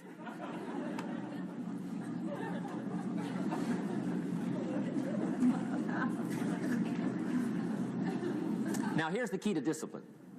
Start with the little disciplines, get excited over the little disciplines, and get right on those, because those will lead to the big ones.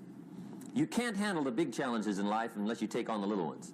Make a list of all the things you can do, get right on those, discipline yourself for those, both for the results and for the muscle and for the practice, so that when life hands you some big challenges, you'll be ready, you'll have the muscle. But see, if you don't handle the small ones, you can't take care of the big ones. Okay, here's what else it takes for life change. Self-motivation. Key phrase, self-motivation. I don't know why we call it self-motivation. It's really the only kind there is. You got to motivate yourself. Because I found out you can't change people. They can change themselves, but you can't change them. Lord knows some I've tried. But see, it won't work. People have to change themselves. I learned some of those lessons early. I built a little sales organization way back in those early days. I'm 25. And I had some nice people. I said, I'm going to make these people successful if it kills me. I almost died. Right? I mean, you can't do that.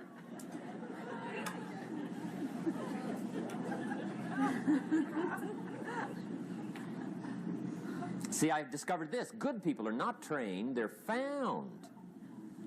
You find good people. You don't make them good, you find them good. Training really is for the purpose of finding good people. You don't need much instruction for a good person. Too much training probably means you got the wrong people.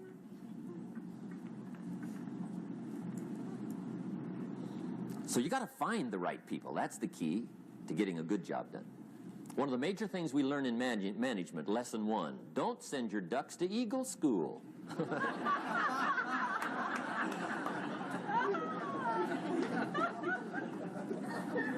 Because it won't help. I mean, I'm telling you, it won't help, no matter how good your school is.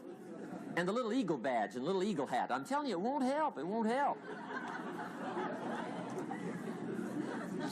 You can tell whether your school's done any good, right, is when it's over, right? The duck goes for his first rabbit and makes him a friend. You say, no, no, no.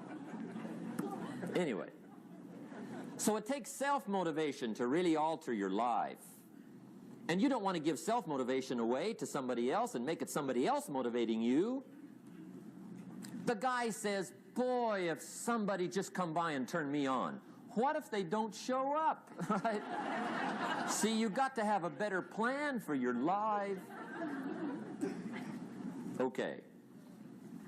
Now, if you're excited, and you're ready to change, let me give you 3 steps to start life change that can change your life, your personality, your lifestyle, everything can change. Here's the steps. Number 1, find out how things work. The first key to doing better is find out. To change your life, really, you need ideas. There isn't anything an idea can't change.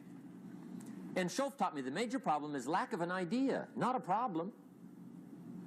At first, I didn't have any money. I said to Mr. Schoaf, I don't have any money. He said, that's not a problem. Now, see, up until then, I always thought it was. Right? I was confused. He said, no, the problem is lack of an idea on how to create money and wealth.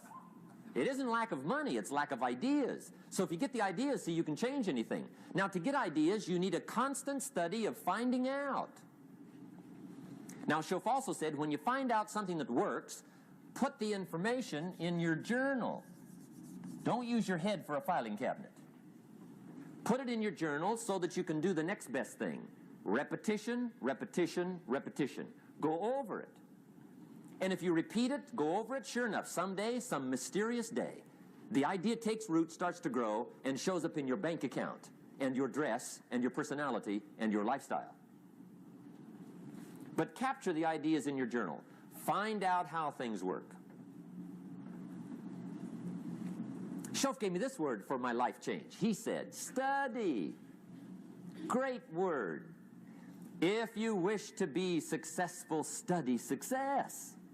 If you wish to be happy, study happiness. If you wish to be wealthy, study wealth. Don't leave it to chance. Make it a study. Some people just go through the day with their fingers crossed. See, that won't do it. You've got to study the things that can change your economic, social, spiritual, personal life. Now, here's a qualifying phrase. And we'll have several of these qualifying phrases throughout the seminar. Here's the first one. You may not be able to do all you find out. I understand that. You may not be able to do all you find out, but you should find out all you can do. See, you don't want to wind up at the end of your life and discover that you've lived only 1/10 of it. And the other 9/10 went down the drain. Not for lack of opportunity, for lack of information. So that's number 1, find out how things work. Now here's the best human virtue for finding out, curiosity. Make a note of that. Curiosity. Be curious. You might add a word to it that'll help. Childish curiosity.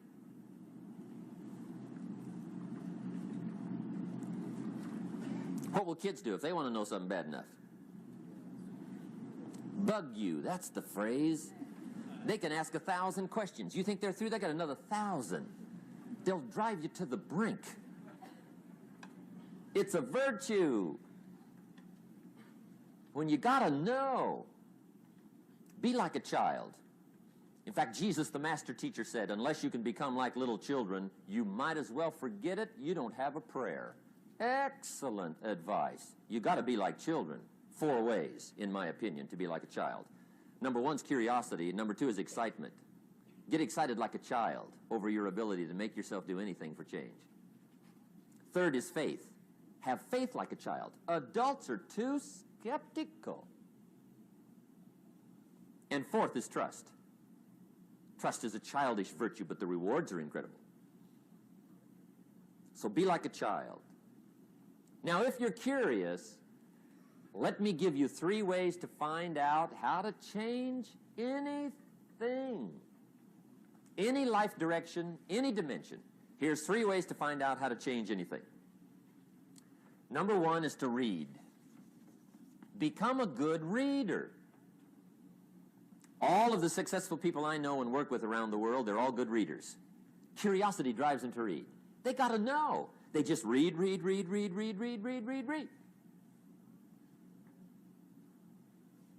Become a good reader. Now, that's my opinion. Listen to the other lecturers and listen to me and make up your own mind. Don't be a follower. Be a student. Okay? I say, really, for life change, you got to read.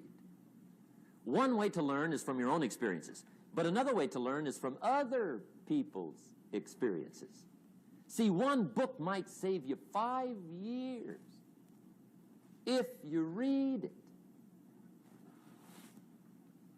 Did you know there's books on how to be stronger, more decisive, be a speaker, be a leader, have a better effect on other people, develop your personality? Did you know there's books on that? And people don't read them? How would you explain that? And they can read? Did you know that hundreds of successful people have written their stories in books and they wrote down how they did it and people don't read it? How would you explain that? The guy's busy, I guess. You know, you get tied up. The guy says, well, yeah, you work where I work. By the time you struggle home, it's late. You got to eat a bite of supper, watch a little TV, get to bed. You can't sit up half the night reading. And the guy's behind on his car payment. Good worker, hard worker, sincere. But you got to be better than sincere and work hard.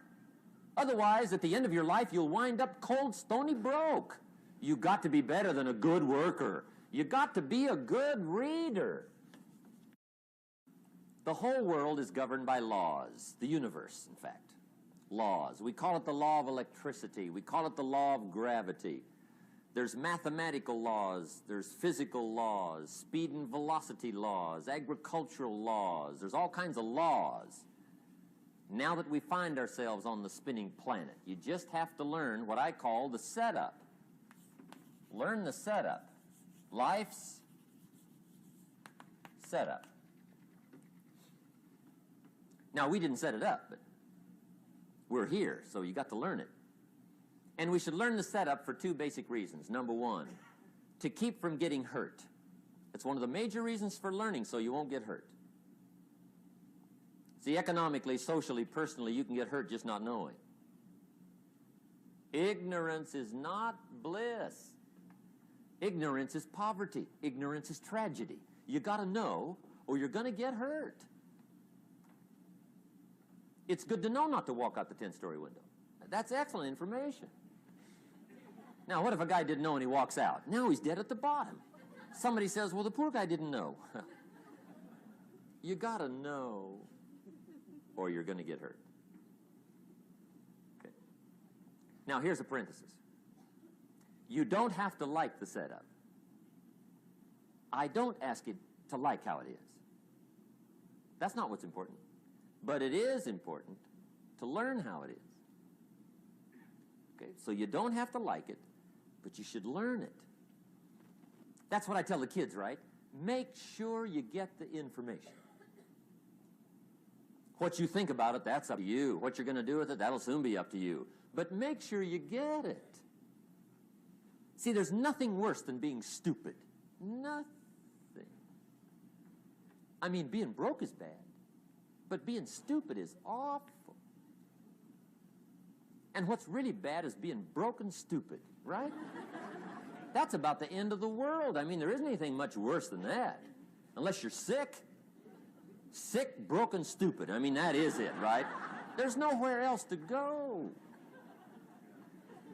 So make sure you get the information. It's key. You don't have to like it, but learn it. If this big monstrous thing lifts up in the sky, hangs there for a little while, cuts loose, comes crashing down, boom, shakes the ground for 5 miles. And then this big monstrous thing lifts back up in the sky, hangs there for a little while, cuts loose again, comes crashing down, boom, shakes the ground for 5 miles. It just keeps doing it, this big monstrous thing, lifting up and then crashing down, boom. Now, you might come along one day and say, that's got to be a stupid arrangement, which is okay. You're entitled to your opinion. But the first thing you should learn to do is get out from under it, right? That's number 1. You might have a great moral argument. You might want to shake your finger at the sky, but do it from over there, right, so you don't get smashed. It's called your basic smart. So number 1, learn so you won't get hurt. Whether you like it or not, learn. Now here's the second reason for learning, the setup, to benefit. It's called the plus of life. And that's what life is, right? Both minus and plus. The minus is tragedy, heartache, misery, failure, unhappiness. But life is also happiness, prosperity, good feelings. So here's the key. Learn to get on the good side of the way things work.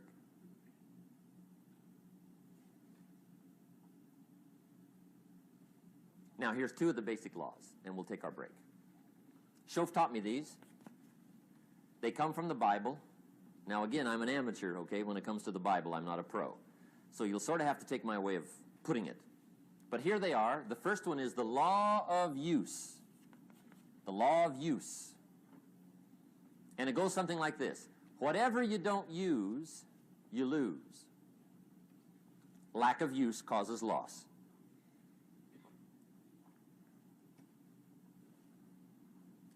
On this planet, maybe not the next one, but on this one, if you tie your arm to your body, leave it there long enough, you'll never use it again. It's over for the arm. Now, it may not be over, but it's over for the arm. The only way to keep the use of this arm is what? Keep using it. If you quit, you lose automatically. They don't bring it up for a vote. You lose automatically when you quit. Now, the same thing that goes for your arm goes for your brain, mentality. The same thing goes for all the human virtues. Ambition, unused, declines. Strong feelings, unused, diminish. It doesn't grow, it diminishes. Faith, unused, decreases. It's a law. Vitality unused diminishes. Energy unused decreases. The guy says, well, I'm going to save up my energy. You can't do that. That's like trying to save today, put it on the end of the year. See, you can't do that. They'll come take you away. If you don't use today, what? It's lost. The guy says, well, I'll work twice as hard tomorrow to make up for it. See, that's foolish. You could have done that anyway. Today unused is lost. A talent unused is lost. An ability unused is lost. So here's one of the key expressions of the evening. Take a new inventory of yourself. Starting tomorrow, new project. Take a new inventory. And make sure that all of your talent and ability and mentality and ingenuity and vitality and strong feelings, faith, courage, make sure that all you've got's being used. Otherwise, you lose.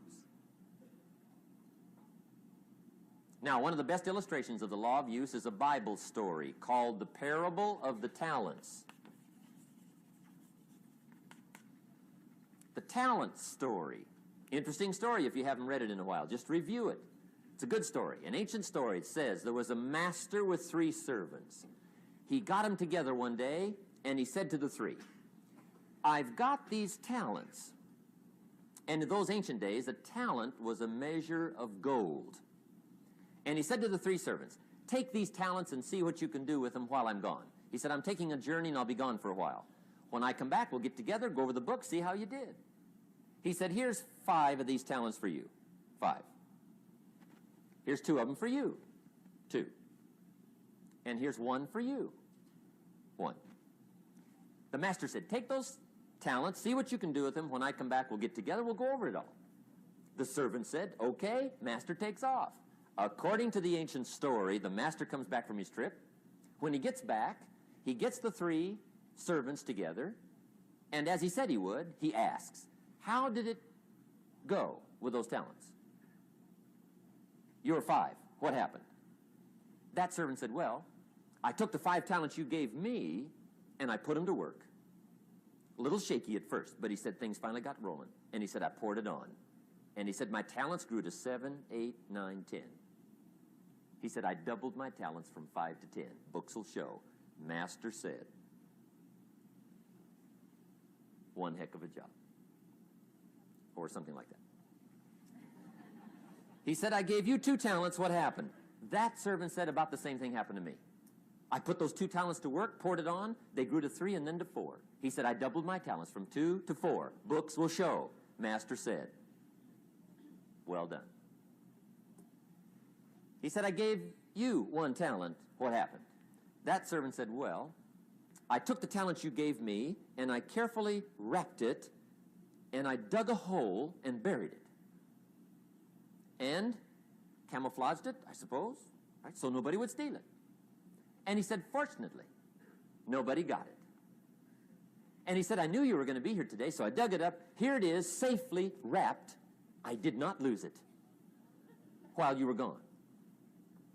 According to the ancient story, the master said, take that talent away from him and give it to the man that's got 10.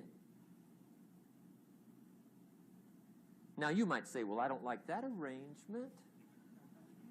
The poor guy's only got 1 talent. He's already got 10. It ought to be more even. Remember, I didn't ask you to like it. But this one I would ask you to learn, because it simply means whatever you do not employ, you forfeit. It's a law. So learn well the law of use. Now here's the second one, and we're going to take our break. Second law from the Bible. This one we've heard since we were small, I'm sure. It's called the law of sowing and reaping. In fact, we've probably heard it so often we could quote it. It says, whatever you sow, what? You shall reap. Fairly blunt, hopefully clear. Here's my first suggestion on the law of sowing and reaping. Don't try to beat it. You might as well try sitting on the sun in the morning. Keep it from coming up. You'll have better luck. Whatever you sow, you reap. Now, for a fair share of my life, I'm a bit mixed up on how all this applies. Among a lot of things I was mixed up on. I knew I wasn't reaping too good. That I understood. My problem was I was confused about what was causing it. Remember me with the funny list? I thought those are the reasons why it isn't working out well. And then Mr. Schoaf gave me the clue that helped me figure it all out. He said, Mr. Owen, I have another answer for you. There's another way to quote this law that'll show you where the problem is so you can go to work on it right away. All you need to know is where the problem is. Then you can go to work on it. So he quoted me the law another way, and I found out what my problem was. Here's the way you quote the law. Whatever you reap is what you've sown. Now I knew what my problem was. Whatever you reap is what you've sown. If you don't like the crop, who do you look up? Answer, whoever planted it. And where do you find who planted your crop? Answer, in the mirror. What I finally learned to do come fall was to go to the mirror. That's where you go. And if necessary, you say, a few skinny carrots? I got to be unimpressed. Where were you last spring? Asleep. Didn't you read the books? Did you break your hoe? Let me give you 7 key points to the law of sowing and reaping. Let's tick right down through the list of 7, and it'll be break time. 7 points to sowing and reaping. Here's part of the philosophy that really helped me to make some changes in life direction. Number 1, the law of sowing and reaping is negative. That's number 1, which simply means if you sow bad, you reap bad. Now, this is kind of 3rd grade, but it doesn't hurt to go over the basics. If you plant thistle seeds, you don't get pumpkins. Honest, no use looking for pumpkins. John says, how come no pumpkins? Come on, John. The law's negative. That's how come. Now, here's number 2. The law's positive. Which simply means if you sow good, you reap good. If you plant pumpkin seeds, you don't get thistles. Not from pumpkin seeds. Mother Nature won't pull tricks on you over in the corner snickering, pushing you thistles and you planting pumpkin seeds. She won't do that. You will get pumpkins from pumpkin seeds, and the reason is because the law is positive. Now here's number 3. I got excited when I found out the full dimension of this. See, you do not reap what you sow, but rather you always reap much more than what you sow. So the third key word is more. You don't get back what you put out. You get back much more than what you put out. And it works both positive and negative. On the negative side, it said, if you sow to the wind, you reap the whirlwind. So you've got to get ready for that, or you will be naive. See, anybody can, whether you will or not. See, that's the question. And here's a good question to ask. We are all buying somebody's plan. The question is, whose? Who's got you talked into doing what you're doing? Who's got you talked into your present plan? See, 10 years from now, you will surely arrive. The question is, where? But see, anybody, if you want to, can go searching for a good plan, pick it, and start working it. And sure enough, as the time passes, as it surely will, 5 years from now, 10 years from now, then you'll be winding up wearing what you want to wear, driving what you want to drive, living where you want to live, become what you want to become. But now's the time to fix the next 10 years. And who can? Anybody. Here's number 6. The 6th key to sowing and reaping. This is leveling with you now, as we promised to do. There's one thing better than the truth, and that's the whole truth. And here's part of the whole truth of the law of sowing and reaping. Number 6 is, you could lose. There are times when you just lose, no matter what you do. It's that kind of planet. You reap what you sow, yes, but... What does that mean? Yes, but, well, the farmer plants his crop in the spring, takes care of it all summer, loves his family, works 10, 12 hours a day, 6, 7 days a week, is an honorable man. Come fall, he's got a beautiful crop, and he deserves every bit of it. But the day before he sends the combines into the field, a hailstorm comes along and beats it all in the ground. Which means you lose. Somebody says, well, what did he do wrong? Answer, nothing. It's just that kind of planet. Sometimes it's going to hail on your crop and rain on your parade, so you got to get ready for that or you will be naive. That's just part of the life arrangement. And don't press me why. I was not in on some of the original decisions here, so I don't know how it got set up. But there's just times, sometimes you lose. That's part of life. But now here's number 7. The 7th key to sowing and reaping. And it goes like this. It's just another way to quote the same law. And it goes like this. If you don't sow, that's just another way to quote the law. If you don't sow, what? You don't reap. You don't even have a chance. So if you looked at your game plan tomorrow, you might come to the quick conclusion, I got to get some sowing going. How true. Get you some sowing going. And remember, you've got plenty of time. You've got all the time there is. Some people spend enough TV time to make a fortune.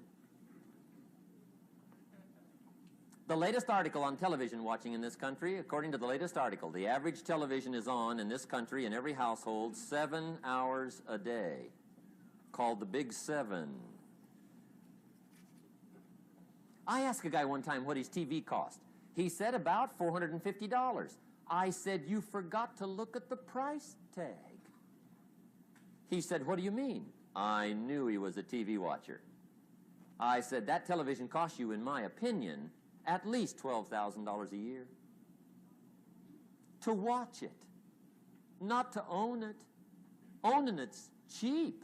Watching it is what's expensive. And I said, hey, $12,000 a year is too much to pay to watch TV. That's too much. Pay a little, but not $12,000.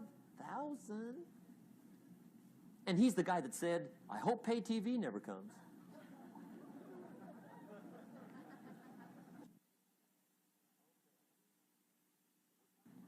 Okay. We're trying to cover an awful lot tonight. I realize that. But my time schedule is such that we just have to sort of give it all to you and let you sort the rest out. I wish we had plenty of time for questions and answers and that whole thing, but our time is just limited. But we are trying to go through an awful lot, I realize that. But looks like everybody's getting it. This is about the note-takingest crowd I've seen in a long time. Incredible. Does anybody have 5 pages yet? Anybody? Oh, fantastic. Incredible. Okay. Maybe you heard the story about the preacher down in Texas, southern part of the country. He was an evangelist back in the horse and buggy days. And he was very good at being an evangelist, and a lot of people used to come and hear him preach.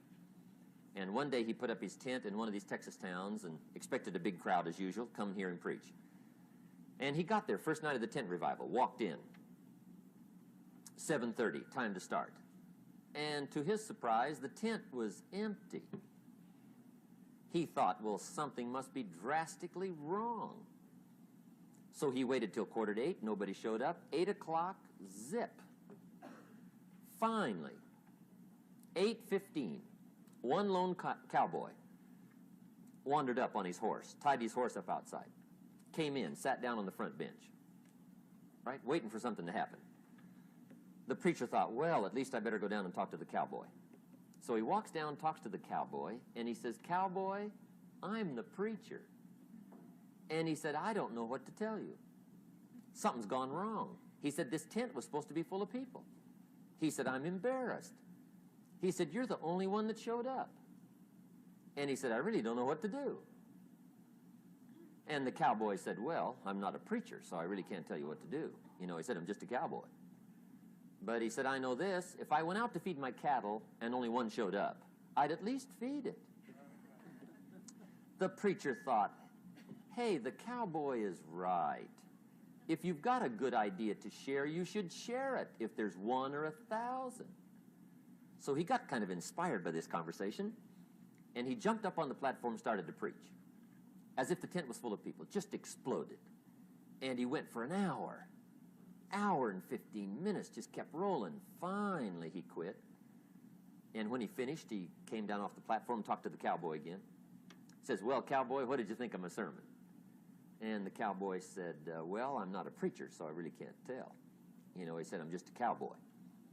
But he said, I know this. If I went out to feed my cattle and only one showed up, I'd feed it, but I wouldn't dump the whole load on it.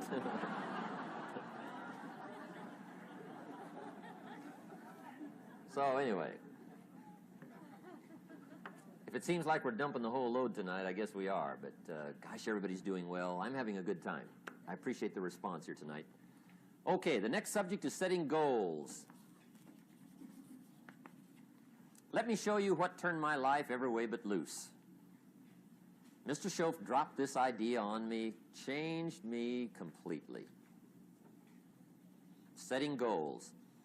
Here's what can easily happen if you don't set goals. It's easy to let life deteriorate into making a living instead of designing a life. And we all have a choice. Make a living or design a life. It's easy to get trapped by economic necessity and settle for existence rather than substance. That's easy. But the best advice I can give you on how to break out of that trap is to learn how to set goals. Mr. Schoaf put it to me this way. He said, Jim, if you had enough reasons, you could do the most incredible things. I never forgot how he put that. If you have enough Reasons. See, reasons will change your whole life. Mr. Shove said to me, he said, Mr. Rohn, I think you've got plenty of intelligence, you've got plenty of talent, you've got plenty of ability. Probably what you lack is plenty of reasons. He said, I don't think your current bank balance is a true indication of your level of intelligence. I was happy to hear that. He said, I think you're much smarter than your present bank balance indicates. And that turned out to be true. I was much smarter. But of course my first question was, well then why isn't it bigger? And he said, you don't have enough reasons. You've got enough intelligence, but not enough reasons. So see, reasons can change your life. Here's what else I found out. Reasons come first, answers come second. You don't get the answers to do well till you get the reasons.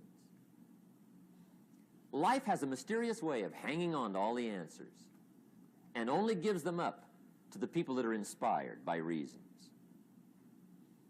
So reasons make the difference in how your life works out. Now, what are some of the reasons for doing well? Let's go through a quick list called Reasons for Doing Well. First is personal reasons. Some people do well for recognition. Some people do well for respect. Some people do well for the way it makes them feel. They love the feeling of being a winner. Those are good reasons. I have some millionaire friends that keep working 10, 12 hours a day, making more millions. And it's not because they need the money. It's because they need the joy and the satisfaction and the pleasure that comes from being a constant winner. And see, it's not just the money anyway. It's the journey, not the money. Once in a while somebody says to me, boy, if I had $1 million, I'd never work another day in my life. That's probably why the good Lord sees to it they don't get their million, right? They'd quit. They'd quit. Okay. Next is family reasons. Some people do extremely well for other people, and that's powerful. Human beings can greatly affect each other. Sometimes we will do things for somebody else we will not do for ourselves. We're made that way. I met a man one time who said, Mr. Rohn, to do all the things I want to do with my family around the world, he said, I got to have at least $250,000 a year. I thought, incredible. Could a guy's family affect him that much? And the answer is, of course. How fortunate are the people that find themselves greatly affected by somebody for personal achievement. And we are affected.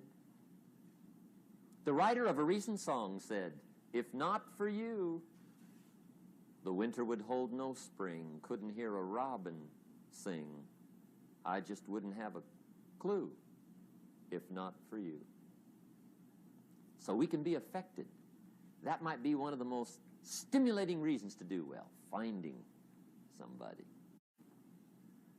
When Andrew Carnegie died, the wee little Scotsman that built the big steel industry, when he died, they opened up his desk, and in one of the desk drawers, they found a slip of paper. On that piece of paper, Mr. Carnegie had written his goal for his life, and he wrote it when he was in his 20s.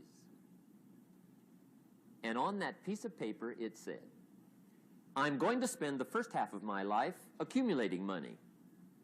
I'm going to spend the last half of my life giving it all away. What a goal. He got so inspired by that goal that the first half of his life, he accumulated $450 million. And the last half of his life, he gave it all away. Good question tonight. What's got you turned on? What's got you bombed out of sight to get up early and stay up late and hit it all day? Next question. What's got you turned off? When I found the answers to those two questions, my life exploded into change. I finally found out what had me turned off, and I got that cured. And then I got me a long enough list of reasons to turn me on. And once the lights went on for me, age 25, they've never gone out. I've fallen out of the sky a few times, but I've never lost that drive to make something unique out of my life. See, reasons altered my whole life. Now, there's another list of reasons called nitty-gritty. Hard little reasons. Sometimes those little reasons are the most powerful reasons that can change your life. Sometimes it doesn't take much. I now carry several $100s in my money clip. It's only a few $100s, but it was one of those reasons turned my life around. Just before I met Mr. Schoaf, I heard a knock at the door. I go to the door, and there's a little girl standing there about this tall selling Girl Scout cookies. And she gave me one of the finest sales presentations I've ever heard. Special deal, several flavors, this whole package of stuff, $2. And with a big smile, she very politely asked me to buy. And I wanted to. Big problem.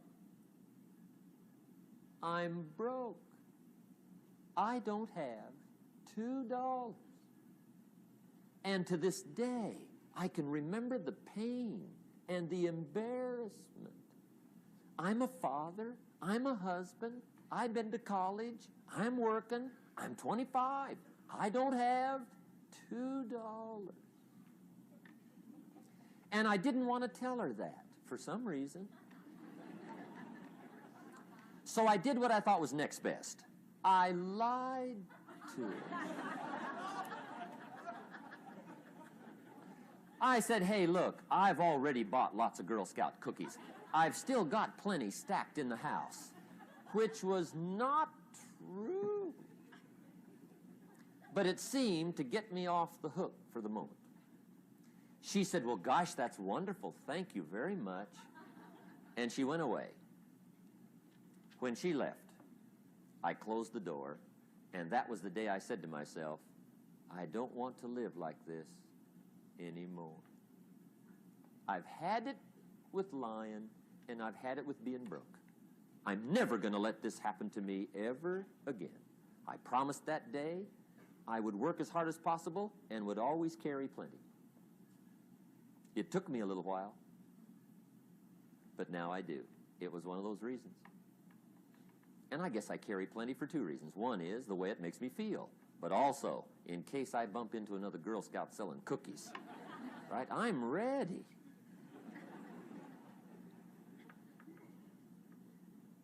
I walked out of the Bank of America one time up in Saratoga, California, where I used to live. Two little girls selling candy right outside the bank. Good place. Some girls' organization they're working for, right? I come walking out of the bank. This first little girl walks up to me. She said, Mister, would you like to buy some candy? I said, I probably would. What kind is it? She said, it's almond roca. I said, my gosh, that's my favorite.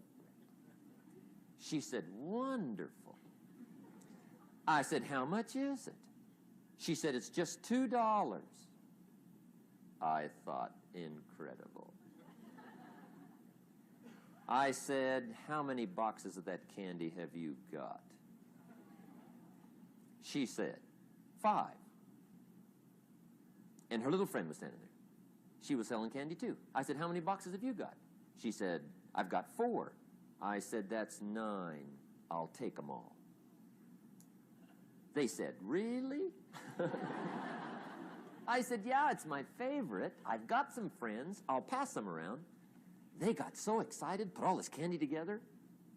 I reached in my pocket, gave them the $18. When I've got the candy and they've got the money, that first little girl looks up at me. She says, Mister, You are really something. How about that? Can you imagine only spending $18 and have somebody look at you in the face and say, you are really something? Now you know why I carry heavy, right? I'm not going to miss anymore. It was just one of those reasons. Helped to change my life. One of my nitty-gritty reasons was budget finance. Budget finance used to grind my soul. Way back in those early days, I had fallen for one of those consolidation loans where you take all your little hard-to-pay bills, put them into one big impossible-to-pay bill, right?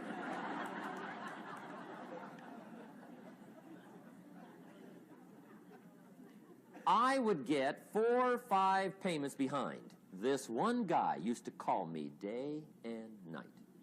I don't think they're allowed to do that anymore. Harassed me. Threatened to run me in front of the judge. Threatened to ruin my credit. Threatened to embarrass my family. One day he said, we're going to come get your car, drag it rear end up down the street in front of your neighbors. The guy even called me a flake. And back in those days, I'm broke, I'm pitiful, there's nothing I can do about it. But I never forgot how the guy treated me.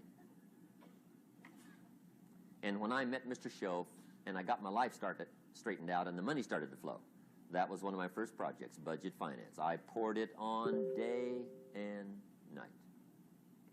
I finally put all the money together I owed him, which was considerable.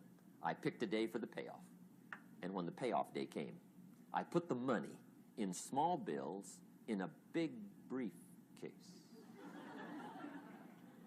And I walked into the budget finance office on Wilshire Boulevard in Los Angeles. The guy who harassed me so often, his desk was about 3 back. I walked right up to his desk, startled him. He wondered what I was doing there.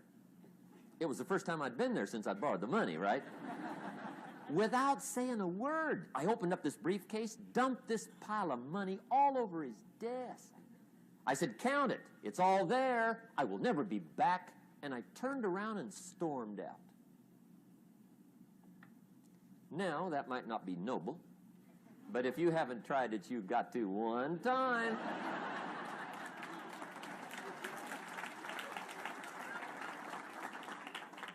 It can be the day that turns your life around. All you need is a reason that turns you on. One of my dear friends, Robert Depew, Bobby used to be a school teacher in Lindsay, olive capital of the world. Bobby taught school several years, got a little weary teaching school. One day decided he wanted to get into sales. So without telling anybody, he just up and quit his job teaching school and jumped into sales.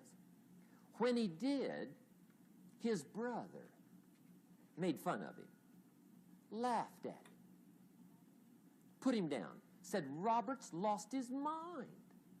Had a good job teaching school. Now he thinks he's a salesman. He's going to go down the drain, lose everything. Just put him down something fierce. Bobby said, the way my brother acted when I got into sales, he said that made me so mad. I decided to get rich. And my question for you tonight is it possible to get that mad? Of course. Wealth is not a matter of intelligence. It's a matter of inspiration. Today, Robert happens to be one of my millionaire friends. Bobby's rich.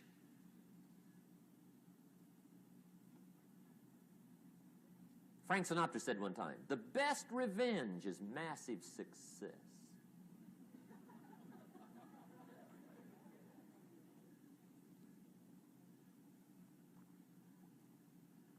Hey, get you a long enough list of reasons so that after tonight you never lack for inspiration. You might not have all the answers right away, but you can get the answers if you can get the reasons. Now, let me give you a little simple formula for goal setting, okay? We take 2.5 hours on the weekend for the whole 10-year plan. We don't have time for that tonight, but let me get you started with a little simple formula Mr. Schoaf gave me. And maybe this will be helpful. First of all, I've divided goals into two parts. First is long range.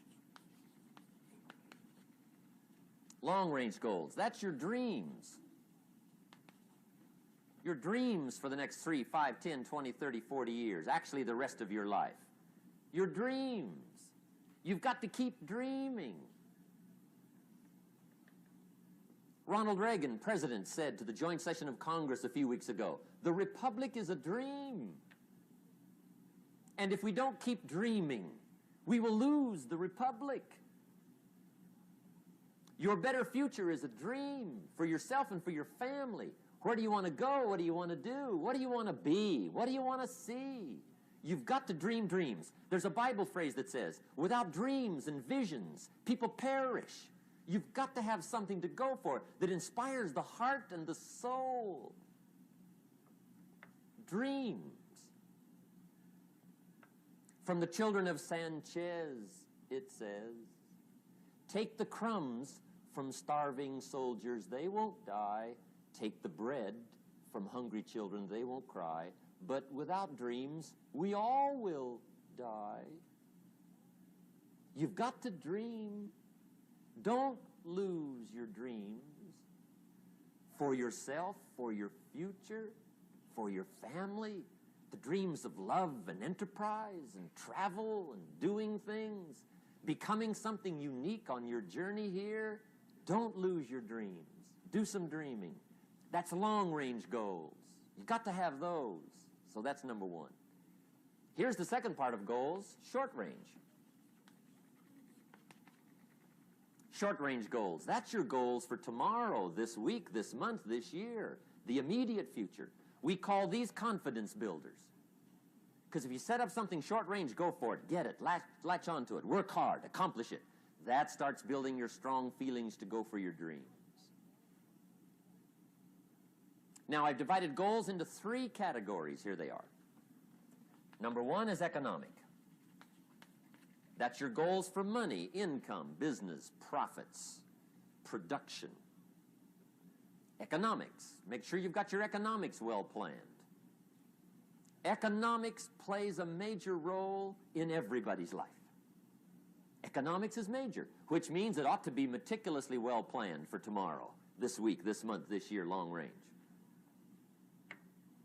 What if you asked somebody tomorrow if you could see their meticulously well-planned list of economic goals? What would they probably say? They say, you some kind of a nut? You must be weird. Hey, I found out what success is. Success is doing what the failures won't do.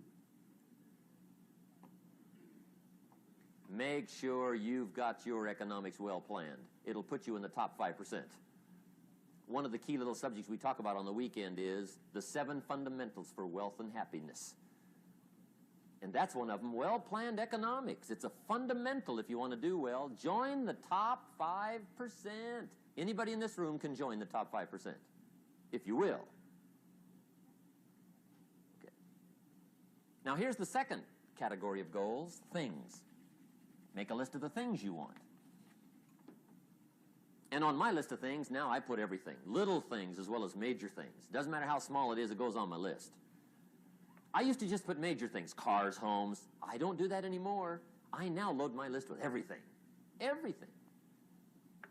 And the reason is, part of the fun of having a list is checking it off. That's it. Boy, at the end of the day, if you can go, got it, got it, got it, got it, got it, got it, whatever it is, right? You get into the habit. So load up your list, the things you want. Now, when you check off something major, celebrate. That's an important point to make. Celebrate your achievements. Live it up. Have a party when you reach something you've worked for a while. See, we all grow from 2 experiences. One is called the pain of losing. The other one is called the joy of winning. We need both of them. Amplify them as much as you can, which also means make losing painful. If you set up something, fooled around, didn't get it, put it on yourself. On the other side, if you did get it, congratulate yourself. Self-congratulations is a sign of maturity. Seeking congratulations is a sign of immaturity. But hey, winning and losing, see, that's what it's all about. That's the name of the game. Now, some people lead such mediocre lives, at the end of the day, they don't know whether they're winning or losing. They got no clue. Guy's just going through the day with his fingers crossed. There's a better way. Okay, here's the third category of goals, personal development. Put those goals together, personal development goals. That's your goals to be stronger, more decisive, be a speaker, be a leader, learn a language, all kinds of skills. Okay, the whole weekend seminar was designed to improve all your skills so that you walk away more skillful. And that's what you want, the personal development skills. That's what attracts, that's what brings good things to your life, the person you become more skillful. Now, this is quite a package to work on. Economics, things, personal development. For tomorrow, this week, this month, this year, long range. Okay? That'll get you started. Now, here's the simple formula for setting goals. It goes like this. A, work on your goals. That's step one. Work on them. And I put the word work there deliberately. Setting goals is plain hard work. I don't want to kid you. We haven't come here tonight to kid each other. It's work. I know it's work. That's why a lot of people just let it slide. It's work. Many people work hard on their job, but they don't work hard on their future. They just let that slide. And the work involved is making plans. I know most people don't. I understand that. But don't let that be you. Guy says, well, yeah, you work where I work. By the time you struggle home, it's late. You've got to eat a bite of supper, watch a little TV, get to bed. You can't sit up half the night. Plan, plan, plan. And the guy's behind. Good worker, hard worker, sincere. But you've got to be better than sincere, working hard. You've got to be better than a good worker. You've got to be a good planner. Somebody once wisely said, the people who fail to plan are planning to fail. Well said. So work on your goals. Here's step 2. Write your goals down. That's so important. I teach my staff around the world, put your goals in your journal. Because one of the major people you want to study is yourself.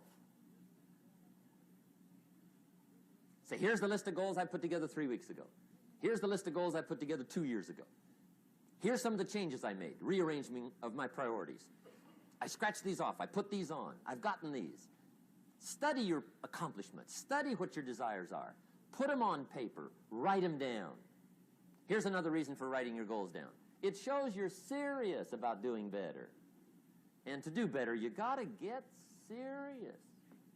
You don't have to be grim, but you must be serious. Everybody hopes things will get better. Everybody hopes.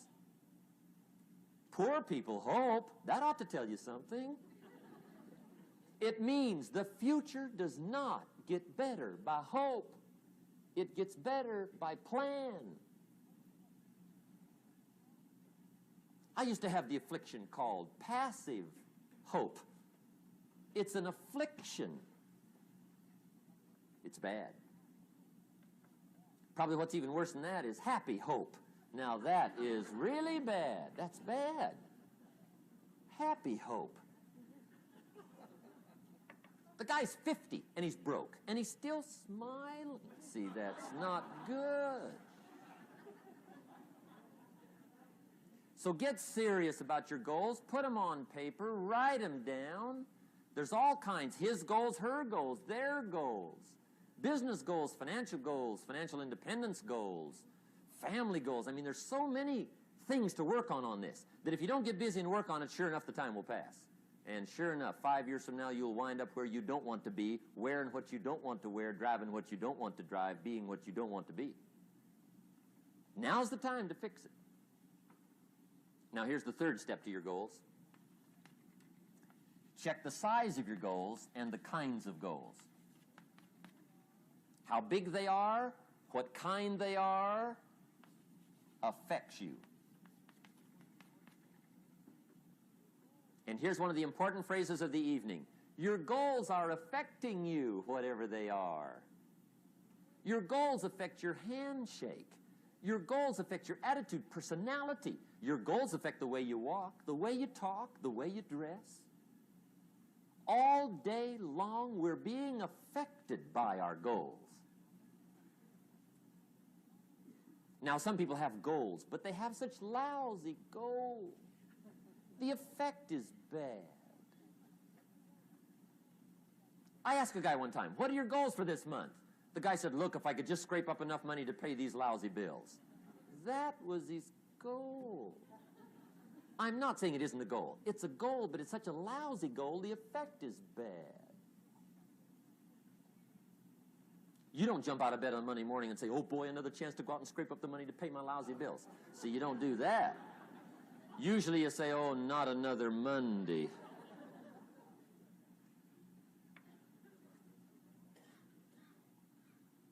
And some people have so given up on life, they have joined the thank God it's Friday club. How sad. Surely those are the same people, when life is over for them, will say, thank God it's over. Let me give you a Bible philosophy that teaches how to get whatever you want. That's the title of the next set of notes. How to get whatever you want. From the Bible. Now again, I'm an amateur when it comes to the Bible. I'm not a pro. But this I can quote, and I think that'll be sufficient. How to get whatever you want. Here's what it says if you're ready. It says, ask.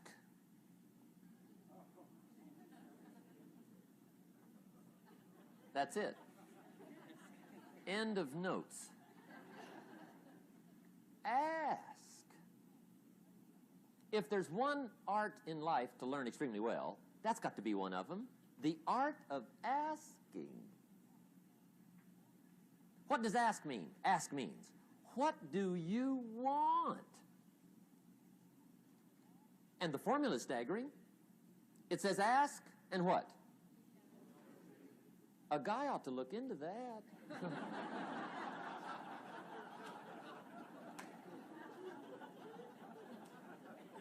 He says, yeah, but you work where I work. By the time you struggle home, it's late. You've got to eat a bite of supper, watch a little TV, get to bed. You can't sit up half the night. Ask, ask, ask. And the guys behind. See, you've got to be better than a good worker. You've got to be a good asker. Now, let me give you 3 key points on asking and receiving. This can do it. Number 1, asking is the beginning of receiving. Asking starts a unique process, mental and emotional. I don't even know how it works. All I know is it works. It's like pushing a button and all this machinery starts working. I don't know how. It just works. There's a lot of things you don't need to know how. Just work them. Some people are always studying the roots. Others are picking the fruit. I mean, it depends on what end of it you want in on. Asking is the beginning of receiving, so start the process. Here's number 2. Receiving is not the problem. Receiving is automatic. Now, if that's true, receiving is not the problem, what's the problem? Failure to ask might be one of your major problems. I don't know. Check it out. The guy says, oh, now I see it. I got up last year and hit it every day, but there's not a scrap of paper with my goals on it. Good worker, poor asker. So you've got to change that. Here's number 3. Receiving is like the ocean. There's plenty, especially in California. It's like an ocean here.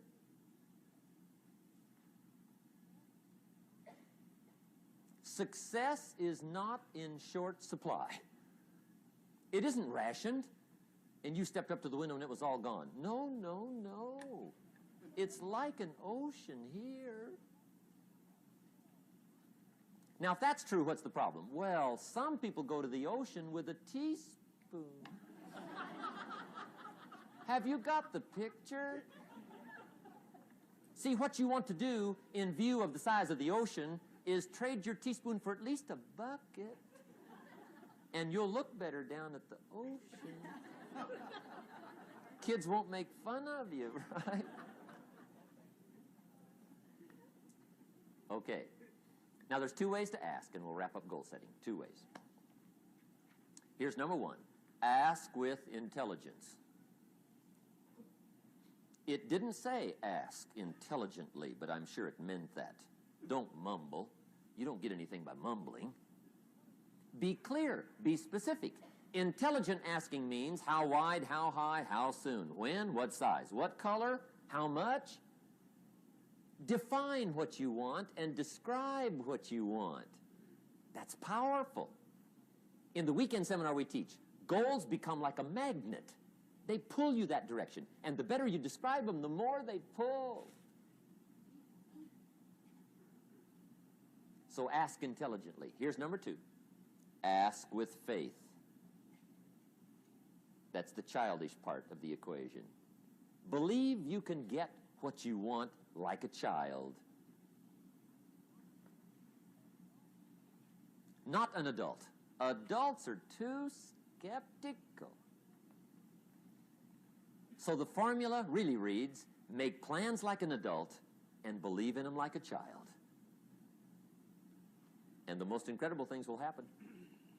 Just try it for 90 days. Just try it. You can always go back to the old ways. Just try it. Just 90 days, 90 days. Now, here's the last qualifying phrase on goal setting, as we promised to qualify everything. And it simply goes like this. Remember, you won't get everything you want. And we've already studied the reason for that. Simply, sometimes it hails on your crop and rains on your parade. It's that kind of planet. So you won't get everything you want, but if you will work this goal-setting formula, you can get plenty for wealth and happiness. Okay, that's goal setting. We use it around the world. We recommend it. Now, maybe it won't work as well for you as it has for me. I don't know. Maybe not. But what if it did? You got to try. Okay.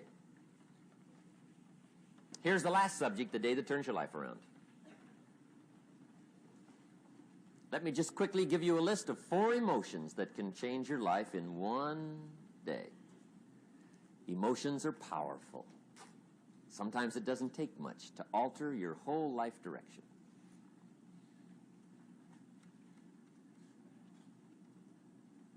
Okay, here they are. Number 1, disgust. Powerful emotion. Disgust says, I have had it. See, that could be the day. The day you can say, I've had it. And whether you've had it with something small or something major, the day you can say, I've had it, may not be the day it ends, but the day it begins. That's what I said when that little Girl Scout left my door when I'm 25. I give her the big lie, she leaves, I say, I don't want to live like this anymore. I've had it with lying and being broke. Powerful day. The man's finally had it with mediocrity. He's had it with being a loser. He's finally had it with those awful sick feelings inside, knowing his wife is at the grocery store looking at 2 cans of beans, one marked 37 cents, one marked 39 cents. And the guy sick inside knows his wife's going to buy the 37-cent can, and she doesn't even like the brand. Do you know why she's going to buy the 37-cent can? To save 2 cents.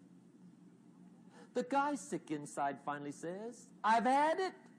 Being on my knees in the dust looking for pennies, we're not living like this anymore.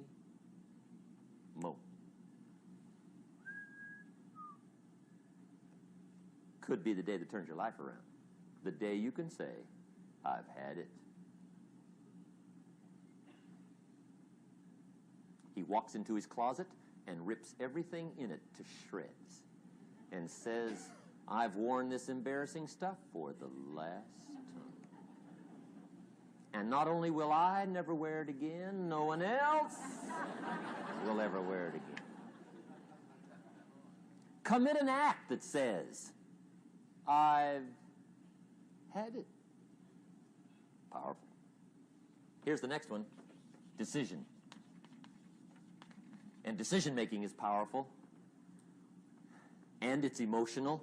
That's those knots in the pit of your stomach, right? Waking up in the middle of the night in a cold sweat, trying to decide. We sometimes call it inner civil war. What shall I do?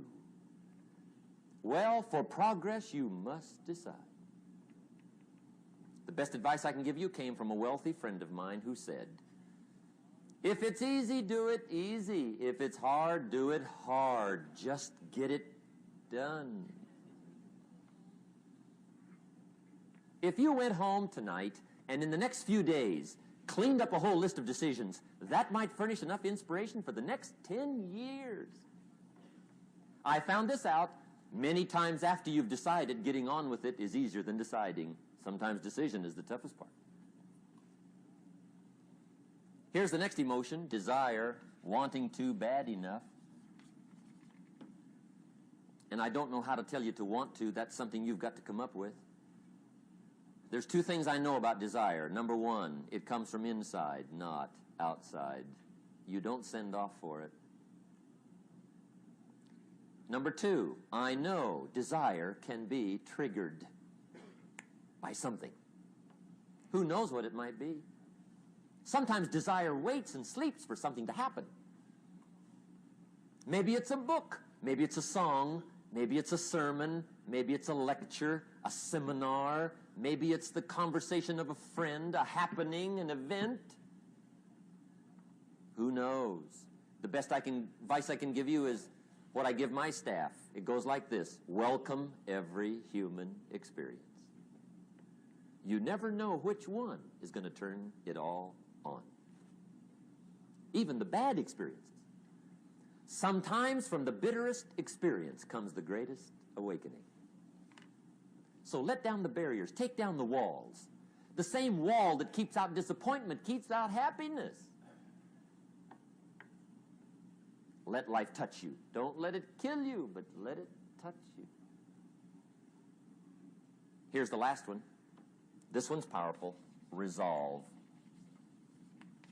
Resolve says, I will. 2 of the most powerful words in the language. I will. Benjamin Disraeli once said, nothing can resist a human will that will stake even its existence on the extent of its purpose. Shortly put, I'll do it or die. See, that's powerful. That could be the day that turns your life around. The world has a strange way of stepping aside when somebody says, I'll do it or die. The man says, I will climb the mountain. They've told me it's too high, it's too far, it's too rocky, it's too difficult, it's never been done before, but it's my mountain, I will climb it. Pretty soon you'll see me waving from the top. Or dead on the side, because I ain't coming back.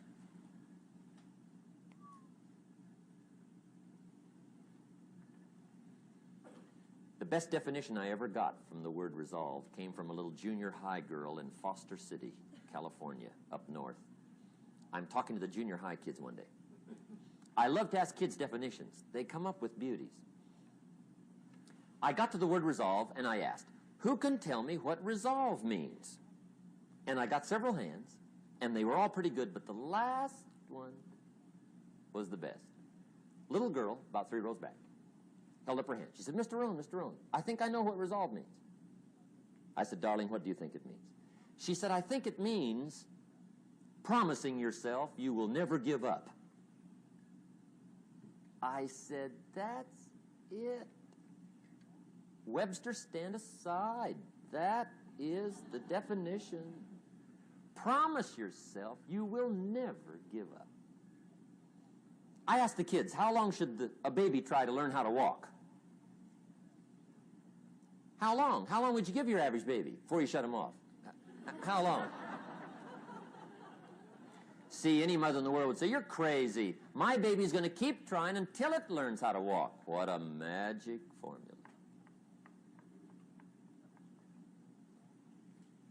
Now, let me show you what triggers all emotions into activity that brings results. And results is the name of the game. Here it is. Action. Finally, you must do something about how you feel. Jesus, the master teacher, said, don't just be listeners, be doers. The world admires the doers. Whatever it takes to get you to try harder, read more, set your goals, and go for it. Here's the next attitude disease.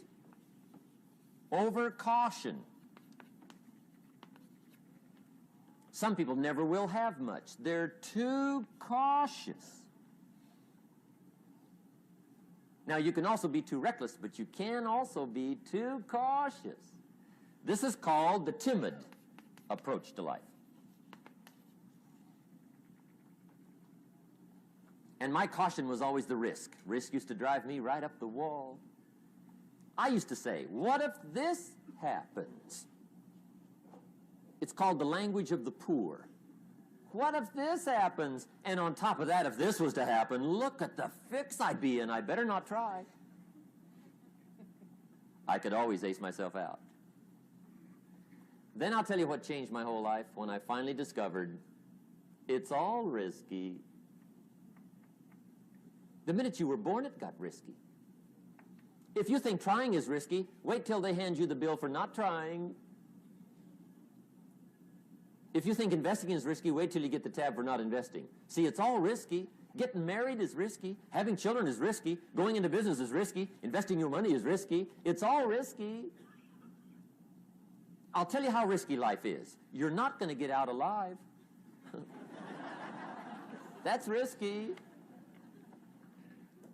The Englishman says, well, if that's the way it's going to work out, let's give it a go. Right, that's what it's for. Give it a go. Somebody says, yeah, but I'm looking for safety and security. Fine, then huddle in a corner. We'll cover you with a sheet, bring you 3 meals a day. And we'll protect you, feed you, look after you, care for you. We won't let anything happen to you. And you'll probably live to be 100. The guy said, well, yeah, I'd live to be 100. But what a way to live. Right. What a way to live, safe and secure. Don't ask for security. Ask for adventure. Better to live 30 years full of adventure than 100 years safe in the corner. And see, it's not important how long you live. What's important is how you live. Here's the next attitude disease. We're almost through with this motley list. In fact, we're almost through. Hang on. The next one is pessimism. Pessimism, the deadly disease of always looking on the bad side, the problem side, the difficult side, checking all the reasons why it can't be done. The poor pessimist leads an ugly life. He doesn't try to figure out what's right. He tries to figure out what's wrong. He doesn't look for virtue. He looks for faults. And when he finds them, he's delighted. How ugly. This is the poor guy who looks through the window, doesn't see the sunset. He sees the specks on the window.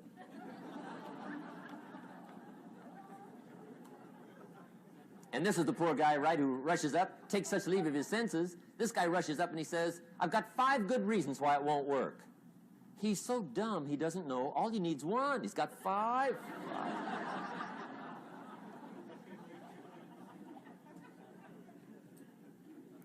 To the pessimist, the glass is always half empty. To the optimist, the glass is half full. Why would the same measure affect people 2 different ways? Answer, it all depends on how you look at it.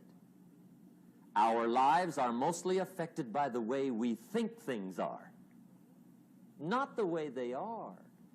The way we think they are affects us most. There's a subject we don't have time to get into tonight called better thinking habits. One of the major things Shoaff taught me when I met him, he said, poor thinking habits keeps most people poor. Not poor working habits. Most people work hard, but they don't think hard.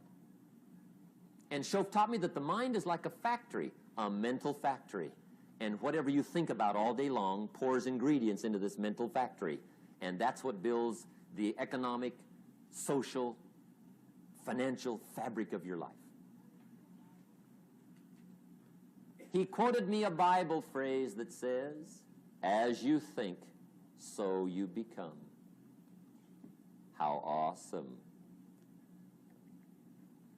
When he talked about poor thinking habits, he had me.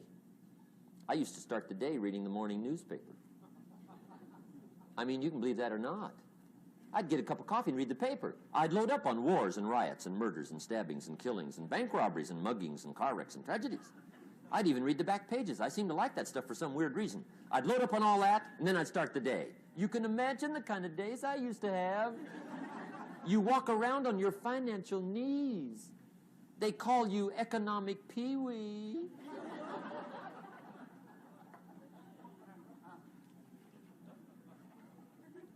The guy says, I want to be a great leader. Wonderful. The first thing we do is follow him to his house. When we get there, we walk in and check his library, number 1. Somebody says, well, why check his library? The reason is because what a man reads pours massive ingredients into his mental factory, and the fabric of his life is built from those ingredients. You would not believe what some people have got in their house to read.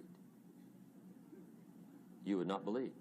One of the best dressed up words I know for a lot of it is trash. Can you imagine dumping a barrel of trash into this mental factory every day and coming out with a rich, dynamic, positive life? It can't be done. You might as well try making a cake with cement. The kids back in Danbury, Connecticut, high school, they're asking me questions one day. I'm talking to the kids. Kids got good questions these days. One of them said to me, Mr. Rohn, how do you build the good life?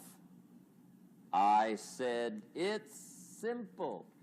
It's not easy, but it's simple. Here's how you build anything. Select the right ingredients, keep out the wrong ingredients, and it starts with thought. Everything starts with thought. So you must be wise and careful what you think about, because that starts everything. You got to be wise and careful. I asked the kids, what would happen if somebody dropped sugar in my coffee? They said, well, you'd be okay. I said, what if somebody dropped strychnine in my coffee? They said, well, you'd be dead. I said, correct. Lesson 1. Life is both sugar and strychnine. You gotta be careful. I said, what if my worst enemy drops in the sugar? They said, will you be okay? I said, what if my best friend, even by accident, drops in the strychnine? They said, well, you'd be dead. I said, correct. Lesson 2, watch your coffee.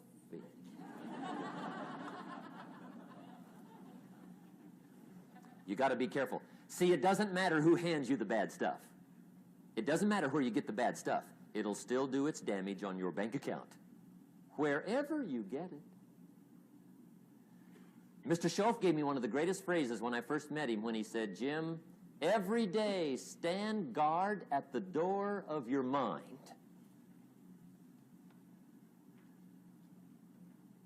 How important. Stand guard at the door of your mind. And you decide what goes into your mental factory. Don't let anybody just dump anything they want to in your mental factory, because you've got to live with the results. Okay, here's the last disease, and we're through with this list. In fact, we're almost through. Hang on. The last subject is very brief. The last disease, but this one is deadly. Engage in this one, indulge in it even slightly, and you might as well forget the future, because it's going to forget you. Complaining, crying, whining, griping, a Bible word called murmuring. See, that'll ace your future. Spend 5 minutes complaining, and you have wasted 5. And you may have begun what's known as economic cancer of the bone. Surely they will soon haul you off into a financial desert and there let you choke on the dust of your own regret. I hope I said that well, so you won't forget. It's a deadly disease. If you don't think it's bad, ask the children of Israel of Old Testament fame. Typical of us all, their story just happened to get in the book. Story says, children of Israel were slaves. God performed a series of dazzling miracles and got them out. And now they're heading for the promised land. Remember the story? Heading for the promised land. Tragedy of the story, they never got there. Reason. From day one, they started to complain. They griped about the water. They griped about the weather. They whined and cried and griped about the food. They griped about the leadership. They whined and cried because it was too far, too cold, too hot, too difficult, too miserable. I mean, they whined and cried for years. Finally, God said, I've had it, trip canceled. Or something like that. The story says they died in the desert, never got to the promised land. Which I think means two things. Indulge in this long enough, you get your future canceled. And I guess it also means even God himself can only take so much.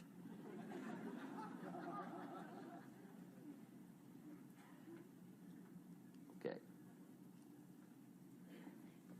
Just be on the lookout of the things that can destroy all the good you start. The war is on.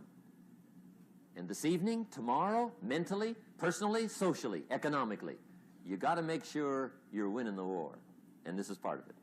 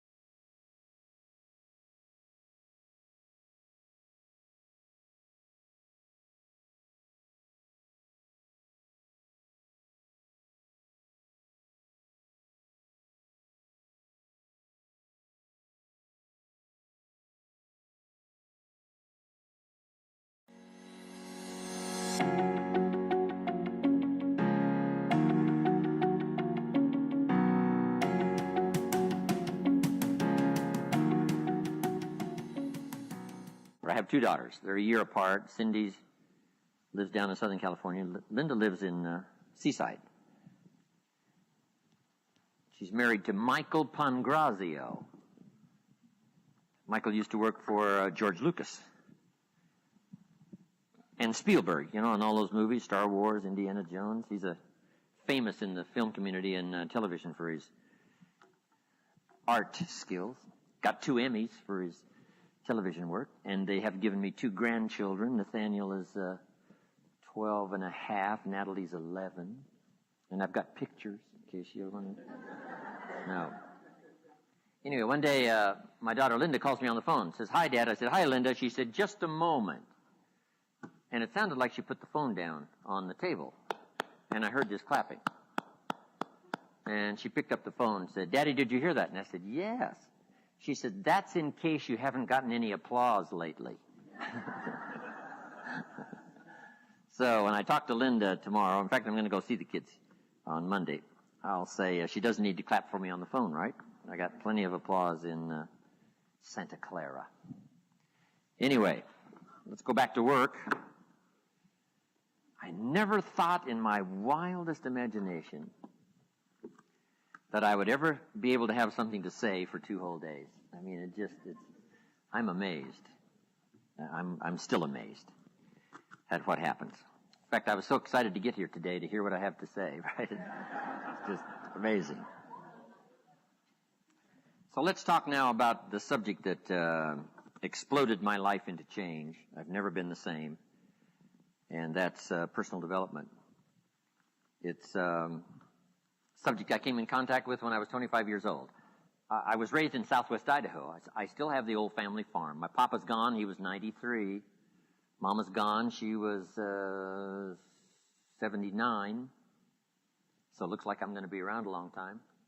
Good genes. My papa never retired. When he died, his paycheck was waiting for me. That's pretty good, right? So I intend to be around a long, long time, looks like. But anyway, I was raised in southwest Idaho and still have the old family farm, raising the normal crops in that part of the world. And my neighbor raises Arabian horses, and I furnish clover sometimes for him. And some years it's potatoes, and some years it's winter wheat, and some years it's something else. Also got vineyards. Got a new wine label, just finishing up. Roan Bittner. Dr. Bittner is my partner.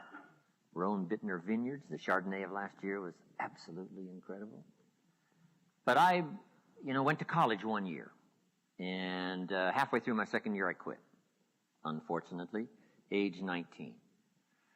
Should have stayed in school, right? But I thought, hey, I'm smart enough to get a job. How much smarter do you need to be? So with that kind of shallow thinking back then, I quit school and went to work. A little later got married, started a little family.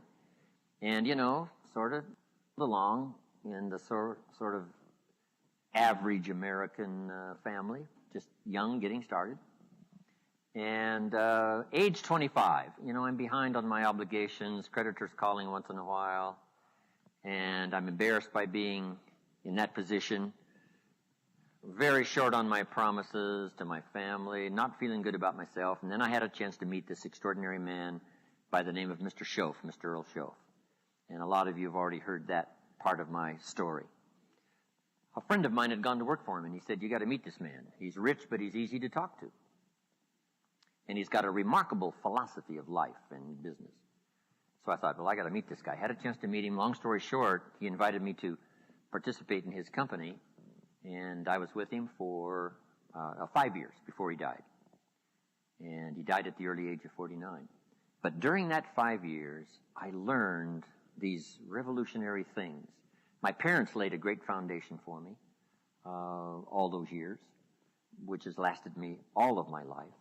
But to open up business and to open up the world and open up opportunity that I could qualify for started with this man by the name of Mr. Schoaf, Mr. Earl Schoaf.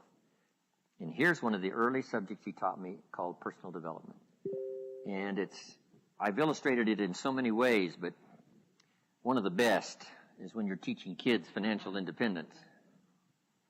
When I teach kids financial independence, here's what I teach. We get paid for bringing value to the marketplace. But this will also serve as an introduction to personal development. We get paid for bringing value to the marketplace. The key is to study the marketplace. Tomorrow we may talk about what I taught in Moscow. Profits are better than wages.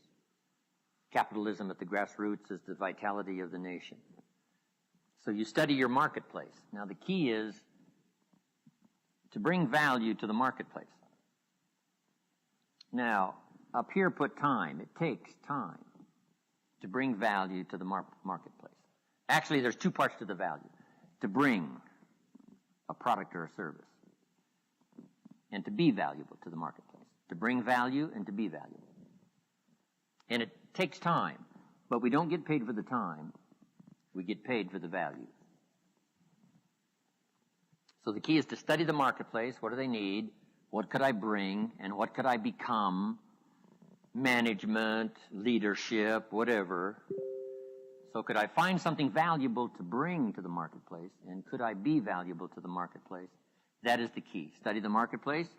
But then my mentor said the main thing is to study yourself. And then when I teach economics to kids, I teach America's ladder to climb. It starts down here at $5 an hour, and this ladder starts going up like this. Top income last year, there's a whole variety of stories.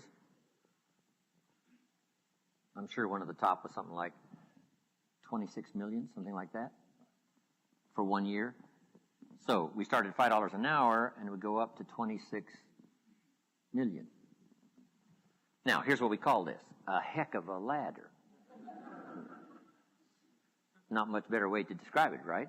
That's a heck of a ladder. So, here's what everybody has the opportunity to climb the ladder.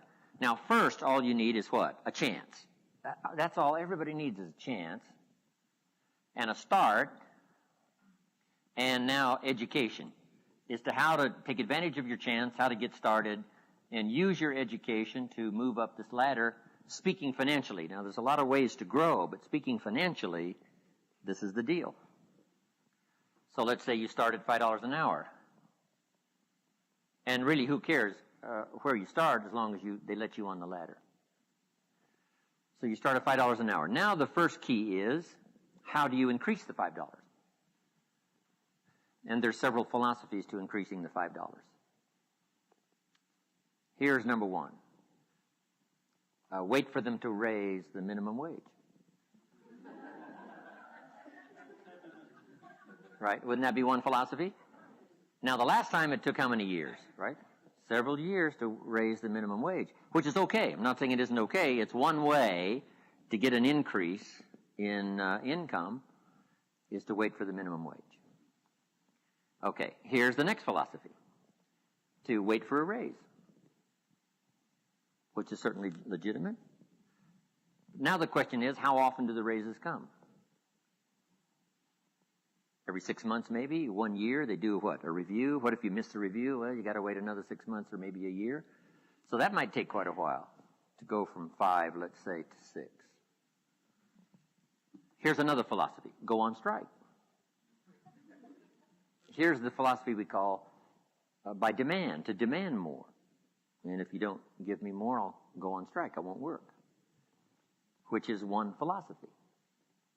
To get more by demand. Now, here's the problem with demand. Make the note. Kids need to learn it. You can't get rich by demand. You might get a few more pennies, right? You might get an extra $1. You might get an extra benefit or something, but you can't get rich by demand. Here's why. Not that it isn't America, and not that it isn't that economically now we're doing incredibly well, but here's why you can't get rich by demand. It's the wrong philosophy. And here's what would be tragic all your working life. To live in the right country and have the wrong philosophy. So you can't get rich by demand. Then how could you get rich in America? It's very simple. Change your philosophy. And what would be the new philosophy? Answer. You get rich by performance, not by demand. Now, my mentor says, some people don't just make $5 an hour.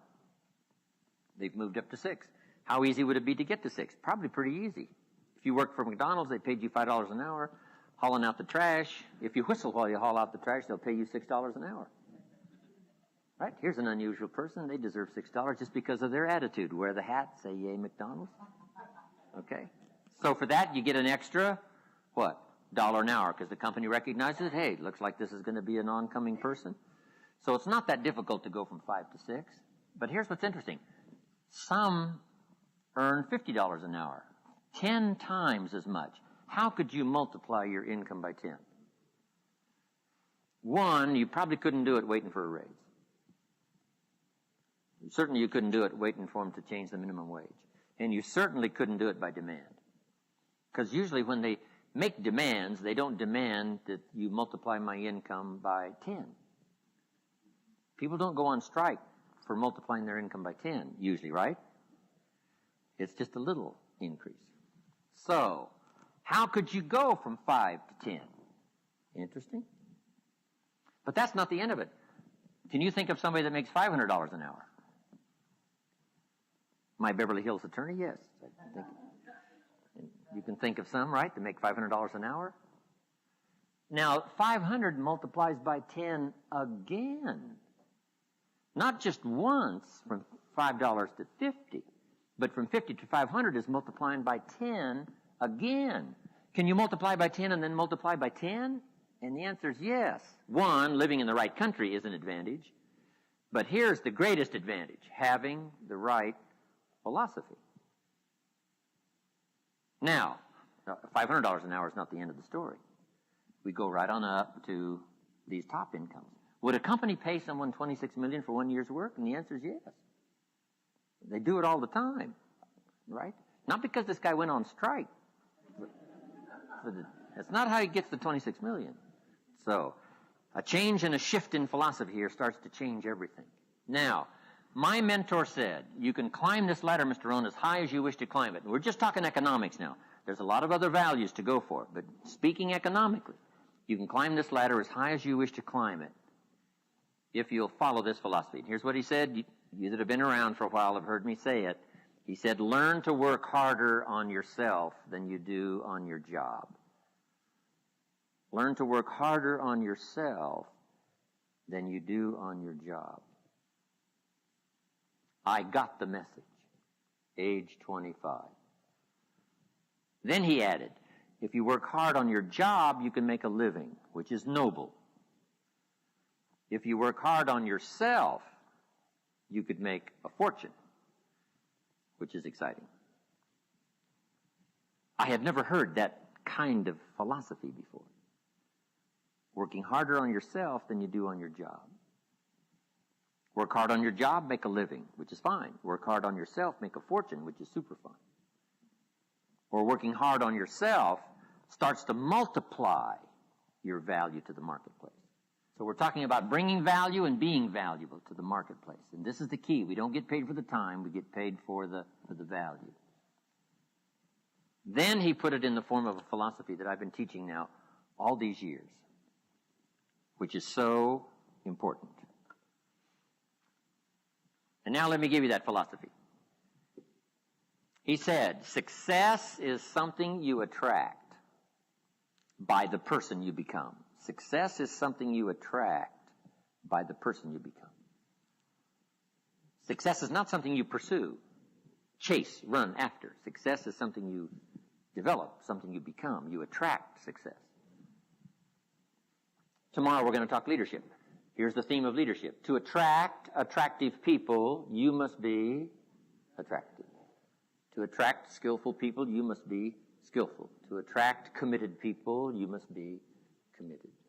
So the whole key to unlock all the treasures, whether it's economic treasures or spiritual treasures, financial, social, personal, every way you can possibly think of, is by your own personal development. And then he added one more, which is so important, and it's probably worth the price of the seminar. Here it is. What you become is much more valuable than what you get. What you become is much more valuable than what you get. The major question to ask on the job is not what am I getting here. The major question to ask on the job is what am I becoming here. Not what am I getting, what am I becoming. So it's very important what you become. Because what you become attracts. If you become cynical, you attract cynicism. What you become attracts. So this whole subject of personal development was so vitally important to me. It changed my life. I was a millionaire by age 31. And that was just the economic part of it. It took me 6 years from age 25 to age 31. It was unbelievable. So, right country, but a refinement of philosophy is what's important. So let's now talk about personal development. The first subject is called the seasons. An understanding of the seasons to illustrate the total aspect of life. One of the best ways to illustrate for your children or for anyone, life situations, is to use the illustration of the seasons. So let's go through it. Here they are, the seasons. Number one, you cannot change the seasons until you get your own planet. Right? You can't change the seasons. They're set. All of this has been set in motion. But here's the next piece of information. You can change yourself. You can't change the seasons, but you can change yourself. Life and business is like the changing seasons. Frank Sinatra sang, life is like the seasons. So now let's quickly go through the seasons. This is a whole study in itself. But I can just give you a little outline here, some ideas, and you can take it from there and use it in whatever manner that would serve you, as well as to serve your own understanding of time, the passing of time. First, learn how to survive the winter. Speaking of life in its simplest aspect, the first key to learn in your life on the spinning planet is to learn how to survive. Now, there's all kinds of winters, right? The winter of the calendar, right? The winter of the actual season. But then there's financial winters and social winters, personal winters. But we understand those because we've all been through them. Barbra Streisand sings, it used to be so natural to talk about forever, but used to be's don't count anymore. They just lay on the floor till we sweep them away. You don't sing me love songs. You don't say you need me. And you don't bring me flowers anymore. A winter song. But we know what those lyrics are about. You know, we've been through those experiences. The winters. Now, here's the key on the winters. Some are long and some are short. Some are easy and some are tough. But they always come right after harvest, right after fall, autumn. So we cannot rearrange the coming of the winters. But here's what we could do. Get stronger, wiser, and better so that we can survive better. And our life will be less eroded by learning to handle the next winter. The next winter of a divorce, the next winter of an illness, the next winter of a death in the family, the next winter of a loss financially, the next winter of a crisis of whatever kind, to be better equipped. So here's the key, to learn the seasons so that you can approach it all in a very intelligent way. For kids, we teach the ant philosophy. The ant philosophy. So for the kids that aren't here, take this home. For the kids that aren't here, the ant philosophy. And here's the little short list on the ant philosophy. Number one, ants never quit. If an ant is headed somewhere and you stop him, he'll start looking for another way. How long will he look? Till he finds it or till he dies. One way or the other, he'll find it. Okay. So that's a good philosophy. Just never quit like an ant. Here's the next part of the ant philosophy. Ants think winter all summer. You got to think negative when it's positive. And not be disillusioned. That's why ants always seem to be in a hurry. Why are they in a hurry? Because they're thinking winter, winter, winter, hurry, hurry, hurry, get going, go, go, go, go. So you must think negative when it's positive. You must think winter when it's summer. Here's some of the best advice. It comes from classic tradition. A great story says, don't build your house on the sand in the summer.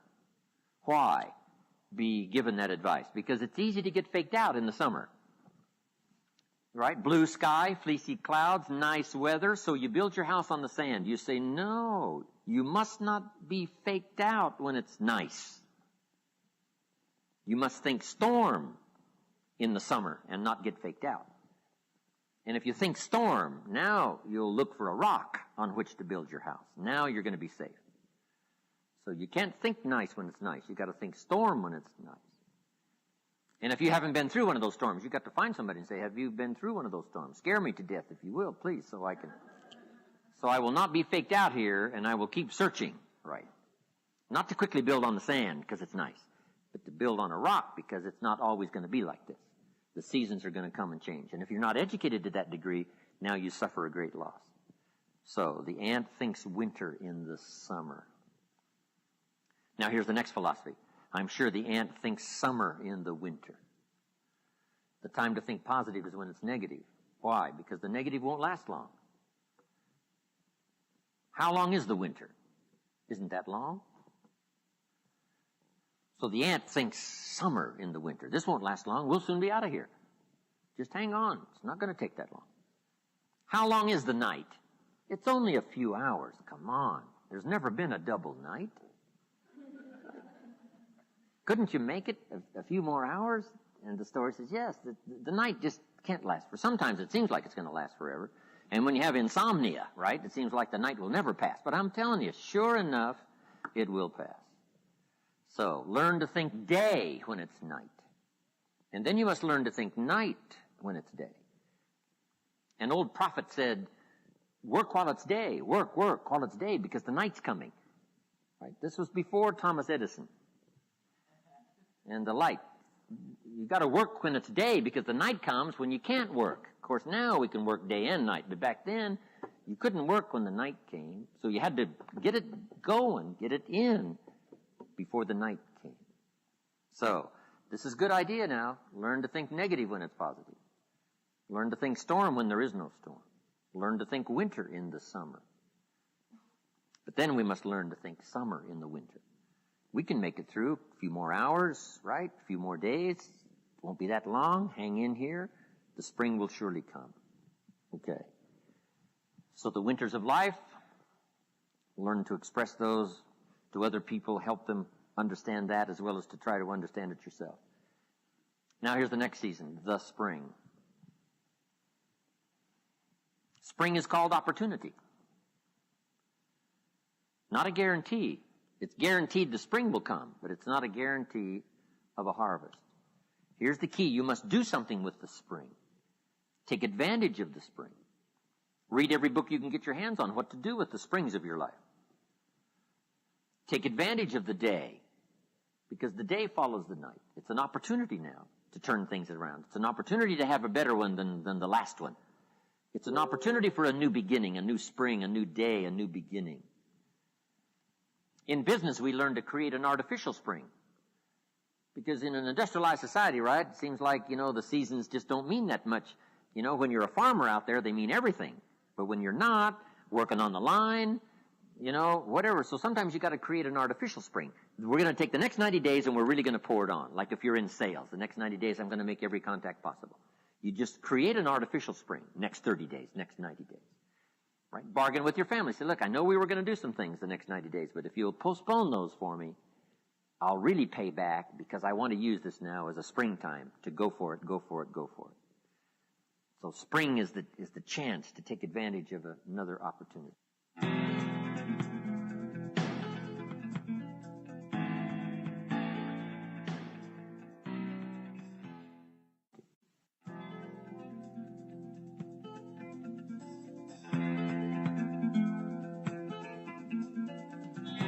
Now, here's what you must do in the spring. It's a very short season usually. You must hurry. You wouldn't ask a farmer to go bowling in the spring. He hasn't got time. Why? The season is too short. The planting season is too short. You've got to get it done fairly quickly. And life at its longest is short. The Beatles wrote, life is very short. Which is true. My father lived to be 93, but it seemed to be very short. It didn't seem that long. So life is short. For John Lennon, it was extra short. For Michael Landon, life was extra short. For my mentor, died at age 49, that's extra short. But life at the longest is short. So you must learn to appreciate opportunity and take advantage of it while it's day, while it's time. Now, we call spring a window of opportunity. If you have a chance to talk to someone, the window's open. It may not stay long, so take advantage. Don't hesitate. Meet a new friend. Talk to somebody while the window's open. Now here's the season for everybody to understand because it is so applicable to our life, and that's the season of summer. Two things we must do in the summer: nourish our values and protect. Nourish like a mother, protect like a father. The twin challenges in the summertime help to illustrate life, that we are confronted with both good and evil. Is that the way it should be? You got to ask somebody a little higher up than me. We could get into probably a pretty great debate. Would there be good without evil? Here's the best answer I've got. In our finite position at the moment, here's the best answer. It doesn't seem like it. It seems like it takes the contrast to make a scenario, to make an adventure. Now remember, we didn't set it up, so. But here's what seems to be the setup. Opposites in conflict. That seems to be the setup for a human adventure. One contesting against the other, vying for the territory. Would there be light without darkness? We probably wouldn't call it light. What gives us the value of one is the contrast of the other. But darkness is always trying to move in and take all the territory. But if you turn on the light, its energy starts to repel darkness. Darkness begins to move away, move away. And the brighter the light, the further away the darkness must move. If you walk into a dark room and turn on the light, the darkness is what? Gone. But here's the point to remember, not very far.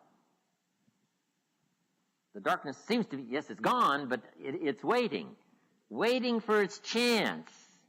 That if light loses its energy, darkness has a chance now to move back in. Here's one of the better realistic illustrations, and that's health and illness at odds in your body. Illness trying its best to drive health into a small corner and occupy the territory. And health trying what? To push illness into a small corner. There's this contest going on. Who's going to occupy the territory? If one stays strong, the other is diminished. If the other gains in power, then the other is diminished. Okay. So what you must learn to do is cooperate with the positive side of everything in your body and your life.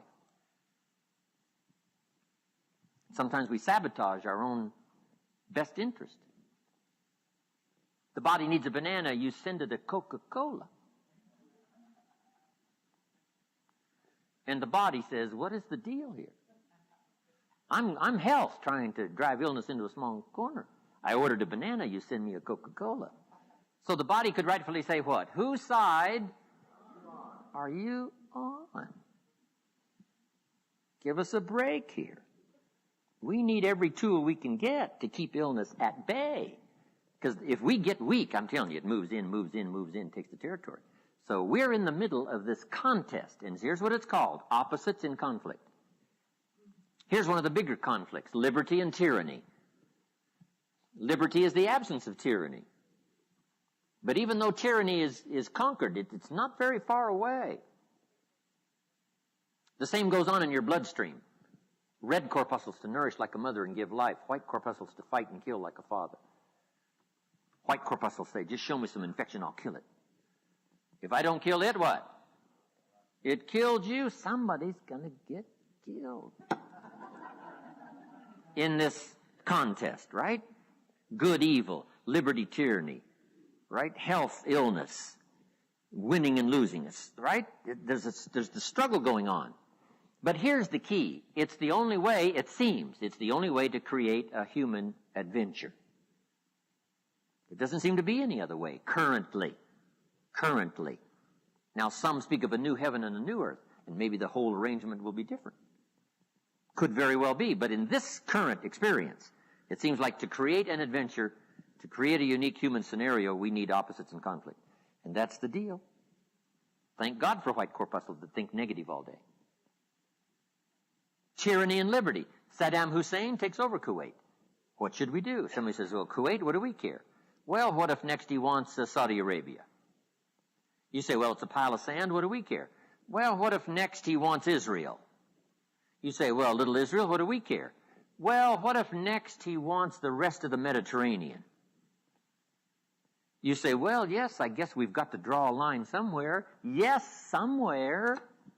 You've always got to draw a line somewhere and tell illness, hey, you can't have any more. You've got to throw up the barriers, draw a line in the sand.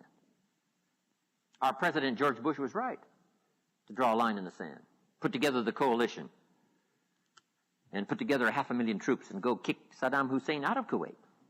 History demanded it. Hired Chief White Corpuscle General Schwarzkopf.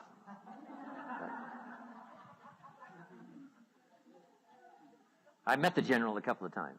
He was the man to send. So, liberty and tyranny in a contest. And it's the only way to have a civilized society. Tyranny cannot be rehabilitated.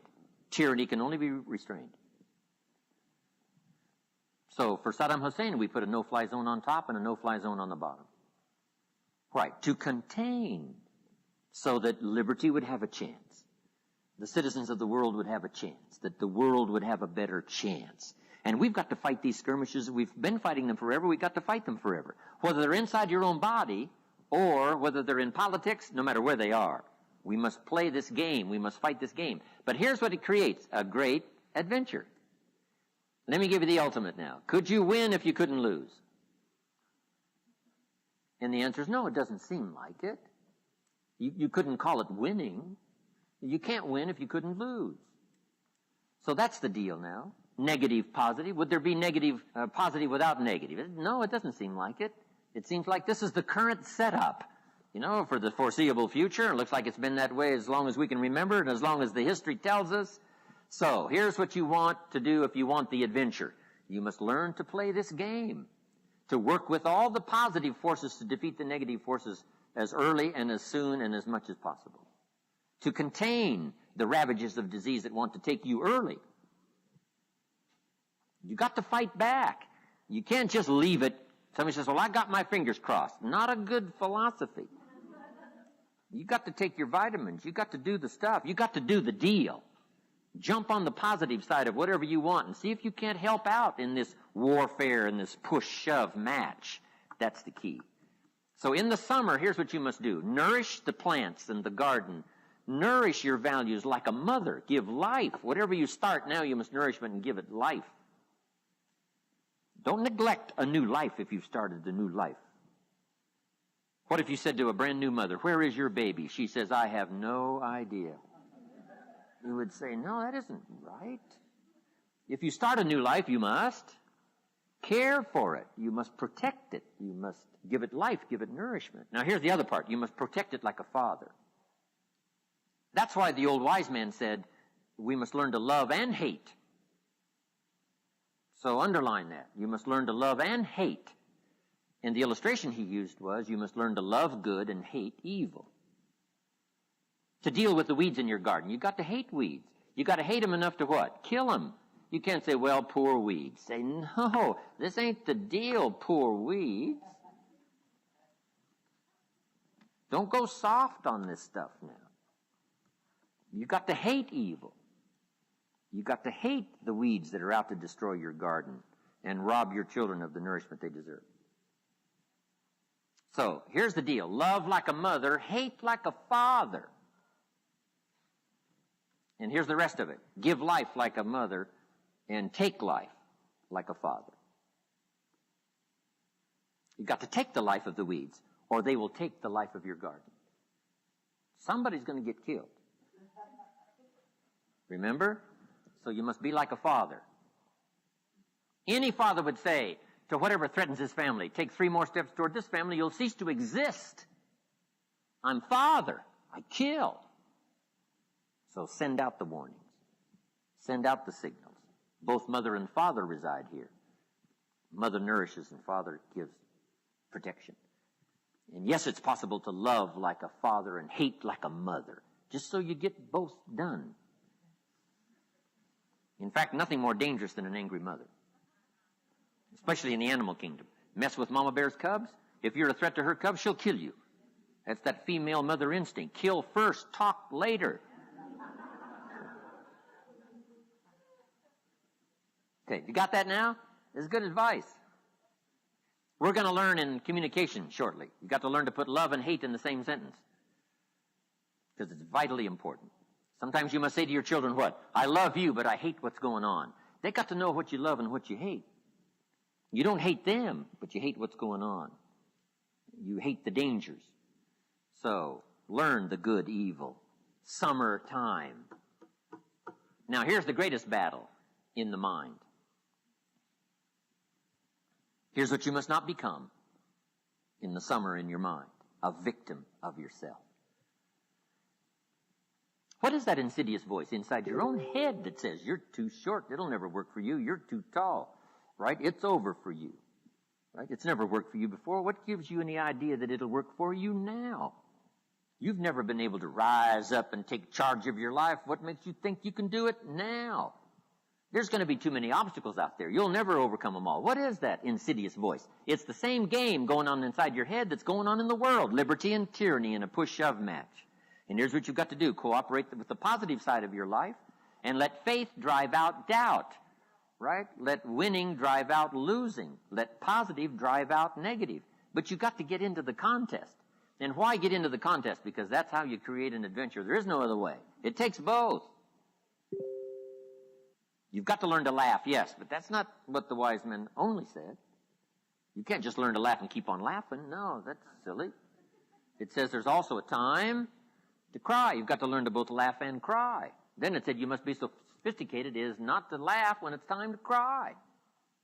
Then it further says you must learn to laugh with those that laugh and learn to cry with those that cry. That now gives you an understanding of what life is all about. Sadness and joy, the contest, the difference.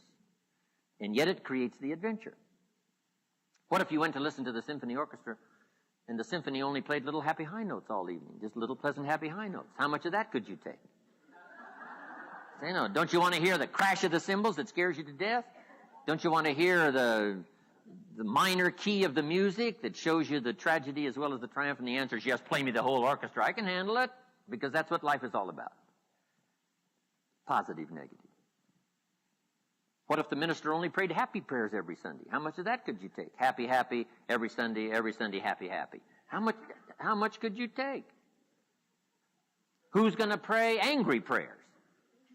Who's going to pray frustrated prayers? Who's going to weep in public for the lost children? It takes both. You've got to weep with those that weep and laugh with those that laugh. You've got to have this full understanding of the game. You've got to understand the highs and the lows, the tragedy and the triumph. Most of the music of the world is written in the minor key, the key of pathos and sadness and mystery and wonder. You can't eliminate that from your life. It takes both to create an adventure. But here's the adventure: to overcome the evil, to put evil in its place.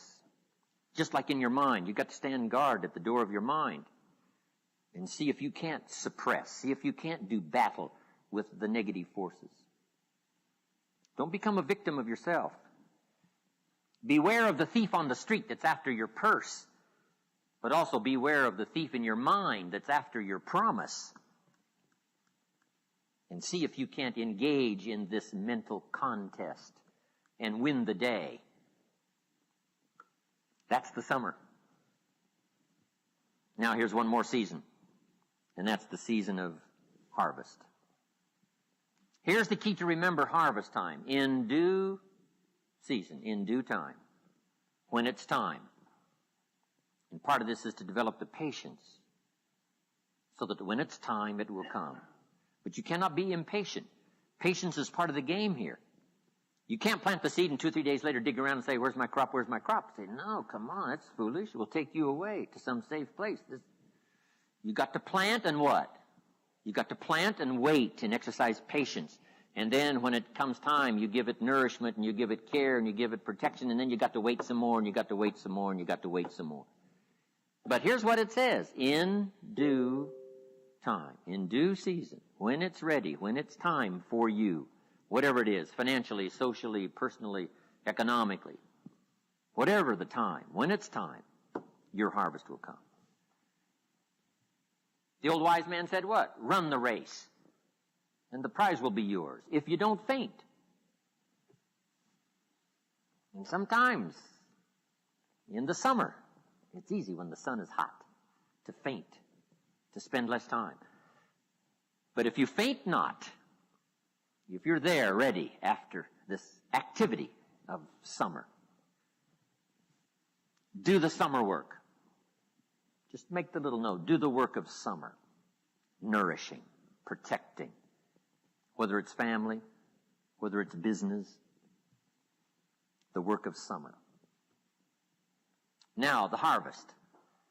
Here's the key now to harvest, to wisely use the resources. When your harvest comes now, you can't blow it all. You can't spend it all. You can't live it all up. Remember the two parts to life. One, the full development of all your potential. Second, the wise use of all your resources. Tomorrow, one of our major subjects is going to be the management of time. Time management. If we have time, we'll go through that. As I said, I'm going to cover procrastination, but I've decided to put that off till tomorrow. The management now of your resources when they come. An ancient story says they took the 7 years of plenty and they didn't live it all up. Make the note. You must take the 7 years of plenty and not live it all up. What did they do? They used the 7 years of plenty to get ready for the next 7 years of famine. The first 7 to prepare for the next 7. We'll talk more about that tomorrow under financial independence. So the subject of the seasons, so vital, so important. Such a great illustration to almost every life situation you can think of. It'll help your kids, it'll help your business, it'll help your management people, your sales people, everybody. This could be one of our best seasons in terms of the world. The turning of the century, everybody's thinking about the year 2000. A new century, a new millennium, a new beginning, a new chance, a new opportunity for world cooperation, national, international cooperation.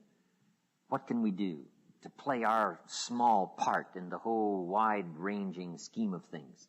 It's good that everybody's thinking about this. This could be a new time, a new chance, a new opportunity. Right?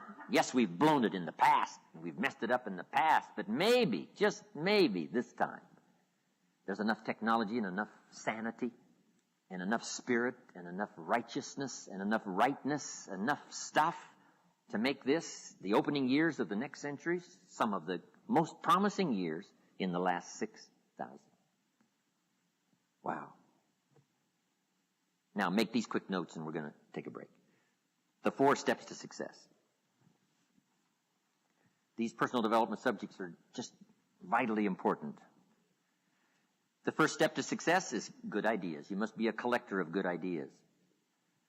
Here's where my mentor did me the greatest of service, and that was keeping a journal of good ideas. Here's what he said. Don't trust your memory. What classic information. Don't trust your memory. If a good idea comes, jot it down. 1, so you can review it. 2, so that you capture it. It won't be lost.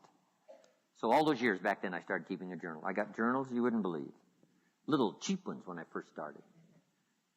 Remember the Gregg shorthand? Little books, little spiral things? I used those. You can say, you must be broke. Yes, I wasn't doing very well, so it cost, $1 or something back then. Now my journals are expensive. This one costs $42. And I wished it would have cost more, because I'm doing really well. My journals. But if you look at all my journals, you can tell how my life was going. Say he was poor here, and it looks like he was rich here, and then he was broke again. Now it looks like he's rich again, for sure. So, but here's the key, and we'll talk about this more also under time management. Something to pass on to the next generation. The collection of ideas that made you healthy. The collection of ideas that turned your life around. The collection of ideas that caused you to learn extra skills and got the extra income. The wise use of your resources, the ideas you found on how to do that. Think of passing this on now to the next generation and the next generation. This is so valuable, but mostly now primarily for your own study, so you can go back over what you've collected. And in a now different place, same ideas, but now that you're in a different place, you'll see it in a whole new light on how it will help change your business, help change your career, your future, relationships, and all the rest. Keeping a journal, right? Now, this is for serious students. Non-serious students don't need to keep a journal. Right? But for serious students that are serious about their health and serious about their future, serious about gathering things to make a contribution to others, keeping a journal. That's important. A collection of good ideas, first step to success. Here's the next step, a good plan. You got to have a good plan. You got to have a good health plan. My mentor asked me when I'm 25, Mr. Owen, what's your current plan for your financial future? And I said, I don't have one. Right? And that was obvious. I said, you got to create a plan. A good financial plan. If we finished the seminar tomorrow and you lingered a while and gave me the details of your current financial plan for the future, would I get so excited about it I'd go across the country and lecture on it? You say, no, Mr. Owen, you probably wouldn't want to lecture on my plan. My next question would be what? Why not? Have you reached this point in your life's maturity and you don't have a plan that's got you up early and keeping you up late that you're excited about unfolding? We're going to talk more about this tomorrow under Financial Independence. Here's one of the first things you must do if you're a parent. Build a financial wall around your family nothing can get through. Build a financial wall around your family nothing can get through. Now, there's other protections that a parent must engage in, but here's one of the first ones, since it's so possible living in America. A financial wall around your family nothing can get through. Got to have a good health plan. You know, you can't be out of breath after the year 2000. You've got to have the vitality, right? You got to have the breath. You got to have the vitality. So you got to have a good health plan. You got to have a good financial plan. You got to have a good plan for your goals and plans and dreams, and we're going to get into our workshop tomorrow. We'll go through all of that. So number 1 is good ideas. Number 2 is good plans. Here's 2 more. Here's number 3, learning to handle the passing of time. That's one of the big challenges in everybody's life. Learning to handle the passing of time.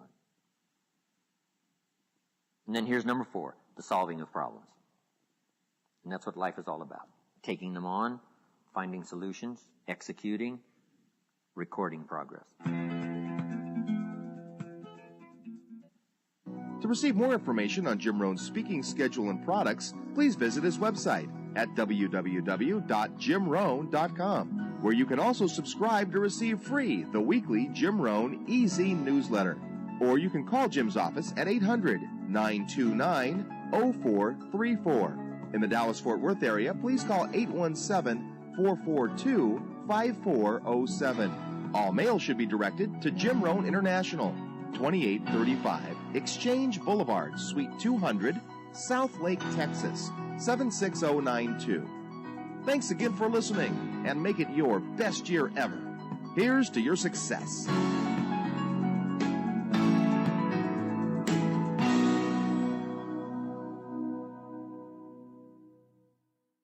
Hi, everybody. This is Jim Rohn. Over the years, I have repeatedly encouraged people in search of the good life to make use of a journal. Invariably, at the conclusion of a seminar, a number of people are sufficiently inspired by learning of the effect journals have had on my life to start using one of their own. Unfortunately, inspiration and enthusiasm quickly fade in the face of all those blank pages. Instead of finding new answers to life, the journal seems to open a floodgate of new questions, such as, what am I supposed to write? Should I only write about business events? How often should I be writing? What kind of journal is best? Does spelling count? The purpose of these tapes, then, is not only to explore the incredible value of recording your life's experiences, but also to examine the endless uses and methods of keeping a journal. Hopefully, by the conclusion of this program, your questions will have been answered, and you will be confidently embarking on a new adventure in achievement with the vehicle of pen and paper. The first thing to understand about a journal is that it's your book. And because it is yours, you must be the one to select the size and style you feel most suits your needs and personal preferences. Like a favorite armchair, a journal must be comfortable enough that you will want to go to it often. You may, in fact, find yourself experimenting with a variety of journals over the years as your needs and tastes change. During the past 25 years, I'd be willing to bet that I've tried almost every conceivable system of capturing ideas on paper, from loose-leaf binders and file cards to dime store notebooks and hardbound volumes.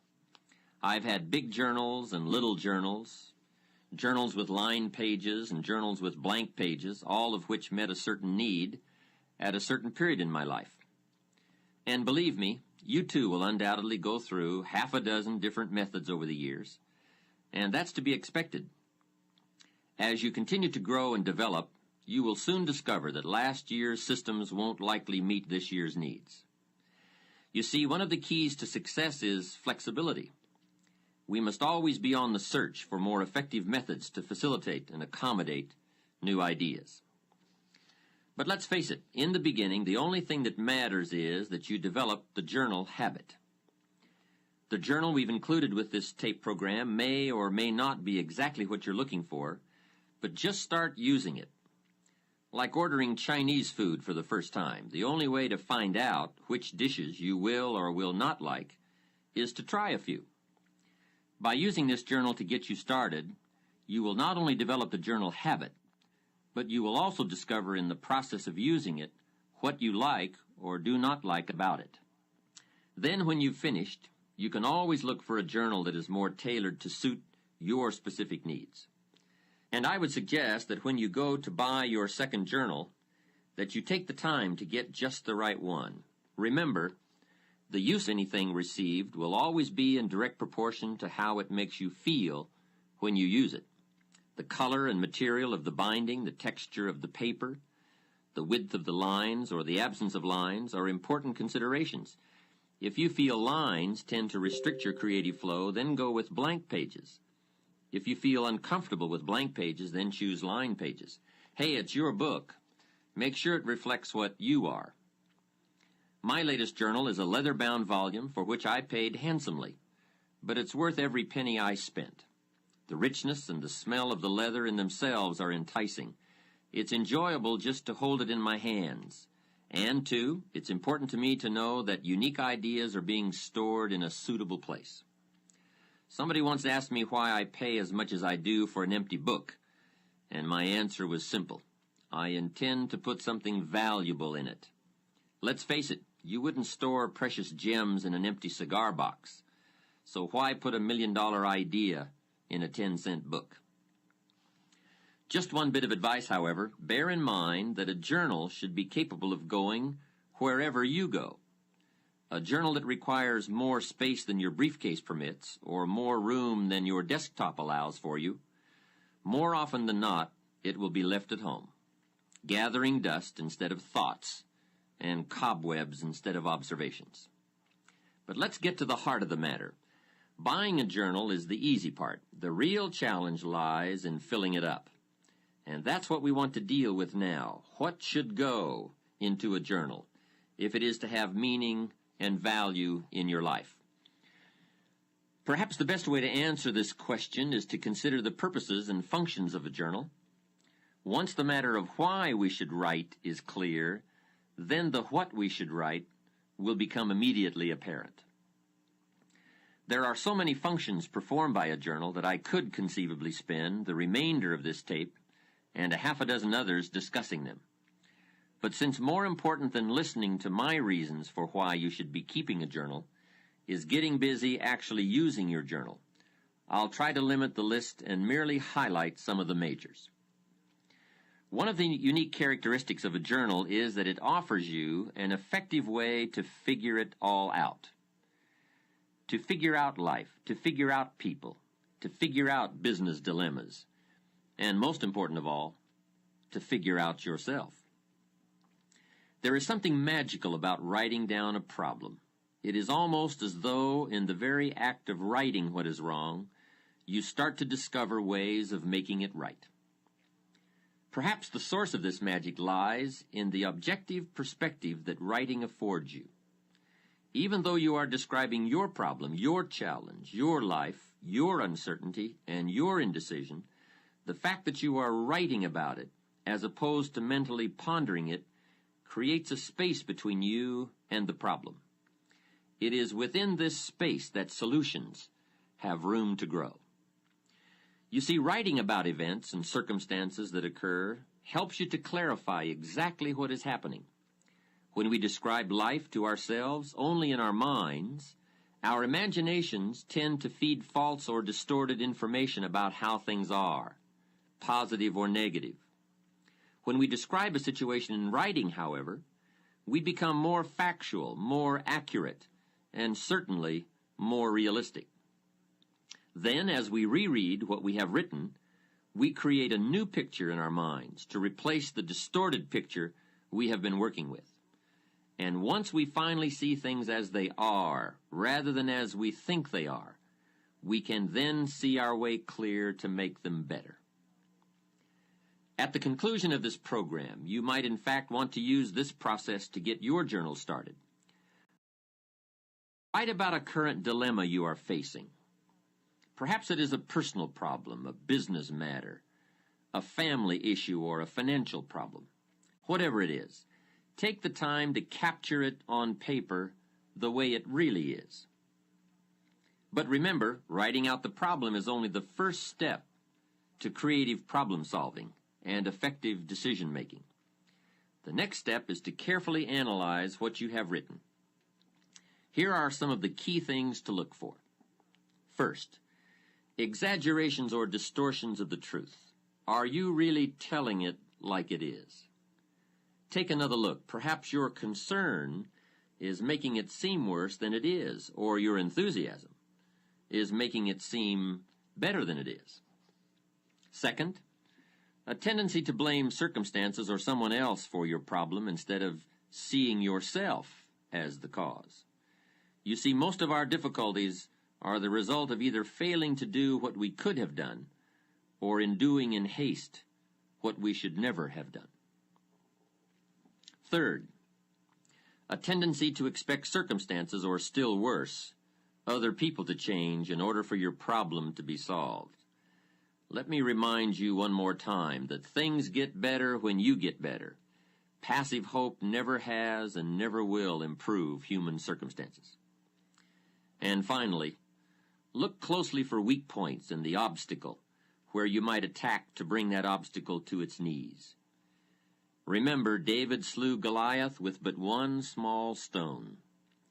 It usually doesn't take much more than a few minor adjustments in either our attitude or our action plan to solve a major problem. Essentially, you must learn to view your problems like a scientist who puts tiny organisms on a slide.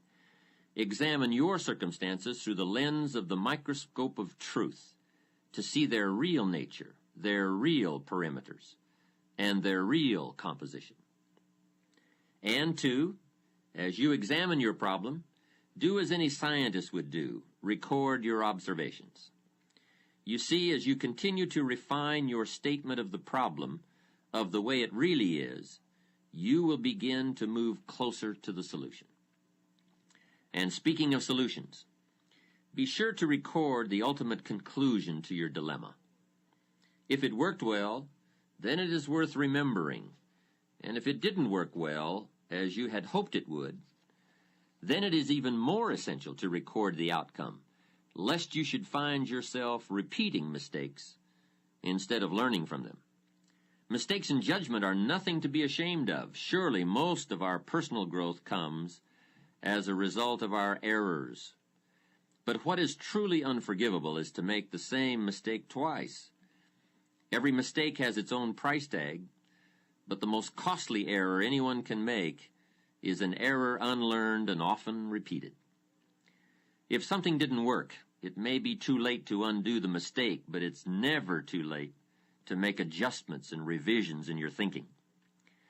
You see, better decision-making comes from the better thinking habits, and better thinking habits comes from practical experience, learning both what to do and what not to do. Becoming a more effective thinker on paper is a sure way of becoming a more effective person in practice. As step one for getting used to using your journal, then, I would suggest writing down problems that you encounter and recording all the steps you can take or did take to solve them, as well as their eventual outcomes. Now, I realize this is only a suggestion, but please let me offer you a bit of advice about suggestions. You see, many people will hear this suggestion, agree that it sounds like a good idea to try, and even go so far as to mentally agree to do it sometime. And therein lies the problem, that nebulous word sometime. We all know what happens to the promises we make to do something tomorrow or next week or as soon as we have a chance. Somehow, we never quite get around to doing it. My advice is that if you think a suggestion has merit and that it's worth trying, that you promise yourself you will do it. Make a firm commitment now at the conclusion of this program. You will have chosen one of my suggestions, and that you will not do another thing until you have opened your journal and written at least one page. Otherwise, to be perfectly honest, you might as well stop the tape now and give it and the journal to a friend. For surely if you lack the discipline to start a journal, it is highly unlikely that you will ever have the discipline to continue to use one either. This leads us into a second function of your journal, which is the capturing of good ideas. How many times as we go through the day do we come across a good idea, a unique quote, an interesting piece of information, or even a significant personal discovery? And each time we do, we mentally say to ourselves, I must remember that. Now, I'm willing to admit here that the human mind is a remarkable thing, but I also know from experience that the human memory leaves a lot to be desired. I think Emerson captured it best when he made this statement. I suppose that every old scholar has had the experience of reading something in a book which has significance to him, but which he could never find again. Sure he is that he read it there, but no one else ever read it, nor can he find it again, though he buy the book and ransack every page. How true. What we do not somehow capture today is lost forever. There are a lot of things in life that we can trust, but my experience has taught me that the human memory is most definitely not one of them. There are so many sources of insight and inspiration all around us. Good ideas flow in abundance from sermons and lectures, from books and magazines, television documentaries, business meetings, and conversations. But obviously, for you to capture the ideas, it is essential, as I mentioned earlier, that your journal always be at your side. I remember one time attending a church service in Carmel, California. The sermon that Sunday morning was excellent, so I opened my journal and started taking notes. But out of the 400 people in attendance that day, guess how many of the others were taking notes? Not one. So there I was taking notes in my journal from this sermon, and pretty soon the people around me were starting to give me strange looks. Out of the corner of my eye, I could see them nudging one another and whispering. I felt like some kind of spy. I could almost hear them saying, he's going to get out of here with some of this stuff. And sure enough, I did. I got the stuff. So what I'm suggesting is that you get in there and get out with some of the stuff. Let other people sit there thinking they can remember it all. Let other people treat opportunity casually, but not you. I would ask you to treat it seriously. Let other people wonder at the end of their lives where it all went wrong, but not you. Let other people play while you work, fool around while you study, soak up the sun while you soak up ideas. 10 years from now, they'll still be trying to figure out how to pay the bills, or wondering why their marriage isn't working out, or why they don't seem to be getting ahead professionally, but not you. Life always rewards the serious students for their labors.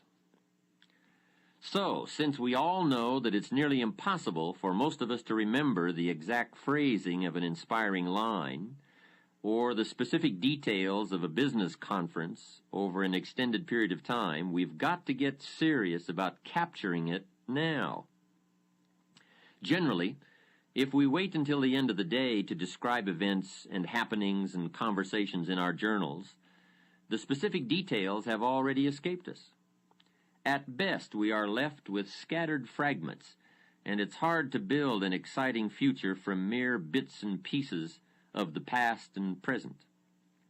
So I would encourage you to get it all down as it comes your way. Financial ideas, personal development ideas, time management ideas, family ideas, business ideas. Everything you have the good fortune to come across. If an idea is worth listening to, worth reading, worth remembering, then it is also worth capturing in your journal. And there are many reasons for making the effort to capture good ideas, not the least of which is the fact that the simple act of writing something on paper helps to etch the idea more firmly in our conscious minds. To hear it, or see it, or read it is one thing. To take the time and make the mental effort to capture it with paper and pen is so much more.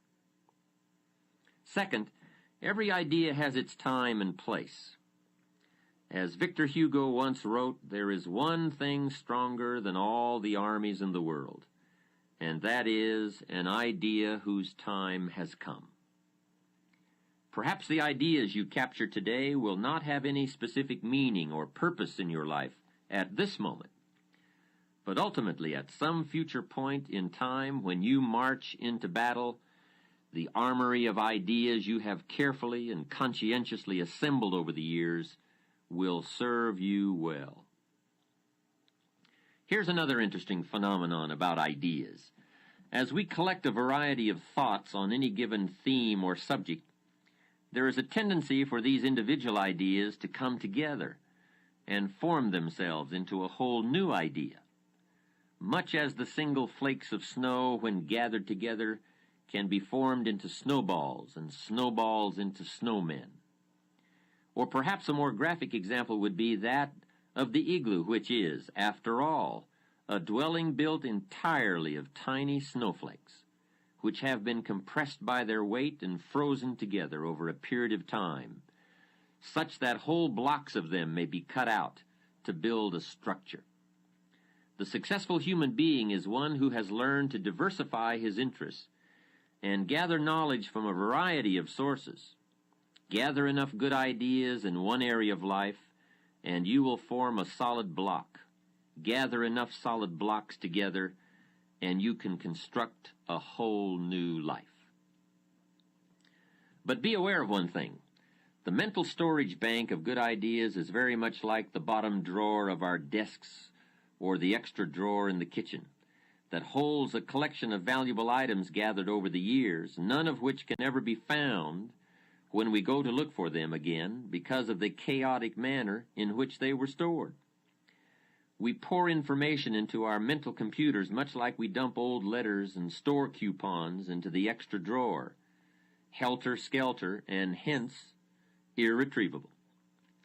One of the first things we attend to when setting up a new business is the development of a filing system for records so that we can easily locate information whenever needed.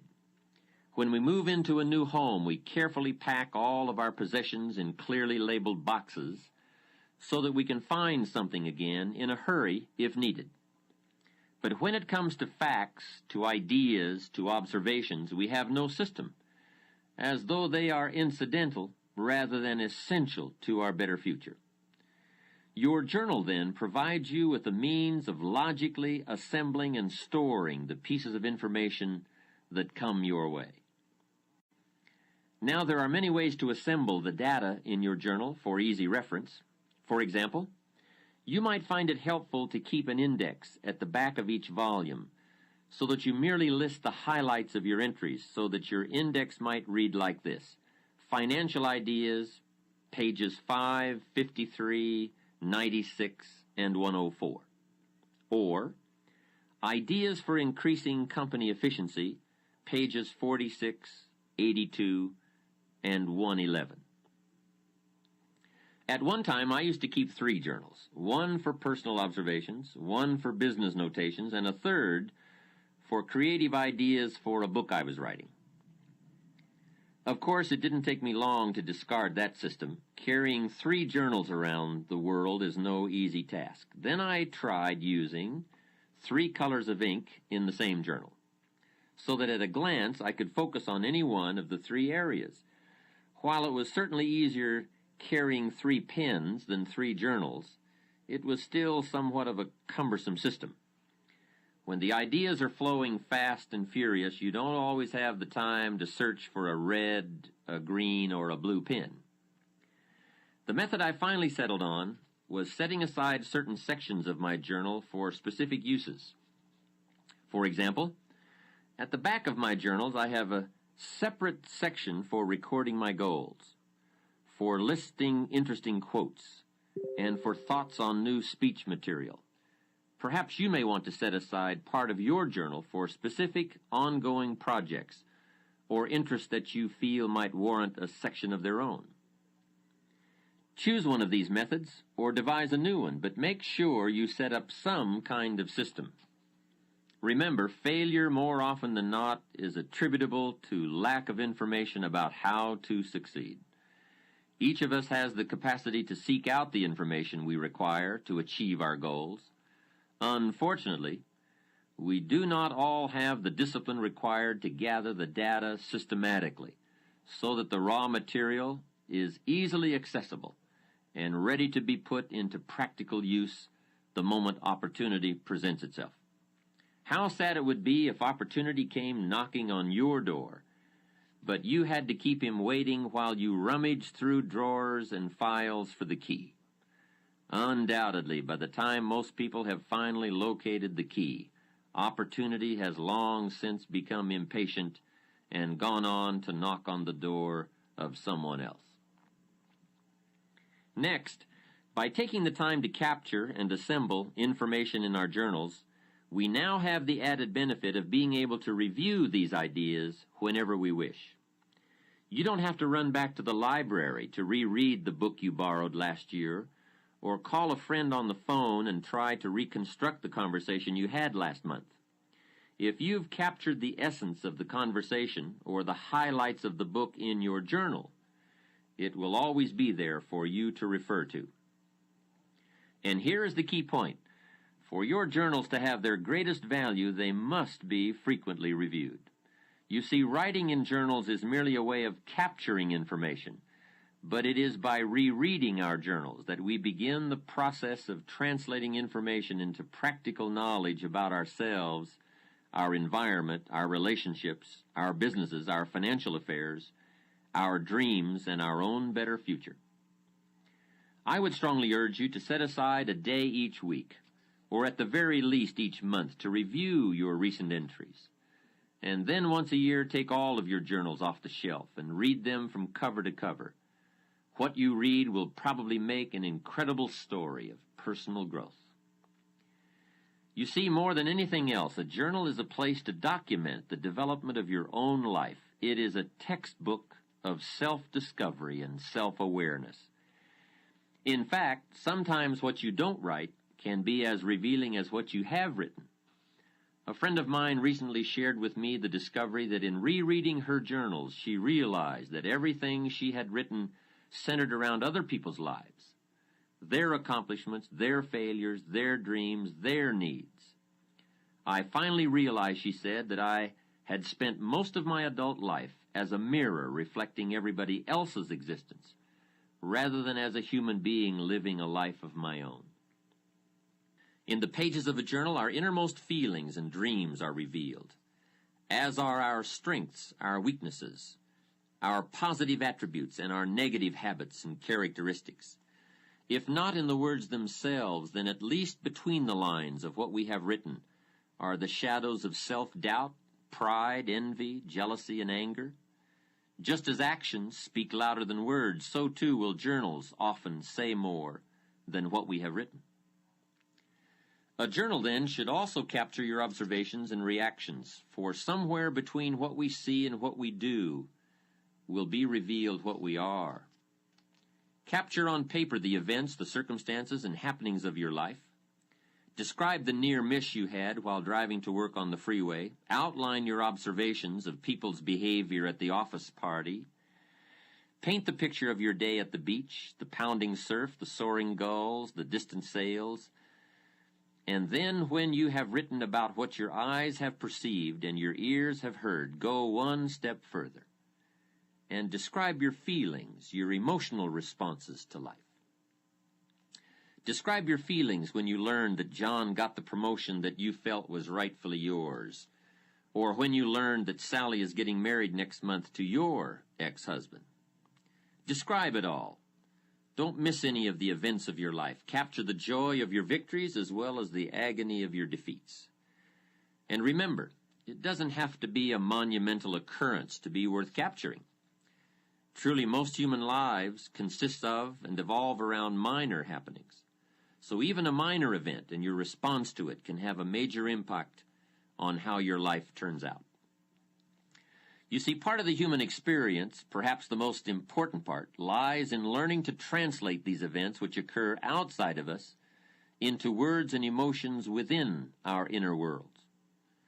The better we become at describing what goes on around us, the better we will be able to understand some of the conflicts and turmoils which take place within us.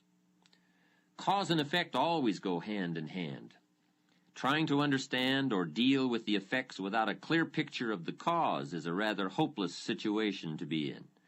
Remember that all human emotions are effects which can be traced back to particular events or causes. A better understanding of events will always give us a clearer picture of the effects we may be experiencing.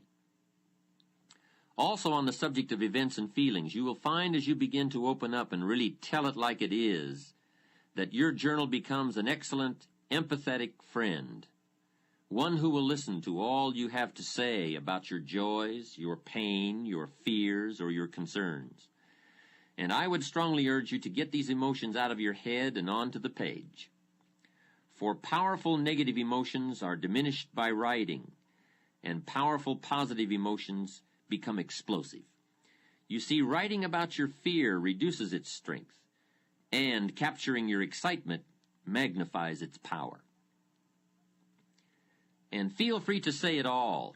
These are your private collections, your personal recollections. They are not going to be read aloud at the next staff meeting, used in court against you, or published in the New York Times. Write freely. Don't let anything inhibit your flow of your thoughts. Write in half sentences. Break all the rules of grammar and punctuation if you choose. Draw pictures, make diagrams. Anything goes. Neatness doesn't count, and neither does spelling. This is one place where you should feel free to say it all, and say it as you wish. By the way, if you feel uncomfortable abandoning the rules of your 8th grade English teacher, then this too should tell you something about yourself. Hey, you are even free to do the worst thing of all. Use somebody else's words. Glue in newspaper articles, cartoons, quotes, whatever you wish. No one is going to give you an F for plagiarism in your journal. There is only one suggestion I would offer concerning the format of your journal, and that is to record the date, time, and location of each entry. Not only will this provide you with a means of measuring your progress, your growth trends, the different phases of your life, and your changing attitudes, but where and when you write can in themselves provide interesting revelations. A man wrote to me several months ago to share such a discovery he made from his journals. It seems that in reviewing his writings of the past year, he had noticed a definite negative pattern emerging. Every entry on a Wednesday afternoon or evening outlined thoughts of self-doubt, discouragement, and uncertainty about the direction he was headed in. It did not take long for him to track down the source of those defeating thoughts. Wednesday was the day when he had lunch with 2 colleagues from his former place of employment. To test the validity of his theory, he flipped back to the Wednesdays when, due to illness, vacations, or business matters, the luncheons had not taken place, and sure enough, there were no negative entries on those particular days. Having reached the conclusion that these luncheons were costing him far more than the price of the meal, it did not take him long to take the necessary steps to solve the dilemma. Others have discovered such interesting tendencies as writing about personal concerns while at the office and business matters at home, or feeling particularly inspired and eager before leaving for the office in the morning, and completely exhausted and enervated by 10 a.m. Remember, everything affects everything else. Your environment, your associations, your family, your friends, even your occupation has an effect on you. So, too, do the books you read, the television programs you watch, and the conversation you engage in. But influencers are often very subtle, making it difficult to detect the effect they are having until the damage is done. Like tiny little holes in a tire which can go undetected for hundreds of miles, the little pinpricks of subtle negative influences will eventually leave you just as deflated after a while. Your journal then becomes like a photograph album, capturing moments in your life. The only difference is that a photograph album, kept for many years, reveals physical changes in yourself and your environment, while journals over a period of time reflect mental changes within yourself and about your environment. But perhaps the most important function your journal performs lies in the area of communications. First and foremost, your journal gives you a chance to talk to yourself and to hear what you are saying about your life, your future, your relationships, and your goals. As you begin to develop the habit of writing down your problems, recording your observations, emotions, and reactions to life's events, you will undoubtedly find yourself both posing and responding to a whole new set of questions about your past, present, and future. Why did I say that? Why does he always make me feel that way? If I follow this course, where will I be 5 years from now? As you begin to both ask and answer yourself on paper, you will be amazed at the incredible leaps in personal understanding and self-awareness you will experience. And remember, any positive change which occurs within you will ultimately manifest itself in a positive result outside of you, in your social or professional world, your attitude, your bank account, your habits, and even your appearance.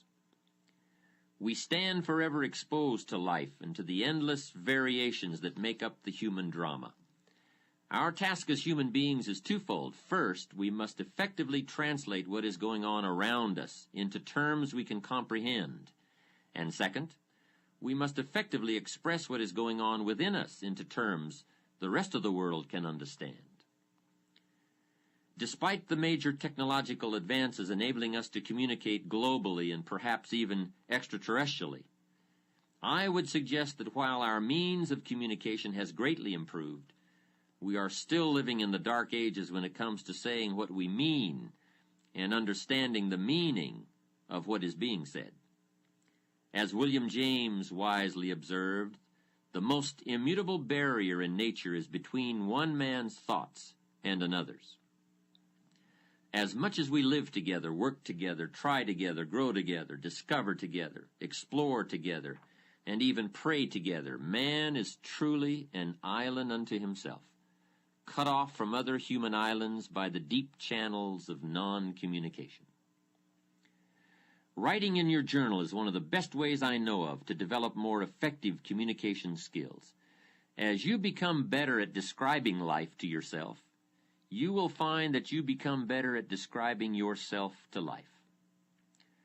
Put into more practical terms, as you become better at saying what you really want and how you really feel to yourself, you will be able to better express yourself and your feelings to others, and in return, better able to understand what others are really feeling and really saying to you.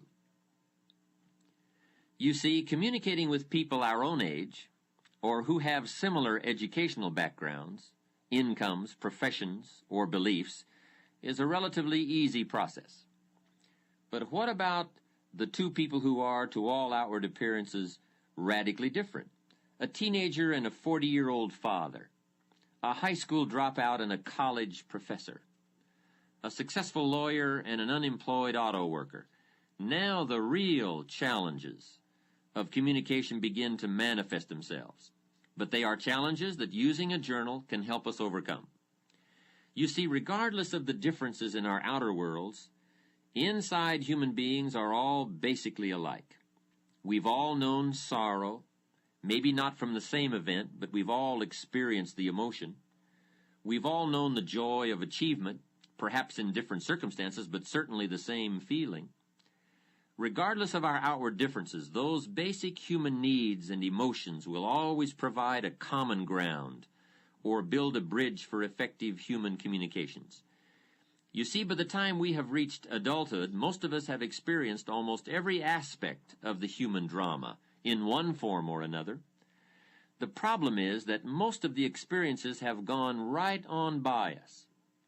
We have never taken the time to capture them, to ponder them, to analyze how we felt at that time, how we responded to others while we were in those circumstances, or what our priorities and needs were during that period in our lives.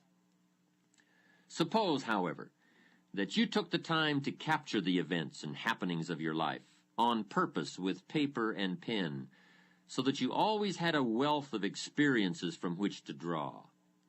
Imagine now what an incredible impact this awareness could have on your life, how it could help to bridge the gap between you and your children, your clients, your associates, your neighbors. You see, if you will but take the time to capture how it is for you at any given point in your life, then you will always be in a position to relate to how it might be for someone else at this moment in their lives. The situations might be different, but the basic needs and emotions never are. We don't have to dress alike or go to the same schools or be the same age or sex to feel the same way. Use your journal then as a textbook for life. Use it to capture the full range of human emotions that you continuously gather from your experiences. I promise you that if you will take just a little time to capture your experiences, the end result will more than repay you for the time you invest. Now here's another question frequently posed about using a journal. The question is, how often should I be writing? The answer to that is simple: as often as you wish and as often as you need. There are two extremes to avoid: never writing in your journal and constantly writing in your journal. In the first instance, you will be participating in life without capturing it, and in the latter case, you will be capturing life without participating in it. Life should be a delicate blend of both observation and action. And let me stress again that the first discipline to be mastered in using a journal is to develop the habit of always having it with you. If you do not open it for weeks at a time, that's okay. Just get into the habit of carrying it. Without much effort on your part, plenty of opportunities for putting it to use will present themselves. Also, the simple act of carrying your journal speaks to the world. It says, I am a conscious observer and participant in life's events. When you present yourself to life as a serious student, life will respond by providing you with an endless opportunity to learn and grow and develop and enhance any and all aspects of your life.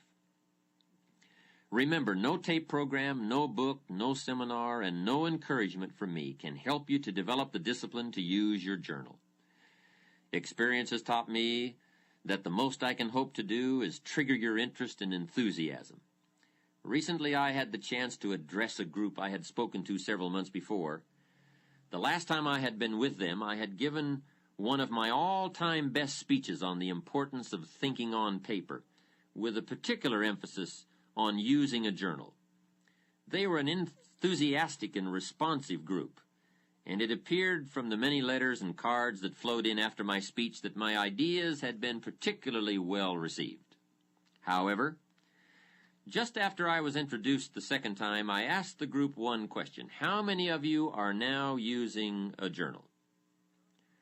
I am sad to report that out of a group of almost 500, only a few hands were raised. The rest of the audience exchanged sheepish glances, much as you might give your doctor when he asks you if you have cut down on smoking. The mysterious workings of the human mind never cease to amaze me. We all know what is good for us. We all know that it will keep us healthy or happy or prosperous, but somehow we fool ourselves into believing that we'll start tomorrow. Tomorrow I will buy that book and read it. Tomorrow I will go on that exercise program.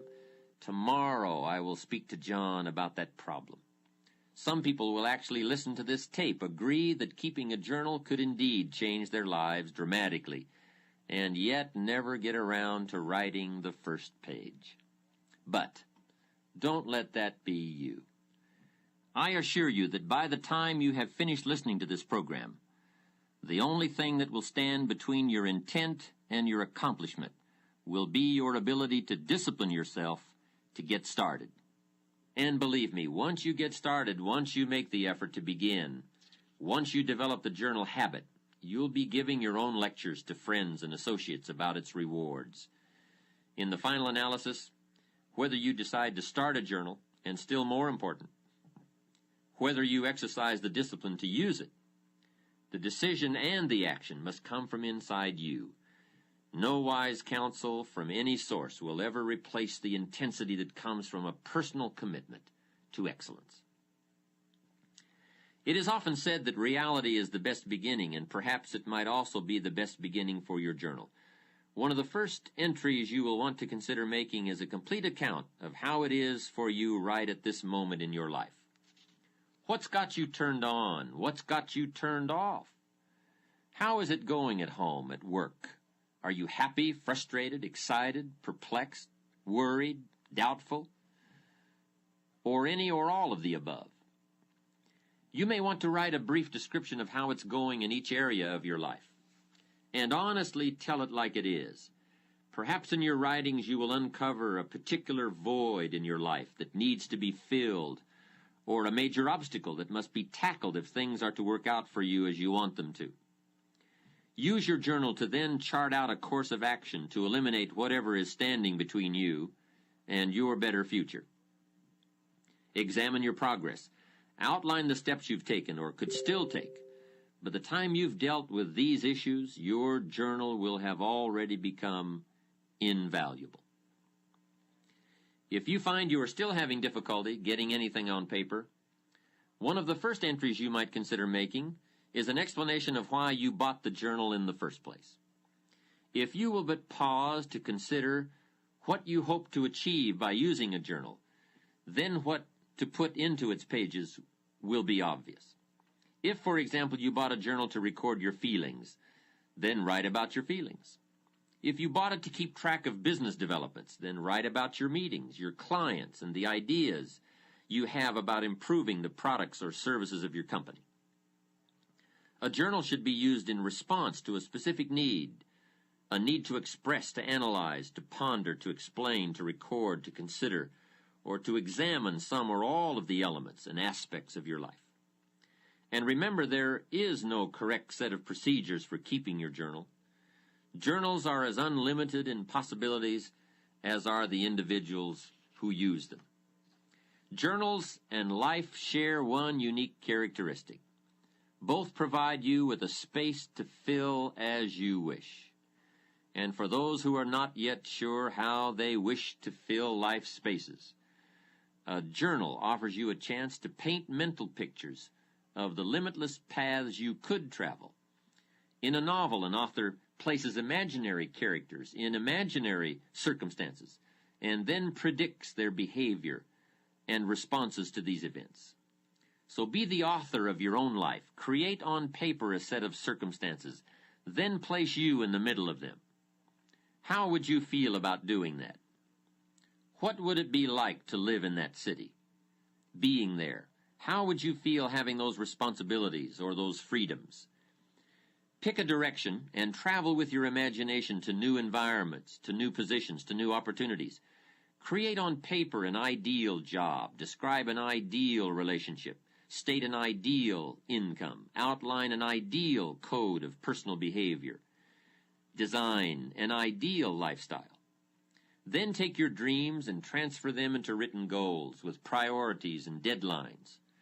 List the specific steps you must take in order to achieve them, and then write out a detailed plan of action.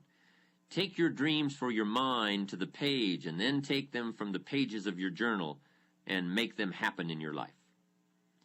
Learn to paint these mental pictures, and then, like an artist, create something of substance on the canvas of your life, using all of your available resources. Add new color, new depths, new dimensions, new meanings to where and who you currently are by exploring where and who you still can be. Set yourself free and explore the possibilities of life with paper and pen. There's no risk involved.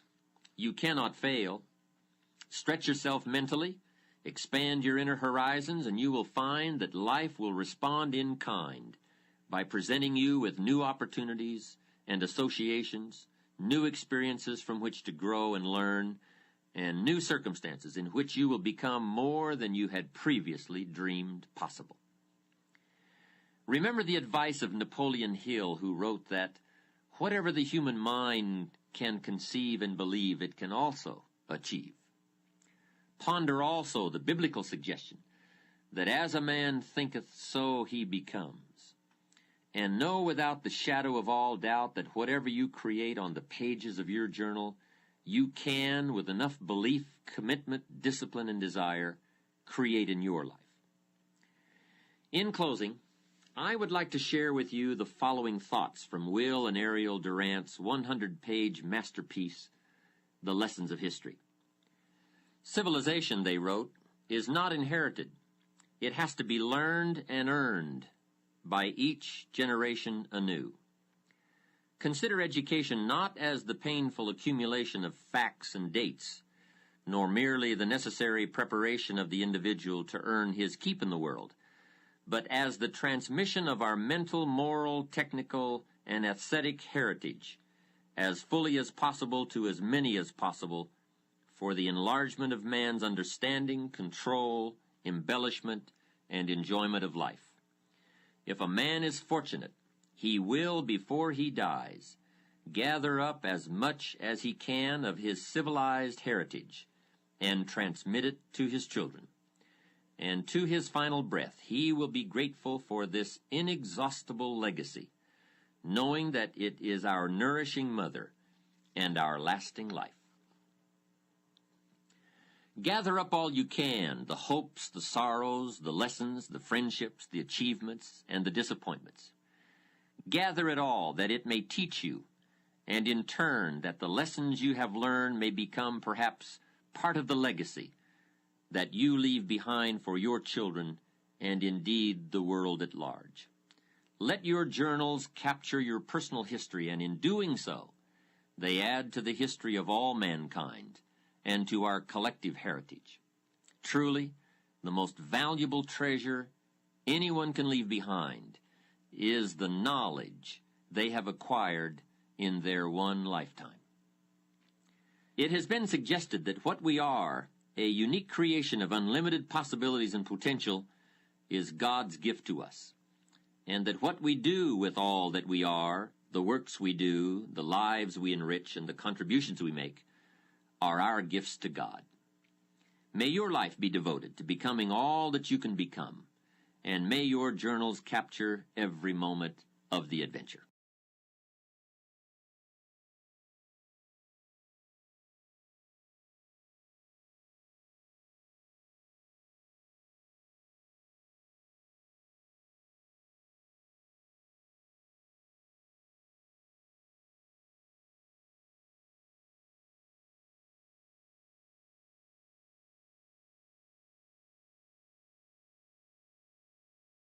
What does it take to really make the changes starting tomorrow?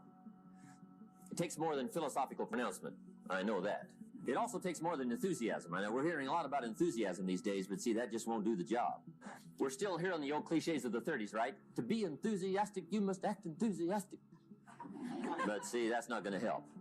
After you have leaped about, there are some things you got to do, or it isn't going to change. See, you can get all excited about lifting 200 pounds till you get to the gym.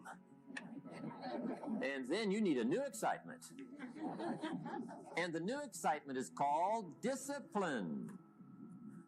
Major step to human progress. Discipline. Self-discipline. We might add one more word here, consistent. Consistent self-discipline. If we don't make consistent self-discipline part of our daily lives, the results we seek will be sporadic and elusive. It takes a consistent effort to truly manage our valuable time, or we'll be consistently frustrated. Our time will be eaten up by others whose demands are stronger than our own.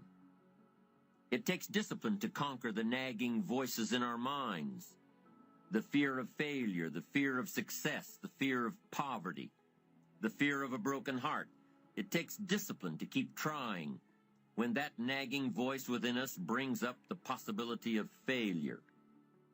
It takes discipline to admit our errors and recognize our limitations. The voice of the human ego speaks to all of us.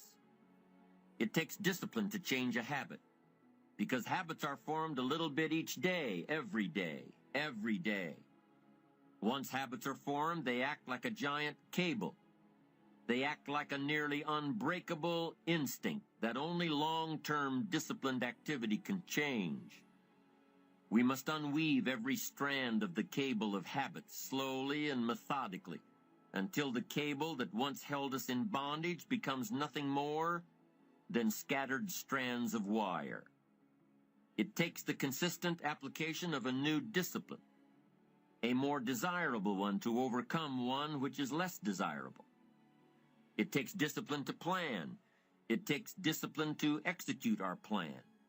Now, if discipline is the key word, and if discipline is the key action, then what exactly is discipline? One good answer might be that discipline is a constant human awareness of the need for action, and a conscious act by us to implement that action. Discipline is an awareness of the constant need for action and a conscious act to implement that action. If our awareness and our implementations occur at the same time, then we begin a valued sequence of disciplined activity. Now, here's the other side of discipline. If there's considerable time that passes between the moment of awareness and the time of our implementation, then that is called procrastination. Procrastination, doing it tomorrow instead of today. Procrastination, an almost exact opposite of discipline. The voice within us says, get it done. Discipline then says, do it now. Do it to the best of your ability, today, tomorrow, and always, until finally the worthy deed becomes instinctive. Procrastination says later, tomorrow, whenever I get a chance. Procrastination also says, do what is necessary to get by or to impress others. Do what you can, but not what you must. In every circumstance we face, we are constantly presented with these two choices. Do it now or do it later. Discipline and procrastination. A choice between a disciplined existence, bearing the fruit of achievement and contentment, or procrastination, the easy life for which the future will bear no fruit, only the bare branches of mediocrity. The rewards of a disciplined life are great, but they're often delayed until some time in the future. The rewards for the lack of discipline are immediate, but they are minor in comparison to the immeasurable rewards of consistent self-discipline. An immediate reward for lack of discipline is a fun day at the beach. A future reward of discipline is owning the beach. For most, we choose today's pleasure rather than tomorrow's fortune. So how can you get rid of the easy distractions? How can you keep your mind on what you're trying to do? How can you keep an attitude of doing it all and doing it now? How can you make the choice of discipline over procrastination? You've got to really work on your consistent self-discipline on a daily basis, or you'll find yourself distracted. Distracted by negative thoughts, distracted by negative people, And pretty soon, depending on the type of people you've associated with, distracted by your doubts within yourself. Never underestimate the power of influence and associations. And never underestimate the power of your own consistent self-discipline. It's easier to go to bed late, sleep late, show up late, leave early. It's easier not to read. It's easier to turn on the television than to open a book. It's easier to do just enough than to do it all. Waiting is always easier than acting. Trying is always easier than doing.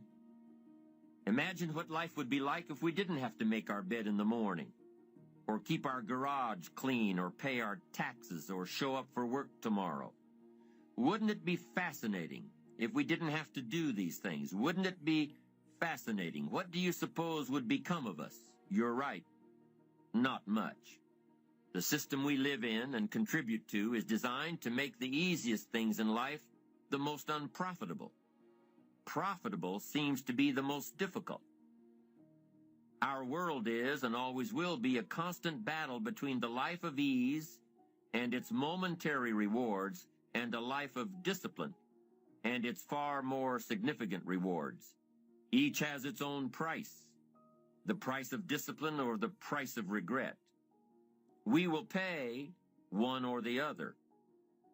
What we wish we had done is the voice of regret, speaking in a sorrowful tone at a time when there is no going back. This is regret. No second chance. No, what would I do differently? Choose one or the other, but both will have their price, the price of discipline or the price of regret. One costs pennies, the other a fortune. That's why action is so important. The smallest action, the least action. The action that you won't think will matter. It all matters. Take it. Because success is earned one day at a time. Every day you lift your head up off the pillow. You're going to decide whether that day you are a success or whether you are a failure. You're either moving forward or you're falling behind. It is one decision at a time. It is one phone call at a time. You know, the phone call you didn't want to make, the one that makes you a little nervous, makes your palms sweaty. Every one of those phone calls is determining whether you will be a success. One meeting at a time. Remember Donald Trump said yesterday, the meeting he didn't want to go to, that one meeting changed his entire future. Every single meeting you decide to or decide not to go to determines your future.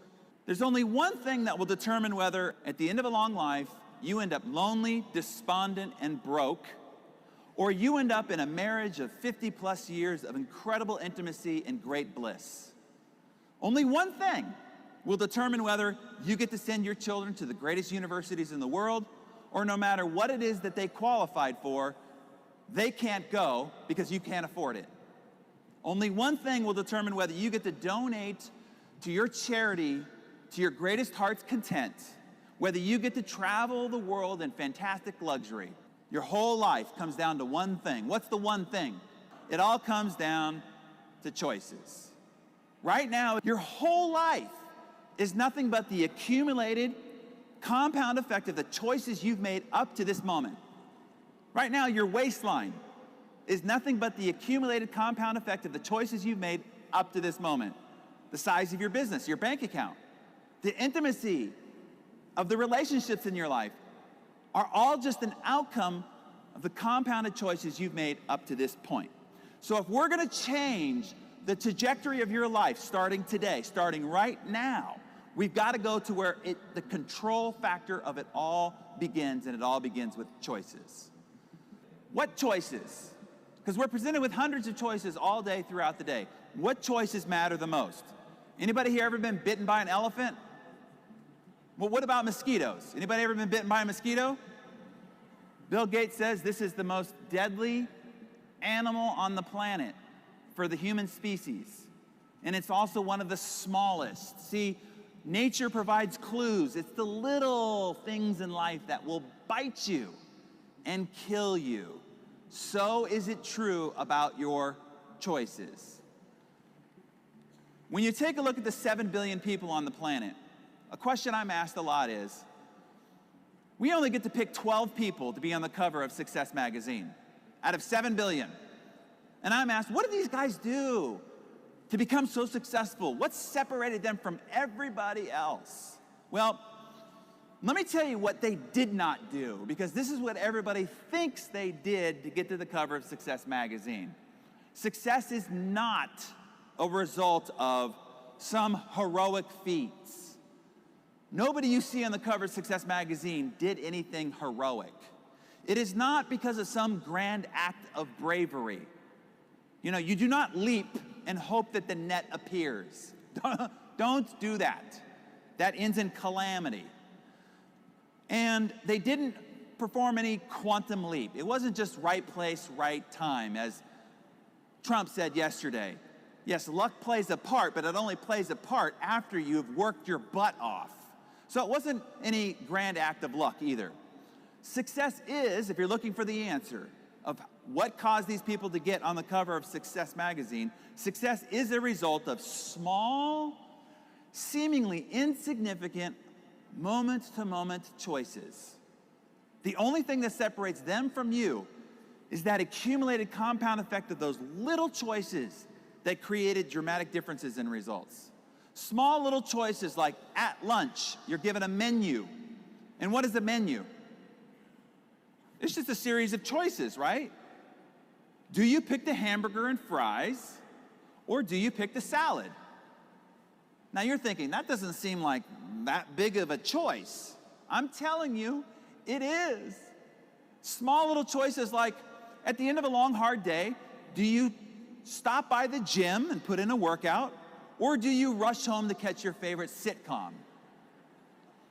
Small little choices like, in the heat of an argument with your spouse, do you walk out of the room and say, I'm not going to deal with this? Or do you spin on your heels, say you're sorry, and choose to make a moment of magic? Small little choices like, in a networking event, do you walk across the room and introduce yourself to that person? You're a little bit afraid to do so. Or do you hunker down in fear one more time? Small little choices like, at the end of a long day, do you put in a few more phone calls, or do you just simply call it a day? You see, these small choices add up to big, gargantuan differences in results. Let me give you a reference point in which to associate this with. If I were to give you a choice of a single cent, single penny, that doubles every day for 31 days, or 3 million in euro right now, right here today, how many people take the 3 million in euro? Okay. Well, let's say that you were paying attention and you said, small things add up to big results. I better pick the small thing. There's a clue there. And let's say that you picked the penny, okay? But your neighbor at home picked the 3 million euro in cash. So now we're going to start proceeding in life. We get 5 days down the road, and your measly penny is worth 16 cents, okay? While your neighbor has $3 million in cash, and you can hear the parties going on next door, right? When you get 10 days down the road, your penny has become €5.12. Not enough for a Happy Meal at McDonald's, right? But your neighbor is drinking champagne, eating caviar, having Robin Leach over for dinner, right? Now, we get 20 days down the road, and your penny is still 5,242 euro, and they've got 3 million euro in cash and partying like a rock star. It's not until we get to day 31 that we see the dramatic outcome of this compounding penny, where your penny is turned into 10,737,000 against their paltry 3 million. Now, what you need to know about this is the reason why Einstein called compound interest the eighth wonder of the world. Because the math between day 1 and day 2 is exactly the same math between day 30 and day 31. Nothing's different. You just see the compound effect of it. And this is why I'm telling you right now this morning, Compound choices are the eighth wonder of the success world. Because the same choice you make between day 1 and day 2 is exactly the same simple, small, easy choice at day 30 to day 31. But the outcome of those choices are dramatically different. Small, seemingly insignificant, positive choices create extraordinary results. So now, if all of this seems rather easy, why is it that people still fail and still make poor choices? Well, here's what I want to warn you of. There's 4 traps that you will face. Outside of this conference hall, these traps are on the ground. At home, these traps are on the ground. At the office, at the shopping center, these traps are on the ground. So I want to point them out to you so that you can go, whoa, I got to step around that. Because people with good intention step into these traps and then they get derailed and then they wonder why they end up with no results and so frustrated. So here's the first one. At the moment that you're making a choice, the consequences, the outcomes, or the results are invisible. It doesn't look like it's having any impact whatsoever. So you can get faked out. But I promise you, I could change your choices like that if I had the power to take the space-time continuum and collapse it. Meaning, if you made a choice right now, and I took the space-time continuum of that choice 15, 20 years out, and I collapsed it and showed you exactly what the outcome was, I promise you'd make a different choice. For instance, let's say at lunch, you did pick the hamburger and fries. And upon the first bite, your chest explodes and you drop to the ground in a heart attack. You'd probably lose the taste of hamburger really, really quick. One bite at a time. Simple as that. Or let's just say, you're out with your girlfriends. You didn't smoke, but they're encouraging you, like, have a smoke. And you try it, and you're like, put it down. That doesn't seem so bad. I don't know what everybody's talking about. But let's say I could take the space-time continuum of 20, 30, 40 years, and I could take your future self to talk to your current self about that choice. What would you say? Don't smoke another cigarette. But see, for decades, for years and years and years, it didn't look like anything was happening. It didn't look like anything was happening. And it wasn't until the last 4 or 5 years when the dramatic outcome of those choices made itself known.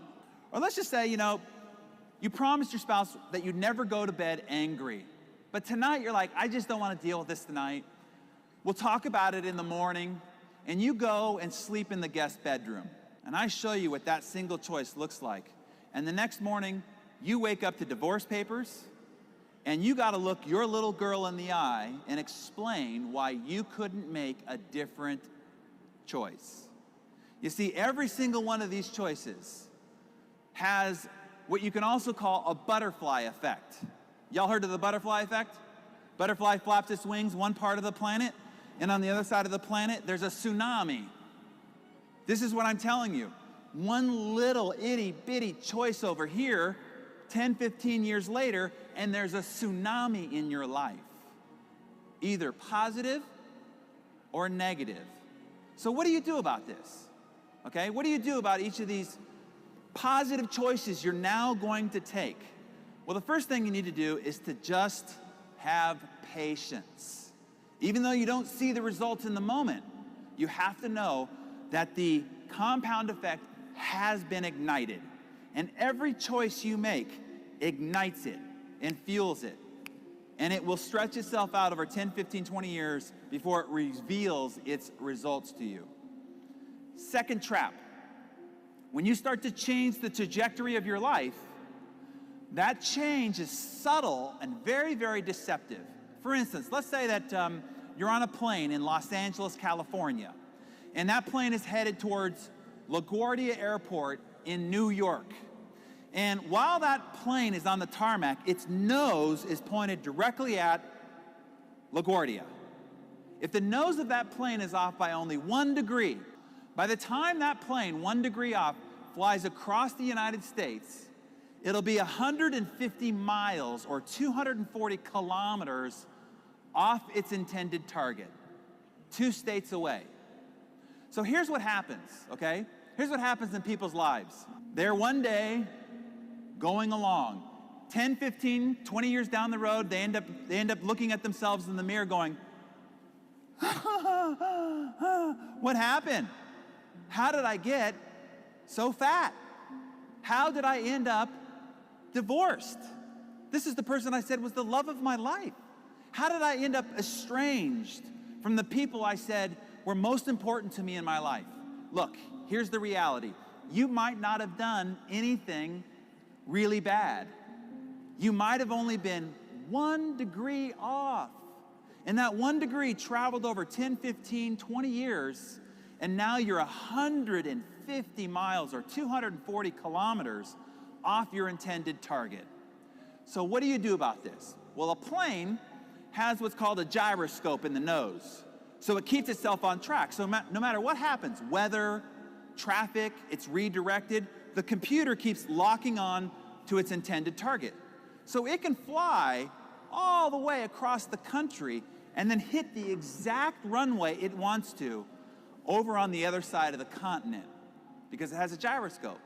So I'm going to show you a gyroscope you can use for your life before we finish up here. But I have to warn you, life on the ground looks a little bit more like this. Standing atop a double black diamond ski run. And let's say the goal at the bottom of the hill is a comfy chair, warm fire, and a cup of hot cocoa, okay? And if you just run right at it, what's going to happen? Yeah, it's going to get ugly, right? So what happens is you start off, and then you get hit by a mogul. And the mogul just pushes you over in this direction. Now, a lot of people end up just skiing off the mountain, right? Instead, you have to adjust. And you ski a little bit, and you get hit by another mogul. And you're like, I see my goal, I have to adjust. So what I'm telling you is, you will be off track. Often. But the key is what? Get back on track. And the more time you spend off track, you'll spend more time coming back to the track. The difference between how long it takes for you to get from the top to the bottom will depend on how much time you spend off track. So the key is to get back on track. Here's the third trap, immediate gratification. And as a Western civilization, we are addicted to immediate gratification. We're trying to pleasure ourselves at every single moment. So let's say at the end of a nice meal, you're presented with a choice. Grandma's warm chocolate cake or a glass of water. What are you going to choose? Well, what do you get if you choose the chocolate cake? Joy. You get joy. You get like this oral sensation of epic proportion. That's what you get. What do you get if you choose the glass of water? Nothing. Right here, this is the biggest problem you will have in making good choices. Because if you make a poor choice, you're rewarded. If you make a good choice, you get nothing. And that is hard for our emotional and psychological selves to take. So what you're doing all day is you're walking through this minefield of solicitations on your immediate gratification. And your ability to have self-control and to withstand these solicitations is going to come down to a couple of factors. This is the great paradox that you have to understand. What gives you short-term pain? Having the glass of water, making the call you don't want to go to, you want to call, going to the meeting you didn't want to go to, creates long-term pleasure. On the other side of this, what creates short-term pain, going to the gym, saying you're sorry, creates long-term pleasure. In life, you will suffer one of two pains, the pain of discipline or the pain of regret. And as Jim put it, he said, the pain of discipline weighs ounces, picking up the phone, going to the meeting, saying you're sorry. But the pain of regret weighs tons. Bankruptcy, divorce, heartache, loneliness. So as you're out there making your choices, ask yourself, pain of discipline or pain of regret? And that'll help you along a little bit. When I asked Oprah about this, about how she tried to control some of her choices, she says, I realized that if I made a good choice, I didn't get anything. I didn't get to have the chocolate cake, right? She said, so I decided that instead what I did is I got a miracle, okay? So at least I felt like I got a miracle. She says, first of all, if I didn't choose the chocolate cake, it's a miracle. And she says, my whole goal throughout the day was to make miracles. And at the end of the day, I would just add up, how many miracles did I make today? Meaning, how many positive choices that I didn't want to make, but I made anyway, did I make today? And if you start taking an account of when you choose short-term discipline versus long-term regret, then you'll be on the right track. The last trap is this. What's easy to do, and everything I've talked to you about here is easy to do. The actual process of success is easy to do. Emotionally, it's very difficult, but the process is easy to do. It's easy to eat an apple a day, walk around the block for your good health, say you're sorry, make a moment of magic, pick up the phone and make phone calls, write thank you letters, drink glasses of water. Oh, that's easy. That's the problem. It's also easy not to do.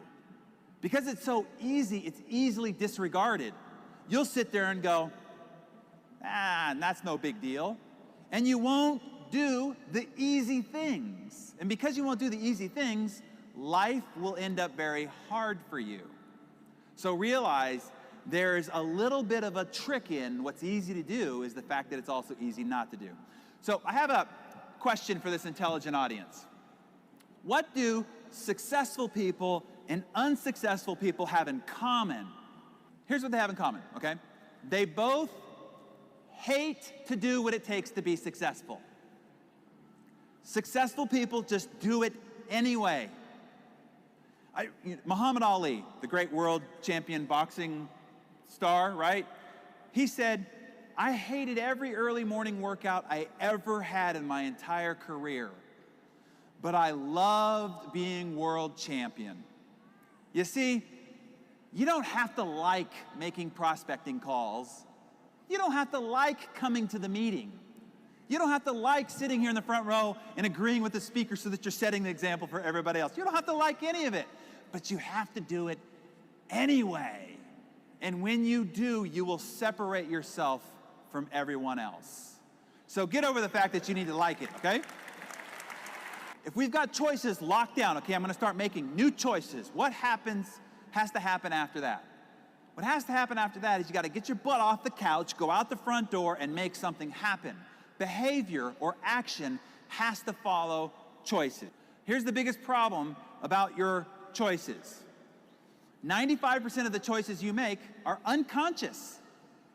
You're not even making a choice about it. You're literally sleepwalking through your day. Most of our behavior that we've developed over time is unconscious to us. So the first thing that we need to do to change your behavior is we got to bring your awareness back to the behavior that you need to change.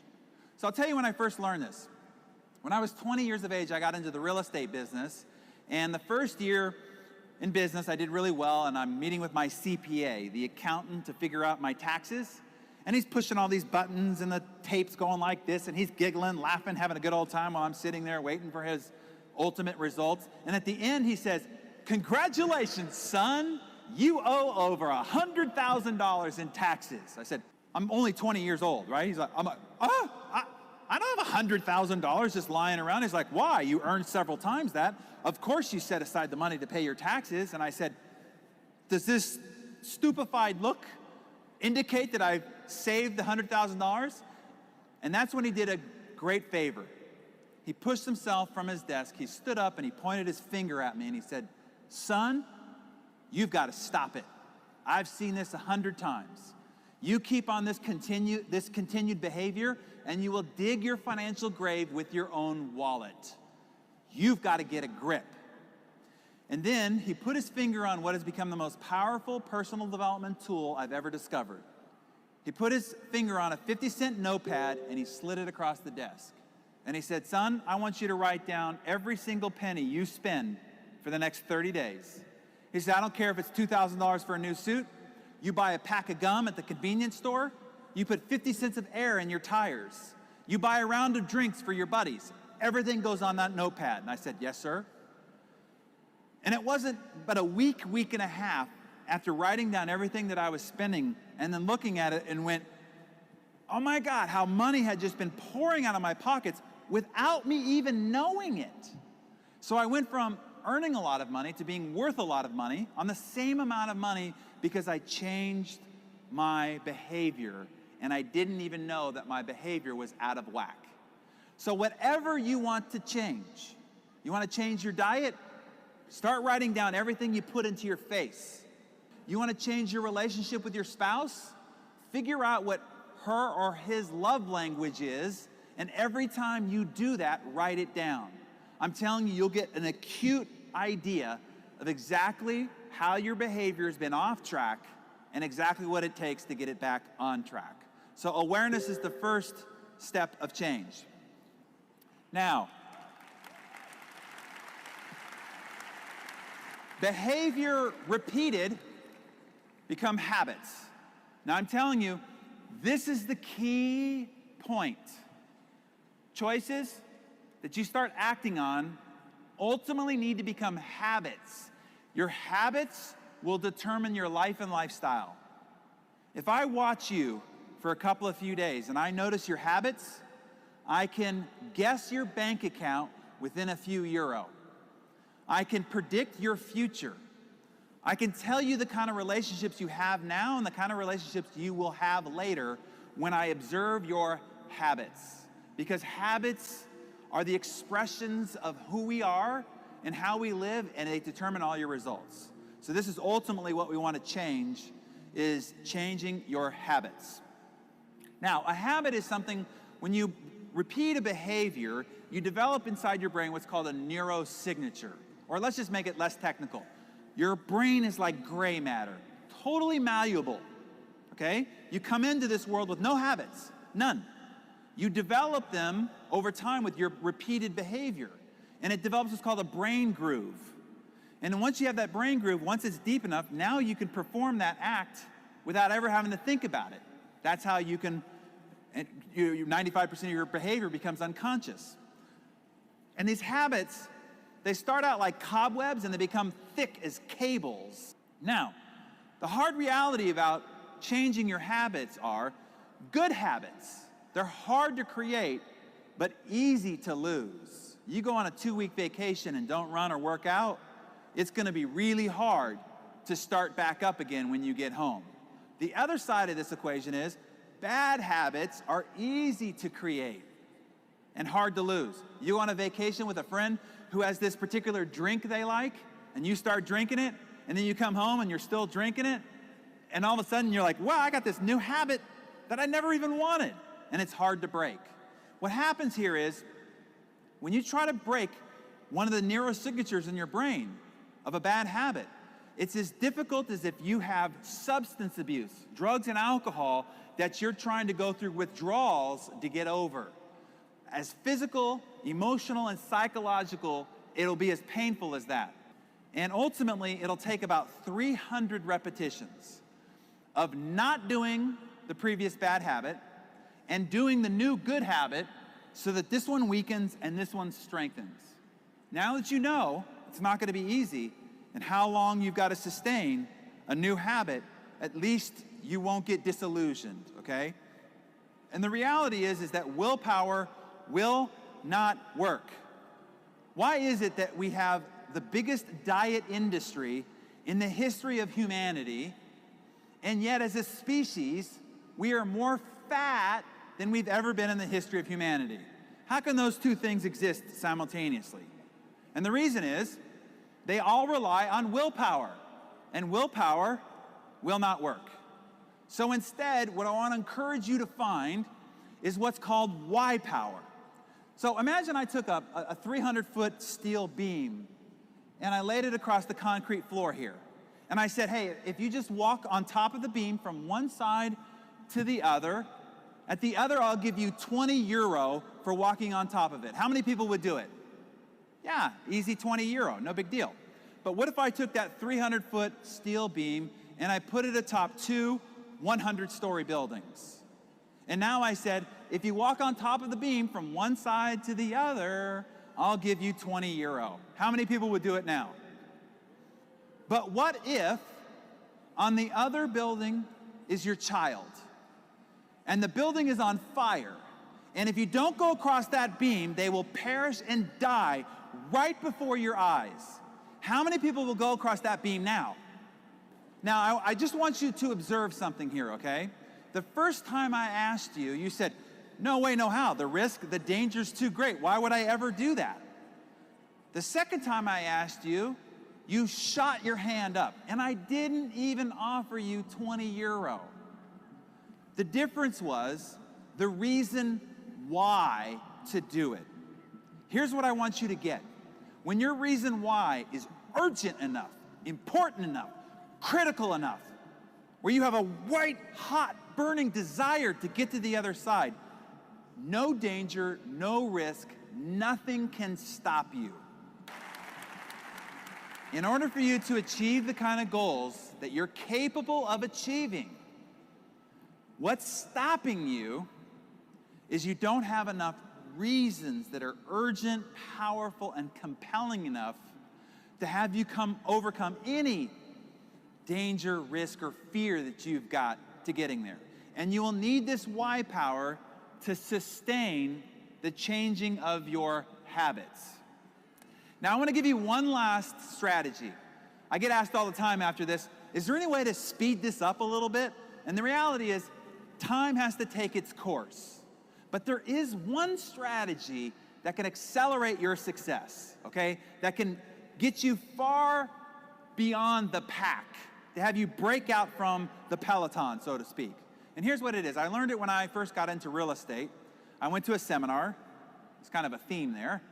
And I was the only guy that asked the lecturer to lunch. And so we went to lunch, and I sat down with him, and I'm only 20 years of age right now, okay? And I'm in the real estate business and just getting started. And I said, tell me what I got to do to be successful. I said, I'm willing to do anything. He says, are you really, really willing to do anything? I said, I'm willing to do anything. He says, then I'm going to give you the ultimate key to your success. I'm like, I'm ready. He said, go fail. I said, what do you mean go fail? He said, yeah, go fail fast, go fail a lot, and go fail really big. And I thought, man, isn't the whole idea of success avoiding failure? And he said, no, it's quite the opposite. The key to your success is your failure. And then he gave me this quote from Thomas Watson, who used to be the president of IBM, where he said, your key to success is massive failure.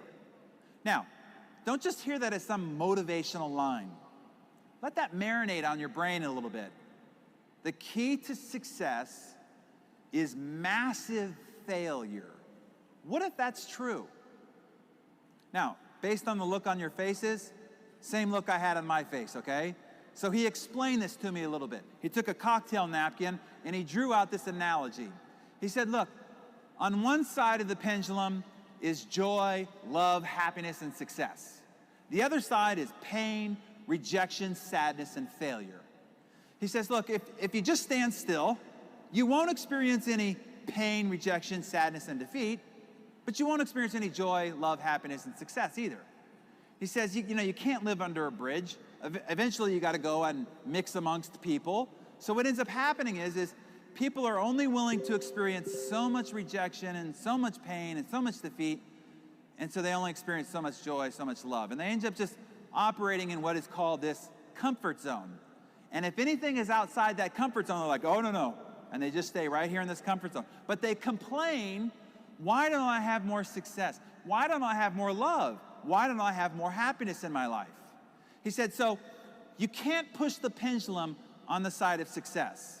He said, the only side of the pendulum you can control is the side of pain, rejection, sadness, and defeat. So your job is to go push the pendulum as high, as wide, and as fast as you can on the side of pain, rejection, sadness, and defeat. He says, I promise you, it'll swing in equal proportion on the other side.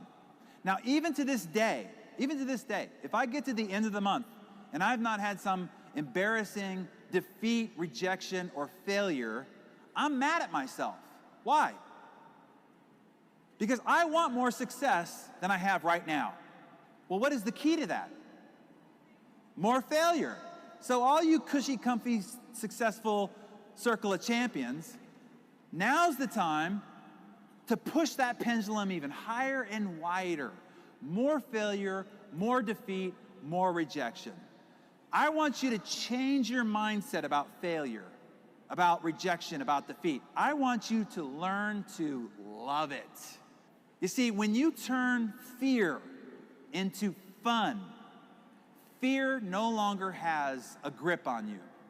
The only thing stopping you from being more successful, from realizing your potential, because your potential is so much greater than your current life, the only thing stopping you is fear. It's fear. And when you turn fear into fun, you release that potential. You're unstoppable. Nothing can stop you. Because here's what happens. What you resist persists. What you step into dissipates. Once you step into the thing you once feared, it dissipates. And now you can finally live up to the potential that you were been given by God, but are not living as you were meant to live. At the end of every day, that's the question I ask myself. Did I do something today that scared me? Because if I did, I push that pendulum just a little bit, and I'm going to see the reward on the other side of that swing.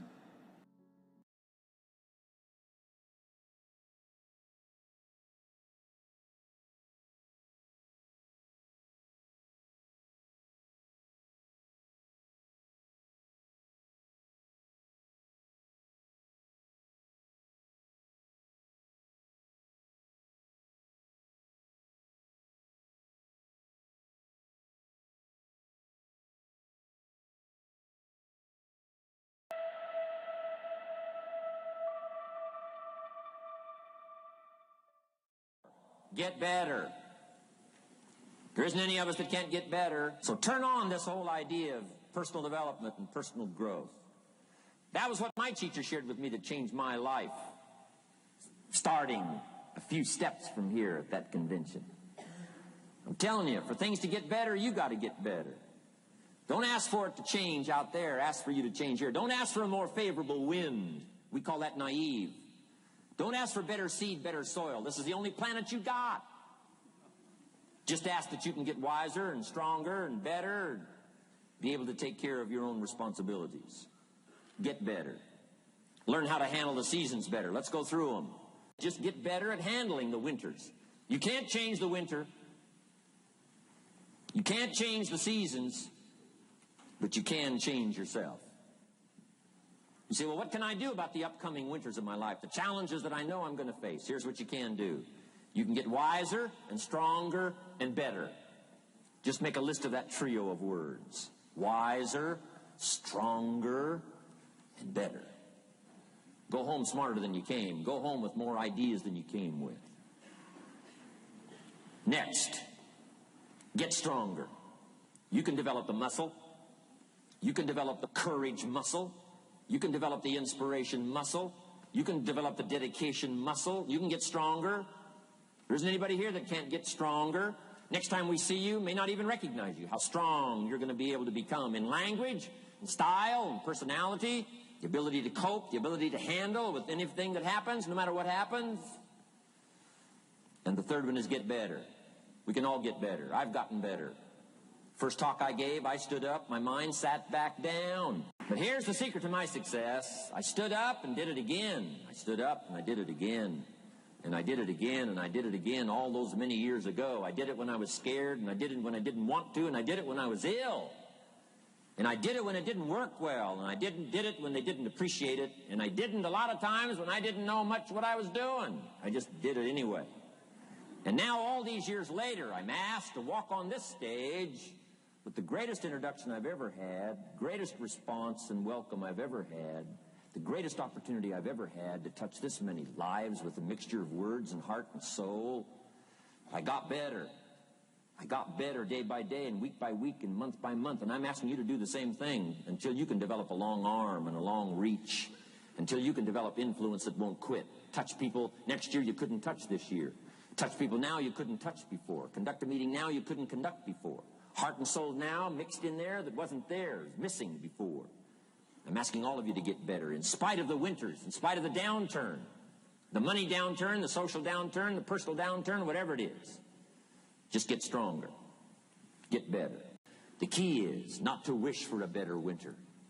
The key is to wish for more strength, more wisdom, more courage, get better, get wiser, get stronger. Here's number 2. Learn to take advantage of the spring. Spring means opportunity. And we've got a fresh spring going here. It's called a spring like no other.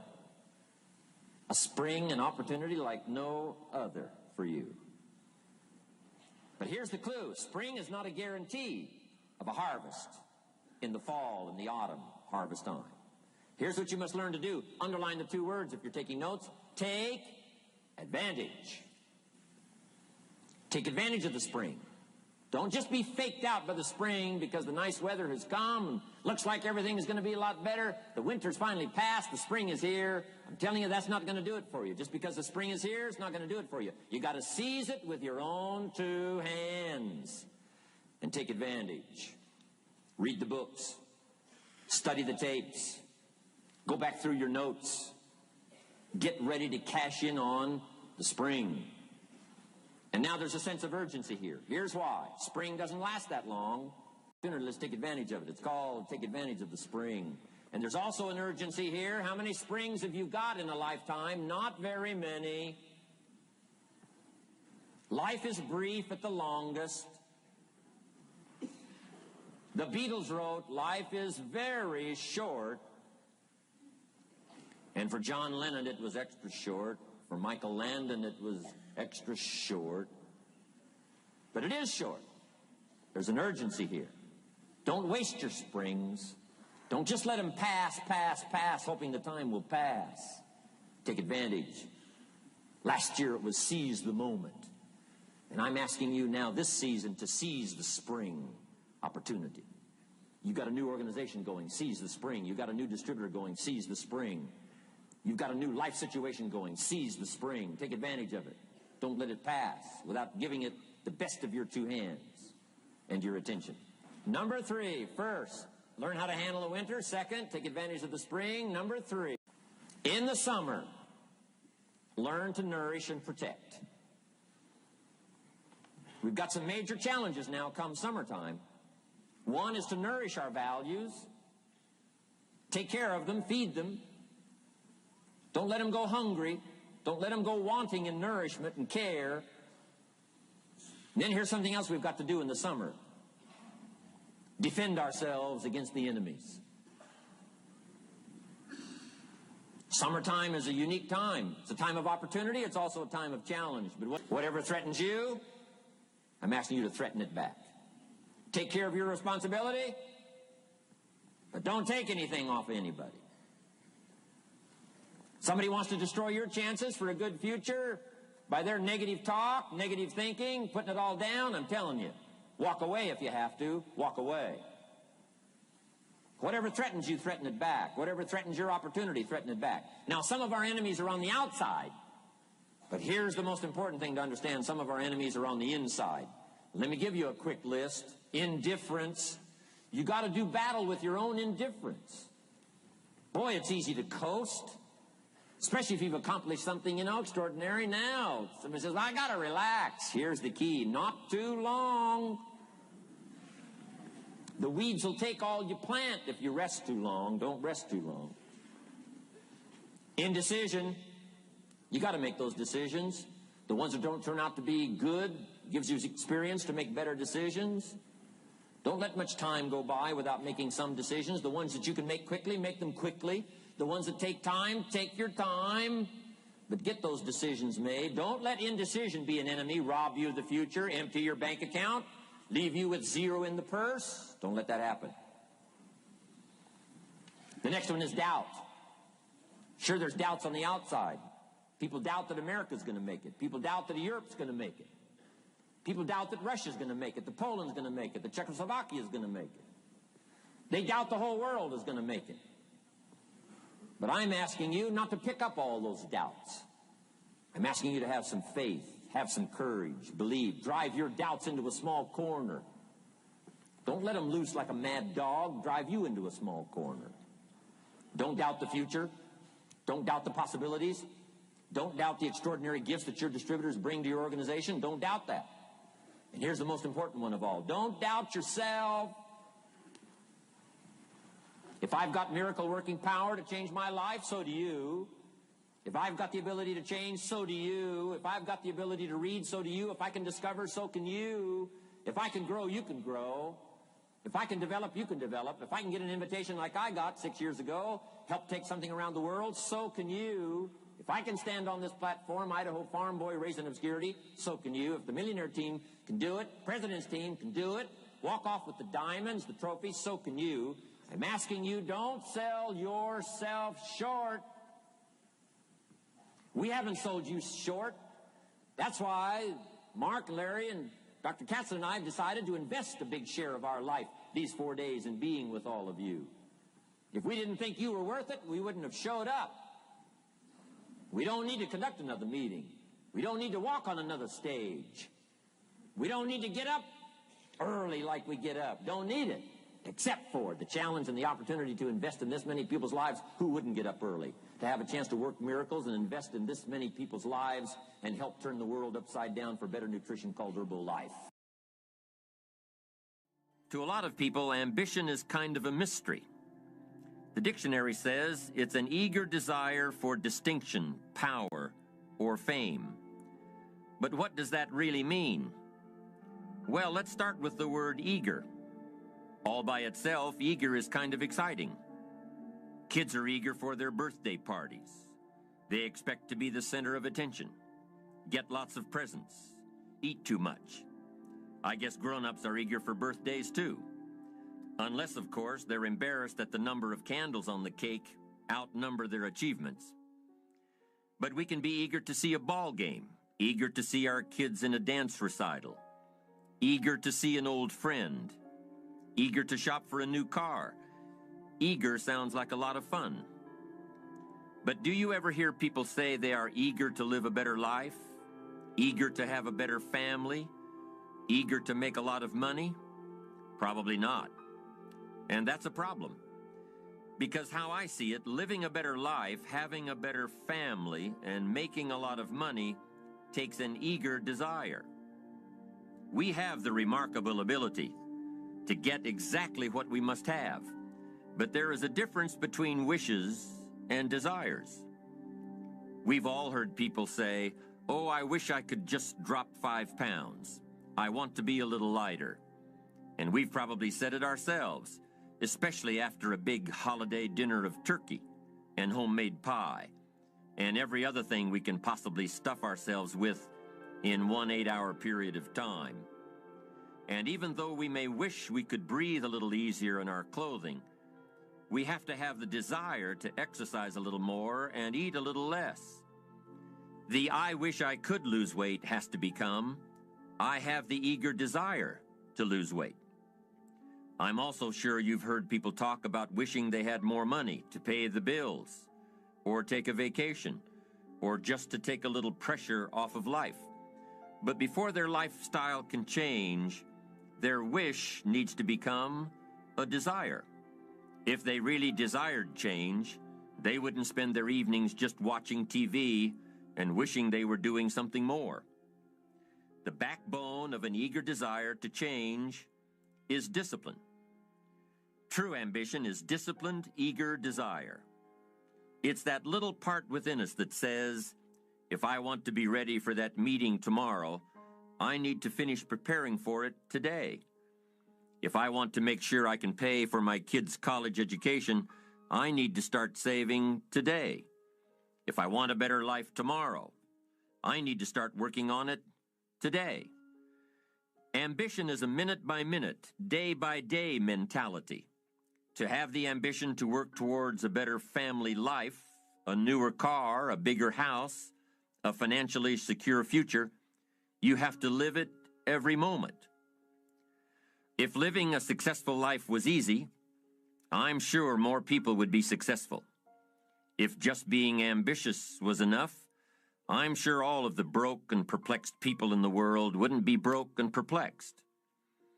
While most people spend most of their lives struggling to earn a living, a much smaller number seem to have everything going their way.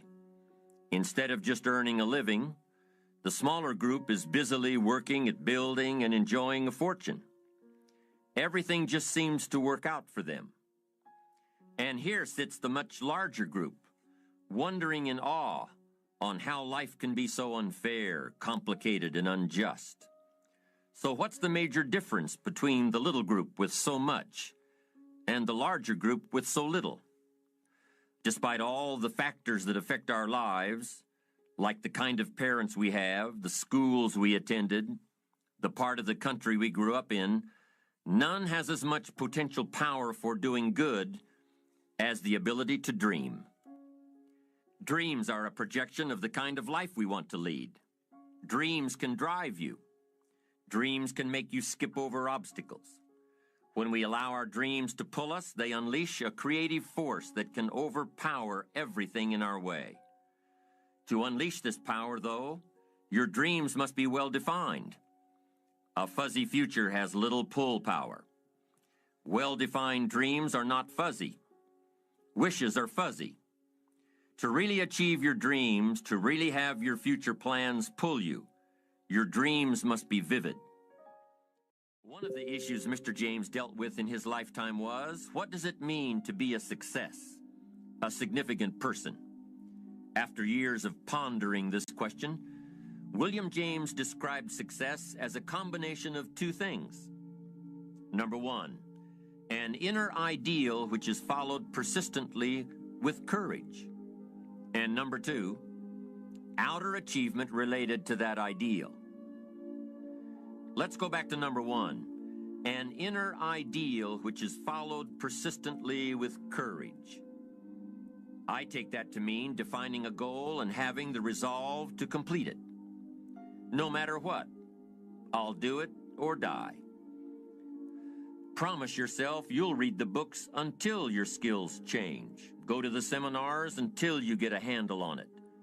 Do it until it makes sense. Practice it until you've got it right. Don't give up until you get where you want to be, however long that is.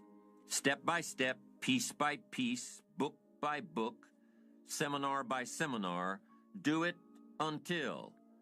Go for it. Until is a very important word. It's magic. It means that you'll never give up. Don't miss the chance to grow, to pay the price. Until you learn, change, grow. You'll discover some of life's great treasures when you pay that price. William James' second part to success dealt with the outer achievement related to that ideal. You need both aspects to really be a success. But what Dr. James realized about his philosophy of success was that the first part is indeed more important than the second. Going for it. As long as you're working toward your inner goal, your dream, then success is possible. But once you give up your inner vision, then you can never become successful. You never will become successful. Until doesn't even matter.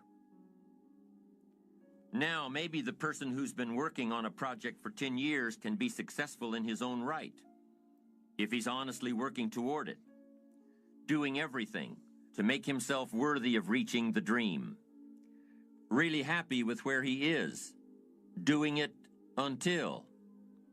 Then maybe he is a success. It's a personal thing, going for it one step at a time, going for small accomplishments along the way for however long it takes.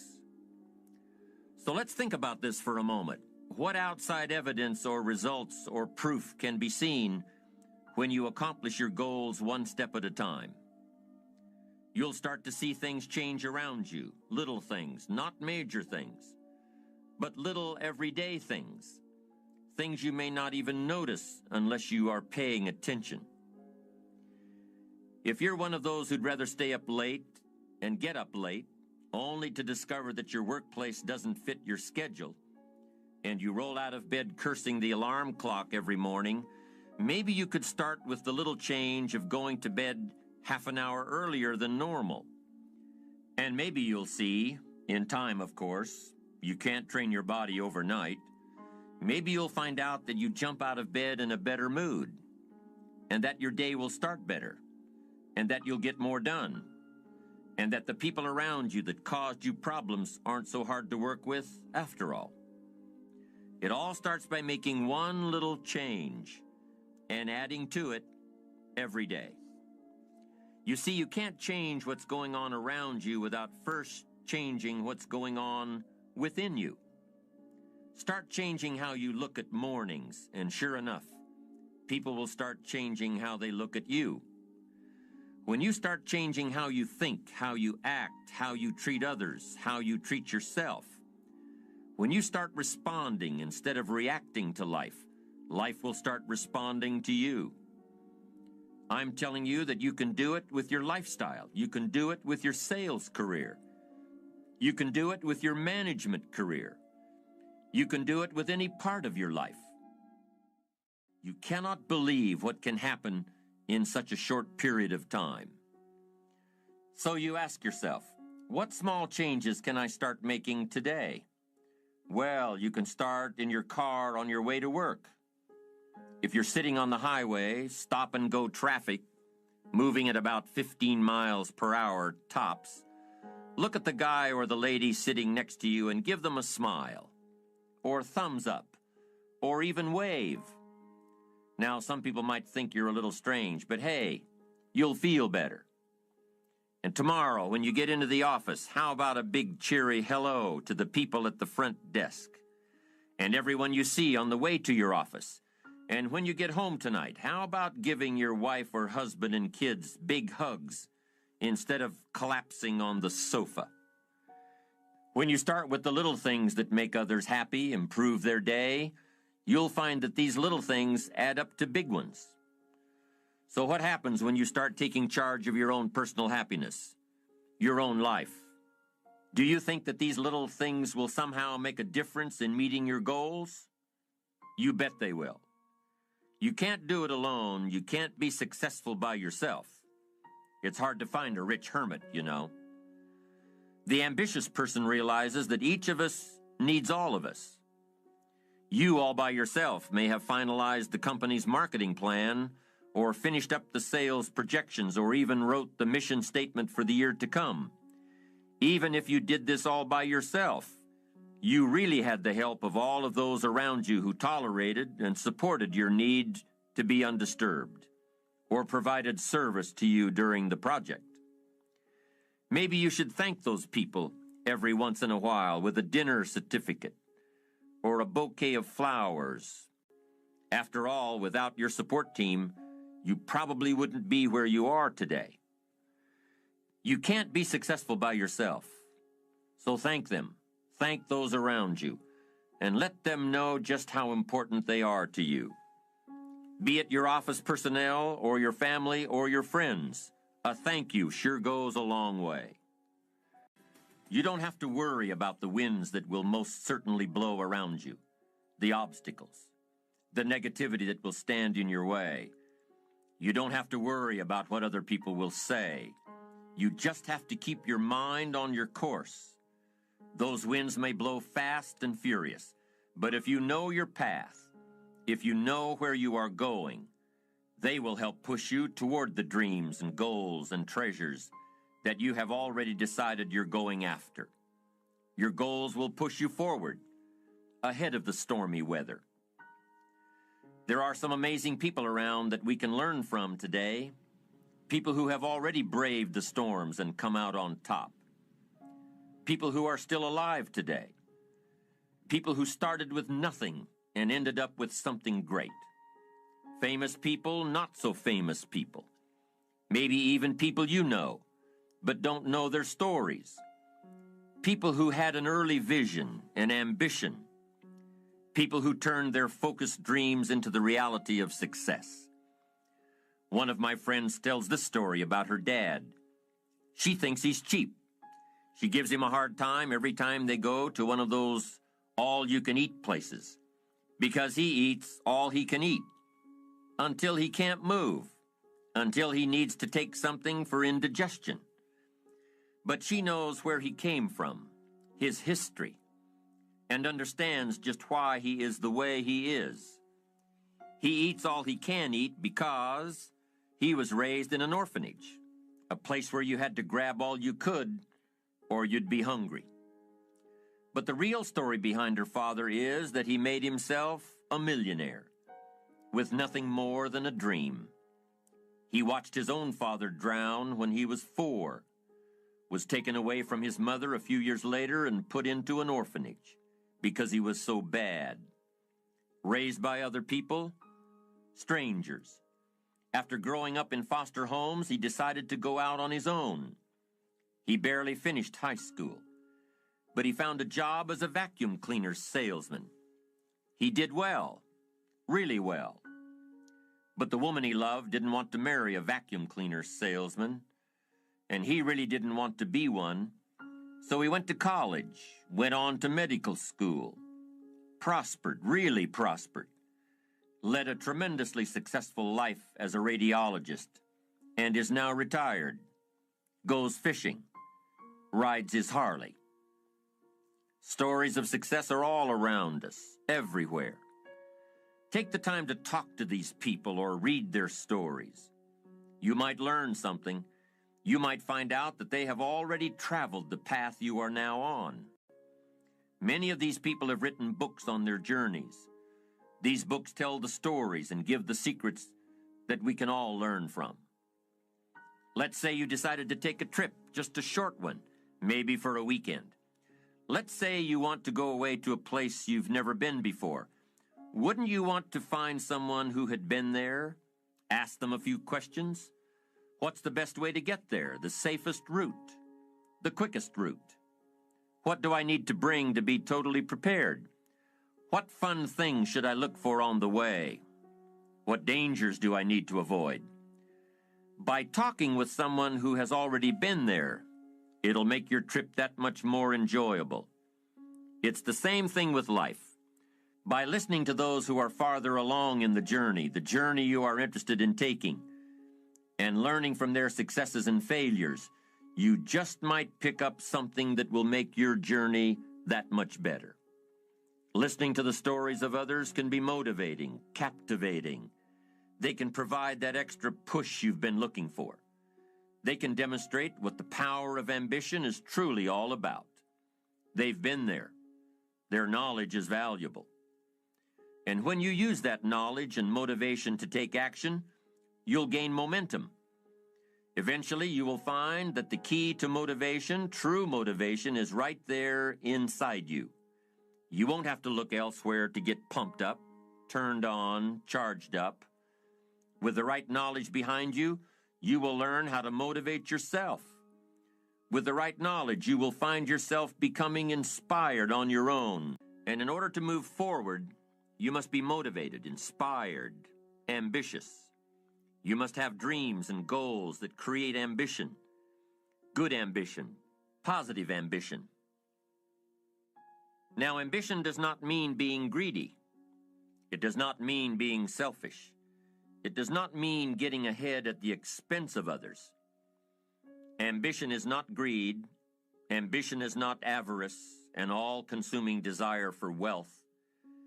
Ambition is not hoping you can win at the expense of others.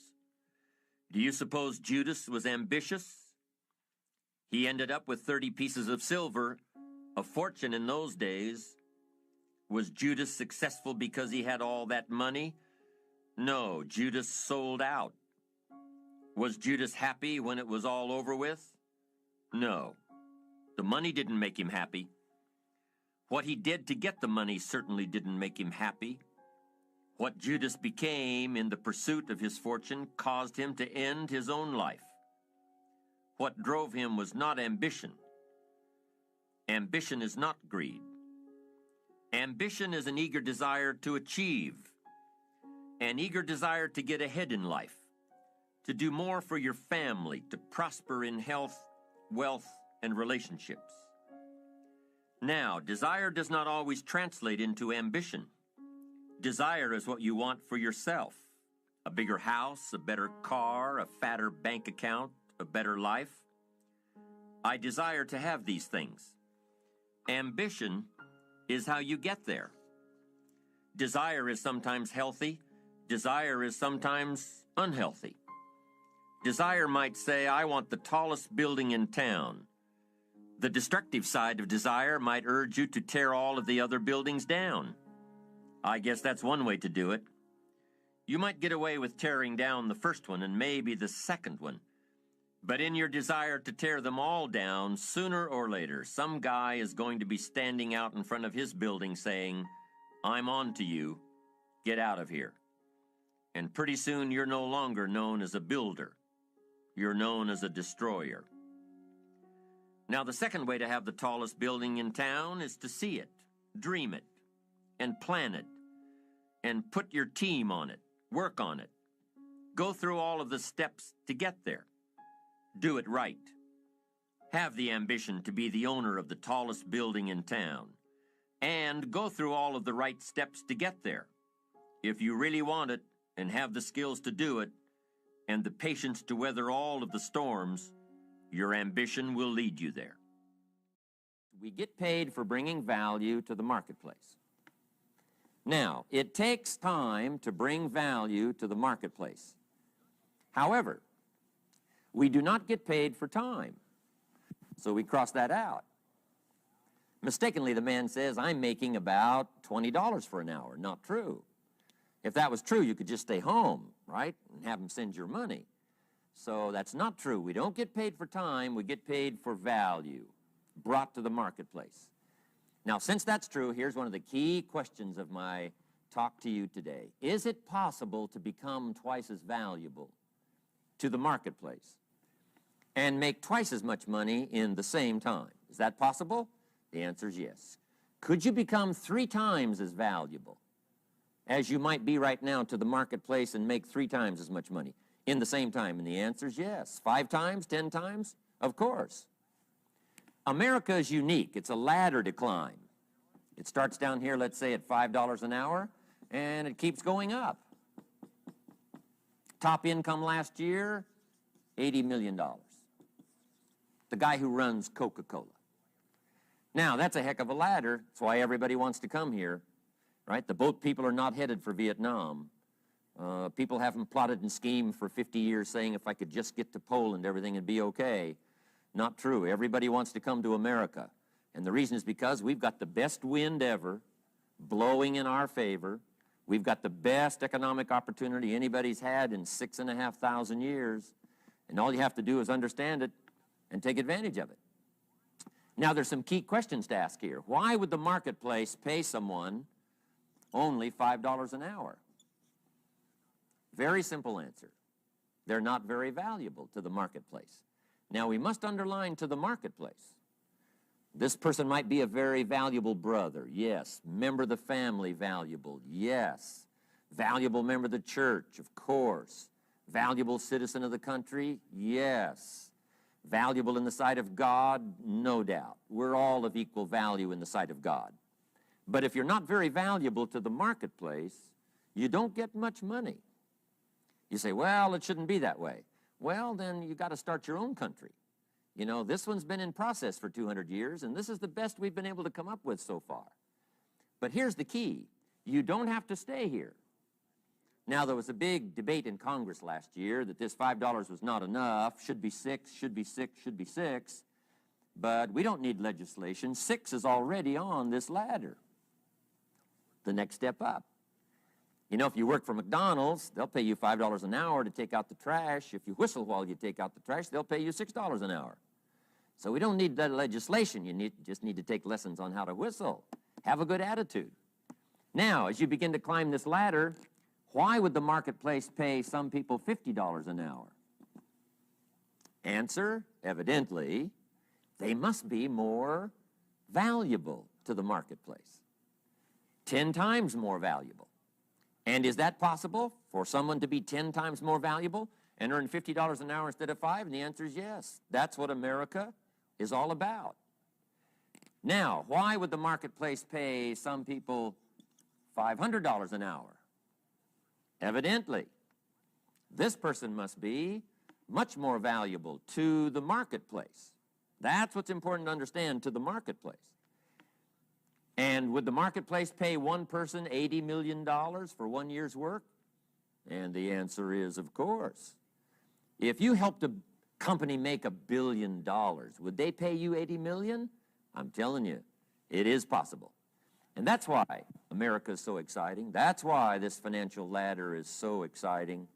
It's possible for all of this to come true for all of you, no matter where you start. As a student in school, just getting started out there in the workplace, this is all possible for you. Now, Mr. Schoaf gave me the clue on how to climb this ladder as high as I wanted to climb. Now, we're talking primarily economics here. There's a lot of other ways to become valuable to your family, valuable to your friends, valuable to the community, valuable to the team, right? Valuable to the team effort, valuable to the concert. But here's what he said to me. In climbing this ladder economically, all you have to do is work harder on yourself than you do on your job. Once I heard that, it made sense to me. I kept hoping that everything else would change around me, found out that if I went to work on myself, worked on my skills, worked on my language, if I became better than I was each year, if I grew in skills and language and vocabulary and competence, then I would become attractive to the marketplace. Not very long ago, a company called me and said, Mr. Owen, we're expanding internationally. We'd like to have a bit of your expertise to help us. Would you give us a bit of your time? We'll add some millions to your fortune. And I said, okay. And I thought later, isn't that interesting they would call me? Then my second thought was, of course they'd call me. Who else would they call? I can get the job done. Now, what a contrast for me, farm boy from Idaho, raised in obscurity, parents of modest means, broke when I was 25. How come I would get a telephone call and someone offer me a lot of money to help them in expanding around the world? Simple answer, evidently. Something happened to me between age 25 and where I am today. And I can tell you where it all started. From my teacher, Mr. Schoaf, who said to me, we don't have to change what's going on out there. That's the wind that's blowing. All we have to do is change what's going on in here. And now there's several ways to do that on personal development. And let me give you those ways. Here's the first one. We must learn from personal experience. Pretty simple. Learn from what happens to you. Take a look back over the last few months. Did you make some mistakes? How could you correct those for the future? Take a look back over the last year. Have you done it right or done it wrong? Let's correct it for the next year. Learn from your personal experience. Mr. Schoaf asked me when I first met him, he said, Mr. Owen, how are you doing? You've been out there now 6 years. And I said, I'm not doing very well. He said, I suggest you not do that anymore. What a simple, swift analysis to my situation. He said, if you keep doing it, the next 6 years will be like the last 6. You don't want that to happen. Let's make the changes. So learn from your personal experience. Now, here's number 2, why I came to share this video experience with you today. And that, I call it OPE, other people's experiences. That's me, other people. That's your teacher, other people. That's your friends and colleagues, other people. The people you meet that can pass along to you their experiences, what's happened to them, the mistakes they made, how they corrected them, how they changed their health and changed their bank account and changed their income and changed their future. That's it, other people. Now, there's 2 kinds of people to learn from. One is failures. It's too bad failures don't give seminars, right? That would be valuable. Bring your notebook, have them tell you how they lost it all and threw it all away, threw their health away and threw their friendships away and things didn't work out well. That would be valuable. But now then we must also learn from positive, people that have done well. They've got the health, and so we ask them, how did you become so healthy? They've got the skills, so we ask them, how did you become this skillful? They've got the income, so we ask them, how did you get here in such a short period of time? So now here's what's important in personal development. In learning from other people, we learn, number 1, by observation. We learn what we see. We watch people that are successful in what they do. In sports, we watch their disciplines.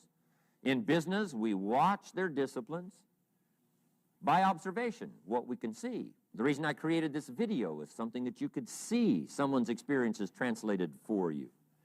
Second, we learn by what we hear. I've got some of my lectures on cassette tapes, so you can take them with you wherever you go and learn by listening. Turn your car into a mobile classroom and listen. And then listen to the sermon on Sunday morning. Listen to the lectures. Listen to the teacher. Listen to someone who's got something good to say. And then number 3 is vitally important on personal development, and that is read all the books you can possibly read in your lifetime. Mr. Schoaf got me started on my library. I've got one of the better libraries. Haven't read everything in it, but I feel smarter just walking in it, my library. At least I was smart enough to buy it. Now I got to be smart enough to read it. And then, of course, I got to be smart enough to decide what's valuable and then do it. But this one is very important. Become a good reader. Some books that helped change my life. Mr. Schoaf recommended, of course, the Bible. And my parents made sure I was a pretty good scholar by the time I was 18. That's been so beneficial for me, drawing from those illustrations, reading about those stories, people who made it and people who didn't make it, and what the difference was.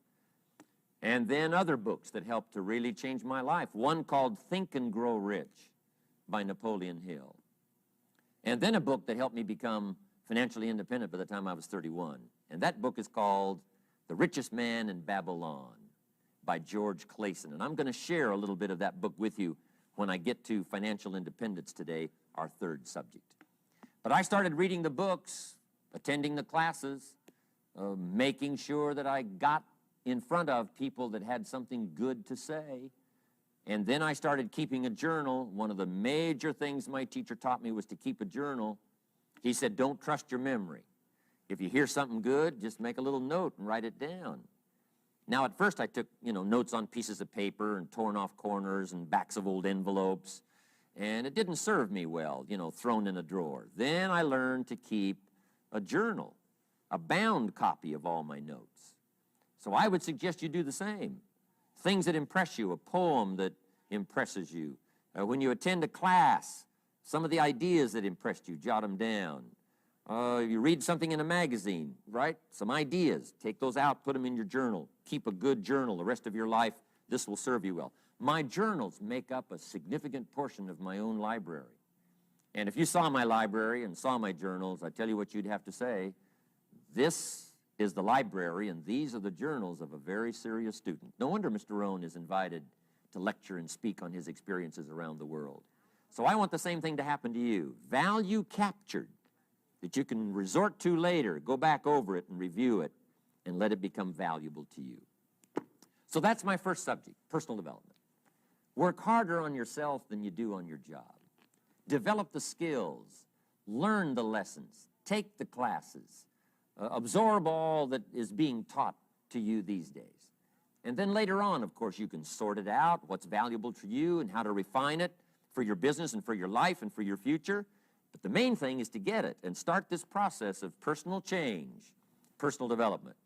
And let me say it one more time. If you will change, everything will change for you. You'll never be the same. You'll keep growing.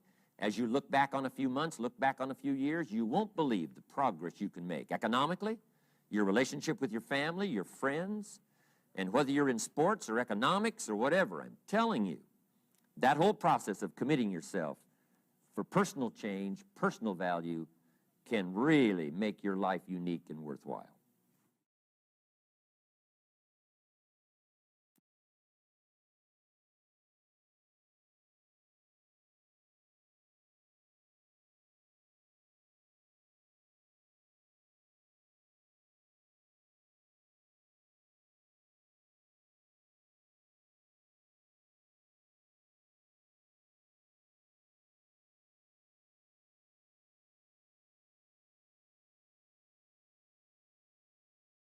How many of you have never seen me before?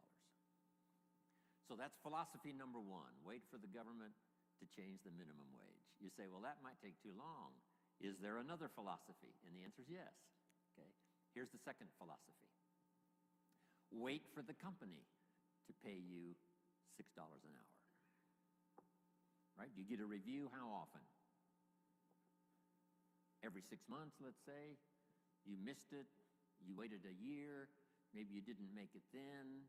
You say, wow, no telling how long. If you've got 1,000 people with you, maybe you could force the company to change it from 5 to 6 if there were enough of you that said, we will not work, we demand $6, or we will not work. By yourself, not a good philosophy. Together with others, it could work. Right? Here's what we call this, the philosophy of demand.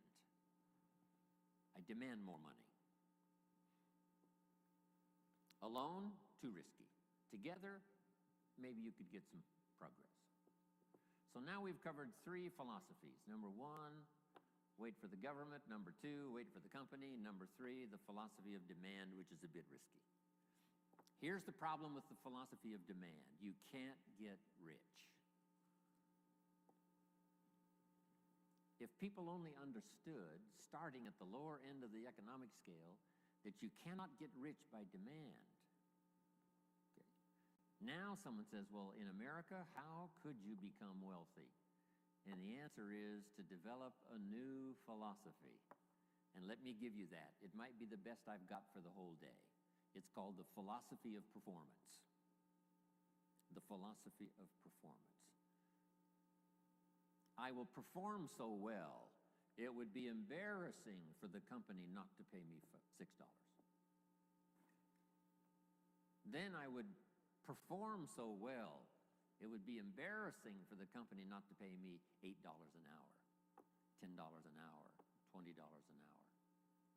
So now we've got several philosophies going, and if you want to change your economic future, it starts with your personal philosophy. Okay. Now, here's what's interesting in America. I'm sure all of us can think of someone who makes $5 an hour getting started. Can anybody in the audience think of someone who makes $50 an hour? Do you happen to know anyone that makes $50 an hour? Anybody know somebody that makes about that much money?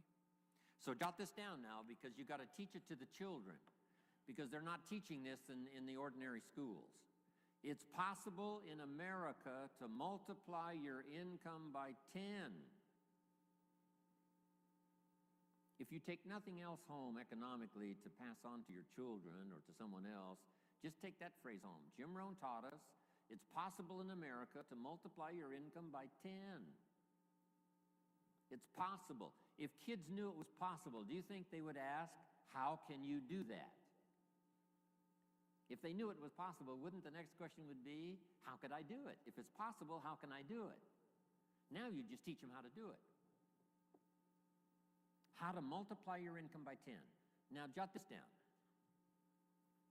A good economic question. Once you've multiplied your income by 10, is it possible to multiply it by 10 again?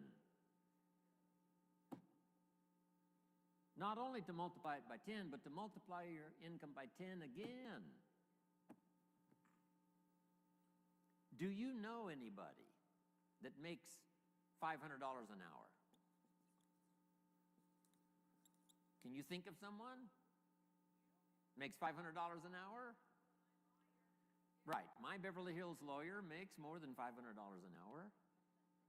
So jot this down. It's not only possible in America to multiply your income by 10, it's possible to multiply it by 10 again. Do you think kids would be excited to hear this philosophy? I'm sure they would. How can you multiply your income by 10 and then multiply it by 10 again? Now, if you multiplied it by 10 and then multiplied it again by 10, would it be possible? Would it be possible to multiply it by 10 again? Can you think of anybody that makes $5,000 an hour? What do you think I get paid? I mean, this is such exciting stuff. I'm a kid from the farms of Idaho. I was 25 years old before I learned that you could multiply your income by 10 and then multiply it by 10 again and then multiply it by 10 again. This is mind-boggling stuff. $5,000 an hour. Now, would it be possible? Would it be possible to multiply it by 10 again? $50,000 an hour. Now, here's a good expression to use, especially for this group. You're all tuned in, especially the last couple of days. The best expression is, of course. Could you multiply your income by 10? Of course. Could you do it again? Of course. Could you do it again? Could you do it one more time? $50,000 an hour. You know, I've lectured with General Schwarzkopf and Colin Powell. I had lunch once with Colin Powell a few years ago. Schwarzkopf gets about $65,000 for a 1-hour speech. $65,000. So how could you finally get to $50,000 an hour? Answer: become a general in the Army. Yes. And lead the troops in the Gulf War. But what I'm trying to say is the possibilities here, let's just say, are just unlimited. You can multiply your income by 10, then you can multiply it by 10 again, and you can multiply it by 10 again.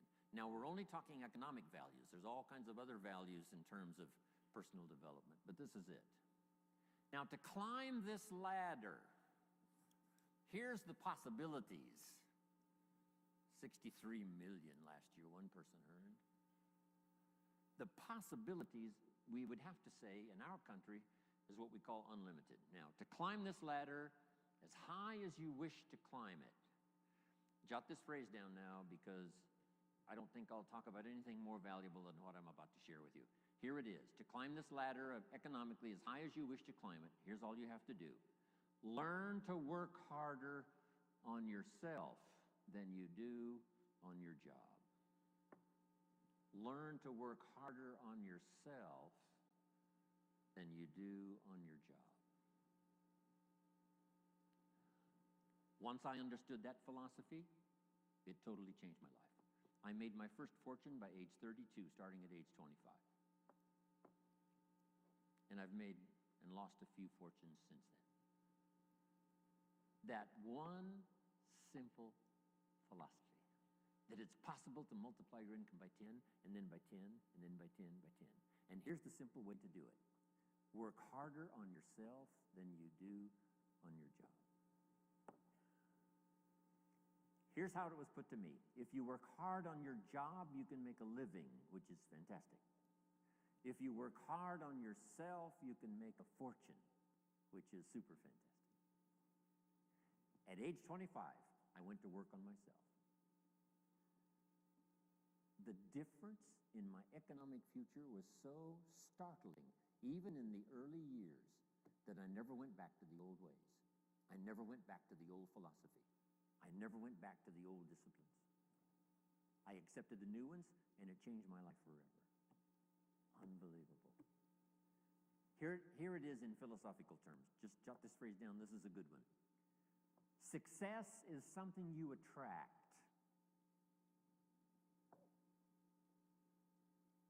by becoming an attractive person. Success is not something you pursue. Success is something you attract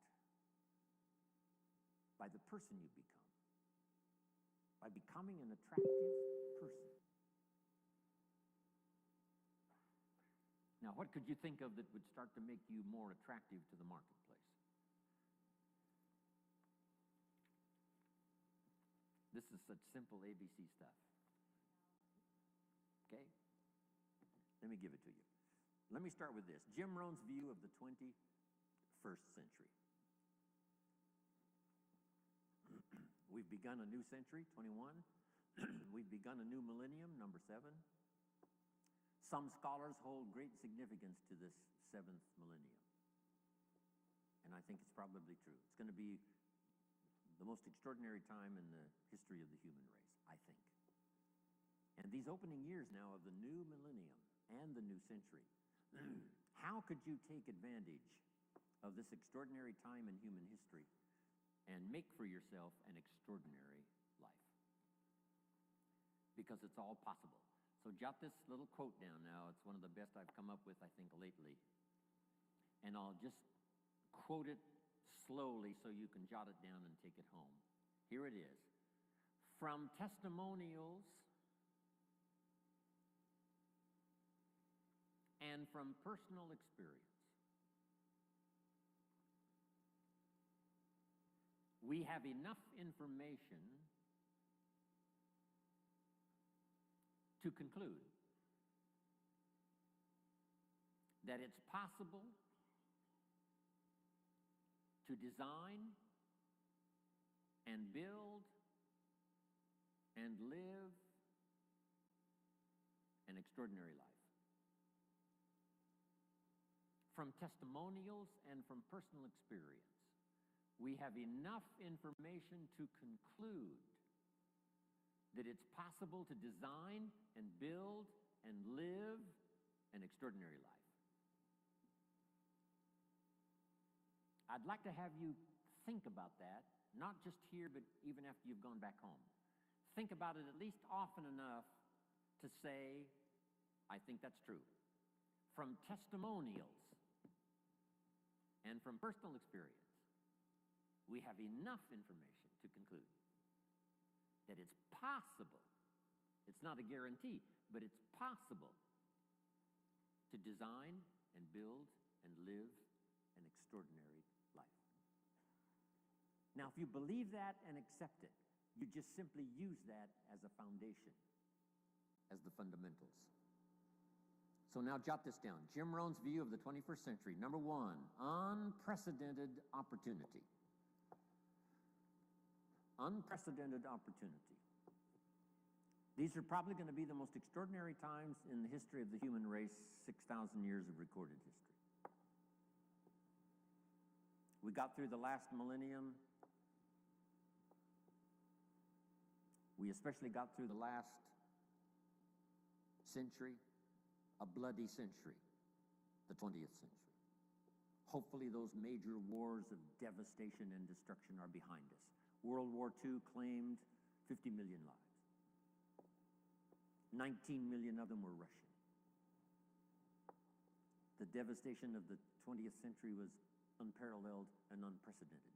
The savagery was unbelievable. The Holocaust was insanity of the most unbelievable kind. Hopefully that is in the century past. And that we have a new chance in a new century to build a new world and a new country and a new future. With all of the challenges. With Saddam Hussein, with the terrorists, and all the rest. Once the walls came down, about 12, 13 years ago, and I was just in Berlin the other day lecturing and had a chance to go to the Brandenburg Gate, Checkpoint Charlie, see part of the old Berlin Wall. Once those walls came down 13 years ago, the world now has forever changed. Because here's how the history of the human race reads. Opportunity mixed with difficulty. Sometimes more difficulty than opportunity. The history of the human race reads tyranny and liberty. Sometimes more tyranny than liberty. But now the world has totally changed. Since communism is on the run, the dictators, most of them are all gone. When I used to lecture years ago in South America, every country had a dictator. Now they're all gone. Castro and a few are left, but that's it. And they will soon all be gone. Within a short little period of the rest of our lifetime, all the dictators will be gone. A new wave of economic uniqueness, capitalism, free enterprise, liberty, freedom, democracy is absolutely sweeping the world. So for a long, dark time, there was more tyranny than liberty. Here's what is unique about this new Century 21, more liberty than tyranny. More freedom than oppression. This is an unprecedented time.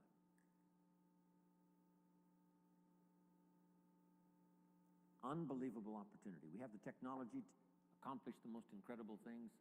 We pick up a telephone now and talk to somebody on the other side of the world with ease. It's incredible. We fly, we've got transportation. I get on an airplane, 13 hours later, I'm in Hong Kong. 5 meals, 3 movies, and you're there. I mean, it's unbelievable. I leave at 7:30 this evening to fly all night to Orlando to speak to another group tomorrow in Orlando. It's amazing. With the jets, you can cover the world. I fly the Concorde, 3 hours, London, New York. If you fly the Concorde, you can see 2 sunsets in one day. If you're in London when the sun goes down, you fly the Concorde to New York, you watch the sun go down for the second time. I told the group at our little breakfast meeting this morning, if you fly the Concorde due west, the sun comes up in the west. If you haven't tried that, you must try it. On the Concorde, you meet unique people. I met Henry Kissinger on the Concorde. Henry said, I had breakfast in Paris, I'm having lunch here in London, I'm having dinner tonight in New York. If you fly the Concorde. Before his accident, I met Christopher Reeves a couple of times on the Concorde. Said to my business partner, we're going to be okay, Superman's on this plane.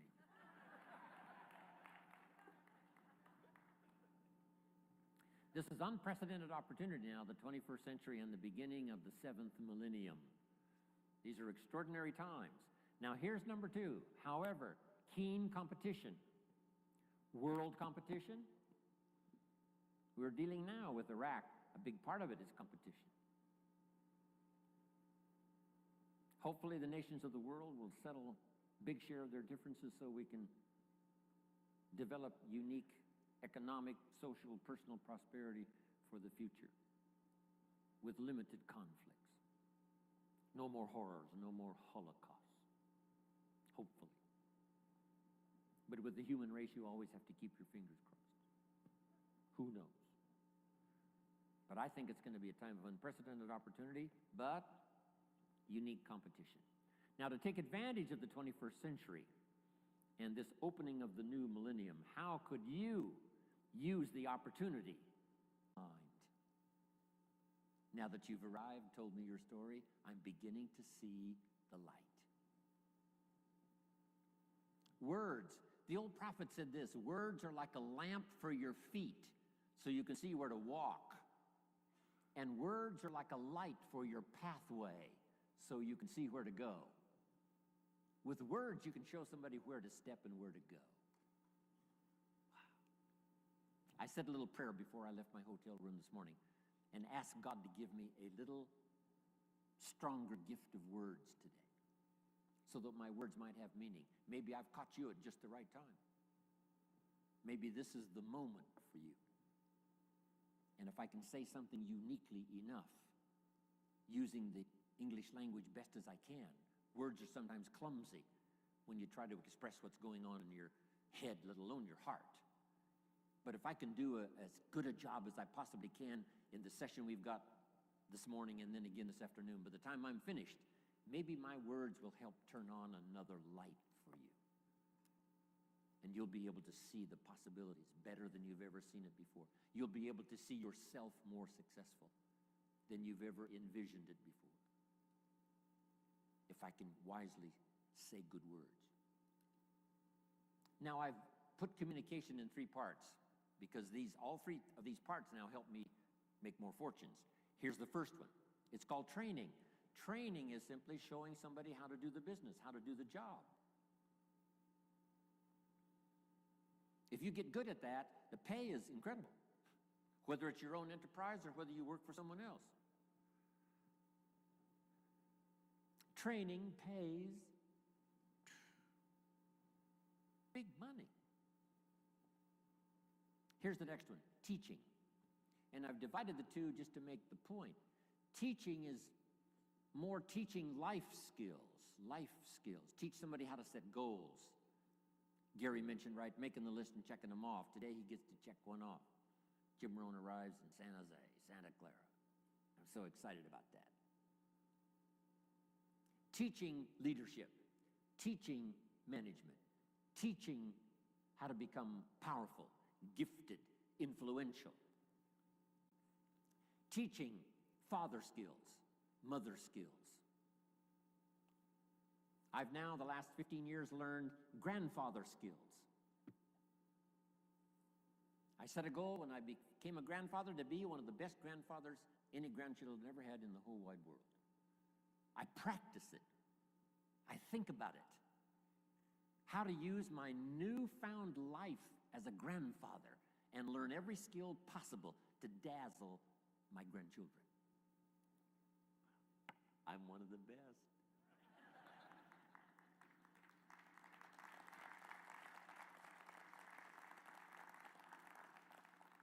So teach people how to be good fathers, good grandfathers, good mothers, good leaders in the community. Teach a minister how to teach. Teach a minister how to use the gift of language to persuade. Okay. So communication is part of its training, part of its teaching. Here's the best part. No, here's number 3 in the gift of language, and that's learning how to inspire. Inspire simply means a few simple things. Here's number 1. Help people to see themselves better than they are. Yes, sometimes we have to help people see themselves as they are. If they've made mistakes, maybe that needs to be pointed out. If a child has messed up, sometimes you've got to say, you've messed up. But don't leave them in the mess. Now transport them into the future with the gift of your language and inspire them with the person they can become by using the mistakes of the past to develop new disciplines for the future. A teacher I met when I was 25 years old had this unusual gift. He said, Mr. Rohn, if you keep learning as you're learning now, one of these days you'll walk into a room full of people and you'll hear someone say, there's the man. That's the man. That's the famous man. I thought, well, that could never happen for me. Sure enough, it did. He said, it will happen. And I think when I walked in here this morning, I heard someone say, that's him. That's the man. That's the famous man.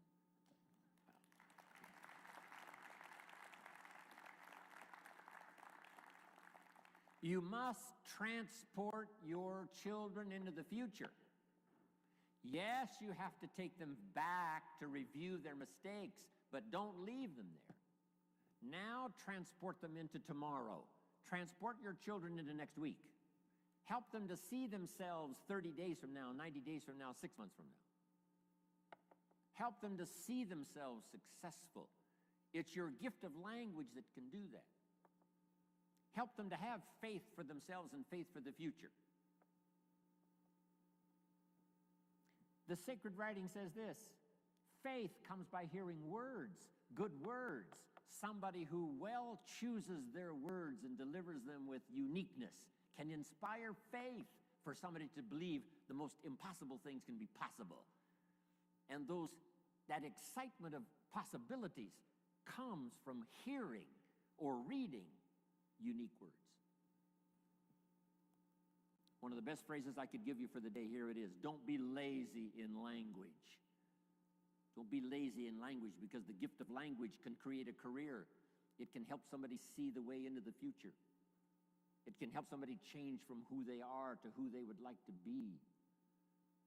It will help you to see the gift of your own intellect. There's an innate vocabulary in all of us that helps us to see, helps us to translate what's going on in the world, what's happening, so that we can make good decisions instead of poor ones. We can make less mistakes this year than we made last year.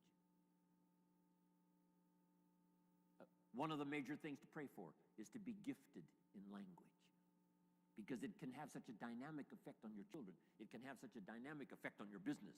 It can have such a dynamic effect on your customers. It can have such a dynamic effect on your business partners, that not to continually get better and better at the gift of language would be a great mistake. Let it open doors nothing else will open, the gift of your language. Let it help people to see possibilities that they cannot see now. And you join in those possibilities and make another fortune and another fortune, all the way up the ladder as far as you wish to go. I don't know how high you need to go.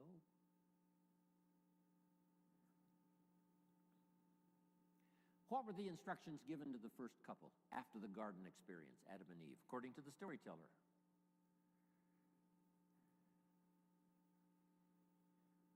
We've got some Bible scholars here, I know. Instructions given to Adam and Eve after the garden experience. Here they are. Number 1, multiply. It's a lonely place with just 2 people. Multiply. But here's one now that is so extraordinary, and I'm going to cover a little bit more of it during our ongoing session here today. Here was the second one. Be fruitful. Be fruitful, kind of an interesting phrase. When I lecture in other countries, sometimes it's difficult to find the right translation for be fruitful. Here's what I think fruitful means. Be productive. The example might be a tree, a fruit tree.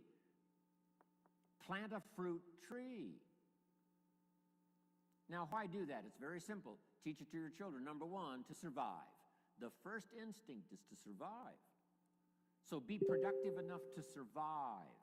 Be productive enough for your own survival. But is that the end of it? And the answer is no, that's only the beginning of it. To produce enough for yourself is only the beginning. What's the rest? Here's number 2, get married. Now you've got to think of ways to produce more than you need for yourself. And guess what that does? It elevates you to a higher life. If you want to live this higher life of a companion, a wife, getting married, see, that now changes the dynamics of your future. It's called stepping up to a better life. And to step up to a better life, here's what you simply do economically. You learn to provide and figure out a way to provide more than you need for yourself. You think of ways to provide enough for yourself and for someone else. Why think of someone else? Why not just think of yourself? Because that's a very limited way to live, just thinking of your own survival. If you want to live a more flourishing, unique life, you must think now of someone else. So now the man says, I must produce enough for myself and for my wife. Is that the end of the life experience? No. Now have children. Take a risk. Having a child is like a throw of the genetic dice. Who knows what's coming?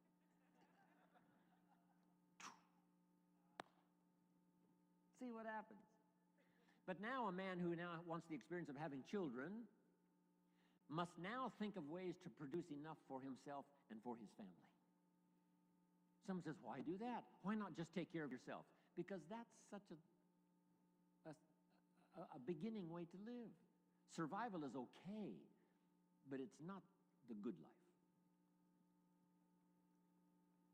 Now take it a step further. Jot this one down. A man now figures out, because he's learned now, he's experienced, and he understands what life is all about. Now he figures out how to produce more than he needs for himself and for his family. Just jot the word down, more. Keep thinking more. How could I produce more than I need for myself and for my family? Someone says, why do that? And the answer is to live a higher life, because now you can be generous. Now you can support worthy projects. Is that it? No. Here's the next one. To produce much more than you need for yourself and for your family. Someone says, why do that? And the answer is to live this higher life.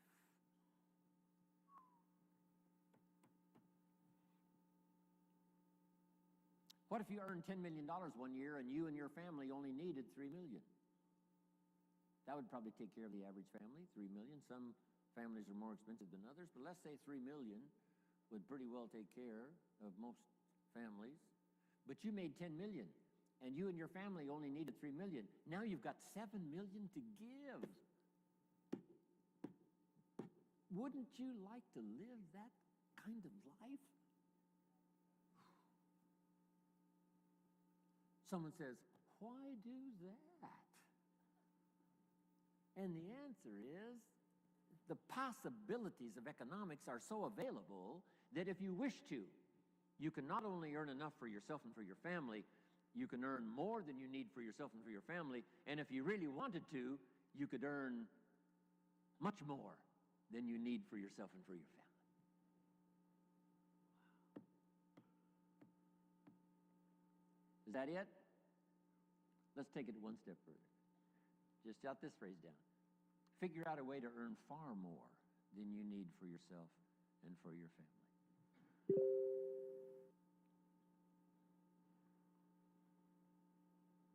Gary talked about Mark Hughes. I met Mark when he was 19. I still do a lot of work for Herbalife around the world. He started this little company when he was 22, 23, called Herbalife.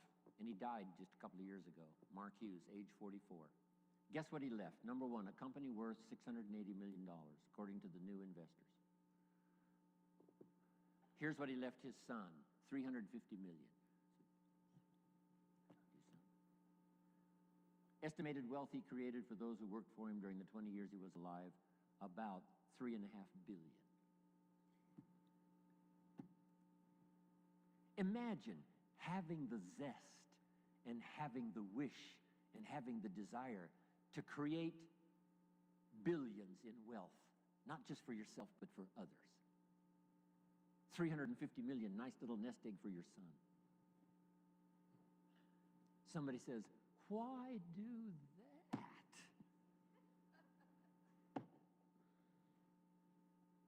Can you think of the best answer ever? Jot this phrase down. Why not? Right? What else are you going to do? Just hang in there until the bitter end? No. Why not see how far up this economic ladder you can possibly go to see if you can't live an extraordinary life? Not just an ordinary life. That's okay. Survival, that's okay. You and your family, that's okay. But if you could think larger than that, so that you really go to work on seeing who you could become in terms of influence, in terms of productivity, in terms of living the little phrase I give you called an extraordinary life. Ordinary would be okay. Extraordinary would be the best. Isn't this good stuff? Couldn't wait to get here and tell you about it.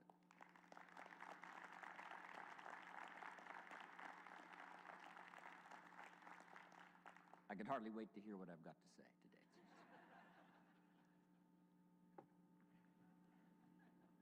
Okay, so number one, to take advantage of the 21st century, make sure I'm on track here.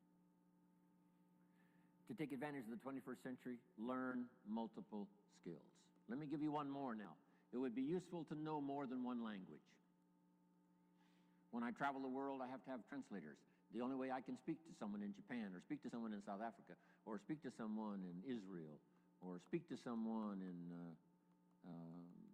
Europe, most of the time, I have to have someone translate for me. Somebody has to know more than one language to translate for me. And their gift of knowing more than one language makes them uniquely valuable. So that would be another wise idea. Learn more than one language. And number two, learn more than one skill. Number two, learn more than one language. When I was growing up, my father spoke German. He was German, but he never taught me German. I could have learned it. My mother was English, but she spoke French, but she never taught me the French.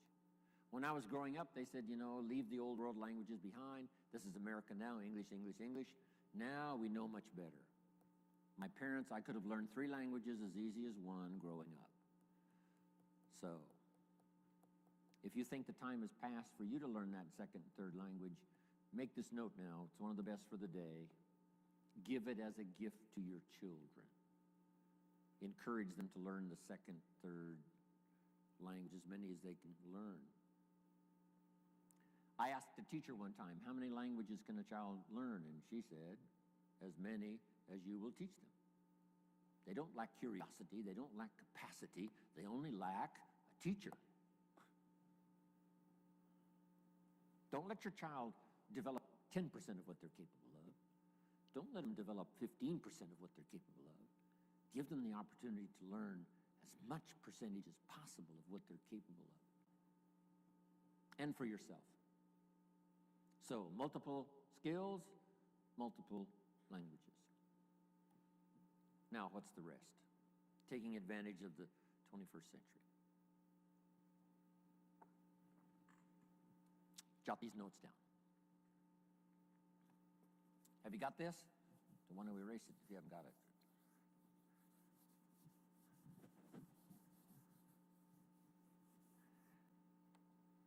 I've got 5 key things to talk about during my presentation for the day. 5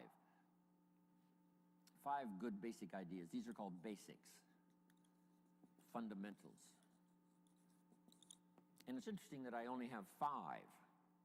How many fundamentals are there to anything?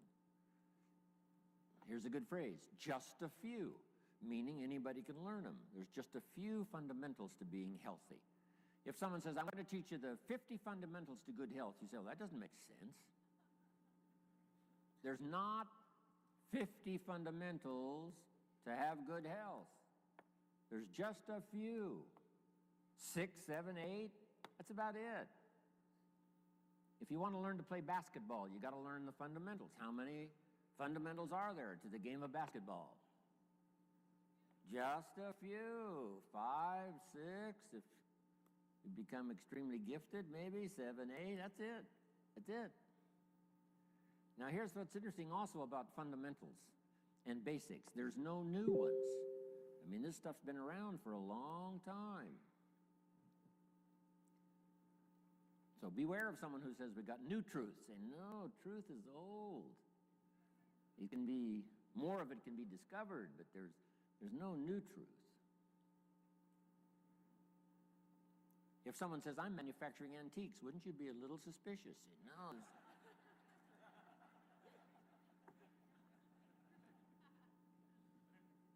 So, skills and fundamentals are like antiques. They've been around forever.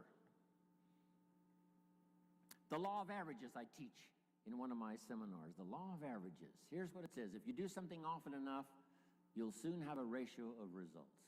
If you do something often enough, you'll soon have a ratio of results. If at first you talk to 10 people, get 1 to say yes. That means you're getting 1 out of 10.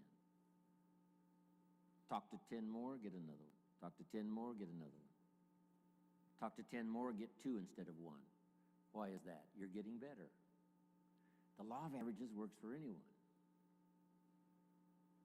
One we've learned for a long time. Here it is. It doesn't ever change. Whether it's a church or a business, 20% of the people do 80%, 80% do 20%.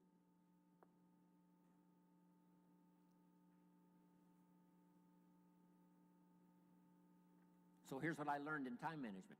You can spend 80% of your time with the 20%, not the 80%. You spend 20% of your time with the 80%, 80% of your time with the 20%. You just have to learn. And these fundamentals now have been around for a long, long time. The 80-20 rule.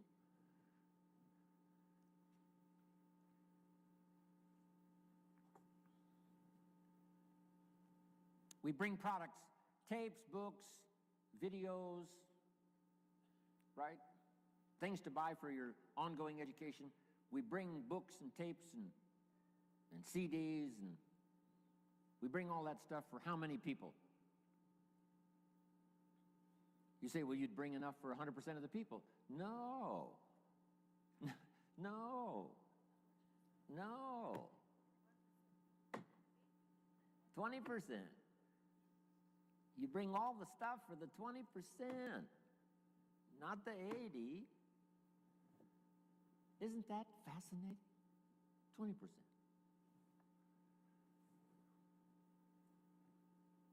It's fascinating, people's different reaction to the same presentation. Someone walks out of my seminar and says, wow, I'm going to go change my life. Someone else walks out and says, oh, I've heard all this stuff before. Same seminar. It said the first day the Christian church was started, first day, the speaker, Peter, got up, gave this classic presentation to a multitude, vast number of people. And what was interesting was when he finished, the reaction to his presentation. It said some of the, I think there were thousands. It said some of them laughed at him. And I thought, why would they laugh? He seemed sincere to me. And it said some of them mocked him. And I thought, why would they do that? Then I found out they're the mockers. That's what they're supposed to do. and the laughers are supposed to laugh. It said some that heard this magnificent presentation didn't know what was going on. And they're easy to spot. They're usually saying, what's going on, right? I mean, they don't know what's happening. But then it says this, some that heard believed. And the number that believed was about 3,000. Didn't give us the total, but out of the total, 3,000 said, hey, this is good enough to follow. So that's life. Once you learn the percentages, right? It's called the law of averages. It's one of the best studies. It's in some of my CDs and presentations. But now, let's talk about the fundamentals of life, the fundamentals of success. There's just a few. They're basic. It's like ABCs, which I deal with primarily, ABCs. So let's go through them. Here's number one. We've talked a little bit about it by way of introductory. It's called, one, your personal philosophy.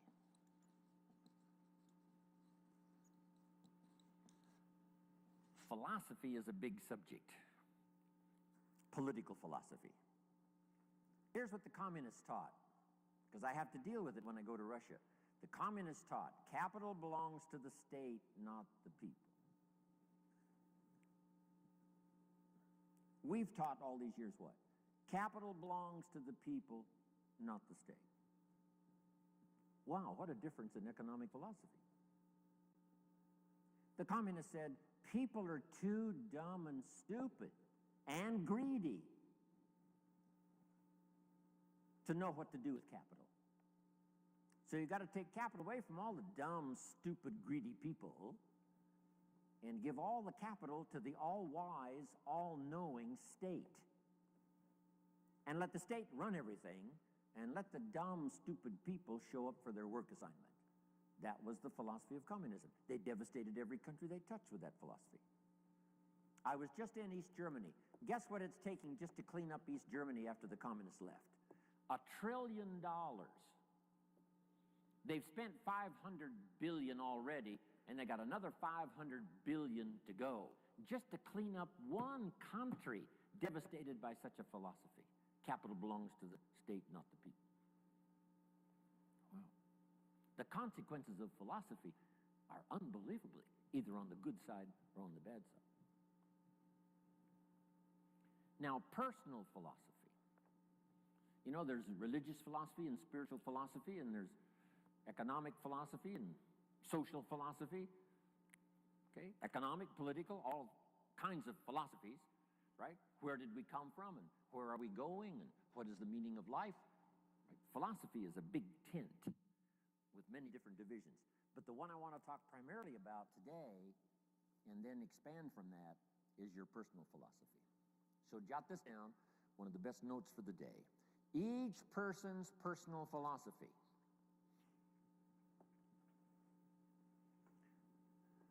is the greatest determining factor in how your life works out. Each person's personal philosophy is the greatest determining factor in how your life works out. Your economic life, your personal life, your social life, your spiritual life. All starts with the conclusions you've made in your personal philosophy. We gave the example earlier on economics. There's 3 or 4 different philosophies to choose from in your economic future. Now make this note. Personal philosophy is like a guidance system. A guidance system. And it has to start early. When a child goes to school, they've got to have a pretty good guidance system working. And this guidance system does just 2 things primarily. Here's number 1. This guidance system helps you to see the dangers over here and try to minimize those or eliminate some of those. That's one of the first orders of human existence, is to learn early where the dangers are so they don't swallow you up, don't devastate you economically, socially, personally, or lose your life. Kids have to get this guidance system working early to spot the signals of the dangers that could wreck their chances to live a good life. Now, this guidance system also helps you to see over here the opportunities so that you could maximize those. So if you learn to minimize the dangers, maximize the opportunities within this working environment now, we call this working things out to live a good life. But you can't possibly live much of a good life if you don't keep learning where the dangers are so you can avoid those, and learn where the opportunities are so that you can maximize those. That's about as simple as I can put working on your personal philosophy.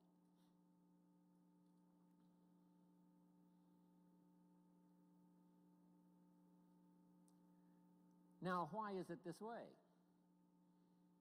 Why is life both danger and opportunity? Here's the best advice I can give you. The storyteller probably gives us, more to think about than in detail. But here's what it seems like. And that's one of the best phrases to use if you're going to make your studies and try to come to some good conclusions. It seems like God wished to create for the humans he made a great adventure. Seems like. According to the storyteller, it seems like God wished to create a great adventure for the humans he created. That's the best explanation I've got, seems like. And it seems like God's always wanted some kind of adventure. It said when he was alone in heaven, according to the storyteller, he created all these angels. That must have been fun. Doesn't say how long it took, doesn't say how many. But evidently, he sought adventure.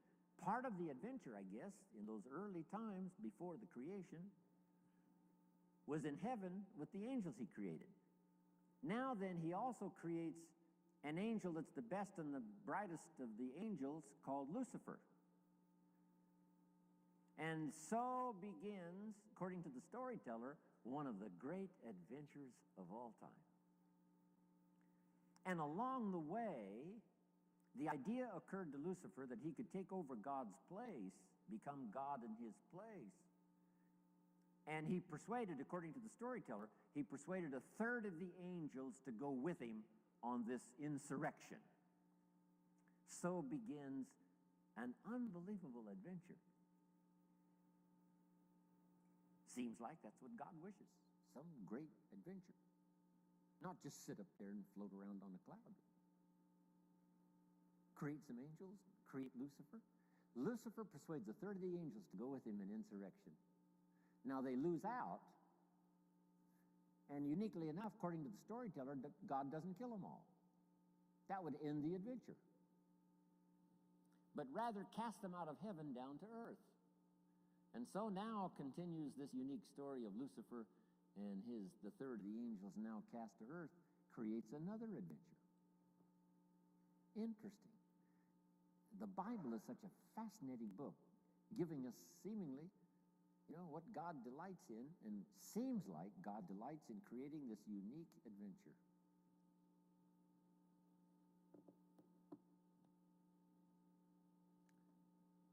One of the ancient stories says God and Satan were talking things over one day. I thought, well, that doesn't seem possible. But the storyteller says they're looking down on the earth and they're talking things over. I thought, wow, that's remarkable. God and Satan getting together and talking things over. Now, the storyteller doesn't give us many details, so we've got to use our imagination. And on this particular occasion, God got to bragging on one of his favorite creation, his favorite persons, called Job. He said, Job and I have got this great friendship going. Job and I, we walk together. Job and I plan the future together. Job, Job, Job. Finally, Satan headed up to here with Job, Job, Job. And he said, yeah, God, Job, you've got a wall built around him. I can't get to him. God said, well, what would you expect? He's my favorite person. Of course I got a wall built around him. Now they're having this conversation. It's fascinating. Storyteller says, Satan gets this bright idea. Said, hey, God, let's try this. God said what? If you'll take the wall of protection down from around your favorite friend, Job, he said, I promise you within a short period of time, your favorite friend will curse you to your face. God said, no, he'd never do it, not in 100 years, no matter what. Satan said, well, how are we going to know? Would you like to make a wager? It doesn't give us the details of the wager. But the storyteller says God picked up the bet and said, okay, let's try it. I'll take the wall down from around my special friend Job. You do your best. I promise you, no matter what you do, he'll never curse me. Satan said, the bet is on. According to the terms of the wager, God did take the wall down from around his special friend Job, and Satan then does one of his all-time famous numbers. According to the storyteller, first Satan took his wealth, stripped him of his wealth.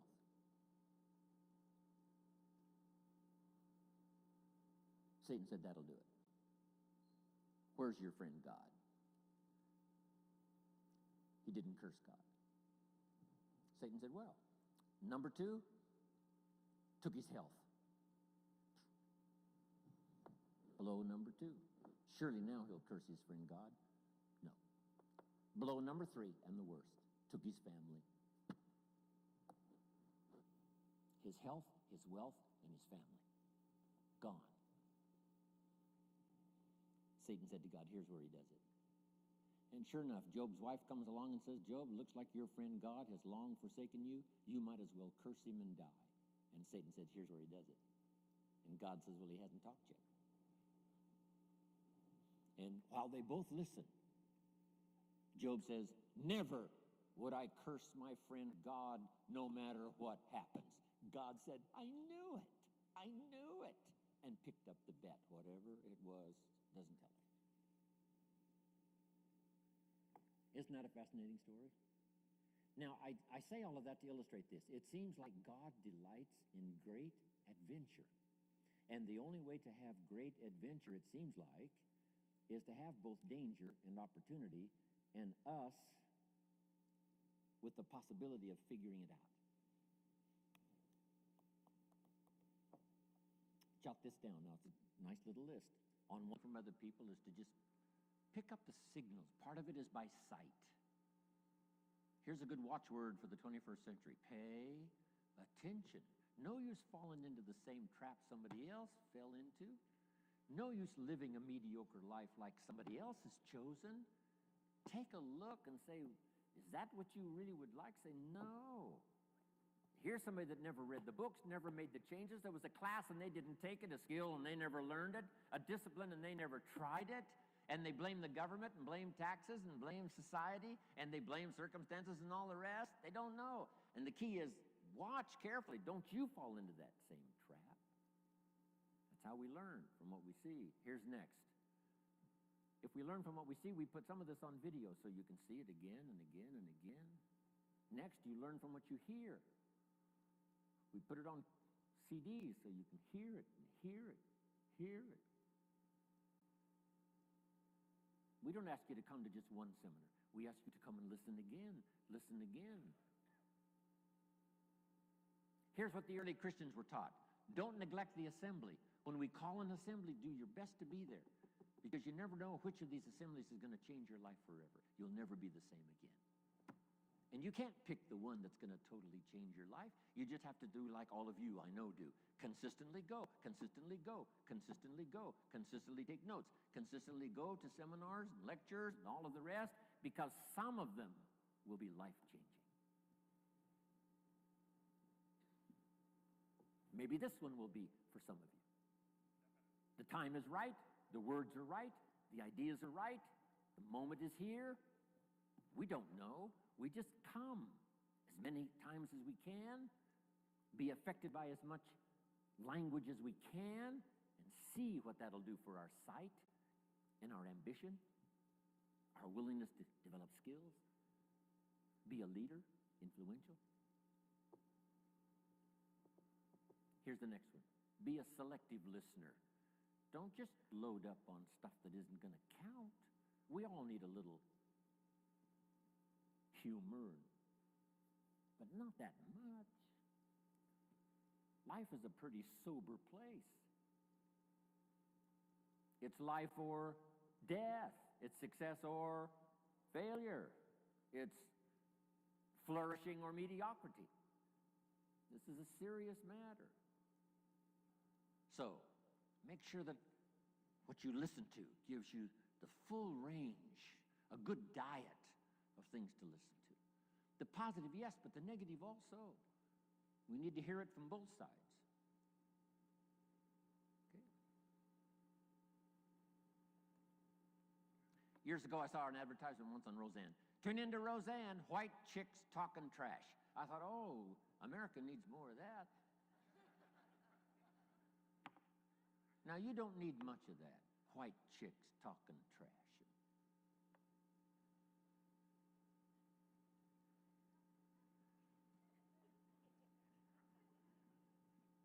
Here's a good note. This is a good one. My teacher taught me when I was 25, stand guard at the door of your mind. Stand guard at the door of your mind. And you decide what to listen to, what not to listen to, how much time to give to what.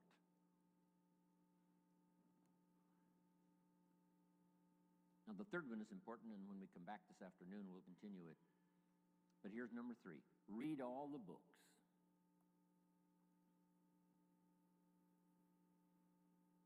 Now, there's millions of books, so you can't read all the books. But here's what I mean by read all the books. Read all the books you need to read to make your fortune, become powerful, influential, healthy, prosperous, aware, bright, helpful, partnership, father, mother, grandparent. Read all the books you need for your life to flourish and become the best it can possibly be during the course of your lifetime. Read all of those books. Don't be short on that list. My library certainly won't do it. I've only written 4 or 5 books. I'm working now on my 5th, I think it's my 5th book. It's going to be for teenagers and college kids. And I think the title is going to be, of course, kids should pay taxes. Of course. It's going to be an interesting book on capitalism, because I teach capitalism now in Russia in very simple form. I might give you a couple of notes on that when we return. I teach kids how to have 2 bicycles, one to ride and one to rent. I mean, it doesn't take long to get into business and make a profit. Here's what changed my life and helped me make my first fortune. Jot this down. The philosophy that helped me make my first fortune. Profits are better than wages. Once I understood that, it was hard to sleep nights the first year. Profits are better than wages. Wages make you a living, which is fine. Profits make you a fortune, which is super fine. And when I started at age 25, I started doing both. Making wages and making profits. Unbelievable. One simple philosophy changed my whole economic future. Profits are better than wages.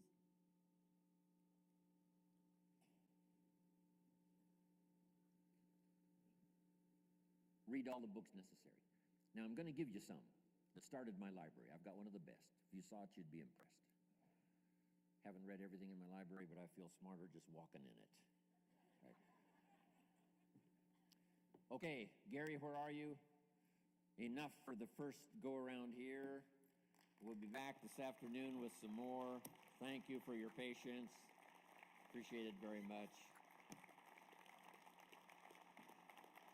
God bless. Amen. Ladies and gentlemen, Mr. Jim Rohn. Wow, thank you. Thanks, Gary. Appreciate it.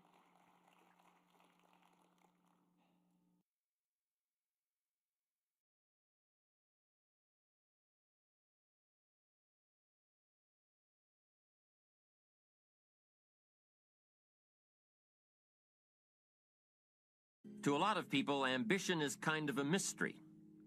The dictionary says it's an eager desire for distinction, power, or fame. But what does that really mean? Well, let's start with the word eager. All by itself, eager is kind of exciting. Kids are eager for their birthday parties. They expect to be the center of attention, get lots of presents, eat too much. I guess grown-ups are eager for birthdays too. Unless, of course, they're embarrassed that the number of candles on the cake outnumber their achievements. But we can be eager to see a ball game, eager to see our kids in a dance recital, eager to see an old friend, eager to shop for a new car. Eager sounds like a lot of fun. But do you ever hear people say they are eager to live a better life, eager to have a better family, eager to make a lot of money? Probably not. And that's a problem. Because how I see it, living a better life, having a better family, and making a lot of money takes an eager desire. We have the remarkable ability to get exactly what we must have. But there is a difference between wishes and desires. We've all heard people say, "Oh, I wish I could just drop 5 pounds.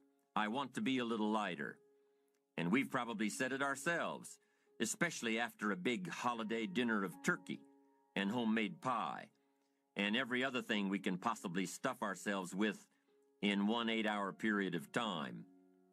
And even though we may wish we could breathe a little easier in our clothing, we have to have the desire to exercise a little more and eat a little less. The "I wish I could lose weight" has to become, "I have the eager desire to lose weight." I'm also sure you've heard people talk about wishing they had more money to pay the bills, or take a vacation, or just to take a little pressure off of life.